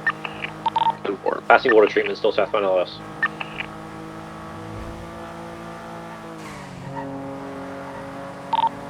I got taken out. Call it. Still setting southbound LS, full sending it southbound. Not taking the off ramp. Wants to required. Yes, everyone is still required, yes. I'm getting it. Merging towards Del Perro Freeway, westbound. Del Perro Freeway, westbound. 50, the local vehicle may be out. 22, still sending it westbound Del Perro. Vehicle is heavily smoking. Containing West Freeway, crossing under La Puerta. I just got fucking bubbled Look to there. Night, well. Narnia. Emotion King. It's a little bubble. Continue westbound Del Perro, approaching North Rockford, taking the exit for North Rockford. Alright, braking, right northbound North Rockford, 242 Third Street. Maintaining north, left, westbound Red Desert. Someone just destroyed Heading towards my Bay ass. City. Might be heading to Del Perro jump. Yeah, they're going out to the pier. They're gonna go out into the water. Somebody pull Marine. I need two units full Marine. I need everyone to get over the overhead of now. Who are we dealing with? Who are we dealing with? They 50 them jumped out. They're gonna be jumping off the pier. Stand by. I'm getting to the south of it. Who are we dealing with? Unknown. All blacked out. Blacked out, maybe Hammer Squad X Darkstone Goes- Class 2s. And Rango's pulling a boat. I'm on with him. Just pulled up. Just swimming straight out to sea. Straight out to sea. If you see a jugular black in color, it will be involved. We're in the waters out. To Jugular was the vehicle that they crashed in. Hey, firm. There's a submarine. There's a submarine to the west. I've got a scuba tank. I'm swimming after. Holy fucking shit. There's an individual down in the water as well, swimming all black. Directly across. Brian, what do you want us to do with that submarine? Pursue it as best as possible. There's one swimming to the submarine right now. It's more to our southwest. Beat his ass. We're far with warning. If I'm trying to get to him, try apprehend him, try beat him down. If he gets in the submarine, it is what it is. I think he got into the submarine. I think he got into the submarine. I think he's taking off. Submarine facing southwest, but I have no vision. I'm just going based off here. Abram, just track it as best you can. Submarine is heading south. Submarine is heading south. I'm negative visual on them now. Going directly south towards LSIA. I'm going to redirect that way. So this was the jugular, right? Yes. Jugular. Someone clear it, see what's in glove box trunk. Nothing in it. Hey, firm. Keep eyes open for black and color Premier. Knight, last scene was southbound. I'm going to take Air 1. I'm going to clear Merriweather. I'm going to clear up the eastern shore. Hey, firm. Mark. Anyone is going to 76 LSA. Break. Mark, give me a second. God damn it. Mark Richmond was the RO of the Premier. Was this also Mark Richmond? Yes. Hey, firm. Okay. I've got the guy that was down in the water. I'm bringing him up to the pier right now. Hey, firm.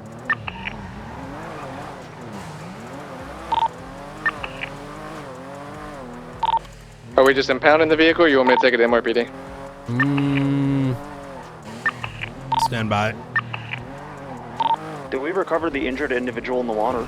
Yeah, Ventura has him. He's going to the under the pier.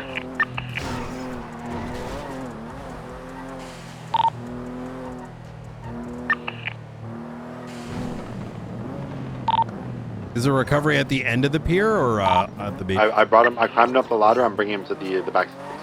Hey, firm. I would stage up around here and assume we're gonna get clapped up. I'm gonna lock down the entrance to the pier. Yeah. It's one of the blacked out individuals you have in custody? Yeah. Marshall, do you want Air 1 code 6ing for the drops by the submarine, or you want them overseen? Yes. Guys, come here. How you doing, sir? You with me? The last we heard of the submarine, it was directly southwest of the pier, halfway to Do you the have, berm by the medical old clearance? DVMC turf. They killed their The med engine cert? somewhere around there. They could have juked anywhere at that point. We have no longer any idea. Hey, firm. So I'm this just going to take Air 1 and hover over the scene. this vehicle is the one that pulled the Class 2 on me. The Premier is the vehicle that I initially pulled over by Maze Bank Arena. All right. Okay. Can I get units? Oh, this guy's the units tagged that are here up. with this, Oh, look at who it is. Anything else happens? What this may be affiliated with? It's Frederick White. Okay, then definitely. Okay, get up on roofs in case anything else happens. All right, Mr. White, hang with me. All right. Just get up on them. There ain't no way! Chad, what is today? Why are you making that look so easy? Hold on, I was struggling. Because his mouth isn't full. Hey, break. Everybody get on roofs. Class 2's out. This guy is fucking loaded with some weird shit. Hopefully he's on. Yes, like I said, any units that is running around, any units that is running around at the end of this pier, get up on roofs. Anything could fucking happen off of this. Get up there. Look, eyes to the sky. All right. There's nothing that's going to come in from ground. Anything that comes in from boat, we'll be able to shoot it. You need to be looking in the air. Night, Quango and I are going to set up towards the entrance of the pier more so we can get advanced notice. Firm. Voice recorder. Everyone keep a little bit lower altitude just in case, so you can have covering fire What from the units that are the down on fuck the pier. is this kit? Black bag Suspect's breathing, low GPS pulse, jammer. checking for broken bones. I'm going to set up barricades and a spike at the entrance. Watch out, fire on base so you watch out people. You got a radio on tonight? Yeah. Jesus Christ! I'm documented right now. You gun. was that Sorry. shot? Trigger. Sorry. 22 shots. 22 shot. All right. Did you repair my car? Sorry, new gun. My bad. You say you were getting his radio night? Yeah, I'm gonna document right now. Just the 1-2.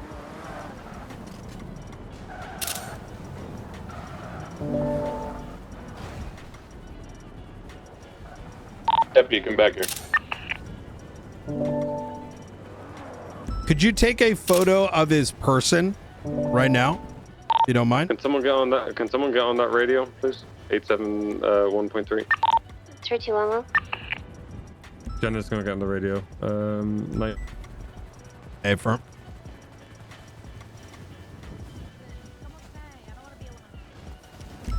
I don't know if Ventura cuffed him. Just check. Yeah, he still needs to be cuffed. All right. You take his mask off, Chaos. Go ahead and throw him in cuffs. There we go. Throw him in cuffs. Get his mask off just for you. All right. All right.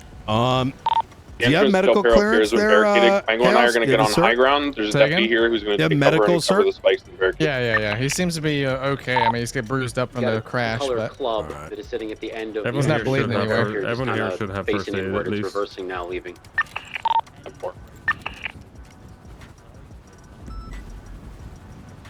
Okay. I'm gonna keep the mags on him. I'm gonna remove the shit that's vital and then deal with everything else afterwards. Spikes are functional, guys. That we're gonna hold temporarily. That we're gonna fucking hold temporarily. This guy's got fucking handcuffs. Do you want a vehicle to put it in? Like a lockbox to put it in? Negative. I'm only taking the things that could be utilized for escape. Okay. And cause immediate harm. He's got some broken bones on his limbs, but nothing's gonna impact his breathing, so he should be okay. Okay. He should be good for a load up. Right? Okay, so here's the deal. This guy has some fucking high-tech shit on him. He's got a blindfold. He has handcuffs. He has a GPS jammer.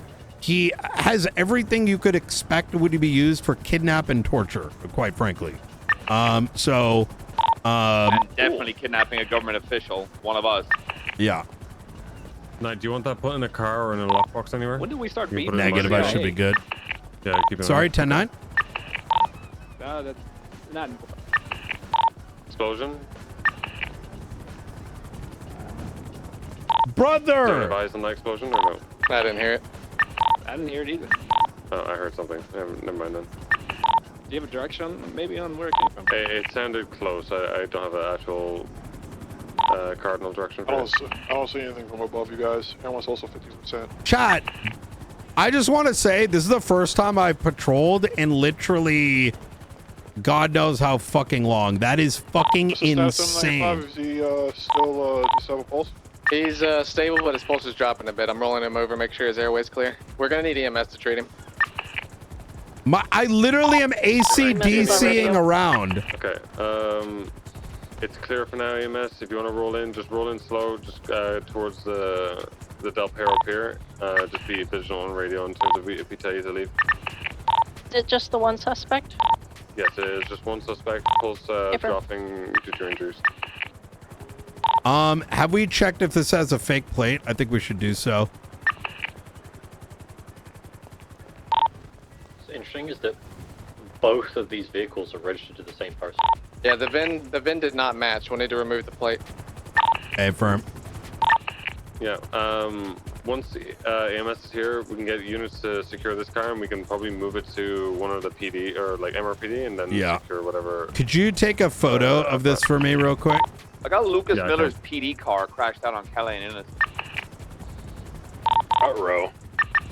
That was probably from the 78s earlier today. My pockets are completely fucked.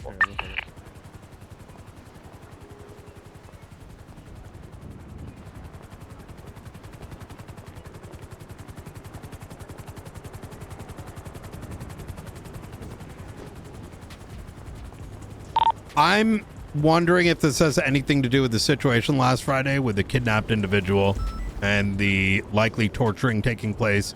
FYI, I was delivered a finger just yesterday. Did they buy you dinner first? No, it was someone else's, and it wasn't in my ass. It was unfortunately at a church. Wait, what? Yeah. Usually you gotta pay for it.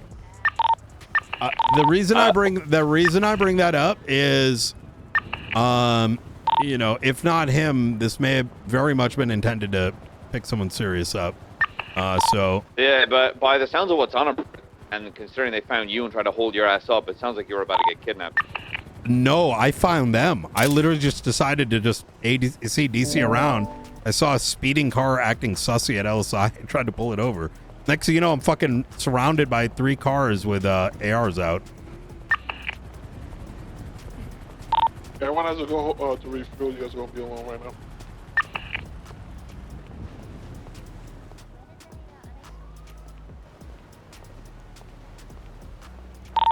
Driving on scene.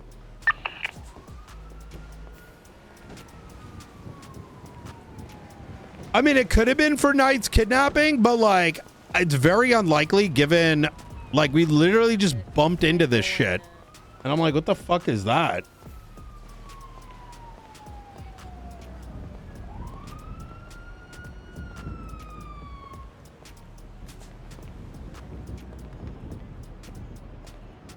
Team of 323 Pier scene.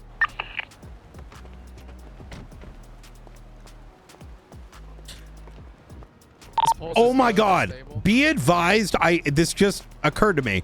A report was put up not 2 hours ago in relation to some fucking hobo ass motherfucker trying to hold up the mayor. Yep. That was me. Yeah. Could someone get in touch with Danger and Dawn, see what their status is? Contact them. I'll contact Danger. Danger. I would also contact any other government officials. I have a report up right now called like traffic stop turns military, some shit like that. Just if you could, your name and whom you have contacted. Might be worth doing a welfare check. Knight, I got Coyote with me. I'm Awesome, gonna go thank you. check airports up north and LSI, okay? Okay, we're gonna go ahead. I'm gonna reach into my bag here and pull out some stop lead powder. We're gonna sprinkle. I'm gonna pack What's up the here. We're actual gonna get RO? Stop lead sprinkled over the whole thing. and Actual hold RO it is what there it says on the to plate. bring it The back plate up. matches the VIN. It's marked Richmond. A Stop lead firm. powder going in. Vehicle also Danger's all not good. tampered with. Once He's you've with got people that too. splint on, if you want to go ahead and get You a guys, we have muscle around calls just to our south in Vespucci. My recommendation here, this plate matches the other vehicle. The original vehicle I pulled over has the same RO. I think 6 of us should go and get this guy at the Mission Row, while the rest, I would scour for that car. They're probably picking up that dude from the submarine and continuing on with whatever they're doing. It's a Premier, fully blacked out, windows full tinted, at least occupied, obviously one time. Marcus Richmond. They're also likely loaded with weapons. Mark Richmond, I'll put it in 3-on-1 for the name that you're looking for. Hey, firm, thank you. Okay, the unit on Red Desert, there was a firearm call there. You Ocean King? ECSO unit on the corner of Red Desert and... Hey, I'm good. Yeah, where was the call? Hey, sorry, one last thing. I caught them right behind the hangar of the training facility. I saw him zip over there. I kind of followed, and then it really looked like he tried to get the fuck out. So I do a full scope of, you know, all the areas in LSIA. Like, there's a lot of like mini rooms in there. Who can do that for me? 380 can head down there if you want. Once All you right. guys roll out, I'll head down there. Easy. EMS is good to move the suspect if we're okay with that. So we're good to move out, Knight? Just waiting on EMS to move him, but yes. EMS is ready. We were seeking clearance too. Yeah. Easy. Yep.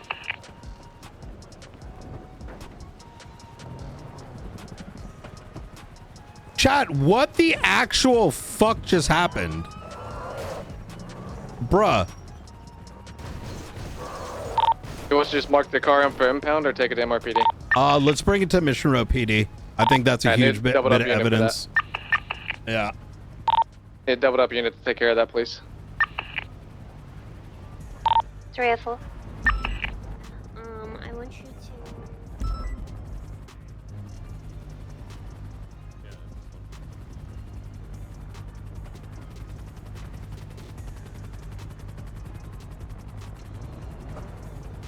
All right, EMS are ready to roll as soon as our escort is. I believe all units are just getting measured up at the moment, so stand by. Copy that.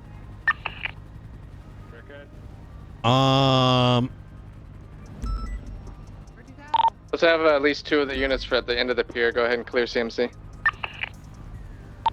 Roger, you can go ahead for. Okay.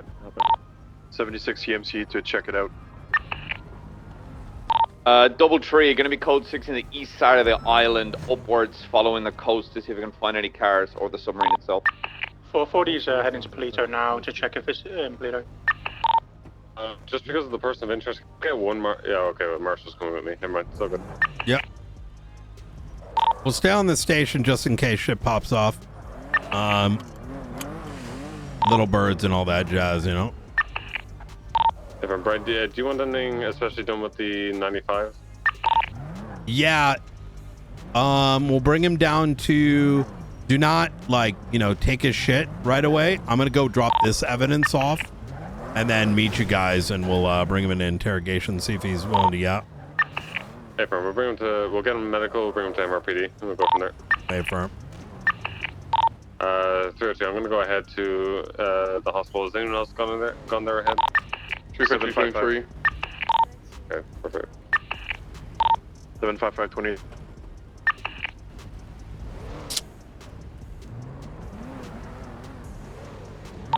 Boy,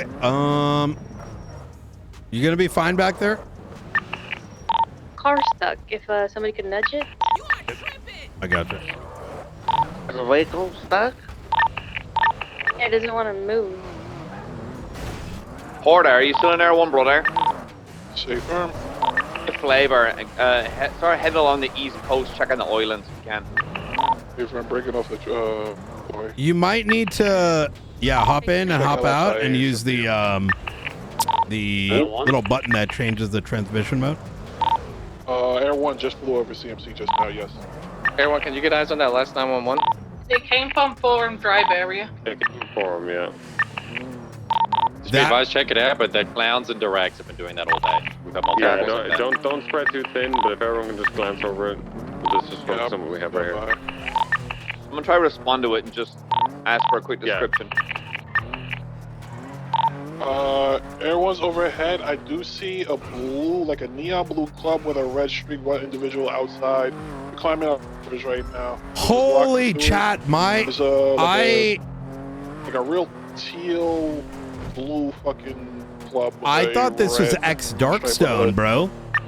Yeah, The that vehicle fuck was is in this? Del Perro Pier while you guys were cleaning up the scene. It watched you guys for a minute and then it reversed and left. I'm not sure if it's involved though. Individuals looks to be wearing all brown. Another one. Are you gonna ask him about Brandon's kidnapping too? 100%. Yes, it's. I think that's Because it was his Ember vehicle, wasn't it? or Give me a second. Let me. multiple times. If it looks like Ember, then it's probably. I her. just want to like The get. unit down there on. Aaron, this started with a fucking traffic stop. I haven't done a traffic stop all fucking day that's the case, for the everyone, past you- 4 days. once those And ground I units just break was off and like, goes I'm close to- literally just pulling him over to be like, hey, dog. got you. And I was going to do my joke where I'm like, oh, never mind. This is local PD shit. And the guy wouldn't talk to me. And I thought he was scuffed. And I'm like, can you tap on the window if you can hear me? And all of a sudden, this car pulls up, class 2 tacked out, and it's Frederick White. Like, what? Yeah, as soon as I heard his name, I'm like, nah. Like, what are the chances? Yeah, it's. I There think. again is all. They're all. I think they were trying to Oh, kidnap. wait, radio. Sorry, 10-9, that last transmission? Saying the individual that got away, all black, gray bulletproof vest, right? Oh, A firm. Okay, I thought you meant the ones that went in the sewer. Sorry. All right. Yeah, it's we can presume as much. Was this guy the driver or the passenger? Do we know? Not sure. Okay. Believe it was the driver, and the passenger got out unless he had to slide over the seat and get out.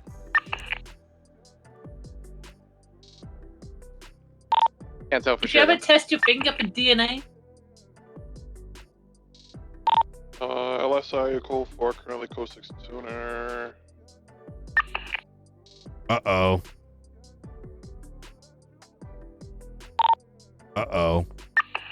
Hold on. I gotta do something real quick. I didn't buy it. Wait, what just happened? Can someone click that?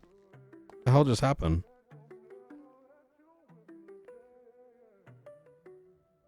You okay, Knight? Yeah, I think evidence is just acting funky. Yeah, my spikes are in the void as well as my barrier from Del Perro. I gotcha. All right. Porter, make sure you're checking like the island sides that aren't facing. I have a feeling if we don't find it along the coast, I believe the submarine would have tucked somewhere behind one of the islands. Yeah, I'm just making Whatever, sure it doesn't really matter. Like, park and tuck. We have any photos cars or of it, anything so- in Merriweather docks before I start sweeping the coast. Coast 6 Buccaneer, Merriweather, tuner, and everything are clear. 440's checked the northern Polito beach line. Haven't seen anything on the Dude, line. that was fucking insane. What the actual fuck? That was crazy. It doesn't matter. I mean, we RP put it in there, so like if it's like server stuff, it's irrelevant. It would be in there, right?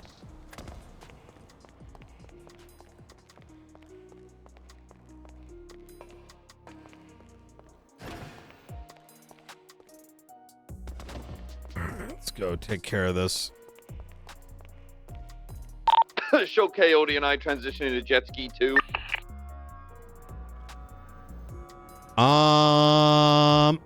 What were they wearing? Question mark.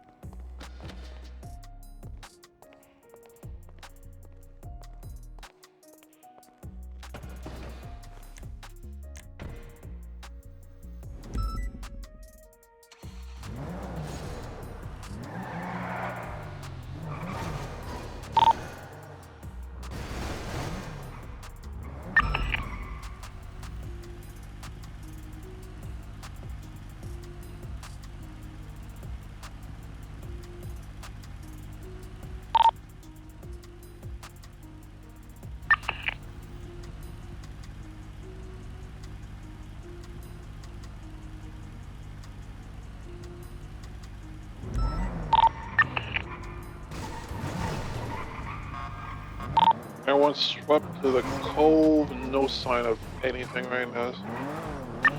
Wait, why does it say they went in the sewer? Guys with guns were...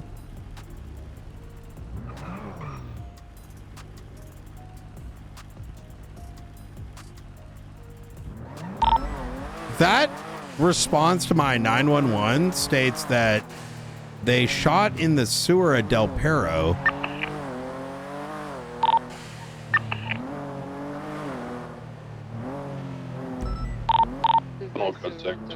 Oh, disregard. This Tom Blue Buffalo is clown nonsense. Me and Ruby are dealing with it. Hey, firm.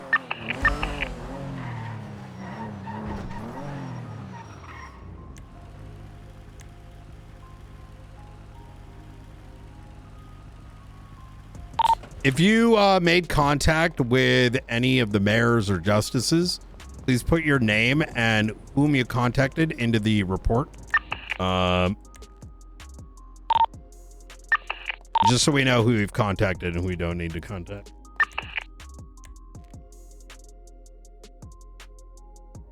Bro, that was insane. Everyone code 6 all the way to the power plant. I'm gonna have to cut off and refuel at BCSO and resume. No sign of anything. Jet ski 1 and jet ski 2 are on it. Oh, I got it back. Yeah, definitely scuffed out.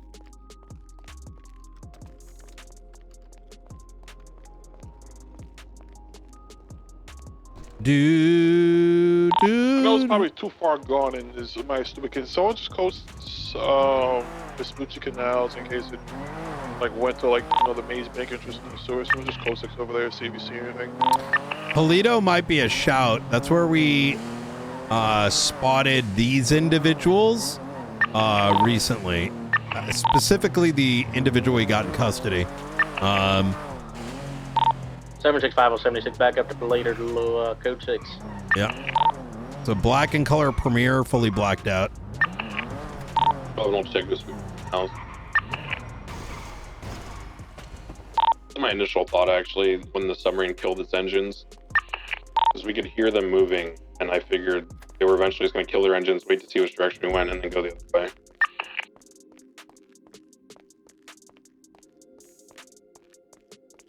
We had people clear Chumash and Barbarino and everything, right? 765 did.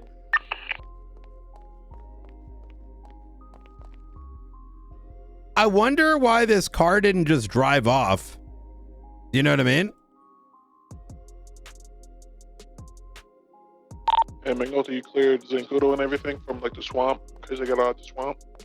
I haven't gone near the swamp, brother. I'm going west up the, north on the eastern side. 40 can go clear the swamp.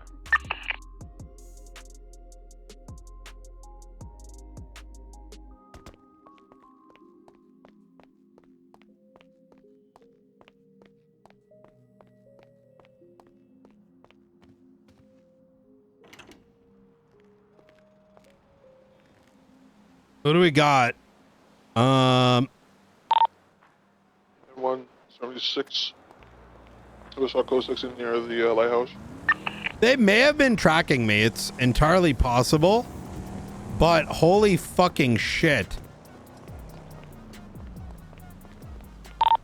Brian, just an update. This guy's going into the ICU. Doctor says a couple days. Really? Okay, hang tight then. I'm going to go grab the other evidence. Actually, can you... I'm going to come through. I'll be there in a sec. We got it. All right. I took most of the non-magazine stuff, and I'll do a quick little 1-2. I'm going to... He had a tape recorder on him. I'm going to get a quick search warrant made, like ASAP, in case it's, Brandon Valentino on the other side screaming.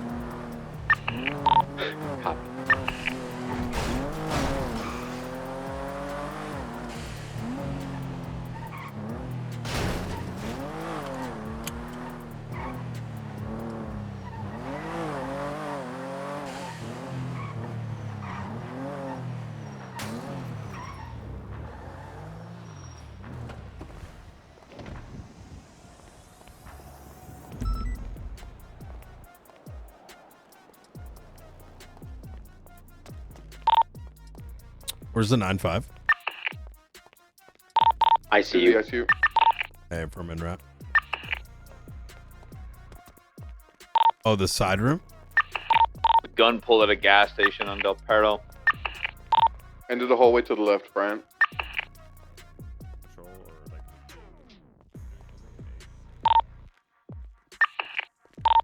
Need to get the doctor to open the doors for Brian. Hey, from she's just checking him in 1 second. I went to patrol for 2 minutes after I got off the call with Bean. Oh, trust me. I was like, I'm just gonna tell these guys to stop driving fast, bro. Like, what the fuck? I know that feeling. How you doing, Dr. Stacy? Hades. Wonderful. Great to Doctor. I'm gonna get him checked in over here, but yeah, he'll be here for at least the night. Understood. I need him under marshal custody. The only ones that can sign off on his release are myself, Ruth, and that's it.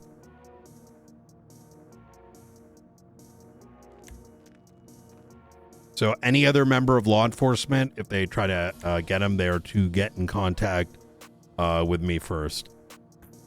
Without my approval or the approval of, oh shit, everything's so, yeah, without myself or Ruth's approval, he's not to be released.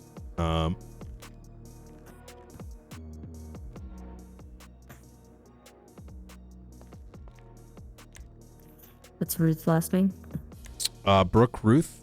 Is it Brooke Ruth or Ruth Brooke? Ruth is the last name. It's Brooke Ruth. Yep. Brooke Ruth. Okay, just so I can put it there. All right. Let's see. Okay. Luca, do me a solid. Yep. Grab the thermal vision goggles. Grab the lock picks and the 2 5.56 round. Yeah. Awesome. And take the golf club. We'll give that back to him afterwards. Got it. Just so when he gets out of ICU, he doesn't have an opportunity to go, of course, hit someone upside the head. Yeah. All right, I got all that stuff off. All right. All right. Fantastic. He's fully unconscious. He has been. He Jesus has not fucking woken up from Christ. his surgical meds. I understood. How bad is it? Well, I mean, it's just what you can see. He has a cast on his radar, a nasty break in his leg. We passed it as well, and everything else. What I did internally, you'd have to pull up, but he's doing okay. I was able to keep him alive. That's what matters. Understood. Well, Mr. White, I'd say we'd meet again, but unfortunately you can't hear this. But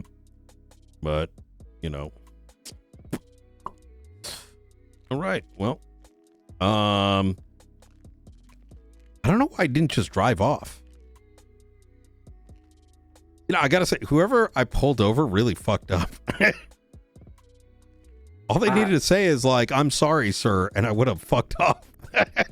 I heard you ask. It was just a 100-mile-an-hour traffic stop, and I was just like, "Hey, man, like just slow it down." But the guy wouldn't say anything, and then all of a sudden, fucking vehicle pulls up, class 2. I'm like, "What the fuck?" Yeah, I heard you ask for 77s, and everything sounded chill. And I started heading that way pretty quick, and then, man, by the time I got to, right as I got to Alta and Davis, is when you said they're shooting is all I heard you say. I was like, oh my. I thought they were. So as soon as I saw whoever the driver was, I believe it was this guy, pull out, they started walking out. I saw the class 2. I just fucking, you know what I mean? Yeah. I thought these were fucking. I thought this was fucking. Oh my god! What if this is Hammer Squad? I don't know anything about that. Well. Yeah. All right. Well, anyways. All right, Doc, keep him safe, all right? I gotta chat with this guy. All right. Well. I'm not sure how long you plan on being around, but I got to dip for a little bit. Well, I gotta be around for a minute now. Yeah. Back on I radio. hate to dip now of all The time. locals I will, can do that, brother, but they're I'll be back usually in a little yellow. bit, hopefully. Yeah, the locals normally use locals normally use submarines. If that's any Stacy, other can I boat, use then the it's temp still key fine. real quick? Yeah, Just lock we're this. good. Thank you. We're good night. He's staying in the ICU for a while. Jesus. At least a day. Bean, literally, I saw this thing as we were talking, and I'm like, what's this dumb fuck doing? And I was just gonna shit on him for driving fast. Like, how? I'm You still fucking literally sniff in it out. shock. I'm going to immediately put in a subpoena given the contents and the relationship from the kidnapping in the event that recorder actually has exigent, shit in it. Like, yeah. Like, I know it may have sounded like a joke on radio, but not really. This is literally black bag, tape recorder, handcuffs. Like, they either just got done torturing, were planning to torture, or picking up someone to do that. So, I'm going to probably get a small team and start scouring for the premiere, and do a welfare check on all government officials. Yeah. So, okay. Danger seemed good. He's with people. I told him just to stick with people, so they could fucking 911 in case something happens. Dawn usually has a very hard cutoff for when she's around about 3 hours ago. Probably, yeah. What about justices, judges? Wait a lawyers? minute. What do you mean you need to go to sleep? Me? Oh my god. Yeah, for like an hour and a half. Oh. Next time you I'm just gonna go get some if more you have to go for reasons, next time just say just you're like allergic to leave, rocks you know what I again. mean? No, don't even say that. Just like leave, like, you know what I stuff mean? in And my just head, 42. Like stuff in my head. No. Right, I right. know what. All right. Yeah. Anyway. All right. What is it? If you're worried about government officials, I would check judges, justices, anyone that is around right now. If they're not responding, then and they are anonymous, then I would say that is slightly concerning. Yeah. Okay. Do you, McNulty? Do you want to, or McNulty? Help me It's here, okay, I get called. Bean No, on the daily, go so, go on, say it. brother. It's been like Honestly- 9 No, hours. honestly, I was that's just closer- telling you how I've been in No, meetings all no, day. It's been honestly, 3 it's days, closer no than most of the traffic. PD gets, so it's not that bad. McQuillan, Yes. are you gonna be around for a minute? Yeah, I'm gonna be around for a good bit. Bean, you gonna be around for a minute? Next 40 minutes is my hard cut. Okay, that's a perfect amount of time. Could you take at most footprint, let's say 6 people, channel 18? I would just scour. Anything suspicious, I'll be on 18. I'm gonna work on getting subpoenas written up. So I want to see what's on this recorder, see if it's got exigence, or we could potentially save that guy. You know what I mean?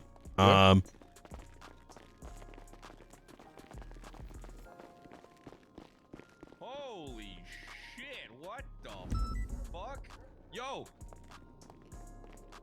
Hello. Stacy.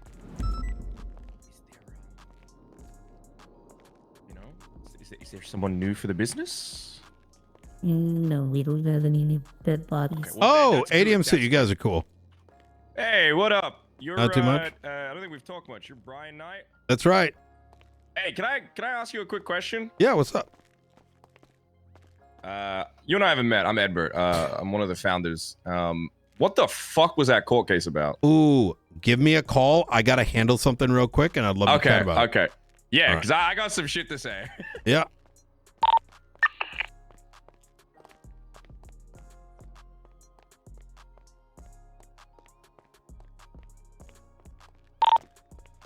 The situation with the premiere, etc., we can break down off channel 4.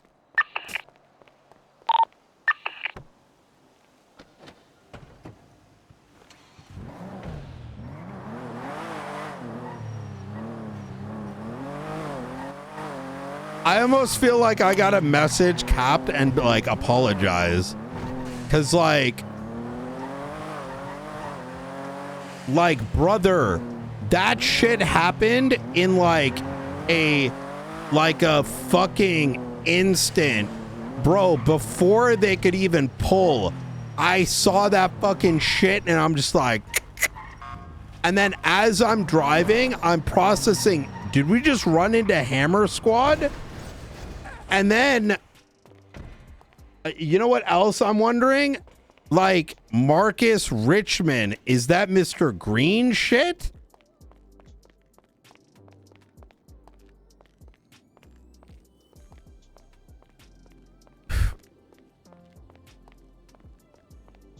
Like, what happened? Why me? Why did I pull it over? Like, I want to, like, just imagine just the, like, what are the chances? What is this? Why did it happen? What the fuck is occurring right now? Like, and the fact that there's like not even a semblance of like, out of all the people I could have done that to, out of all the fucking people I could have done that to,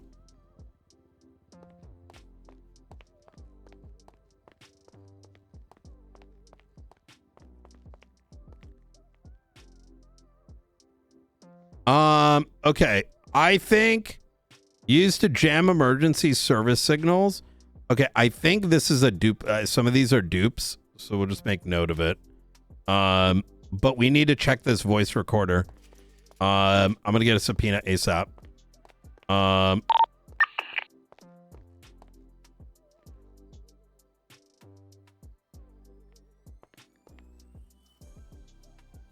Radio check. Into. All right. All right.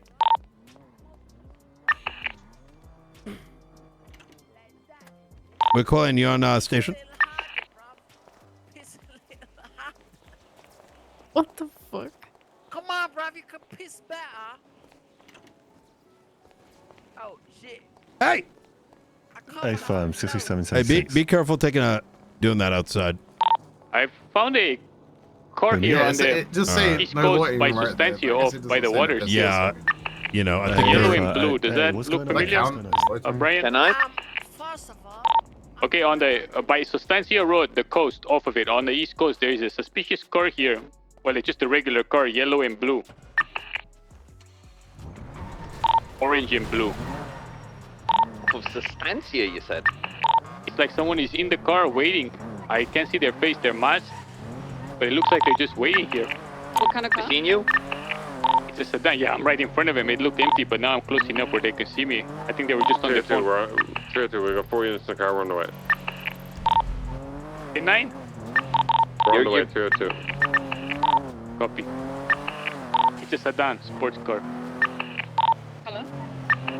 Orange or yellow and blue.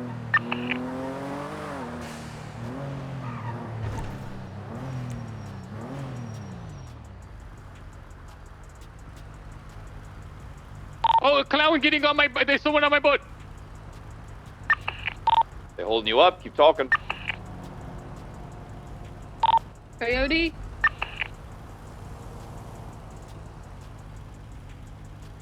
Everyone get to him.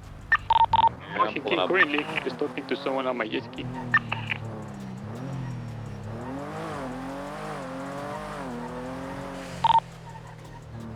Is he ending McNulty or no? Yeah, I see him. So you're Ocean King? You're not in trouble there, Coyote? Well, at the moment I am, but this man is behind me, and if he decides to attack me, there's not much I can do. Ask him to get off the fucking jet ski, brother.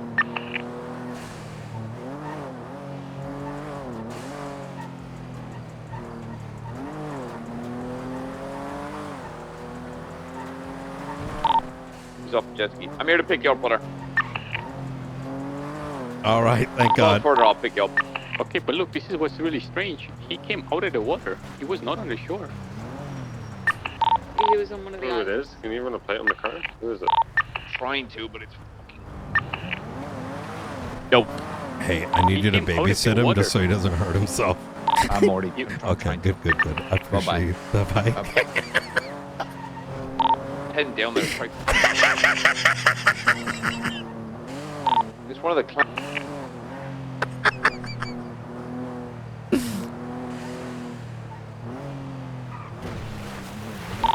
someone just get? Yeah, I'm gonna pick Coyote up. Can someone just question him as to why he's here, real quick? My gut tells me he's got nothing to fucking do with it, but. If he came out of the water, he must have been underwater, maybe like in a submarine.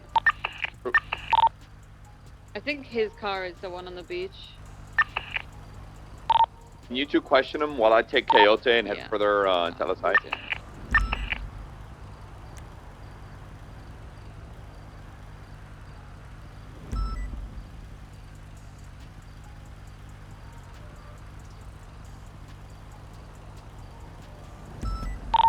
Stuff, guys.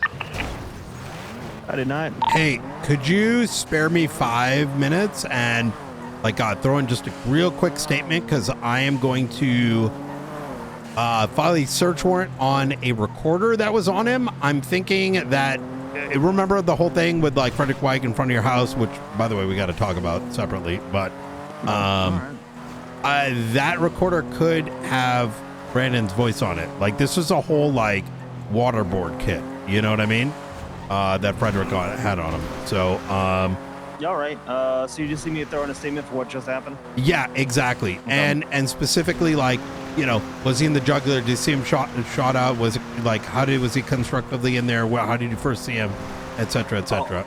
Yeah, I didn't see him in the jugular. He was already in the water. Easy. The jugular crashed out? Yeah, he may have. I don't know if he ejected or what happened, because he was already in the water. We just happened to cross him. That's best I could tell. I would make note that the vehicle was crashed out against a wall, because that's a very, don't say he did, but he reasonably got, you know what I mean? Yeah. And I'll deal with the matching the description and all that. Yep, sounds good. Okay, legend. I appreciate it. Yeah, anytime, Matt. Take care. Bye. All right, bye.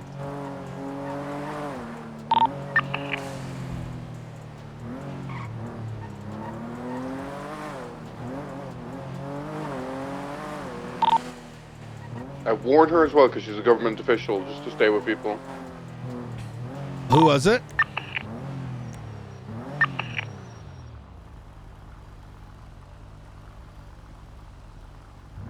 I'm gonna make some calls real quick.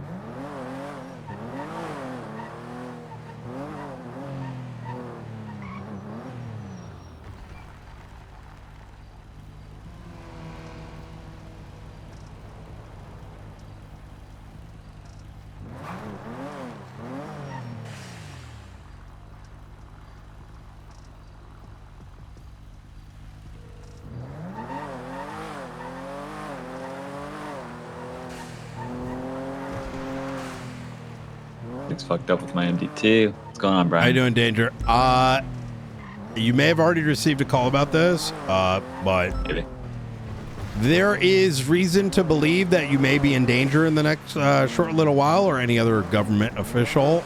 This isn't certain, but I just want you to be aware of your surroundings. If anything sussy happens, especially individuals blacked out, AK-47s, please 911 immediately. I heard that there is an individual in a green jacket, checkered jacket, that tried to hold someone at knife point, assuming it was me. So that was Wait, really? Yeah, this is Did a you separate report to thing. It's not anybody? the same thing. No, I had an officer call me about it. What do you mean? I think someone told Austin Bean, because he called me about the same thing that someone else called me about when I was going to the police that means about it, you're yeah. the second mayor that had something similar occur.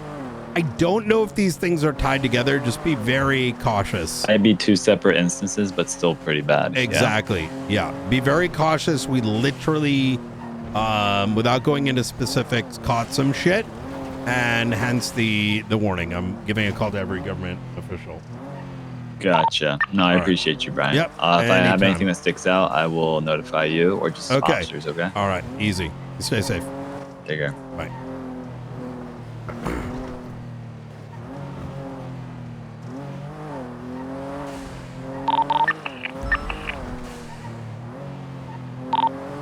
Hey, Bean, you on, freak? And Could you pick me up at observatory? I'm gonna sit in the back and just like bang out this report. We'll try. Yeah, give us a. We'll be there in about a minute or two. Hey, firm.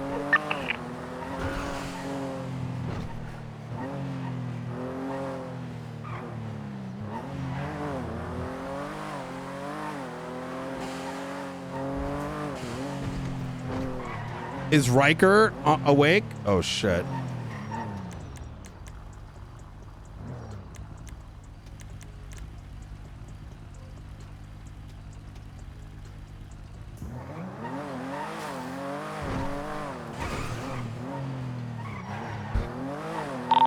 We might also want to do like little drive-bys of hospital. Haha, shit, bet. Who we clapping? Frederick White, I guess. Were you able to observe the man's nature of injuries, Mr. Knight? It was provided by the doctor. He like got crushed up, like likely ejection. Based on where the vehicle was, him being in the water down, and the nature of his injuries, he probably, you know, drove into a cement trash can. Copy.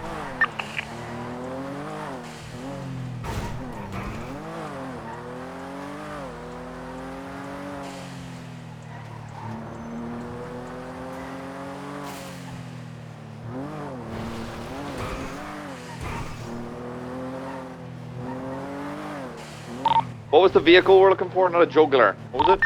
A Premier black in color. No modifications. Hey. We will go up north. Dark Knight, could I please get Adams to receive Kappa level clearance? Yes. Fantastic. What you do? Wait, someone gave you Kappa? I did, I think. Oh, fantastic. Okay, cool. Easy. Cool. We'll talk about it now. See you night. Okay, take care. Okay.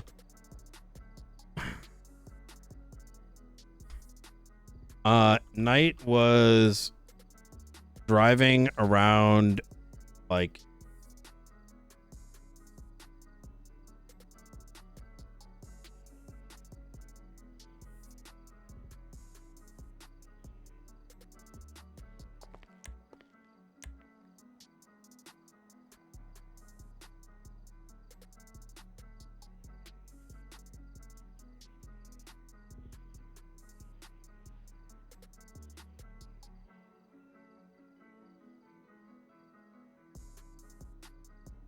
when he saw it black in color, a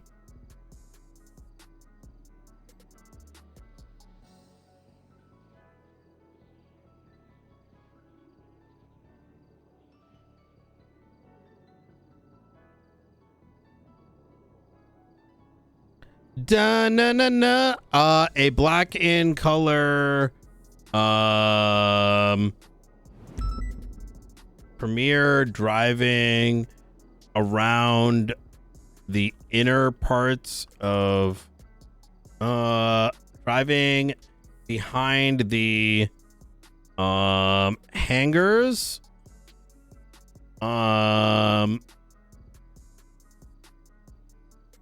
just south of the training hangar. Knight followed it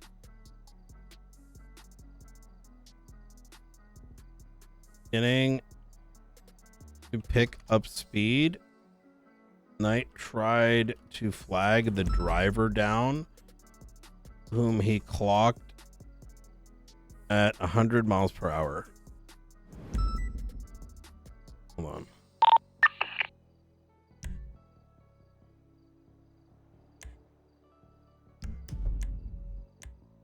Clocked at 100 miles an hour.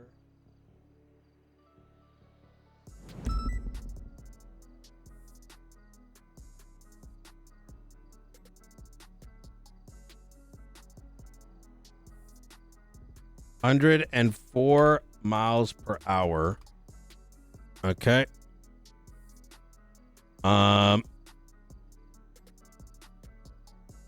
The vehicle RO was Mark Richmond.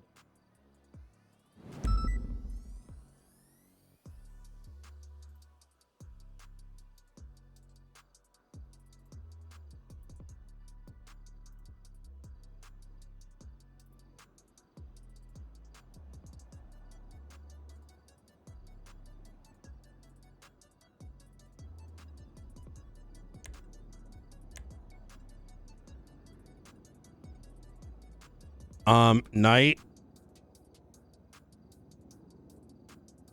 Okay, beautiful.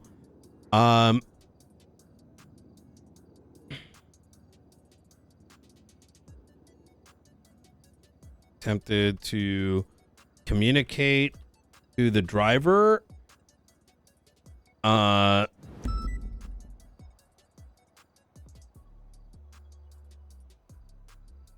Mirror fully tinted windows. Unresponsive. Knight asked the driver to tap the window if he could hear him.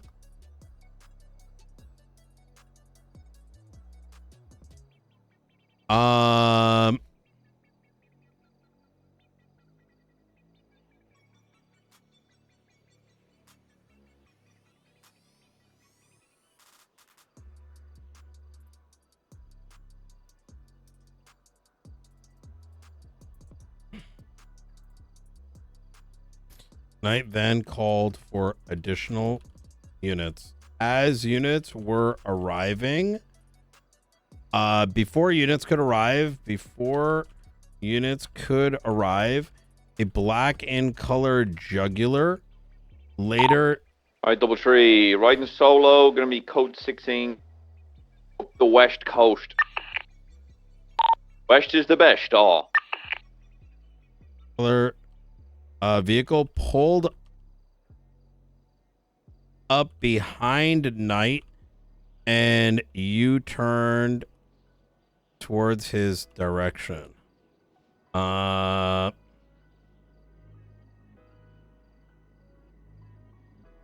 Driver did not yield. After a short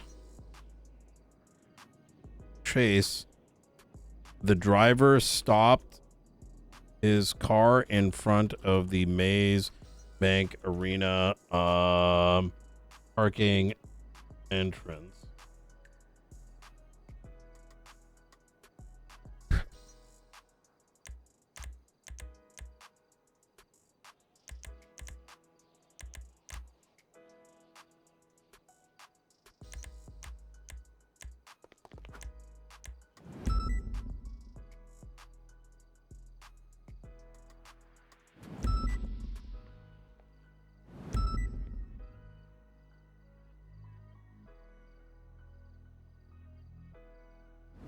Do.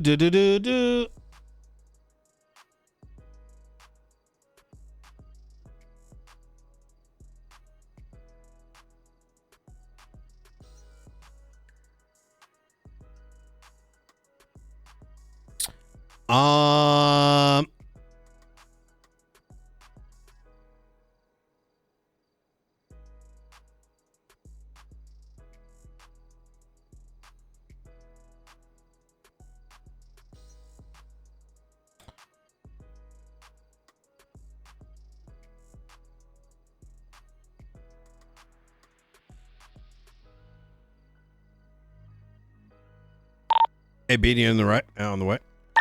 Hey, firm, yeah, just at the hospital, maybe just getting their leg fixed and I'll be there. Hey, firm. Black color, you turn towards, oh yeah, that's what I was gonna do. Where was this?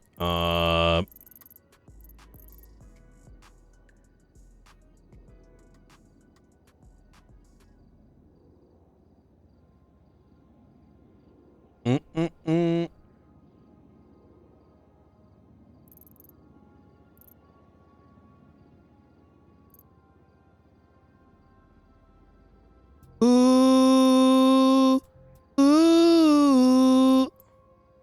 To get the child safety, he's probably working on some shit. He's with Duncan right now. Easy.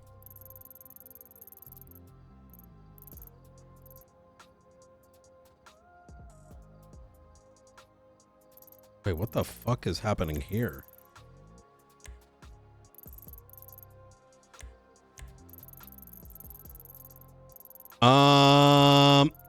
Let me see.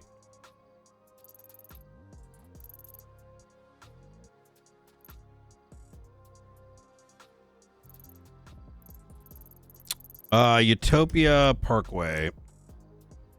Play with it. Something committed to the driver is unresponsive. However, the driver did not yield. On Utopia Way. Here we go. On Utopia Way. The vehicle RO was Mark Richmond, plate black in color, Premier, fully tinted windows. Knight pulled the vehicle over and attempted to communicate to the driver, whom was unresponsive. Knight asked her after could hear him. The driver tapped the window. Knight then called for additional units. Before units could arrive, a black and colored turn. Knight then watched as an individual in fully blacked out tactical gear with a tactical helmet began to step out with what looked like an AK variant weapon called 78s and began to drive ahead. Knight then noticed both vehicles U-turned again towards Dutch London.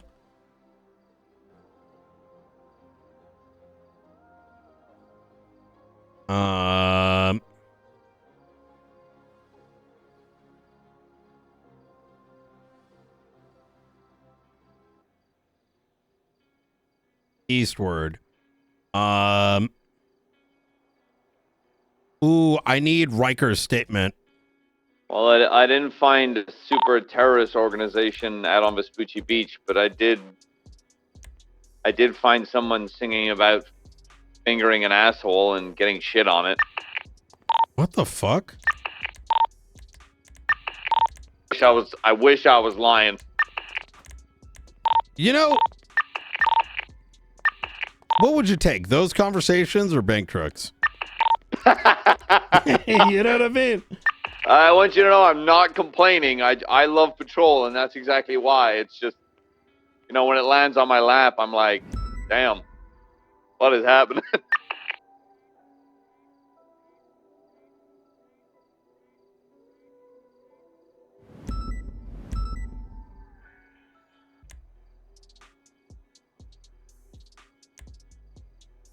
Towards Dutch London, began to drive eastward. Dutch London began to turn eastward. Here now, Brian, by the way. I'm coming. You know, my ass goes out, does patrol for 5 minutes, and now I'm stuck in front of the MDT again. What is my life? You know?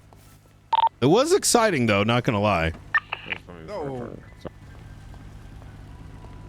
Sorry, we're 4 stocked already, Brian. I'll get in the trunk for you. Wait, Are you sure? Yeah. I'll make a little gap in the seats. I'll be able to hear whatever's going on. Yeah, I agree. Beaton now gets to drive this car like he's driving a cruise ship. I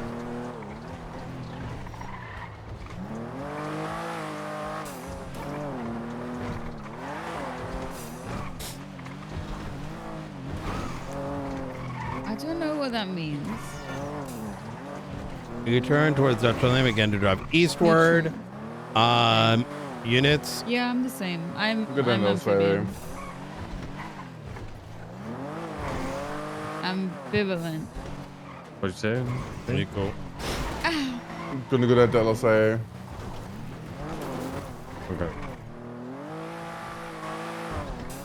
Yeah.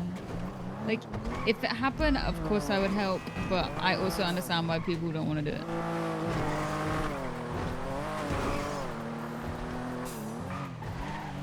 gay, and now I just found 2 people breaking up on a beach for. Yeah. That is true. Like I'm just driving like I'm just driving along the coast, like interrupting people's heartache. Never mind. I'm just trying to find a fucking guy with a gun.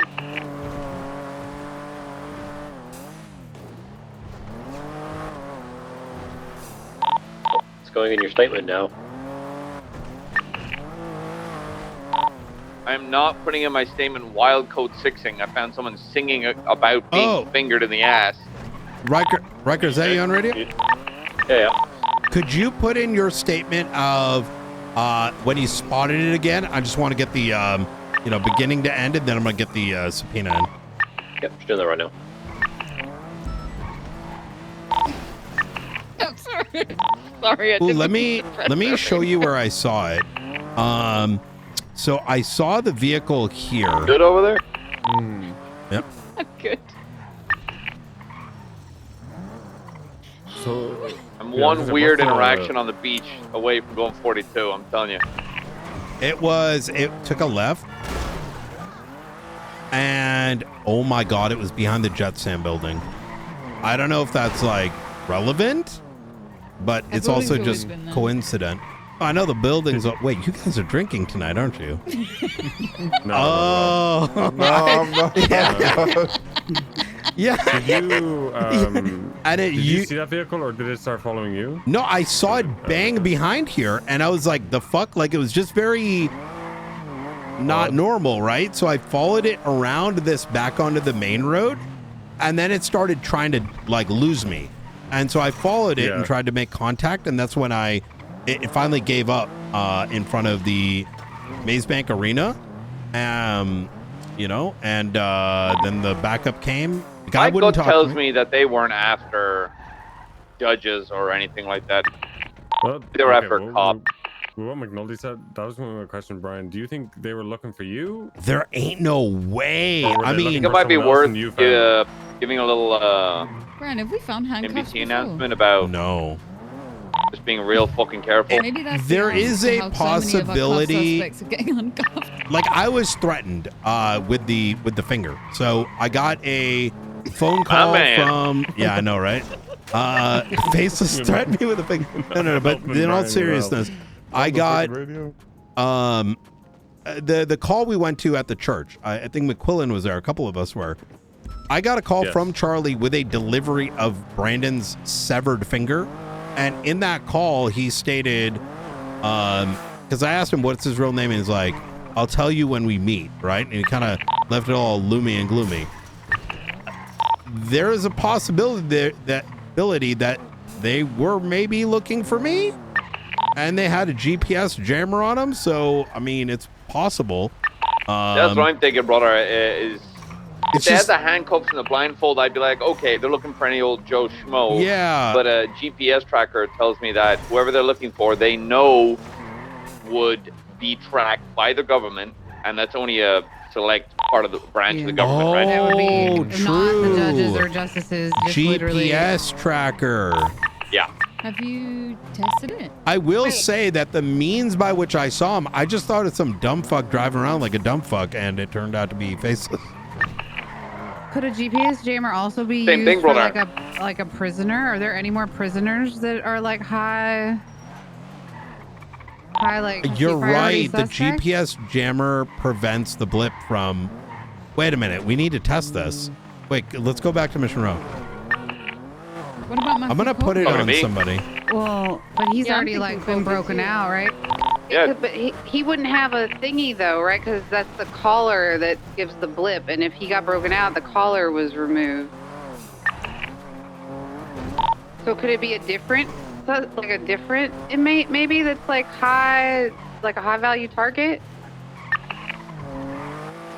Don't know. I mean, it's possible. Is there anybody else that like hasn't been broken out? I didn't make that yet connection. Because there's been so many breakouts lately. I but is there literally didn't make anybody that else? connection because, like, my brain is just like, I just happened upon this shit. But that actually Because it makes could a lot of be sense. It could be DOC, it could be marshals, it could be Yeah, inmates.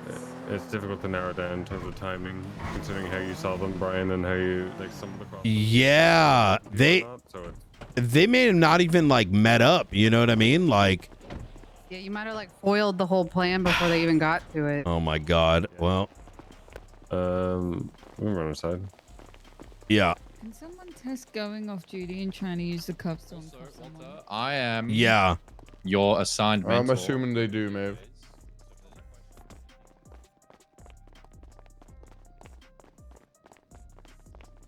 All right. You do.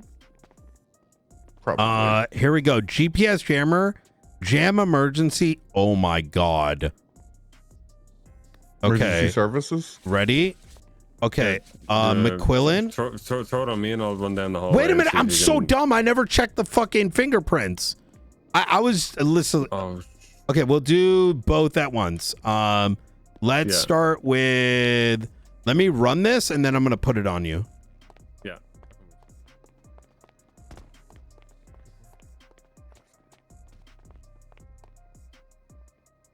I've just been like in fucking. I didn't even think of that either. Yeah, That's a fucking... it's just so much shit happened, you know? Yeah, All right, there you yeah. go. All right, the jammer is now on McQuillan. His blip is still there. Let me run down the hallway. Let me run down the hallway. Okay, that sounded. Try seeing if you can activate it. I can. He's Brian, not. come He's to me. not Brian, on, come his here. blip's not showing. Yeah. Are you off duty right now? Ooh, let me throw you. Oh, I see. Put your hands up or something. Or let me put you in cuffs either. I Or can still see him. I'll put you in cuffs real quick. I restrain you. It's on you right now. Keep in mind. Yeah.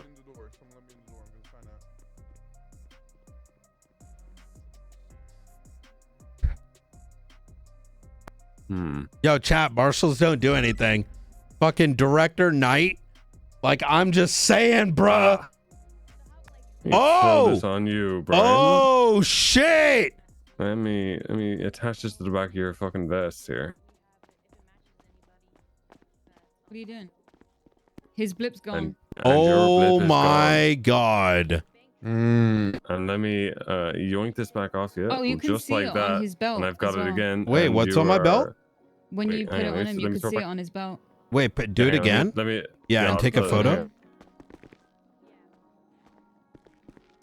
Sorry, it's right on your penis. Wait, what? Yeah. Don't worry about it. It's right on your crotch. It's just. It's for evidence. It's for evidence. It's a belt buckle. It's like a fashionable belt buckle. All right. Put it on your belt. Oh. Okay, I got a photo. I guess. Okay, let me grab it again. Is there Okay.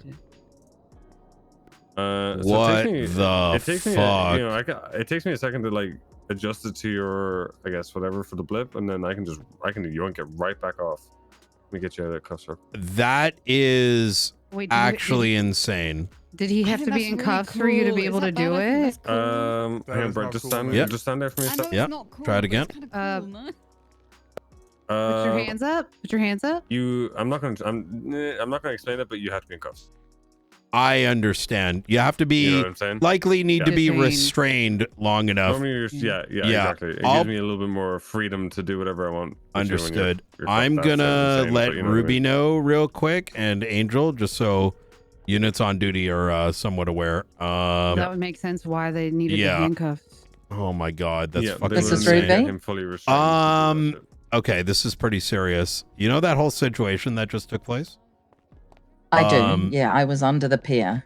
We were under the impression that this was maybe Brandon because it ended up being Frederick White. You know, 170 and like it just auto copy paste. Hold on one second. Let me put this thing in. Oh. It's worse. Well, the equipment that we recovered off of them, we just figuring out what the fuck it is.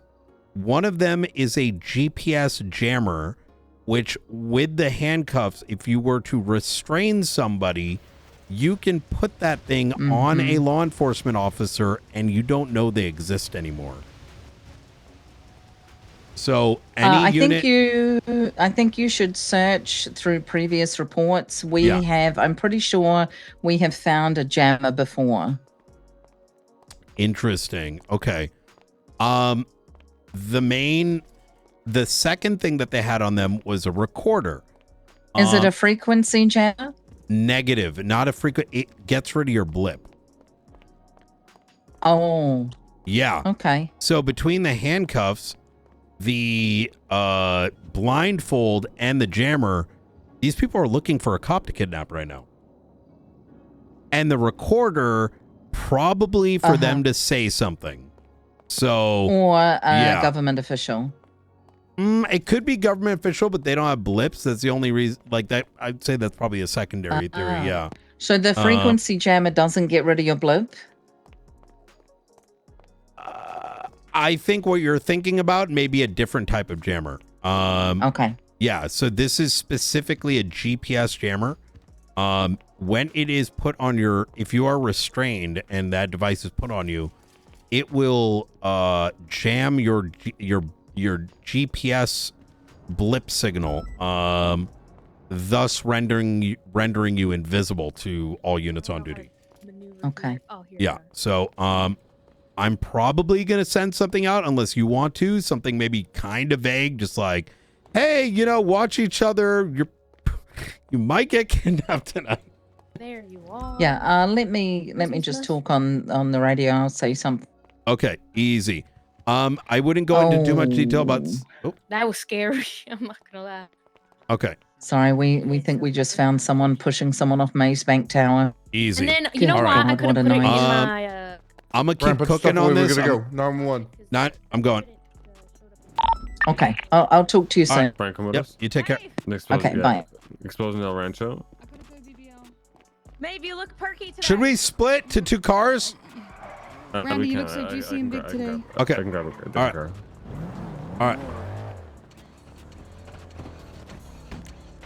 Ryan, I don't know if it's related at all, but it's suspicious. Let's get in the trunk. What the hell's going on? Just in the fucking interest of time, we'll just.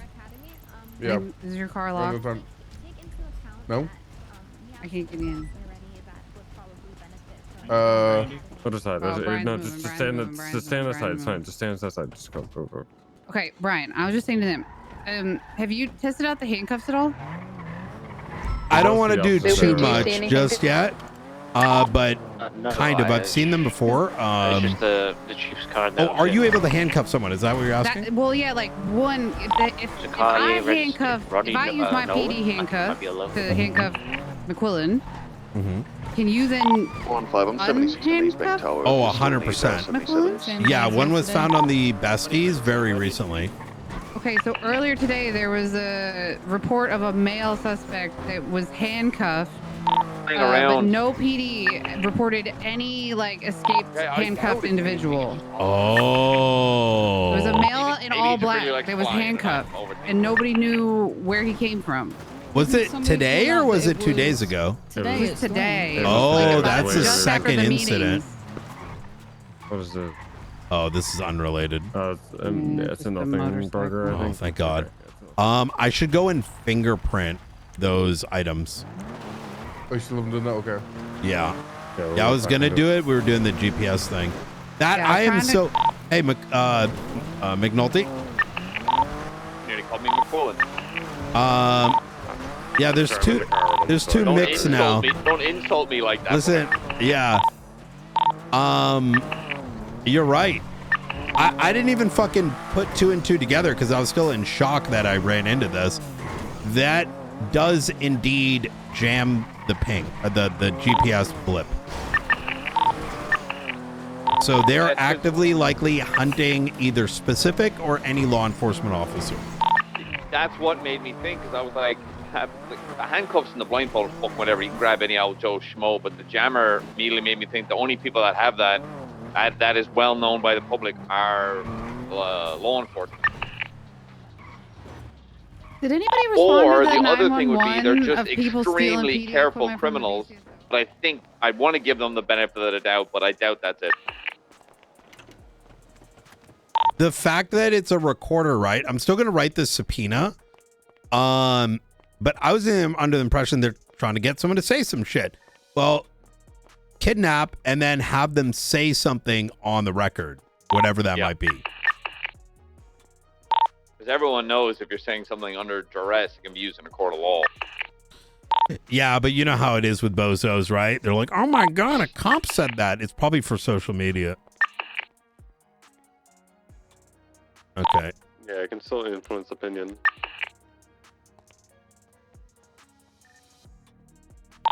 Yeah, because I'm truly worried about the public's opinion of me. Dude, we know we. We also had the camera, what was it, yesterday, documented by McAllister over at the observatory. So. Well, if it's Frederick, you could make the assumption that they were probably grabbing someone in direct investigation of the faceless. But I mean, that helps narrow it down, but still a long list of names.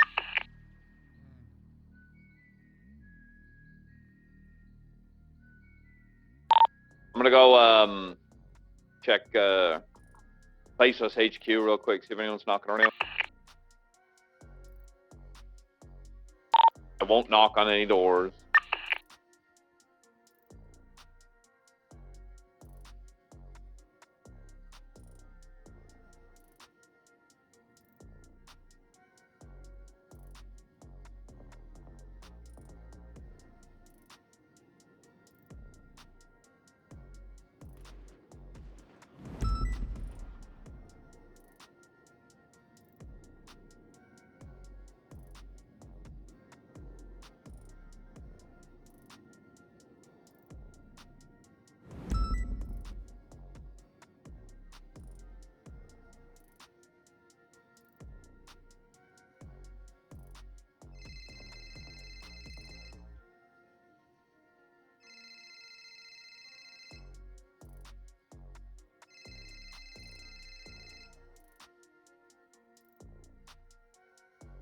All right, let me send this to her. This is Ruby. All right, here's my message. Yeah, we have reason to believe that there are individuals out and about with the intention of kidnapping law enforcement, EMS, or government officials. Okay. Keep mind as they are equipped with specialized equipment that can jam your tracker. If you're going off duty, try to 42 first. If someone happens to appear off duty, all of a sudden, call them for a welfare check. Okay. That sound good? I think that sounds good. Yeah, I think All it's vague, but not vague. Yeah, it's just enough. I almost didn't want to mention the special equipment, but I feel like we have to. You know what I mean? Okay, here we go. Boom. All right. Easy. All right. All units be advised, please read the announcement in the tracker up there, 311. Okay. All right. Well, Ready, check. not a boring day. So, anyways. Got a rogue heli. Ruby, you stay safe out there. All right, thank you. Take care. It looks like it's going towards. All right.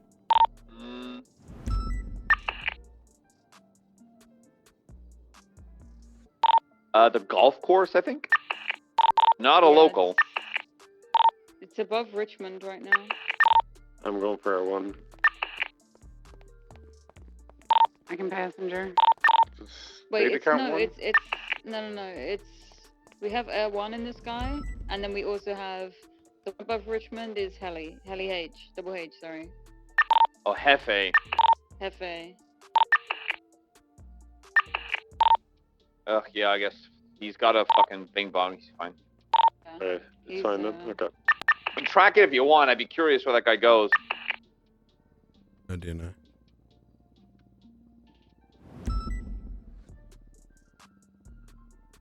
Double check. I'm gonna go check out that 32 on Las Lagunas. No DNA on the items.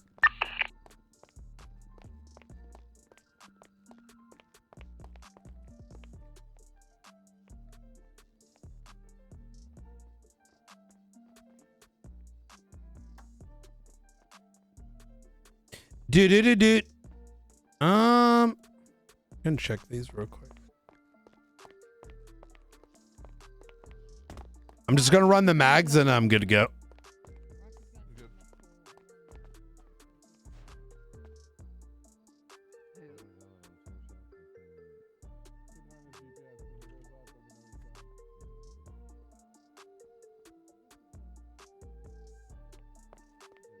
If it gets taken hostage, she deserved it.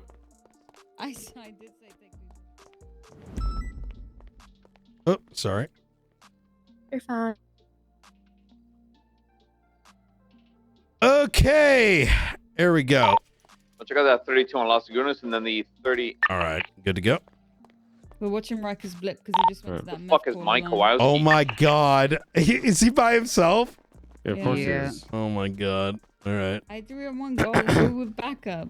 Yo, what if I'm starting to think that they're intending a marshal.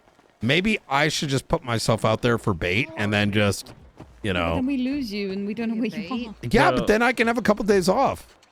Get a fucking, get a marshal. I mean, listen, what's the worst that they're gonna happen? Watch Brandon get tortured. Cadets? Do you have marshal cadets that you can put out there? Just like a no, I can't do that. That would be. Get fucking Sean Duncan out there. You know.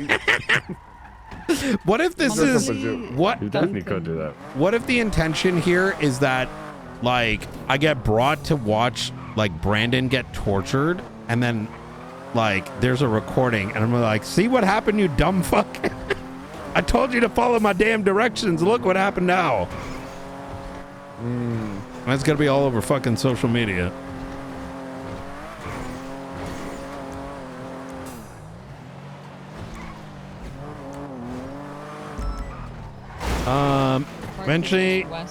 Eventually leading the vehicle to Del Perro Pier. That's because he's in their car. Brian! Honestly, that would be fucking sick. I kind of want to maybe put myself back out there as soon as I'm done writing this up. As soon as I'm done writing this up, you cut off right at the start there. 10-9. As soon as I'm done writing this and putting out the search warrant, Like I may actually drive out there. or something like that. I think. Because I'm starting to think, what if that's actually what happened and I stopped my own kidnapping? Do you know what I mean? Because a lot of what we ended up finding started to make more sense after the fact. McNulty checked the whole coast. Knight at this point assumed it may have been. What about the lake on Gordo? Rogue Darkstone, as they matched the appearance of. No, no, we're just looking for like. For a submarine. For a submarine. Well, I'd say that's long gone. You're kind of just looking for anything at this point. Yeah, but weird, I'm just thinking anything like weird, right? where they might have left it. That's the thing. Oh. I suppose if they left it somewhere and fucking They- local I mean- comes along. Yeah, or they could have got picked up by a boat. They could have just like dished out in the middle of the ocean and got picked up by a boat, something like that. It's true also. Falafia dock? But we started chasing that thing and they had that fucking thing ready to go pretty quick. Aren't those little things? Aren't they like 2-seaters? Yes, I think so.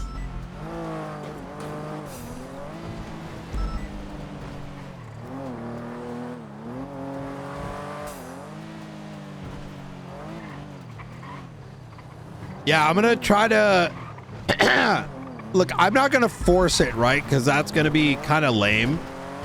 But I feel like I should maybe. I mean, to be fair, at the end of the day, they can always run it back, right?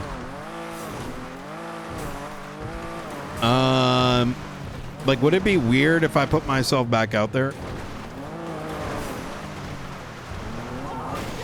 No, we'll let it play out. Run into Riker. He's coming this way. Individuals, however. Yeah, I'd say it's fine. Yeah, controlling. Yeah, I was just looking at my GPS. Trying to think.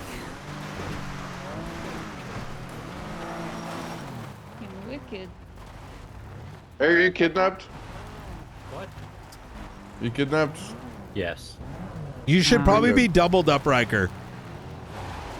What was that? You should probably be doubled up given what we just found.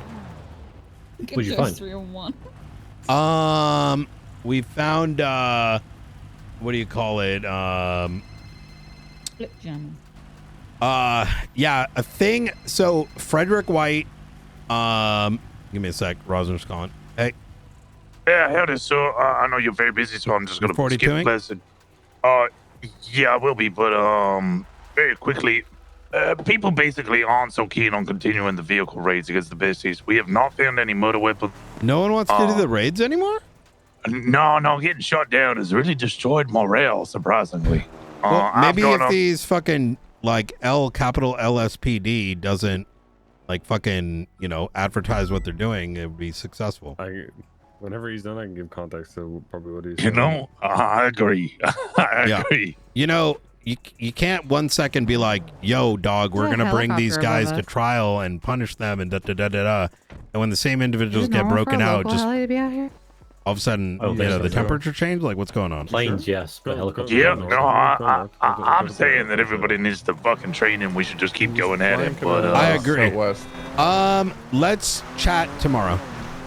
I think the raids need to be done by tomorrow unless we get another extension. Okay. Yeah, we'll well, the That's lockdown crazy. ends tomorrow. We can raid after that, but the vehicles will Wait, no why longer don't be you locked down. guys get like a night raid? Oh, we You guys have get a night shot raid, down yeah. twice. Like, no one's entitled to. I don't know. Let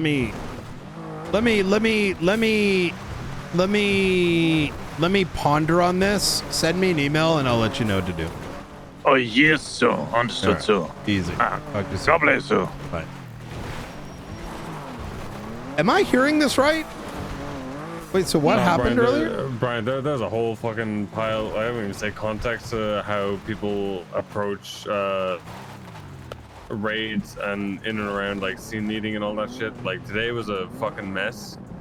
The first raid was a complete fucking mess. But this one was a little bit better. And then suddenly, like Miller was. I talked to Miller, and you can probably talk to him yourself. He did not want to lead it. He felt forced into leading it. He did a pretty good job. He went down. I took over. And I felt like every time, and like I take no bullshit. Every time I told people to do something, I had a fucking committee of people telling me what they think they should and shouldn't do. Yep. I mean, you heard me on radio, right? When I heard you getting interrupted, I stopped that shit, right? Yeah. Like I tell people to shut the fuck up. Yeah. But the thing is, most people won't do that. And I had a chat with Miller after this. It's like, yeah. I used Pred as an example, right? You think Pred gives a fuck about anybody's feelings when he takes over a scene? No, you're the scene lead. No. It's important. So You once you're a only. scene lead, you tell people what to do, and if they have an issue with it, you tell them to shut the fuck up and do what you're do. No, you tell I them should to be. do. Like, I mean, look, I'll use an example, right? Coyote, he's new, right? But he's one of mine. The moment he started asking, what do I do? Da, da, da, I told him, listen to the radio. That's it. Yeah. That's it. That's your job. You listen and you think, and you need that. Unfortunately, some people translate that as being mean. No, it's how you're supposed to police, right? If every 40 individuals are not independently thinking and using, you know, their intelligence, well, they're quite literally a detriment to whatever is being completely. done. So, I listen to Rosner, but honestly, I think so far out of the marshal's issues or purview of what's going on, that's a complete like patrol problem that is kind of like just spiraled, I guess. Wait, what do you mean? I think what Rosner may be saying of people not wanting to do raids or anything like that is, if you know, for a select few, maybe myself being and like a few others, or they don't want to do it. They don't want to like. If I didn't take over that, there's not many people that would take over it because there's not many people that would be bothered to deal with a fucking committee decision. Because I told people what to do. I had 4 or 5 people chime in as to whether they agreed or not. And then also like I had when did this go from like because I wasn't there, right? Like there's been enough units, so we've been focused on the a lot of the investigative bit. Otherwise, you know. Yeah. Yeah. But when did it pass over? Is it because he went down, or what happened? Miller went down, and I immediately said, "All right, I'm taking over," because the committee started talking on radio. So I took over. They still tried talking over, and then even when I'm setting up like my plan of like doing a push, I'm getting comms on radio from like 4 or 5 different people. Then I'm also getting phone calls of whether or not what I should do, and it's like, if anybody else outside of me has to deal with that shit, I can understand that they don't want to ever deal with it. Yeah. Do you know what I mean? Like, it's even like the committee's all fucking chiming in, but the moment you say I need someone to do this right now, crickets. Because in those situations, Hey now. if I know best, and that's true. I'm taking over scene because I know best, right? I wouldn't take over scene if I didn't know best. If I tell you to do something, I need it done in that moment because it's a time constriction, right? If you don't do it quickly, then they'll do something to counteract already what you're thinking, and then it's a complete mess. That happened today, where I told a bunch of people to do different things, and because they questioned me or gave their opinion when I didn't ask for it, the besties were able to move around and maneuver, and then we just got fucked. And then I couldn't even tell Bean, who was the pilot, which fucking building I wanted him to land on, because everyone was just constantly talking on the radio. We don't empower scene leads. We tell people they should scene lead, and then we question every fucking thing they do. And that's what I'm saying. It's like it's a more patrol thing, and it's not really, it's not really a martial. It is something to be aware of, right? It's a discipline issue, right? Yes. Radio etiquette, radio discipline, command discipline, etc.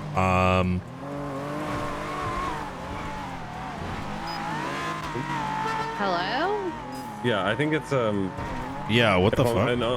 In all honesty, right? It's a radio etiquette thing that is like spiraling and getting worse. Yeah, I do think there is interruption Andes are probably my biggest pet peeve when it comes to radio. Calm. You know what? Look, there is a session happening eventually that's being developed. I don't know who will ultimately partake, but it will include basics like when the radio chirp happens, that is everyone's cue not to talk until the chirp goes off, right? And that's something even as simple and fundamental as that resolves a lot of things. The only time you talk over it is to break, right? But effectively now we have silent breaking. I know I'm just like the low person on the totem pole on this, but being on that thing today, I think honestly some people need to remember like the chain of command, because I feel like the people that were like pushing back or like piping up or whatever were people the that raid? It was like just regular officers and deputies and stuff that, like kept and it's like, if it's a regular scene, that's one thing, but in a situation like that, you got to listen to the people that have that air one, or the people that have the POV or the authority to make the call. And I don't know, it was one of the things. There's a bit of inaction today because people that are a little lower on the totem pole need to remember, just do it. Just go be the meat shield, do the whatever, there's a purpose.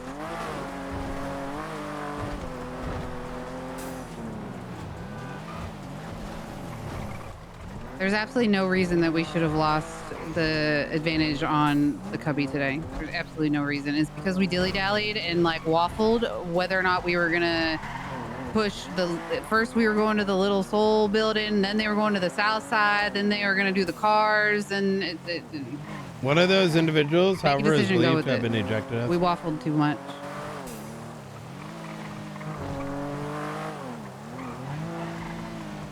And personally, when you waffle, that's when people feel like they chime in and give their 2 cents. Don't waffle. Just make the decision and do it.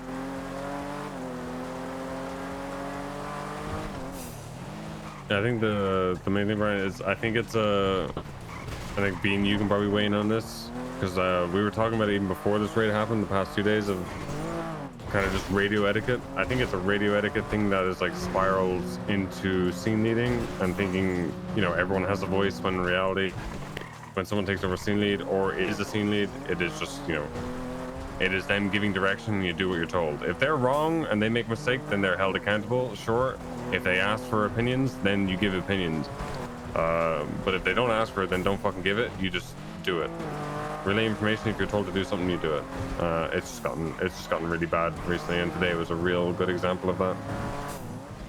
I don't know. I just feel like I'm fucking surrounded by cadets. Every fucking call, you have to fucking micromanage everyone, or else they won't do anything. That kills me. Yeah. It's that thing as well. Like it's a whole It's a massive patrol problem, and that's why. Yeah. It's just, I think so we have this issue in the marshals too, right? We have a bit of a.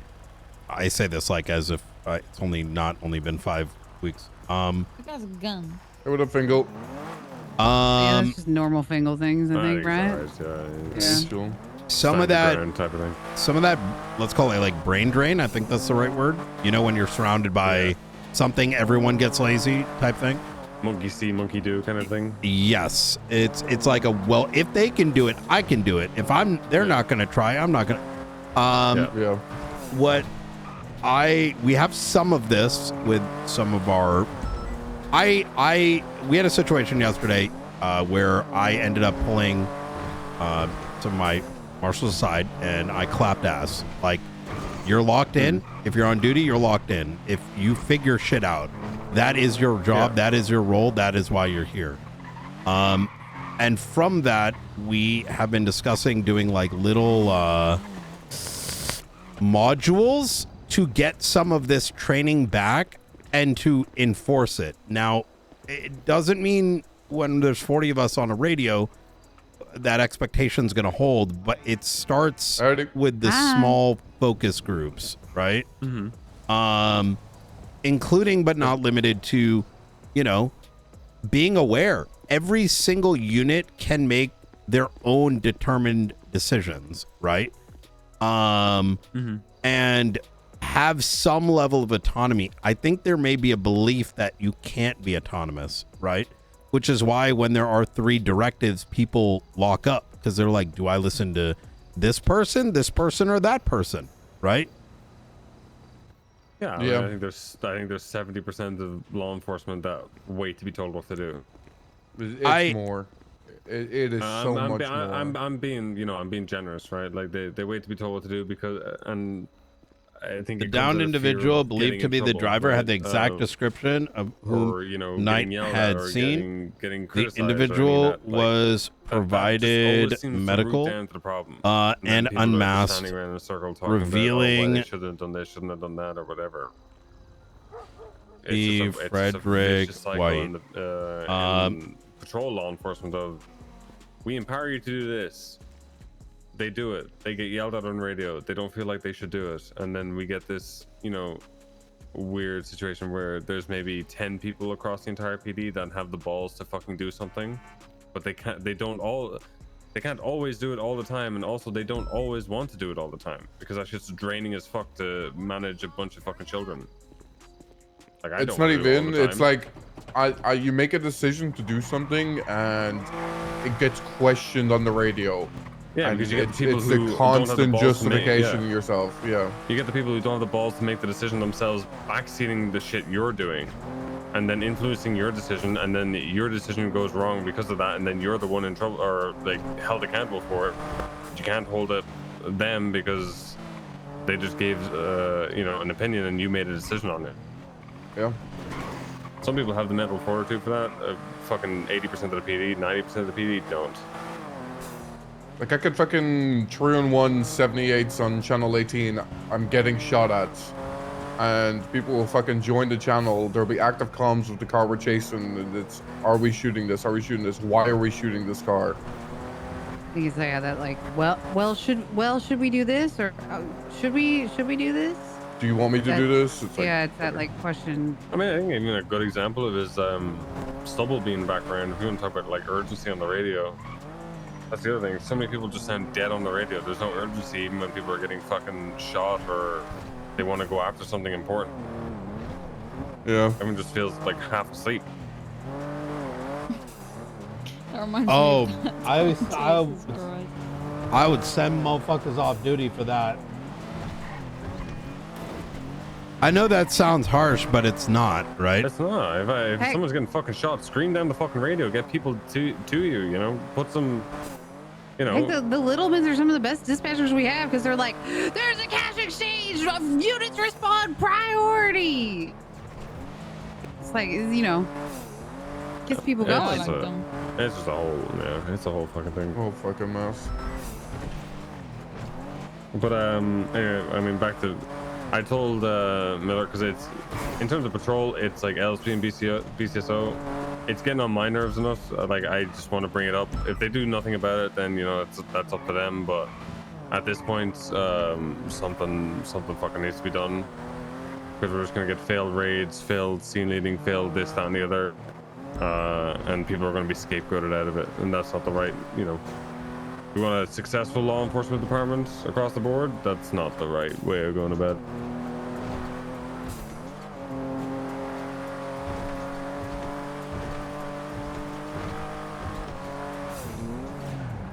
But yeah, we can fucking sit in this car and talk about it for 6 hours. So.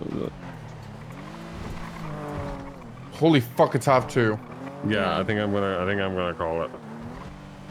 You drop me off at PCSO? Yeah, I'll call as well. We'll drop off. We'll drop off Mr. Knight first.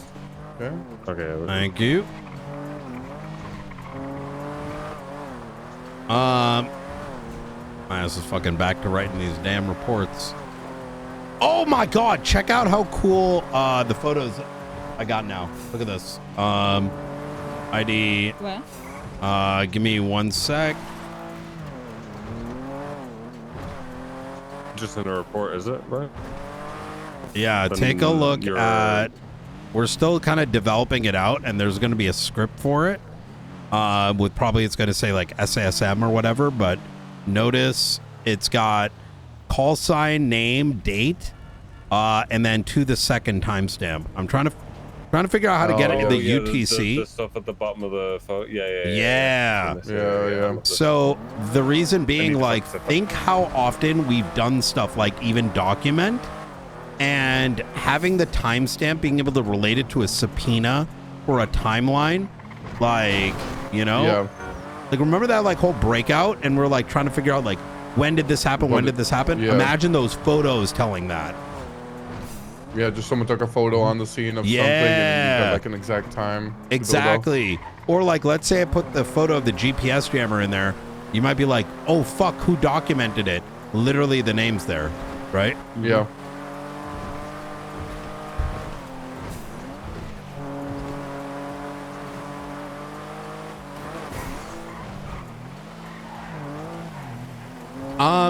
Since we're the whole topic we just got done discussing, I will say that I think there's enough individuals aware and they want to see things better, not because we need to come out on top, but it's exhausting if we are our own worst enemy, right? And there will be movement in that direction, at least.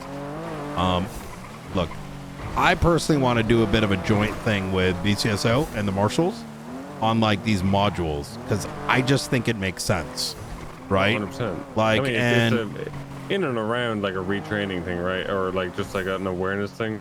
Ain't worth retraining like, the entire force because there's like 300 and some people show up like 2 days a month. Yeah. But if it's a focused group, chef's kiss. You know what I mean?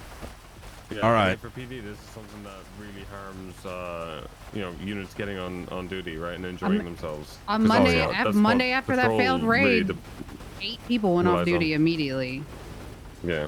Immediately. I was watching the 42. Well, yeah, because it's like, you know, it can otherwise feel like a waste of time. Not necessarily the success, but if it's like a non-valiant effort led to a loss, right? That's where it sucks. You know? Anyways. All right. Good chat. I'll see you tomorrow.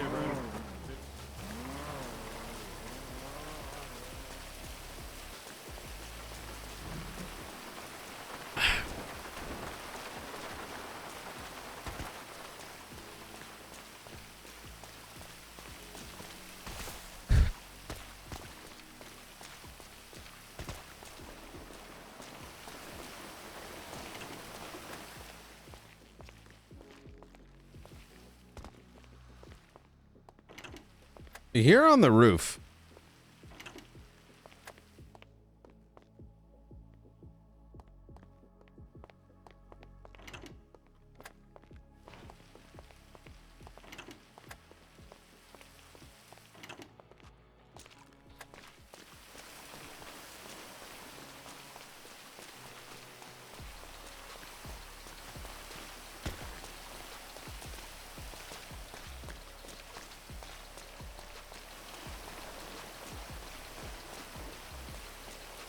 This is in the last 30 days. So this is insane. We need to keep an eye on all our marshals because you saw my 311, right?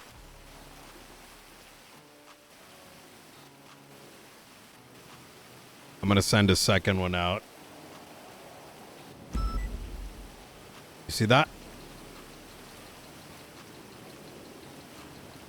And I just realized we had a camera there the other day. Don't these jammers do anything or no? Well, so we found a black, it wasn't until McNulty pointed out, it wasn't just a black bag. It was the voice recorder, right? I'm over here thinking it's for torture. No, the fucking tool that we found on this guy, literally, like if someone's restrained long enough, they put the device on you and the fucking blip disappears. They're out hunting law enforcement or EMS. Oh, God. Yeah. So be careful is what I'm saying. Yeah, we're together. We're just trying to, this All is, right. yeah, this shit's Just wild. if you're going anywhere, try to go with someone, you know? Yeah, buddy system. Yep. 100%. Thank you.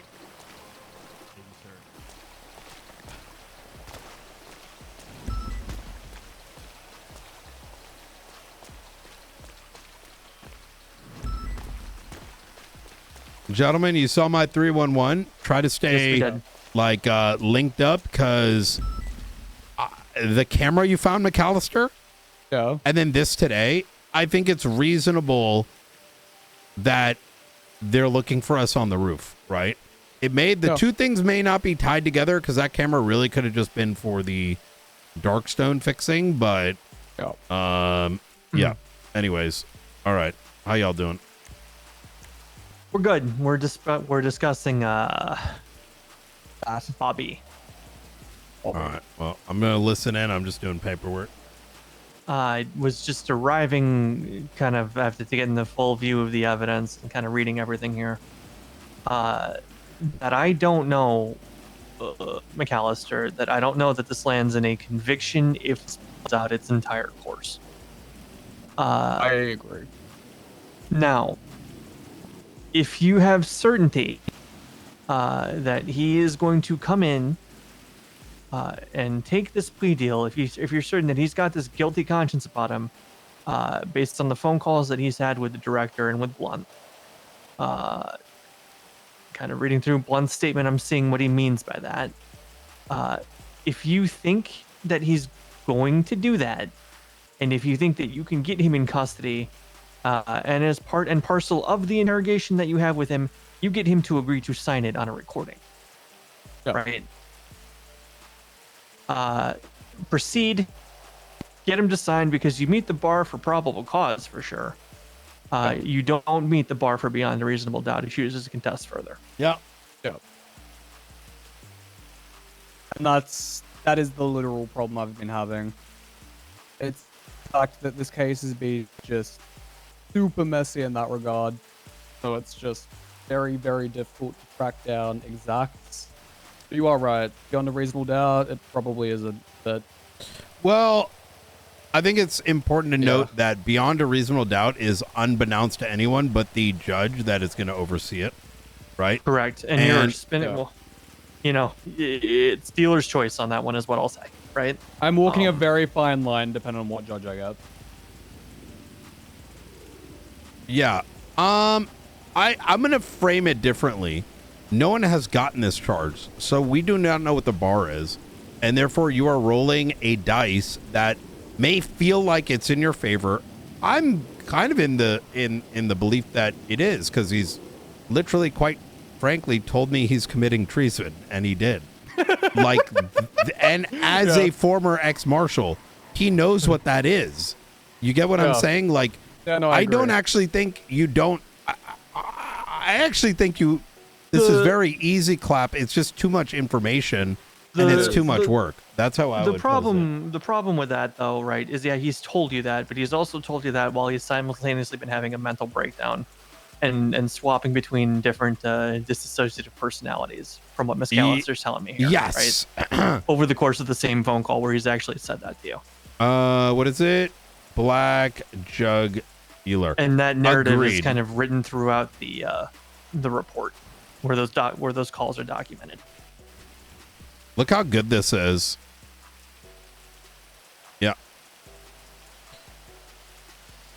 A spontaneous utterance can only go so far, and if there's a reason to cast out on the spontaneous utterance, it can kind of go out the window. Then this DOJ, as it is going to go towards actions and things done and things that they can prove through evidence, rather than what he may have said while he was in an altered state of mind. So for me, the only other person I know, just to kind of give context to, for treason that's been ever convicted of it successfully, was Soze back in the day. Yes. You know what I would lean on if it was coming to a treason charge is this reads, whoever engages in or incites others to participate in rebellion or insurrection against the authority of the state of San Andreas. And the engage in inciting took place on the incident, roughly almost, the island situation with what's his name, which we constructively, he was in possession of the book. He told us on recording that he made the book. He also stated that he was Echo, right? We also can identify 2 civilians.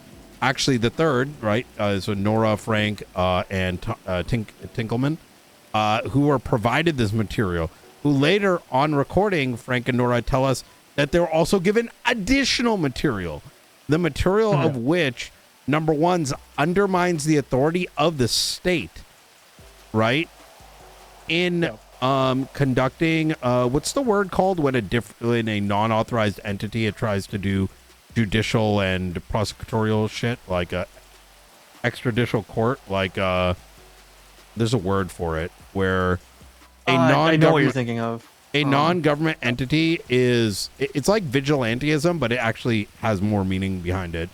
I know what you're thinking of. I'm just blanking right now. Yeah, information overload here. To me, that's the hook, and everything else is just ornaments, right? So then here's my question. If we're going to go down that road, McAllister, you know this case better. Do any of those individuals who were on that island, who are willing to have received these instructions or who have acted on behalf of this organization, I'm looking primarily at Tony Tinkleman here, would any of them be willing to go on the stand should this proceed to trial and give a face to the name that is articulating what happened here and say that they were coerced by this organization? I think Frank and Nora would. I mean, just having spoken to them, they may not. They do not fuck with it.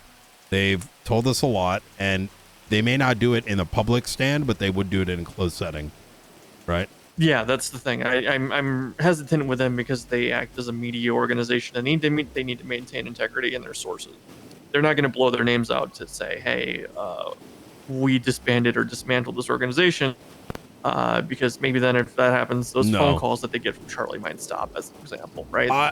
They have been willing to hyper cooperate based on my last conversation. I don't know what they've said to you, McAllister, but even as a worst case scenario, I would be shocked if they were not willing to go in a closed room deposition where their names and statements are redacted, right?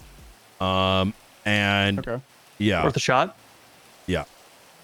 Do you think you could get Tinkleman to talk just as a third person here, as a doctor, as a quote unquote upstanding citizen of Los Santos? Yeah, I think Tinkleman would. Frankly, I'm not quite sure as to how I'm going to do it, but I also need to redact several pieces of his interrogations, specifically the portions that mention the ADMC, because they're kind of problematic and would probably lead to a threat on his life. But other than that, You was that? file it on. You file the interrogation then under seal. Yeah, come on in. Yep. I just saw the text. I've been saving the world one traffic stop at a time, I guess. Like genuinely, The marshals I have been don't. traffic stopping like crazy recently. I legitimately have not been able to traffic stop in all day. That was as soon as I get done talking to Bean, it immediately happened. Do you know where the panel is? I don't even know if we have a panel.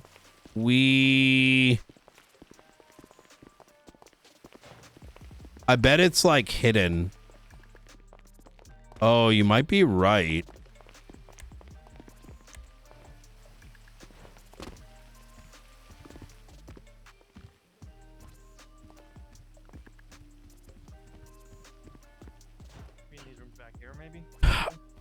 I don't know how this thing works. Yeah, where would it be? Oh, it might be in the bathroom?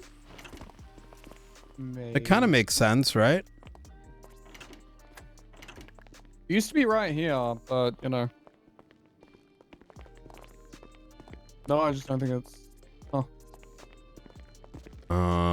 Let me see if I can figure it out.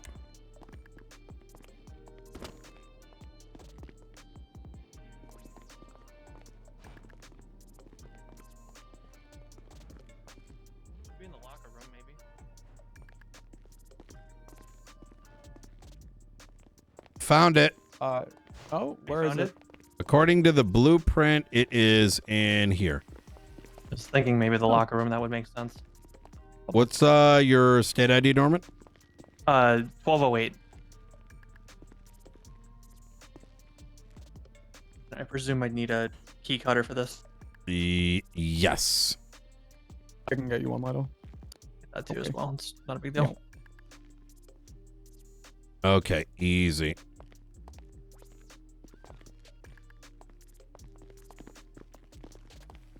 The beauty of the treason term is any actions, etc. It's so open to like interpretation, and that with just the like material, like it, you know, man, you can get very creative as to what these things are imploring individuals to do, whether it's the undermining of authority, and we function as a state, right?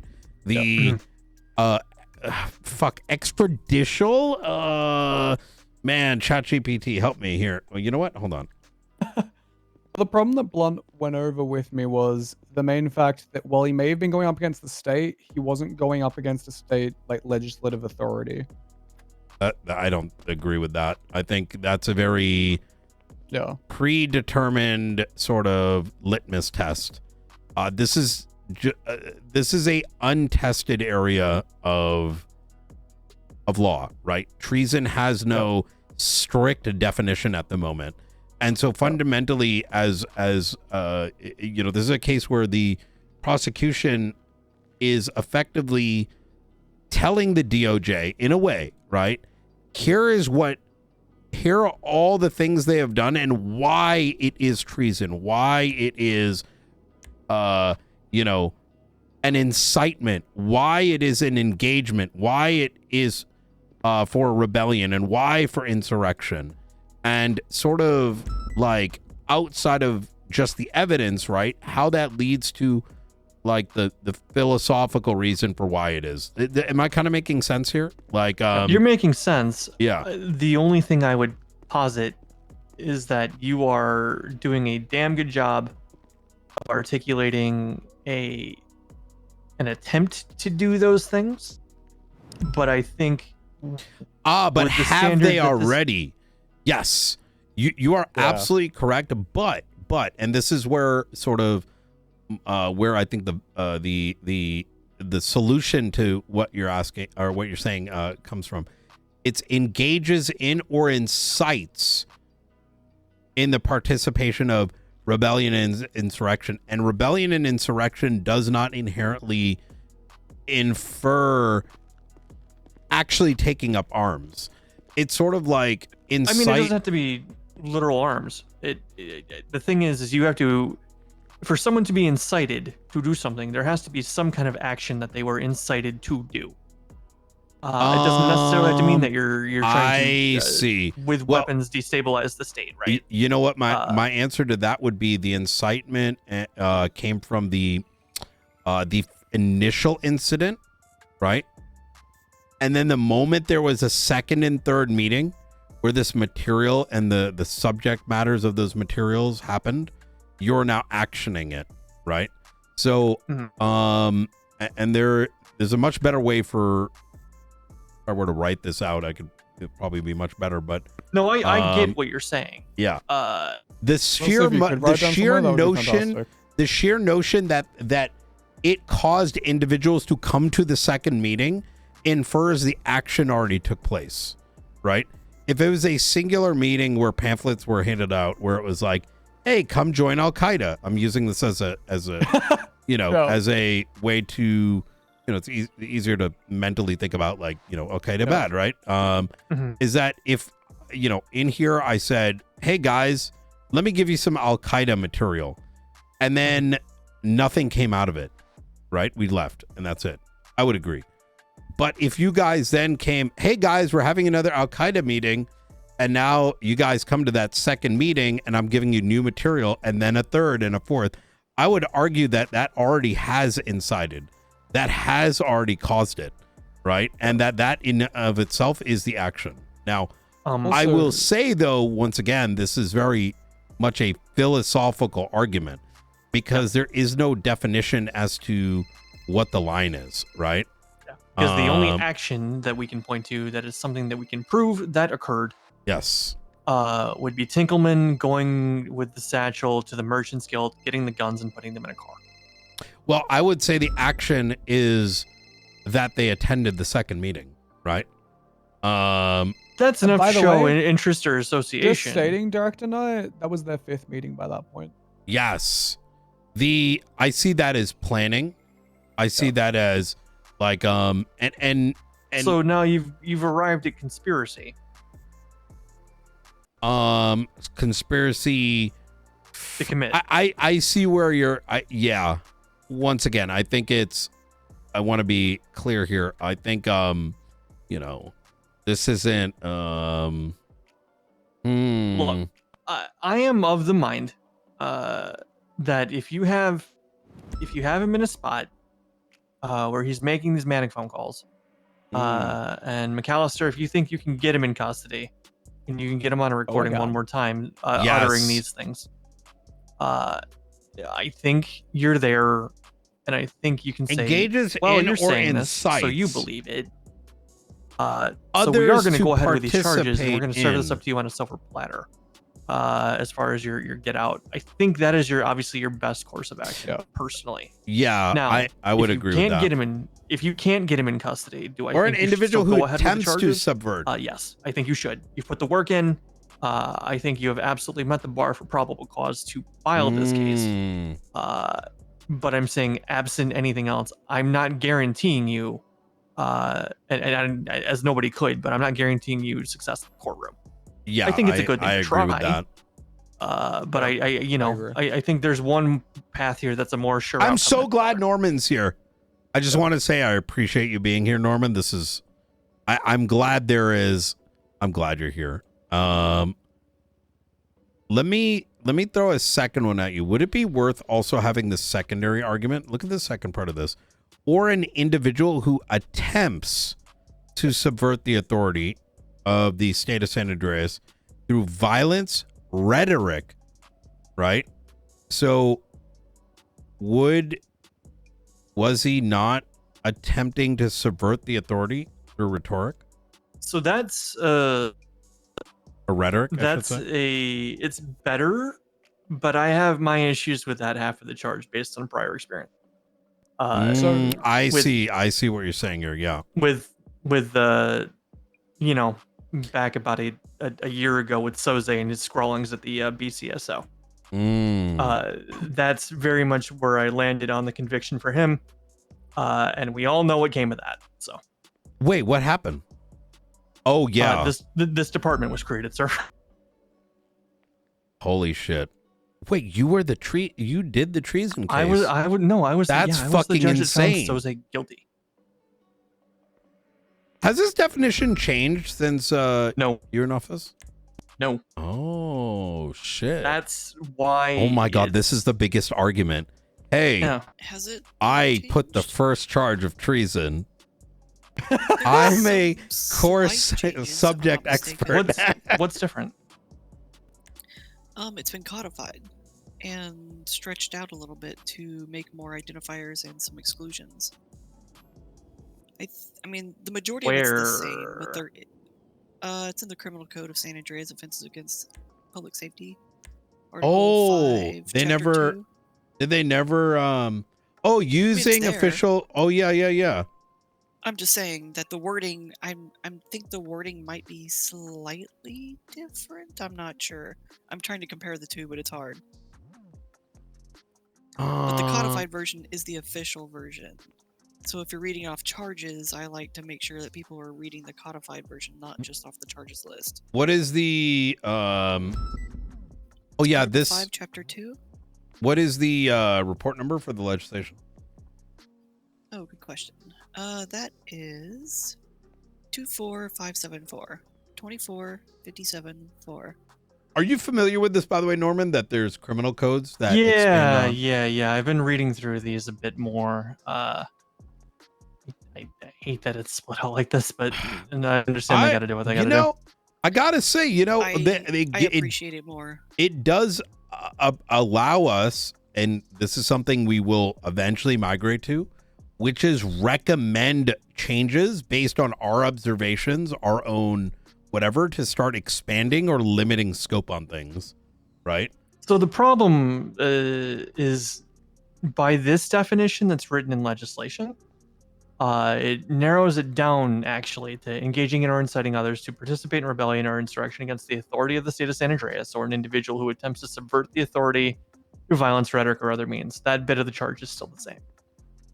In this case, but it defines the authority as for the purposes of the statute to include laws and legislation of the authorities in the Constitution. So Effectively, it limits the scope of what it is to not be the people in power, but the written law. the state itself and the laws that establish and create its foundation. I was originally going up against that specific clause because I thought that was my best bet. I specifically wrote a paragraph that stated, whilst being a San Andreas State Marshal, by being a member of these groups and via actively carrying out tasks given to him by such groups of his own free will and volition, Mr. Barnes actively undermined and subverted the wills of the authority of the state of San Andreas' legislative body via attempting to involve other members of the San Andreas State Marshals within these organizations by attempting to cause harm to the integrity and effectiveness of this institution. I'm literally quoting a piece of the SASM legislation there. Furthermore, Mr. Barnes used his elevated knowledge as a San Andreas State Marshal to leak classified information from internal State Marshal documents to members of these organizations. I was going to continue on to say this harms the part of the SASM legislation, which means that they need to deal with organized crime and with like a bunch of other stuff. I'm more or less stating that he is corrupting and converting the SASM legislation to bend to his own whims by creating his own vigilantism organization. And he did so while doing so as an active member of the department. Yeah. It goes against the will of the legislative authorities. That's how I can tell you spent a lot of time looking at this, because I probably would have arrived at that after some time, but yep, that's good. That's good. Yep. Yeah, so I definitely still think, again, you have enough to bring the charges. There's not going to be a situation where a judge says, nah, there's no probable cause here. You've done your work.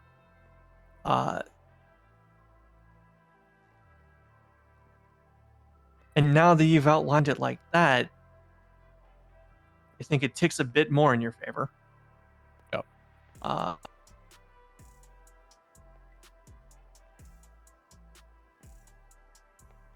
It's just making sure that that's presented properly, and in a way that the presumably a justice would be sitting over this, given the capital level of treason. Yeah. in a way that they can understand, that they will be able to, take the narrative that you gave me over the last hour and a half or so, be able to piece it all together reasonably, and then find a way so that the defense, whoever he may find, can't poke enough of a hole in it to create reasonable doubt. I think you're there. It goes back to what I was telling you outside. Get the statement of charges finished. Yo, Norman is genuinely such a huge fucking get it to the pickup. docket, Like, and then do refining and cleanup. I during love discovery. that he's someone I can challenge pieces of evidence there me on this and make me think. I just realized I've been talking the last 3 minutes. You need to add everything. Thinking about this. I'm going to be adding everything. It's but I'm so gonna be doing that during the good. motion for- Right? It's not like brain drain. Like Well, you don't need. You don't really need to file. You don't really need to file for continuance, right? There is a discovery period that takes place. From the time of filing to the time that the case is scheduled. You have until 48 hours prior to the scheduled date to file evidence. Yeah. Oh, I know that. I'm just trying to buy as much time as I can, quite frankly, because this has been very, very complicated. And I want to make sure that I do not commit a roads violation. Yeah. No, I know. You just don't want to use a continuance in bad faith. Which side note, Norman should be and Springfield should be a part of this roads conversation that will be happening soon. Effectively, the intent is to roads is effectively being rewritten or replaced with something that is a bit more crystal clear, if that makes sense. So getting rid of some of the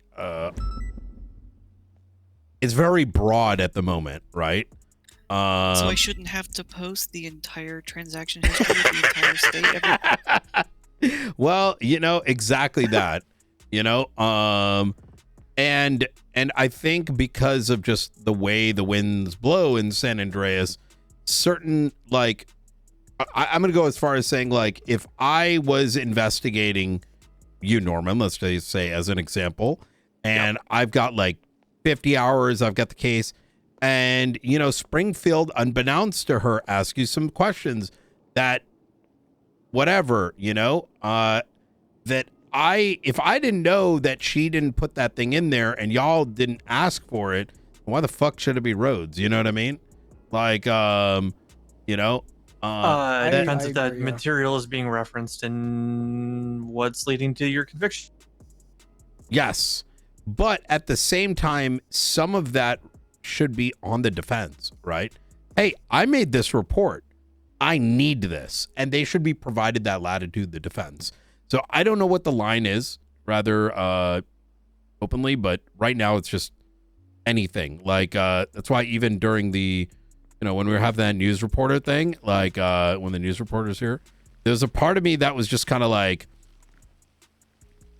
being extra cautious. Oh no, I'm being threatened by Jessica in a conversation. Oh no, I'm scared. That shit was hilarious, by the way. Oh my god.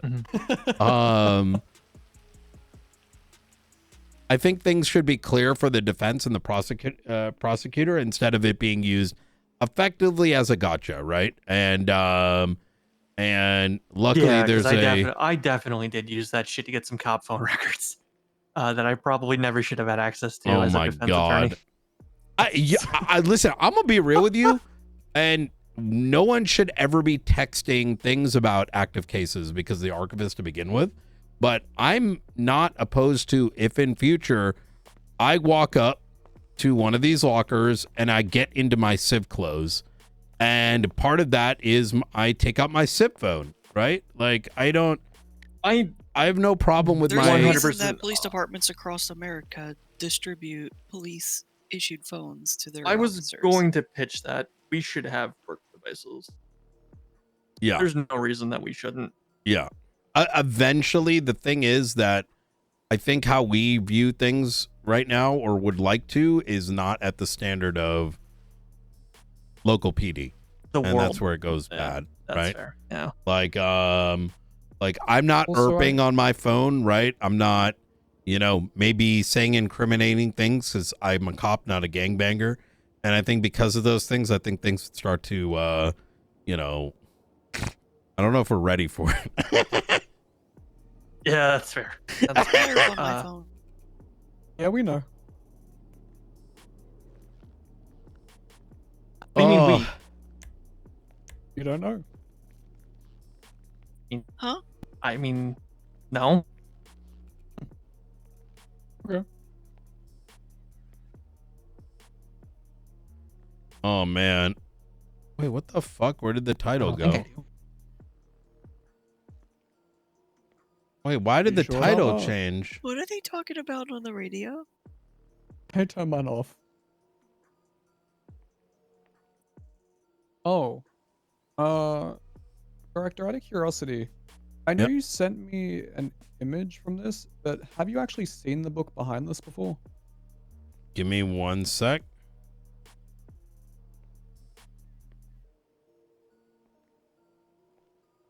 Wait, did you give me something?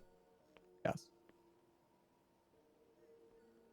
There was so much material coming in the midst of Archivist, Basis, and all this that literally this was like, oh no, right here. Wait, this is the evidence. Yep. This right here, they took this from PD documents. Yeah, but I can't guarantee that Bobby ever knew about this. That's the problem. It was shadow dropped to Nora and Frank. This wasn't one of the no. originals that was recovered from his vehicles. It doesn't matter. Bobby was it. Look at the emblem. Like, He was a member of the organization. Yeah. This emblem is awakened, right? It's Sanctum. It's Sanctum. It's literally their material. And this screen is leaked from our fucking information. Like I think this is like a key thing. This was leaked. Yeah. This is not known information. This, you ready for this? Was also given to Frank and Nora, and I told them don't tell anyone. Yeah. That means that Bobby gave it. He took quite literal evidence related to a state terrorist and gave it to, I don't know, man. This is fucking cooked. What the fuck? This is it. Yeah. Because Frank and Nora told me someone gave it. They didn't know who. You literally cannot have this otherwise. Wait, then what is this number? Which, by the way, adds up actually, to 365. there is a second. I remember the day. Remember, I got this the day I became. Remember, we saw this the day I became the director, and you guys showed me. That's the only day this showed up. Yeah. Wasn't that this might have been Gunnar fucking Kane? I believe that this was the day that I was suspended. So like a week and a half later. The 365. Yes.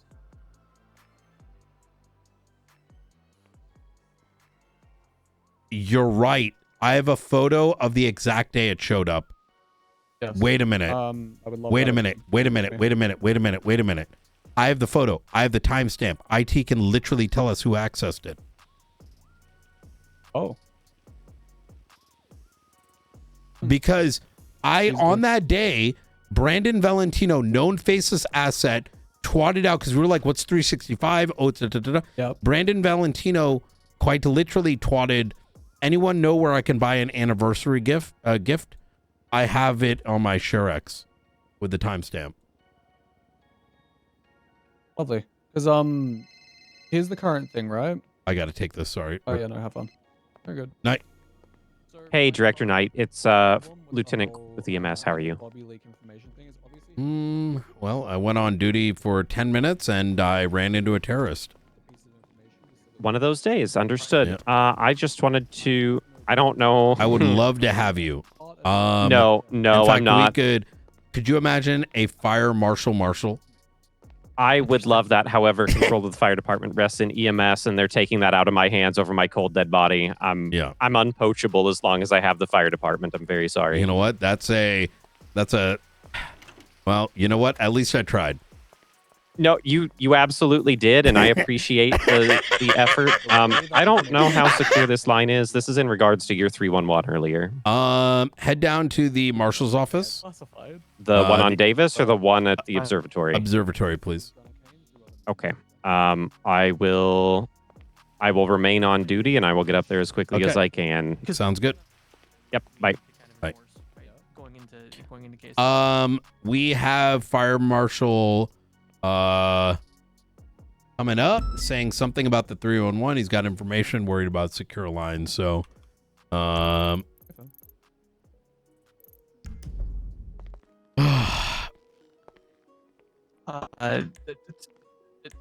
think you keep this line in your back pocket as we go to present the case as like a secondary narrative. I think what you were kind of latched onto beforehand is your primary method of charging here. But I also think if you want to get into the divulging of evidence and throw it out there and do what you can to tie it to Bobby and make him prove that it wasn't him, if that's the case, shift the burden over as much as possible and make him make an affirmative defense. Yeah, because if the defense counsel goes to throw Bobby up on the stand and say, "Did you release that material?" and Bobby says no, that's one man's word up against a whole mountain. Well, so this is one thing I've never liked. I don't believe historically through every, this is my opinion, right? No offense, Norman, understands when the line goes to the defense needing an affirmative defense. That's been a problem for a minute. I would argue that by us showing how this cannot literally be in anyone's control out of the few people on that day, that there becomes like it is beyond a reasonable doubt. There are 4 people that have access to that thing, right? That photo, that crystal ball. There are equally only these people that are in the awakened, right? Like yes, it's one person's word, but it becomes unreasonable for it to be someone else without something. You know what I mean? Like what is the reasonable alternative? Right? That it was one of the other 3 people. Sorry? That it was one of the other 3 people in question. That would be me, McAllister, Blunt. Oh. And me, McAllister, and Blunt would need to be shown, did we make this? No, I mean, I'll show our financial records, you know what I mean? We didn't print no books. Yeah. You see where I'm going with this? But I mean, more so on the provision of the information, right? Because it gets complicated when you mention Blunt. True. Wait, did Blunt ever look at it? The crystal ball? McAllister? Yes. Okay. I do believe so. I don't know if Bobby ever did, to be honest with you. That's why I actually think this is Gunner, if I'm gonna be a butt. Tell you the police director, I agree, and I have proof for it as well. Yeah.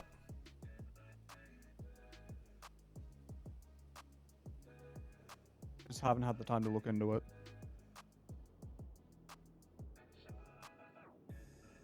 Which is why I don't think this is your primary through line for this case. If you already have the notion or belief that it's going somewhere else, or it came from somewhere else, you should stick to the focus of the investigation that you've already completed. Don't try and rope this in last minute. Yeah. I'm not. True. No. I have Frank Skinner and Nora Thomas returning back documents that were declassified. Oh yeah, I gotta check if this is, because I could. Well, I believe that they'll. God, this apartment is fucking stacked. You know. running This the department is fucking stacked, chat. I've seen those documents before. This department is so stacked. It's Well, I don't have a amazing. copy of them, Can you I'm imagine if questioning them. this was Furthermore, the Marshals in remember that 5.0? time that I told yourself and Brooke Ruth to go find documents that were in a drawer within the observatory. 7318. Seriously gone. Yep. It's just everyone's so locked in and about these investigations and shit. Oh, sorry, I didn't realize that was a question for me. What was that? Oh yeah, I was saying, do you remember those books that were, you know, in some cabinet that I said that was like going to be in the observatory, but like we never found them? Uh-oh. What? I got a phone call saying he's coming up here. Is it secure? And I don't see his blip. Huh? Oh, I see his blip. What are you talking about? Where is he? He's just outside that wall there. Who? Quinn? Wait, is he? Fire Marshal? Where is he? I don't see his blip. Literally immediately north. I don't see it. I also don't see it either. I also don't see it. God, you're hallucinating.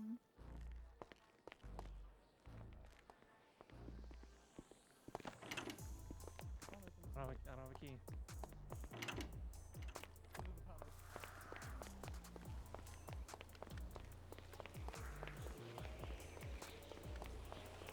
Oh, he is right there. Oh my God. Your shit is fucked up right now. You off duty? Is it? No, I'm on duty. Okay, well, we can't see your blip. I like started freaking out. Christ. Yeah. Oh my God. You know what? I've Get had in, that get happen. in, quick, quick.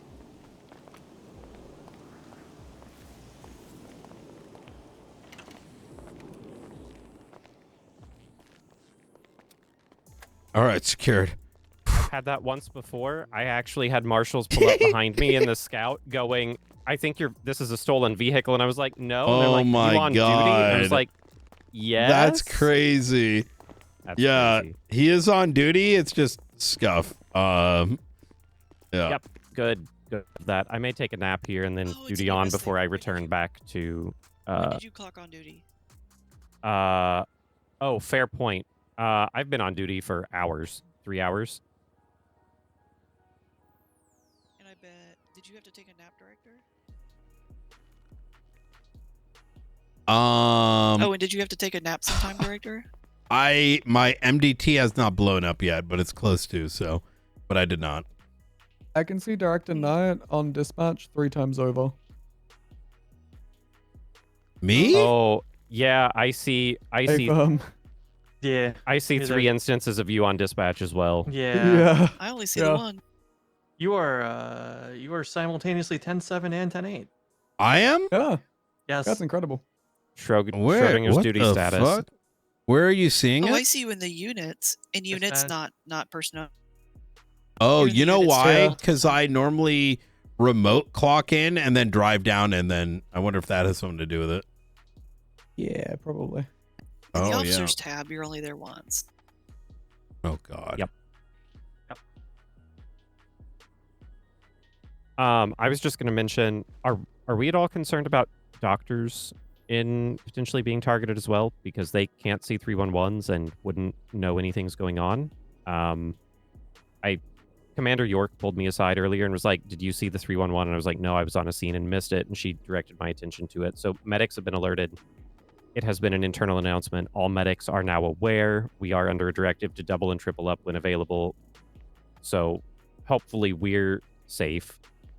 Commander York mentioned it might be good to talk to doctors. I did talk to Stacy at least and just read her the 311, especially in her capacity as SAMA director. She felt like a potentially large target. I don't know how you want to handle welfare checks for doctors, though, if you think they're under threat as well.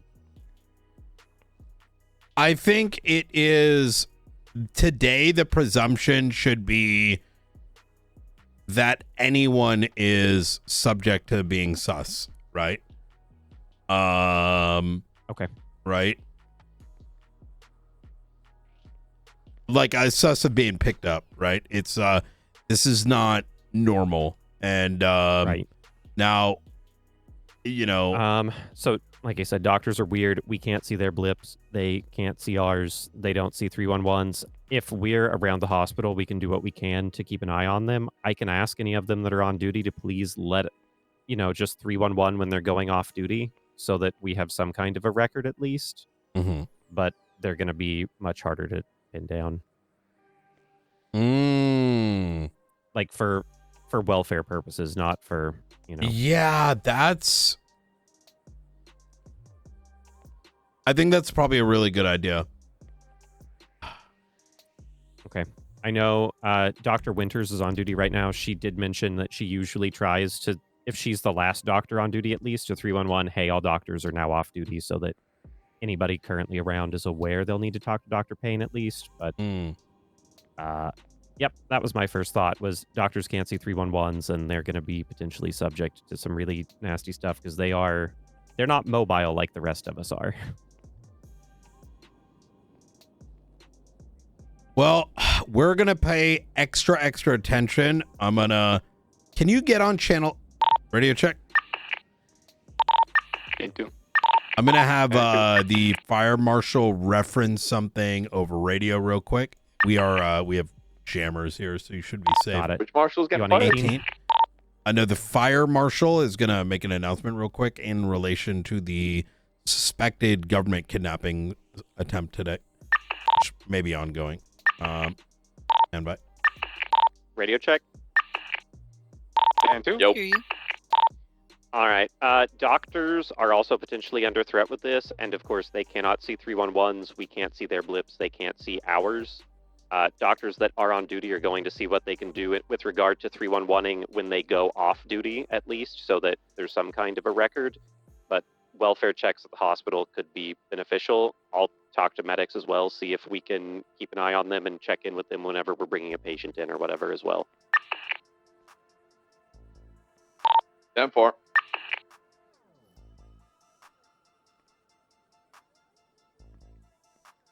I'm still dumbfounded. This is literally, this isn't the first time where I pull someone over and I'm just going to tell them they're a dumb fuck and slow it down, and I don't give tickets because it's a local PD issue. But instead it turned into this. Dr. Blips. 10-9. Did you think a marshal will be able to see the doctor's blips, or at least EMS be able to see the blips? You know what? We're gonna put that into Jessica's notes. Actually, that's a really good idea. EMS being able to see Dr. Yeah, Blips cops would be I get. huge. Yeah, like that I kind of get, but I feel like a marshal should be able to keep an eye on hired government officials like a doctor. 100% At least, or at least the EMS should be able to see that, right? It's the same branch of government, right? Hey guys, is there a statute limitation on financial crimes if the business is still around? I'm gonna get off this station before I hear anything I'm not supposed to. That's probably for the best. Presume 30, but hypothetically it could be longer, both due to the fact that it's financial related, but also because of the delayed discovery. So indirectly it could be. Copy. You're already a marshal. I am. I'm your all's honorary marshal because I'm the fire marshal. It's great. Exactly. Yeah. And one No, I day told he'll him be the I'm fire Fire marshal. Yeah, but I said I'm unpoachable as long as the fire department. Oh, okay. I What can get makes back them on believe free. it could be a doctor? Is that just a... No, he's letting us know that it's a potential, right? Just as much as it could be the potential for So like just purely based on the fact that they're government employees, that's it. government employees, but also that, hey, they do also have blips. It's just unseen to us, right? So I just had a thought cross my mind yeah, go for it. about I'm trying to get their hands on a doctor to get to Rain. That is, I think, very reasonable. Stacy, for example, right? She's around today. And Matthew Colby's calling me. Tell him to fuck off. What's going on, Colby? Hey, how you doing? Pretty good. This is quite literally 6 hours after you said you'd call me. Well, I said I was going to be awake between certain times. I thought you were calling me, to be honest. Sorry, we were busy dealing with your boys. He does this to me a lot. My boys? Yeah, you No, know, faceless assets. Understandable. Be expected. I think one Mm, crashed no. their car and slammed into the water. Didn't work out too well. But Damn, sounds like a shit driver then, you know? yeah. How about we have this conversation tomorrow, unless it's urgent? Unless you want to turn No. yourself in. No, I don't think I'm going to do the latter. Definitely Okay. not. Yeah. Definitely not. I always provide this we could if you courtesy. want. I always provide this courtesy that, you know, if you want my full attention, we should Oh do my God, tomorrow. I'm so Just sorry. otherwise, I'm gonna hear it and it's gonna Let me off my let me the take top a of look my at it, yeah. brain. Yeah. You a little cooked right now? I around now is usually when I hear, but I don't like the information doesn't stick. You know what I mean? Gotcha. Yeah. Okay, understood.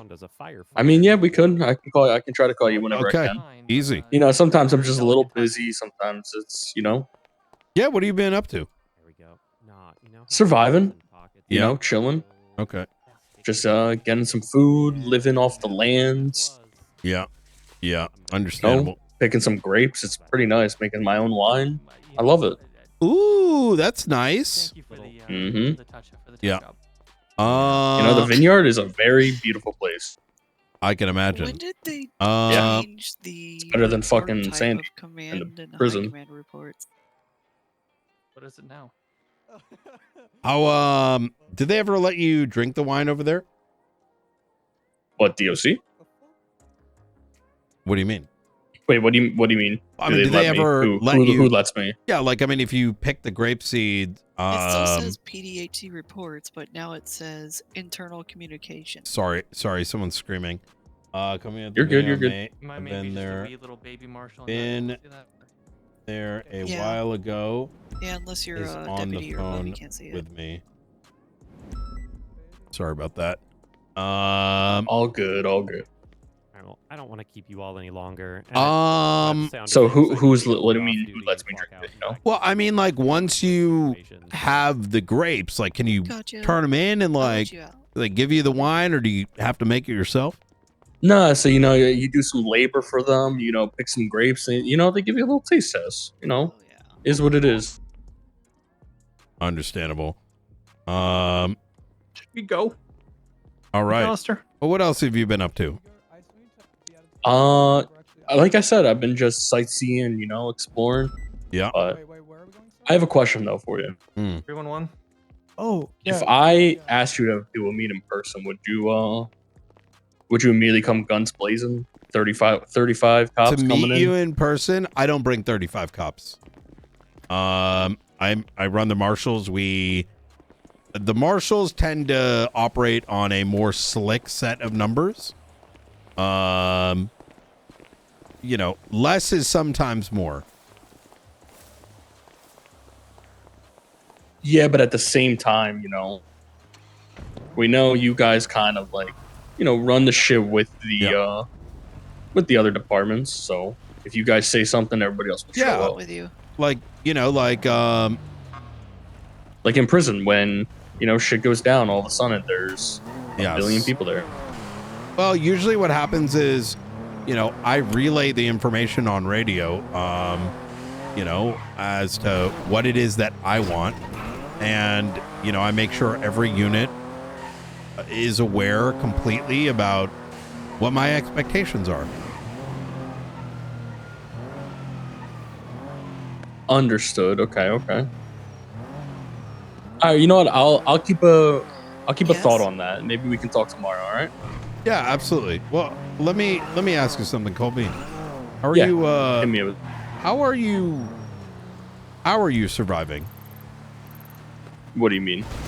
Well, I mean, you know, you need money, you need food. Like, I mean, like, how are you managing? I mean, I'm sure apples or whatever, like fucking grapes, aren't going to do it for you. Hey, Brian, I don't think you might not have known this, but, you know, back in the day, I used to be a millionaire, actually. And that's not a joke. You were a billionaire? Millionaire. A millionaire? Like I used to have $1 million in my bank account. Yeah. Well, what did you do? I would sell shit from the prison. Made money. Really? Wait, I don't understand. Did you get it? Did you get things from the prison and then sell it to the outside, or you mean you were a millionaire inside the prison? No. I would sell shit on the outside. Or I would, get some shit on the inside, give it to people on the outside, and I made money. But now it doesn't matter because anything that's made in the prison, people just legally make it. It's sold legally through Lifers R Us, so it's not. It ain't a business anymore. This was back in the day when, Alex Suarez, Ramel Ramen, I was doing deals with all them. What? Yeah, that's how long ago this was. Wait, what did you sell them? Lockpicks. I gotcha. Where are you right now? I'm just hanging around, chilling. All right. Well, definitely not at the vineyard, so. You're definitely not at the vineyard. I wouldn't tell you I'm there or have been there. Yeah. He's still claiming on the phone that he's at the vineyard, but... Wait, so you're saying you're not at the vineyard? Yeah. I wouldn't mention that I could be around that area. I gotcha. Well, not that dumb, Brian. I'm not like these fucking buffoons in prison who think they're actual idiots, the other lifers. I ain't gonna lie. Wait, you're probably sitting inside a house. No, I'm not. I'm not cringe. You know what? I appreciate that. Good. I think that's the way to do it. Come on, Colby, give me a hint. I got like I got 10 minutes in me. All right. Let's make this fun. Surely I can't find you in 10 minutes, and I can promise you right now that you got 10 minutes in you, Brian. Okay. I got 10 minutes. Give me a hint. Let's make it fun. I think we're gonna have to do our showdown another day. Well, a showdown implies like you and I are like on opposing forces. I'm just trying to put you in prison. I mean, but it's not like I'm looking to gun you down. It ain't like we got any personal beef or anything along those lines.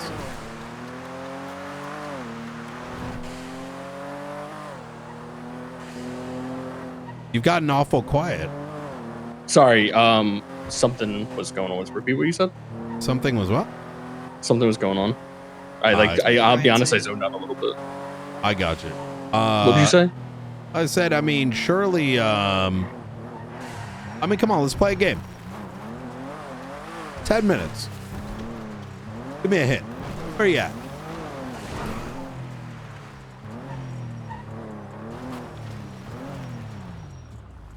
Do you think if you, could spare a little more time than 10 minutes, we can make it fun? Or are you just done at 10 minutes, I got about 10, 15 minutes.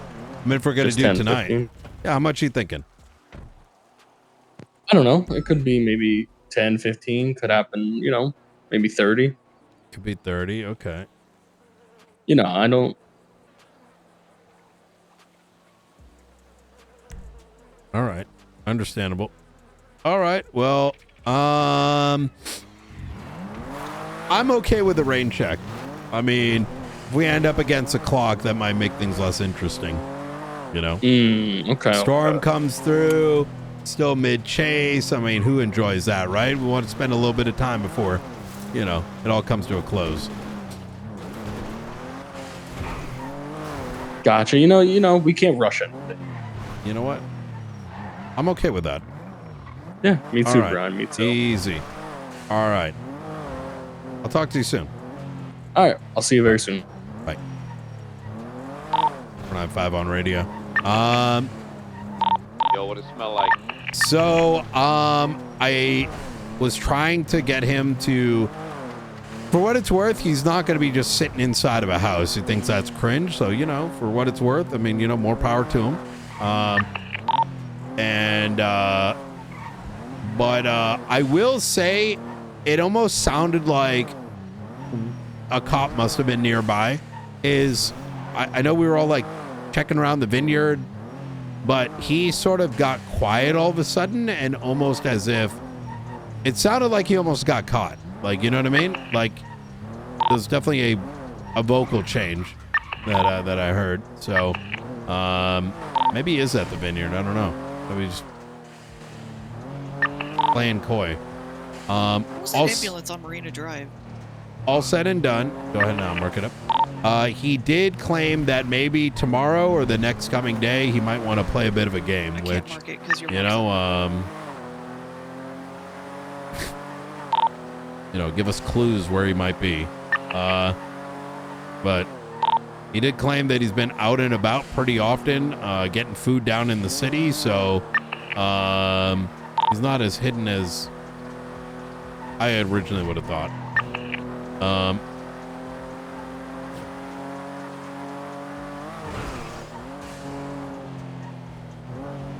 Where was it? Sorry. It was back in Sandy Shores. Oh. I can't mark it because your marker's open right now. Sorry, when I was poking you earlier, I was kind of like, hey, if anything comes up in the conversation, feel free to, or please do like pass it on radio. But Oh yeah, I was trying, but there wasn't anything like usable, to be honest with you. no.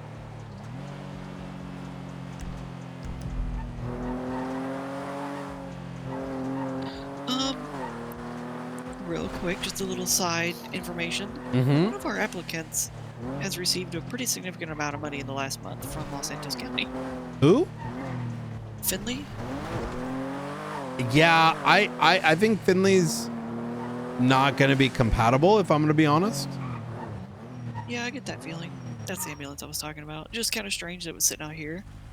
I don't see any EMS around. 6 the main grapevine on foot. I don't see anything, just locals and farmers. Who's it returned to? Savannah Wells? Yeah, I code 60 inside of a couple of wine bottles. She's on duty. Nothing. All the way down to the bottom. Nothing. Gonna be checking out the Chiantis, maybe a rosé. You think he's a genie? Hey, I gotta drink all these bottles of wine. Oh, Keep never it down mind. there. There she is. Yes, We don't see her blips. Yeah, I know. That's gonna Dropping the change. bottle. That's gotta change for sure.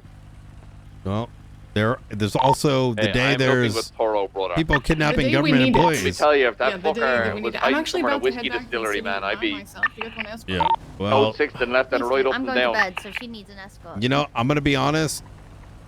Because Veronica Mars pissed me off, and now I'm the director, so I said we don't want your blips anymore. Ooh. I'm only kidding. Yeah. Do you guys also maybe have like a bite to eat or something? Yeah, I got you. Okay, perfect. There you go. Have a good one. Thank you so much.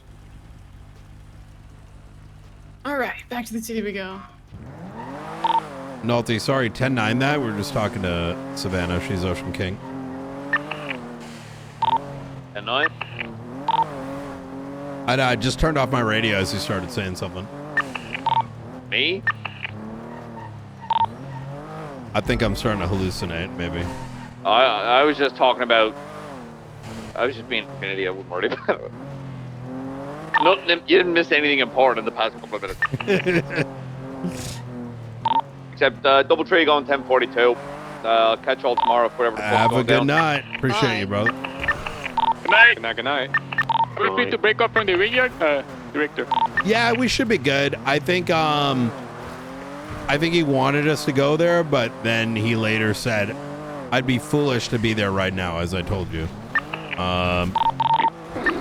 So he said, I'm not foolish like some of the other ones that this thing and the next. But he seems to indicate that he wants to play with his food a little bit. I mean, he was asking me how long I'm going to be around, and, you know, to expect maybe sometime tomorrow around this time, he may try to leave some sense, right? Copy. Well, 2176 back to the Marshal office. Paperwork. Oh, Marshall back fucking door was unlocked. Wait, which one? Marshall back door. Observatory? No, the Marshal's office. Oh, shit. Hold on, I'm sweeping it.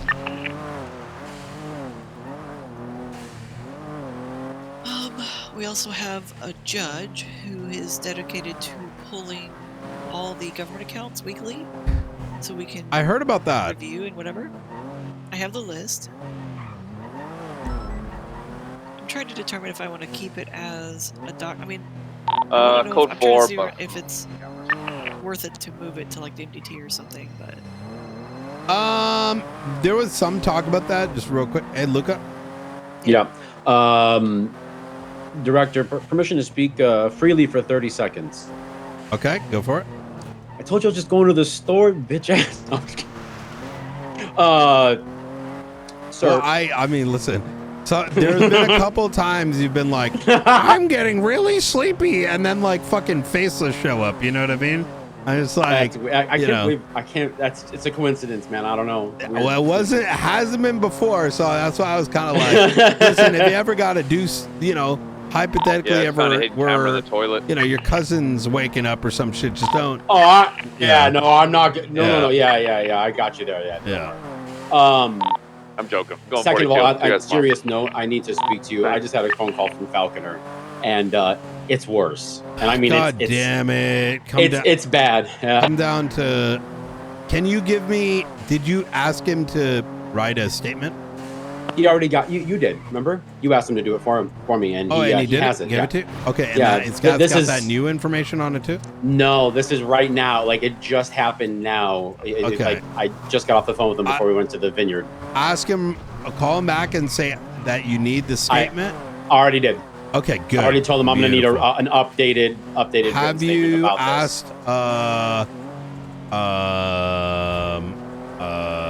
What's his name about it as well? I haven't. I called Mays earlier twice and he didn't pick up. He told me he would reach out to me to give me the statement, and he hasn't. And is he on duty now? My dispatch is fucked. I got to take a nap. But is he on duty right now? He is not on duty.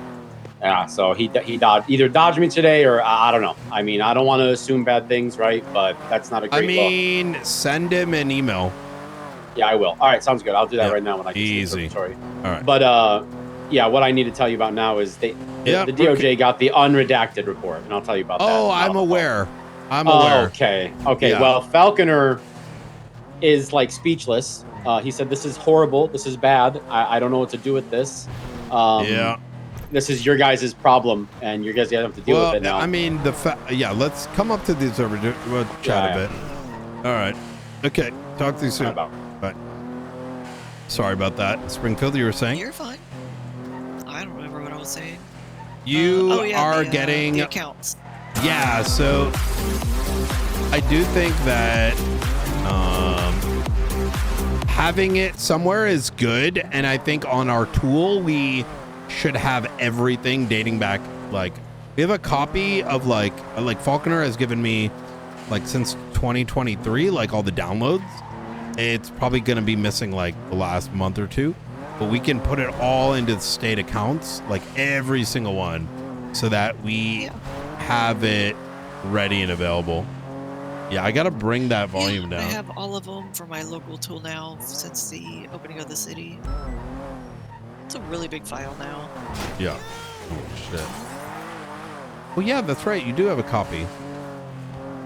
Yeah. For copies. Like I said, she's been working on that thing, and I have my old record from it, and I just upload them all to my tool.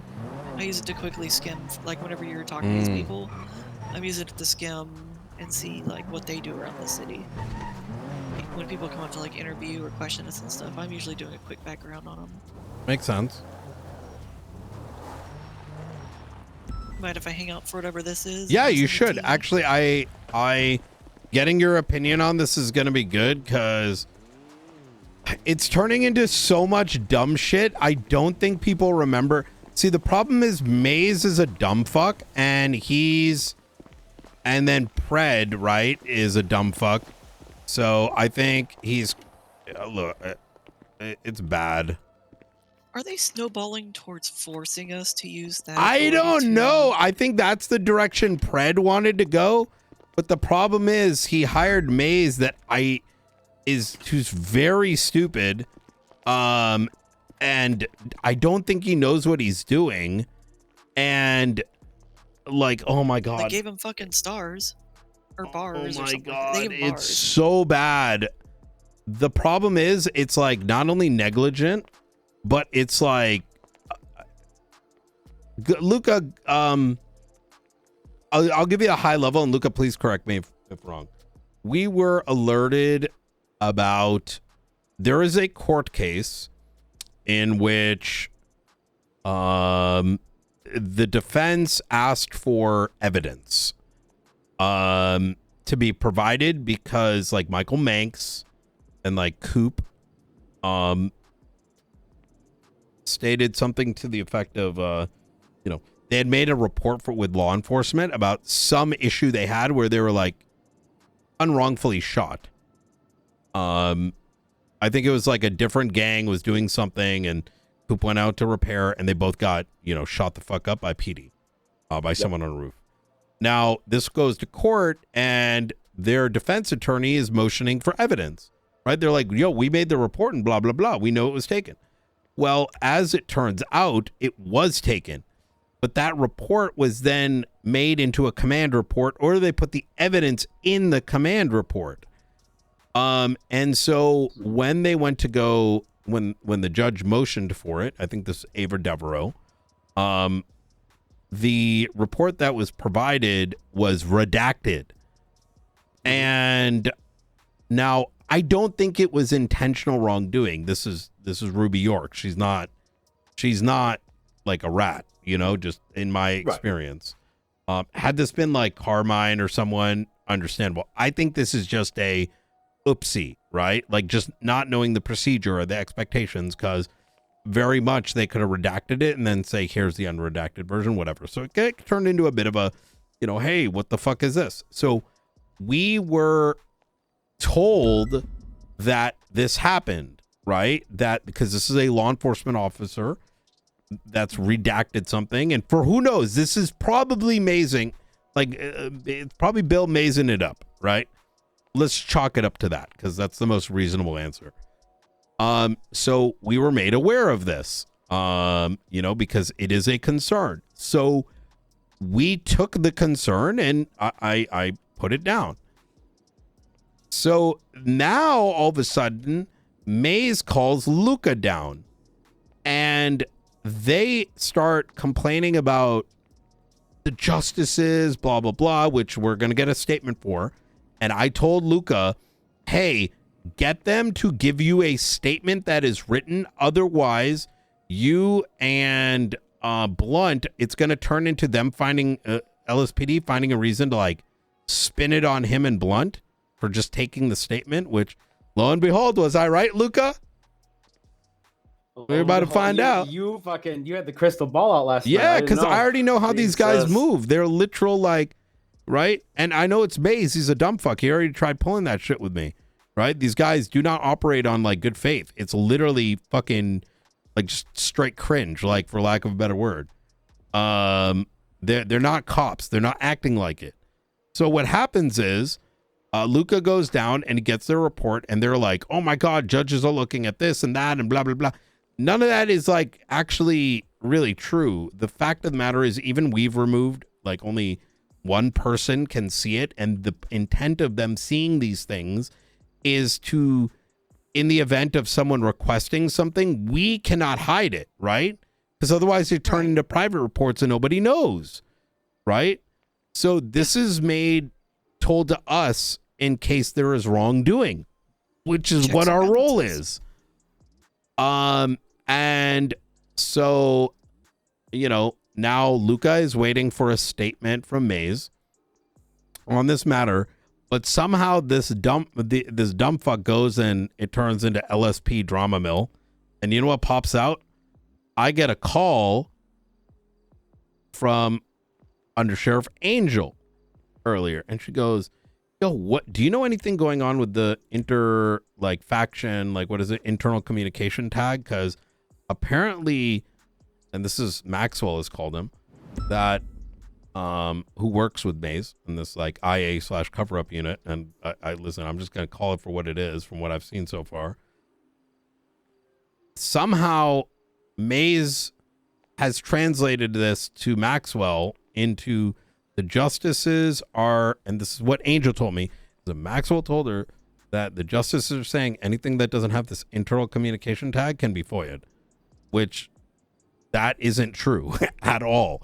Nor would that be something they said, but rather knowing the context of the conversation from Luca last night with Maze didn't know the difference between a FOIA and a judge like asking to produce.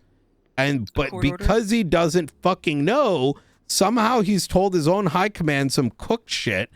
And even though it's obviously being looked into, is now spreading around to where they call the undersheriff.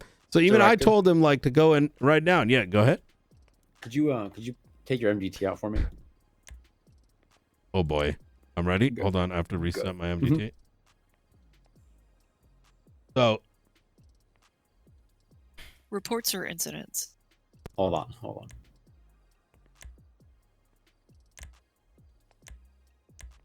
Reports is fine. You can go to the reports tab. Yeah, I noticed they changed the title or the title of the report now. Go to the advanced search, area. For the title of what report? Go to the advanced search area, where you can put in all the details.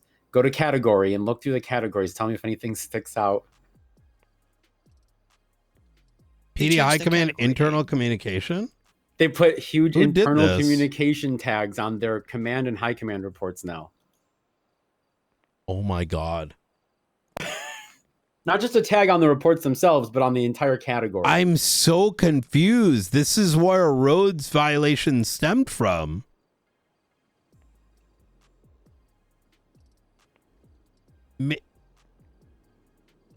Maybe this is what... Wait, maybe this is what they were trying to tell Angel, that it's not the tag, but rather this tag on the... I don't know. This is why... Bruh.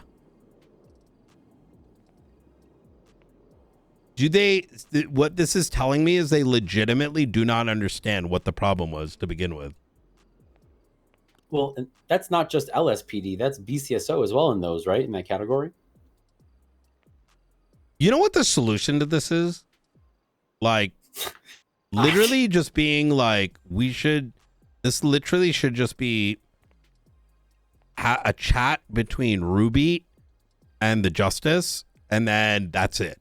Because I don't think there's wrongdoing, in my opinion, by Ruby. Maybe I'm being judgmental and biased. I think it's dumb fucks that are telling her bullshit, and this problem is snowballing into something worse, as opposed to what can be simply like, hey, by the way, this is the court procedure, right? And this is why it's an issue.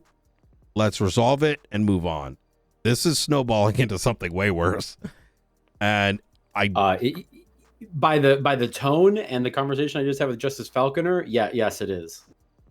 His assumption is very poor, not one of, oh, it was a procedural error. He believes that the LSPD is intentionally covering the fact that officers open fire on people that they shouldn't have and are concealing evidence in a report that they normally wouldn't put evidence into. Oh dear. That's concerning. I tried to look. I'm not going to talk. I'm not going to tell a justice what to think. Right? That's not my place. I tried to counter that. I saw some of this briefly yesterday, but like I didn't dive it because.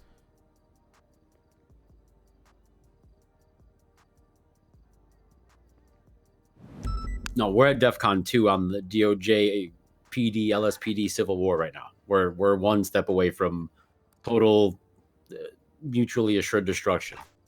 Okay, why would they do that? And this is why I'm saying, like, this doesn't seem like advice that, like, who gave this advice? But okay, look, but even then, and this is where the conversation's needed, right? And I'm trying to be pragmatic about this.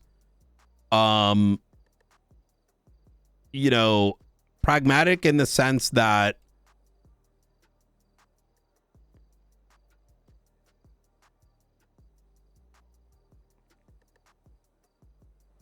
Oh my God. Oh boy.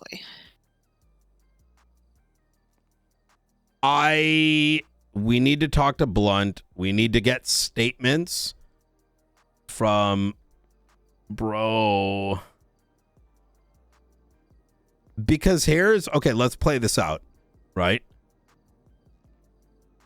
What, we fucking press charges on Ruby? No, I think we need to go and she needs to be, I don't even know what happens next. I think this case has to go forward first. Okay, hold on.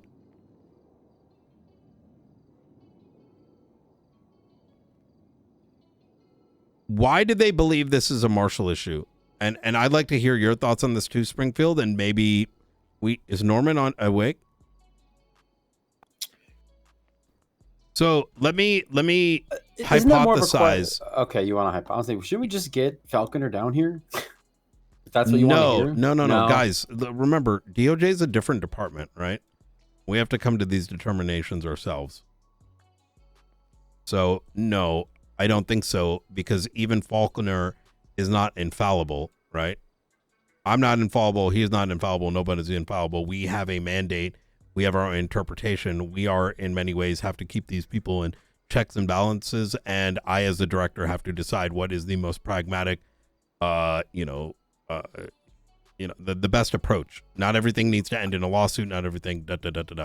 So I didn't mean it from a telling us what to do standpoint or cooking with us. I meant from a getting his thoughts, like where his head is at. No, because we need to know where we stand first before approaching someone on their opinion, right? Yeah. Because he can have his opinion, but his opinion is not necessarily ingrained in what our own decision making is. Yeah. I mean, it is paragraph 3 of the Marshals legislation. Section 1, paragraph 3. SASM's jurisdiction includes investigating misconduct with any law enforcement agency.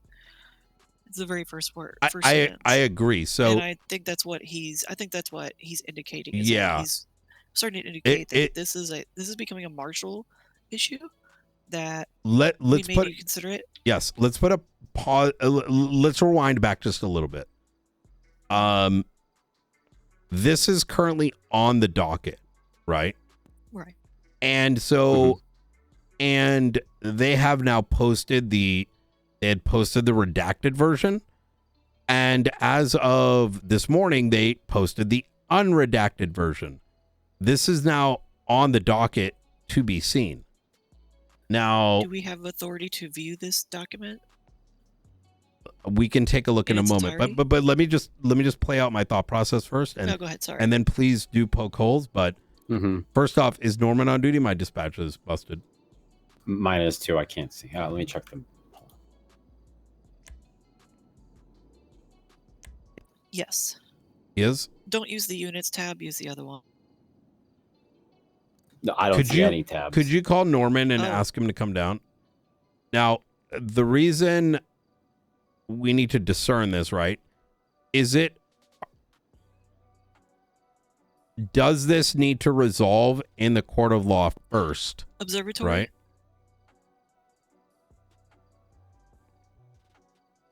Yes. We need legal expert opinion. Potential state of emergency situation? No, it's not that bad. Thank you. God. So there's two things at play. There are two things at play, right? One is the authority of the courts based on what they are observing during this case, right? But then there is the secondary nature, which is from the law enforcement perspective as to how it got to this, right? So I don't think it's any one party's thing. It is two parties' thing, right? So these actions can still be ruled upon. These actions are still active on the docket, and there can be judicial decisions made from that. There is the secondary aspect, right? Which is, like, for example, was Were these actions being dictated by her superiors, right? That is a martial concern, right? Did she, do this because, you know what? Fuck that. We're going to hide this, right? Was this information discoverable? It was, because you can visibly see the redaction. But was this intentionally hidden? That's another problem, right? Do you see where I'm slicing this? Like, and yeah, absolutely. There's different levels of culpability, 100%. There's two lines of responsibility, right? What is your thoughts based on what I'm putting on the table there, Jessica, including but not limited to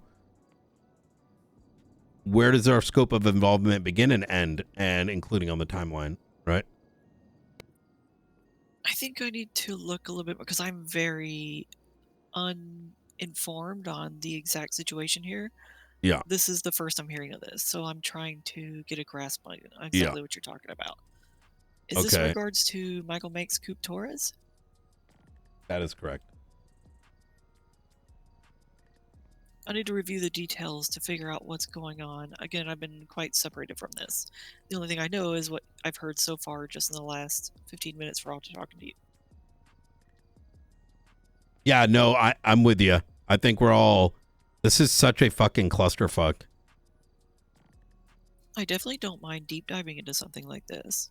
Please do. I think this is something I would love for you and Norman to kind of dive, because number one, it's a question of procedure. Number two, it's a question of whatever the word would be called, like who's currently needs to act first. Do we let the court case end? Because the thing is, us getting more than a statement and going too deep into this also has its own issues, right?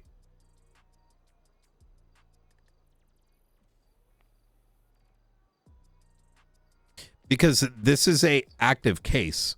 I've got Falconer's statement, the updated one, like right now. And he said the title is Falconer's Statement About Evidence Tampering. What is the... Are these all these... It's a private report. I can have him share it with you. No, you don't share it. Just put it in the main report. You know what I mean? Okay. As long as that's not going to be a... I just worried because it's coming from a private report. As long as it's not going to be anything... No. We're literally is giving you the statement, and you're putting a statement in the report.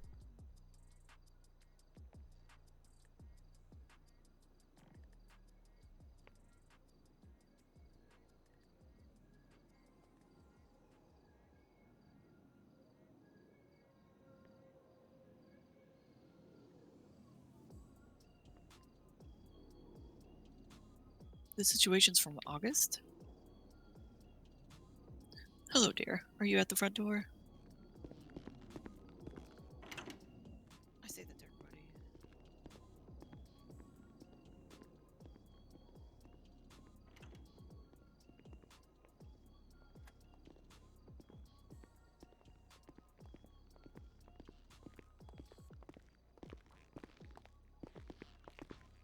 Oh, God.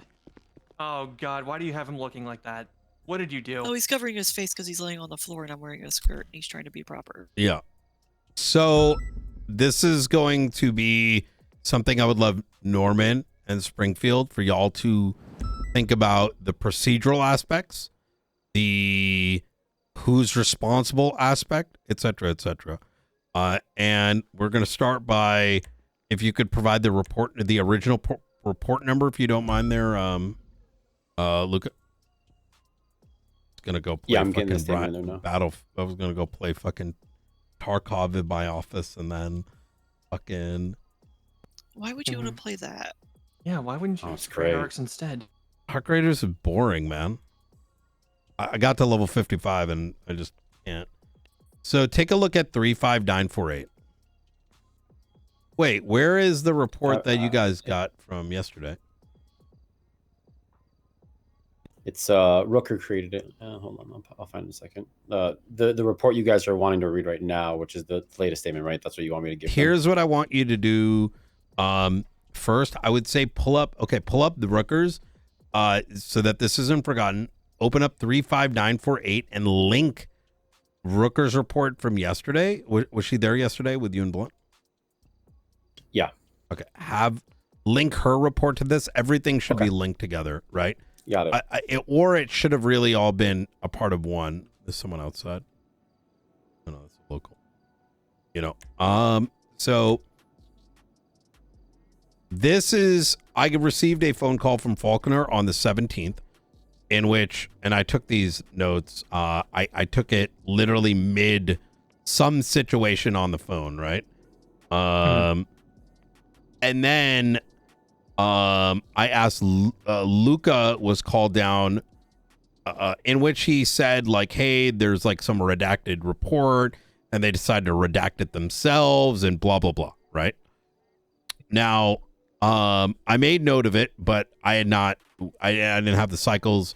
Quite frankly, we've been up good the last like 2 days. We just didn't have marshals at the time. And then just shit's been popping off. Then Luca gets a call yesterday, by, the head of IA of the LSPD, Bill Mays.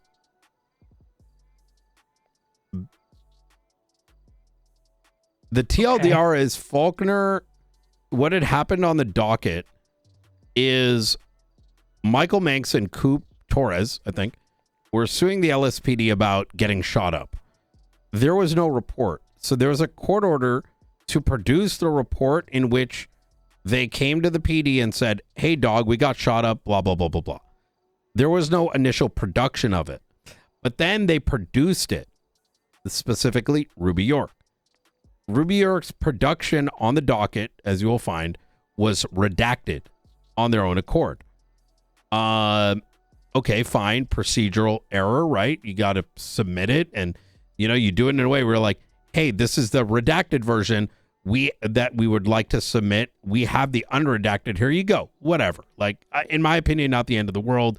I don't even fucking know myself what the procedure for the redaction is, because it's like, what comes first, the chicken or the egg, right? You don't want the entire public to see the unredacted while you're asking for redacted to get that, right? That ain't too crazy. And quite frankly, I wouldn't even know where the procedure's written down for redactions, but that's beside the point.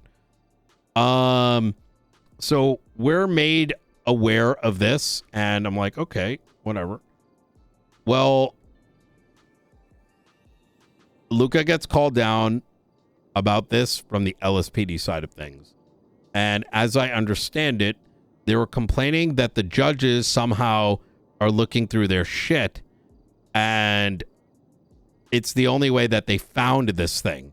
Now, this is why that anytime we approach PD, especially the LSPD or anything that's intergovernmental, we need to ask them for them to write a statement. Why? Because y'all will be subject to claims of being liars, right? They say some shit to you and then they renege on it, or they change their story, right? Is that fair? The alternative here is that anytime we have these sort of interactions, it's on recording, even if they are the victim, because the people are rats. Get them into a room. Exactly. Now, I sort of gave this advice initially, and I'm like, listen, make them get a statement. And I knew some shit was going to happen. Well, guess what? What Luca was told yesterday, according to him, directly to me, and this is what Blunt told me as well. So it's like two people that were witness to it. And in fact, Luca, I need you, Blunt, and Rooker to put your recollection into a statement. Right? Luca, you got that? Yeah, sorry, I'm literally writing in the one from last night. Beautiful. I want you, Rooker, like make sure Rooker puts one in and Blunt puts one in. The reason why, in your own words, everyone puts it in their own words, right? Don't copy from each other. Your best understanding of what that conversation was yesterday. So it becomes like 3 versus 1, right? Because there is no recording. We do not have a statement from it yet. But as I understand it, they were concerned, like Mays was like, why do the judges have this? Why do they have the command things, right? They turned it into some like this dumb argument, right? And after the fact, I spoke to them and Blunt said, like, listen, they know it's for this reason because you might hide some documents, and this is how the court is able to order it and verify that there is something and produce it out, whatever. This morning I got a call from from Undersheriff Angel. And somehow this conversation went from Maze to Maxwell to Angel making the claim that there is now a tag for internal communications, and that the claim is that the judges are FOIAing anything that doesn't have an internal communication tag. The problem is that yesterday's conversation, Blunt and Luca both were noticing that Bill Mays doesn't know the difference between a court order and a FOIA, and they were just he was so confused about the difference. I also don't know the difference between internal communications and a written fucking statement. Yes. And so we now learn. So I told Angel, like, don't sweat it. He's just a fucking dumb fuck. And he's telling Maxwell, who's just dooming and glooming and stirring or whatever, because she probably doesn't know what's up or down when it comes to the subject. But it's not that. and Angel understood it. I'm like, listen, I'll tell you more afterwards. Like, this is ongoing. Don't sweat it. Clearly Maze didn't understand it and just didn't understand that a court order of a document that exists forces them to produce it. That does not infer that it's FOIA-able. Yeah. And the reason expands here, because as we come to learn in that report, that was redacted, mind you, that it was references to shell casings and the shooting. But for some reason, this command report was not only an incident report, not only a regular report with evidence tied to it in statements, but was also apparently filed as a complaint, like it was a mix, right, of the two things. So in order to protect their own officers, they turned it into a command report with the evidence in it instead of separating those things, right? Like one that says, here's the thing, and then the other one, which is the command stuff. Right. And the inference was like, oh, yeah, we had to hide all the stuff that, had to do with, our internal investigation or whatever. But so that was the first red flag. Well, come to find out, as you will find on the posting, is that what they redacted out was. Go ahead, Luca. What did they redact out? They redacted out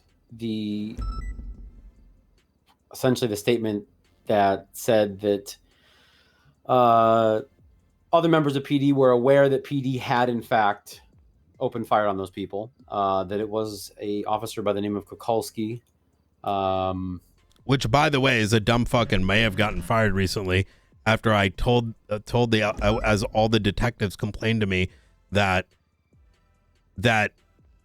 he had contaminated the shooting scene with New Babylon, because when Jimbo Sutton died, his AR, Koloski was about to put it into fucking evidence, and someone said, and Koloski said, can I have this gun? They said yes, thinking it was for active evidence,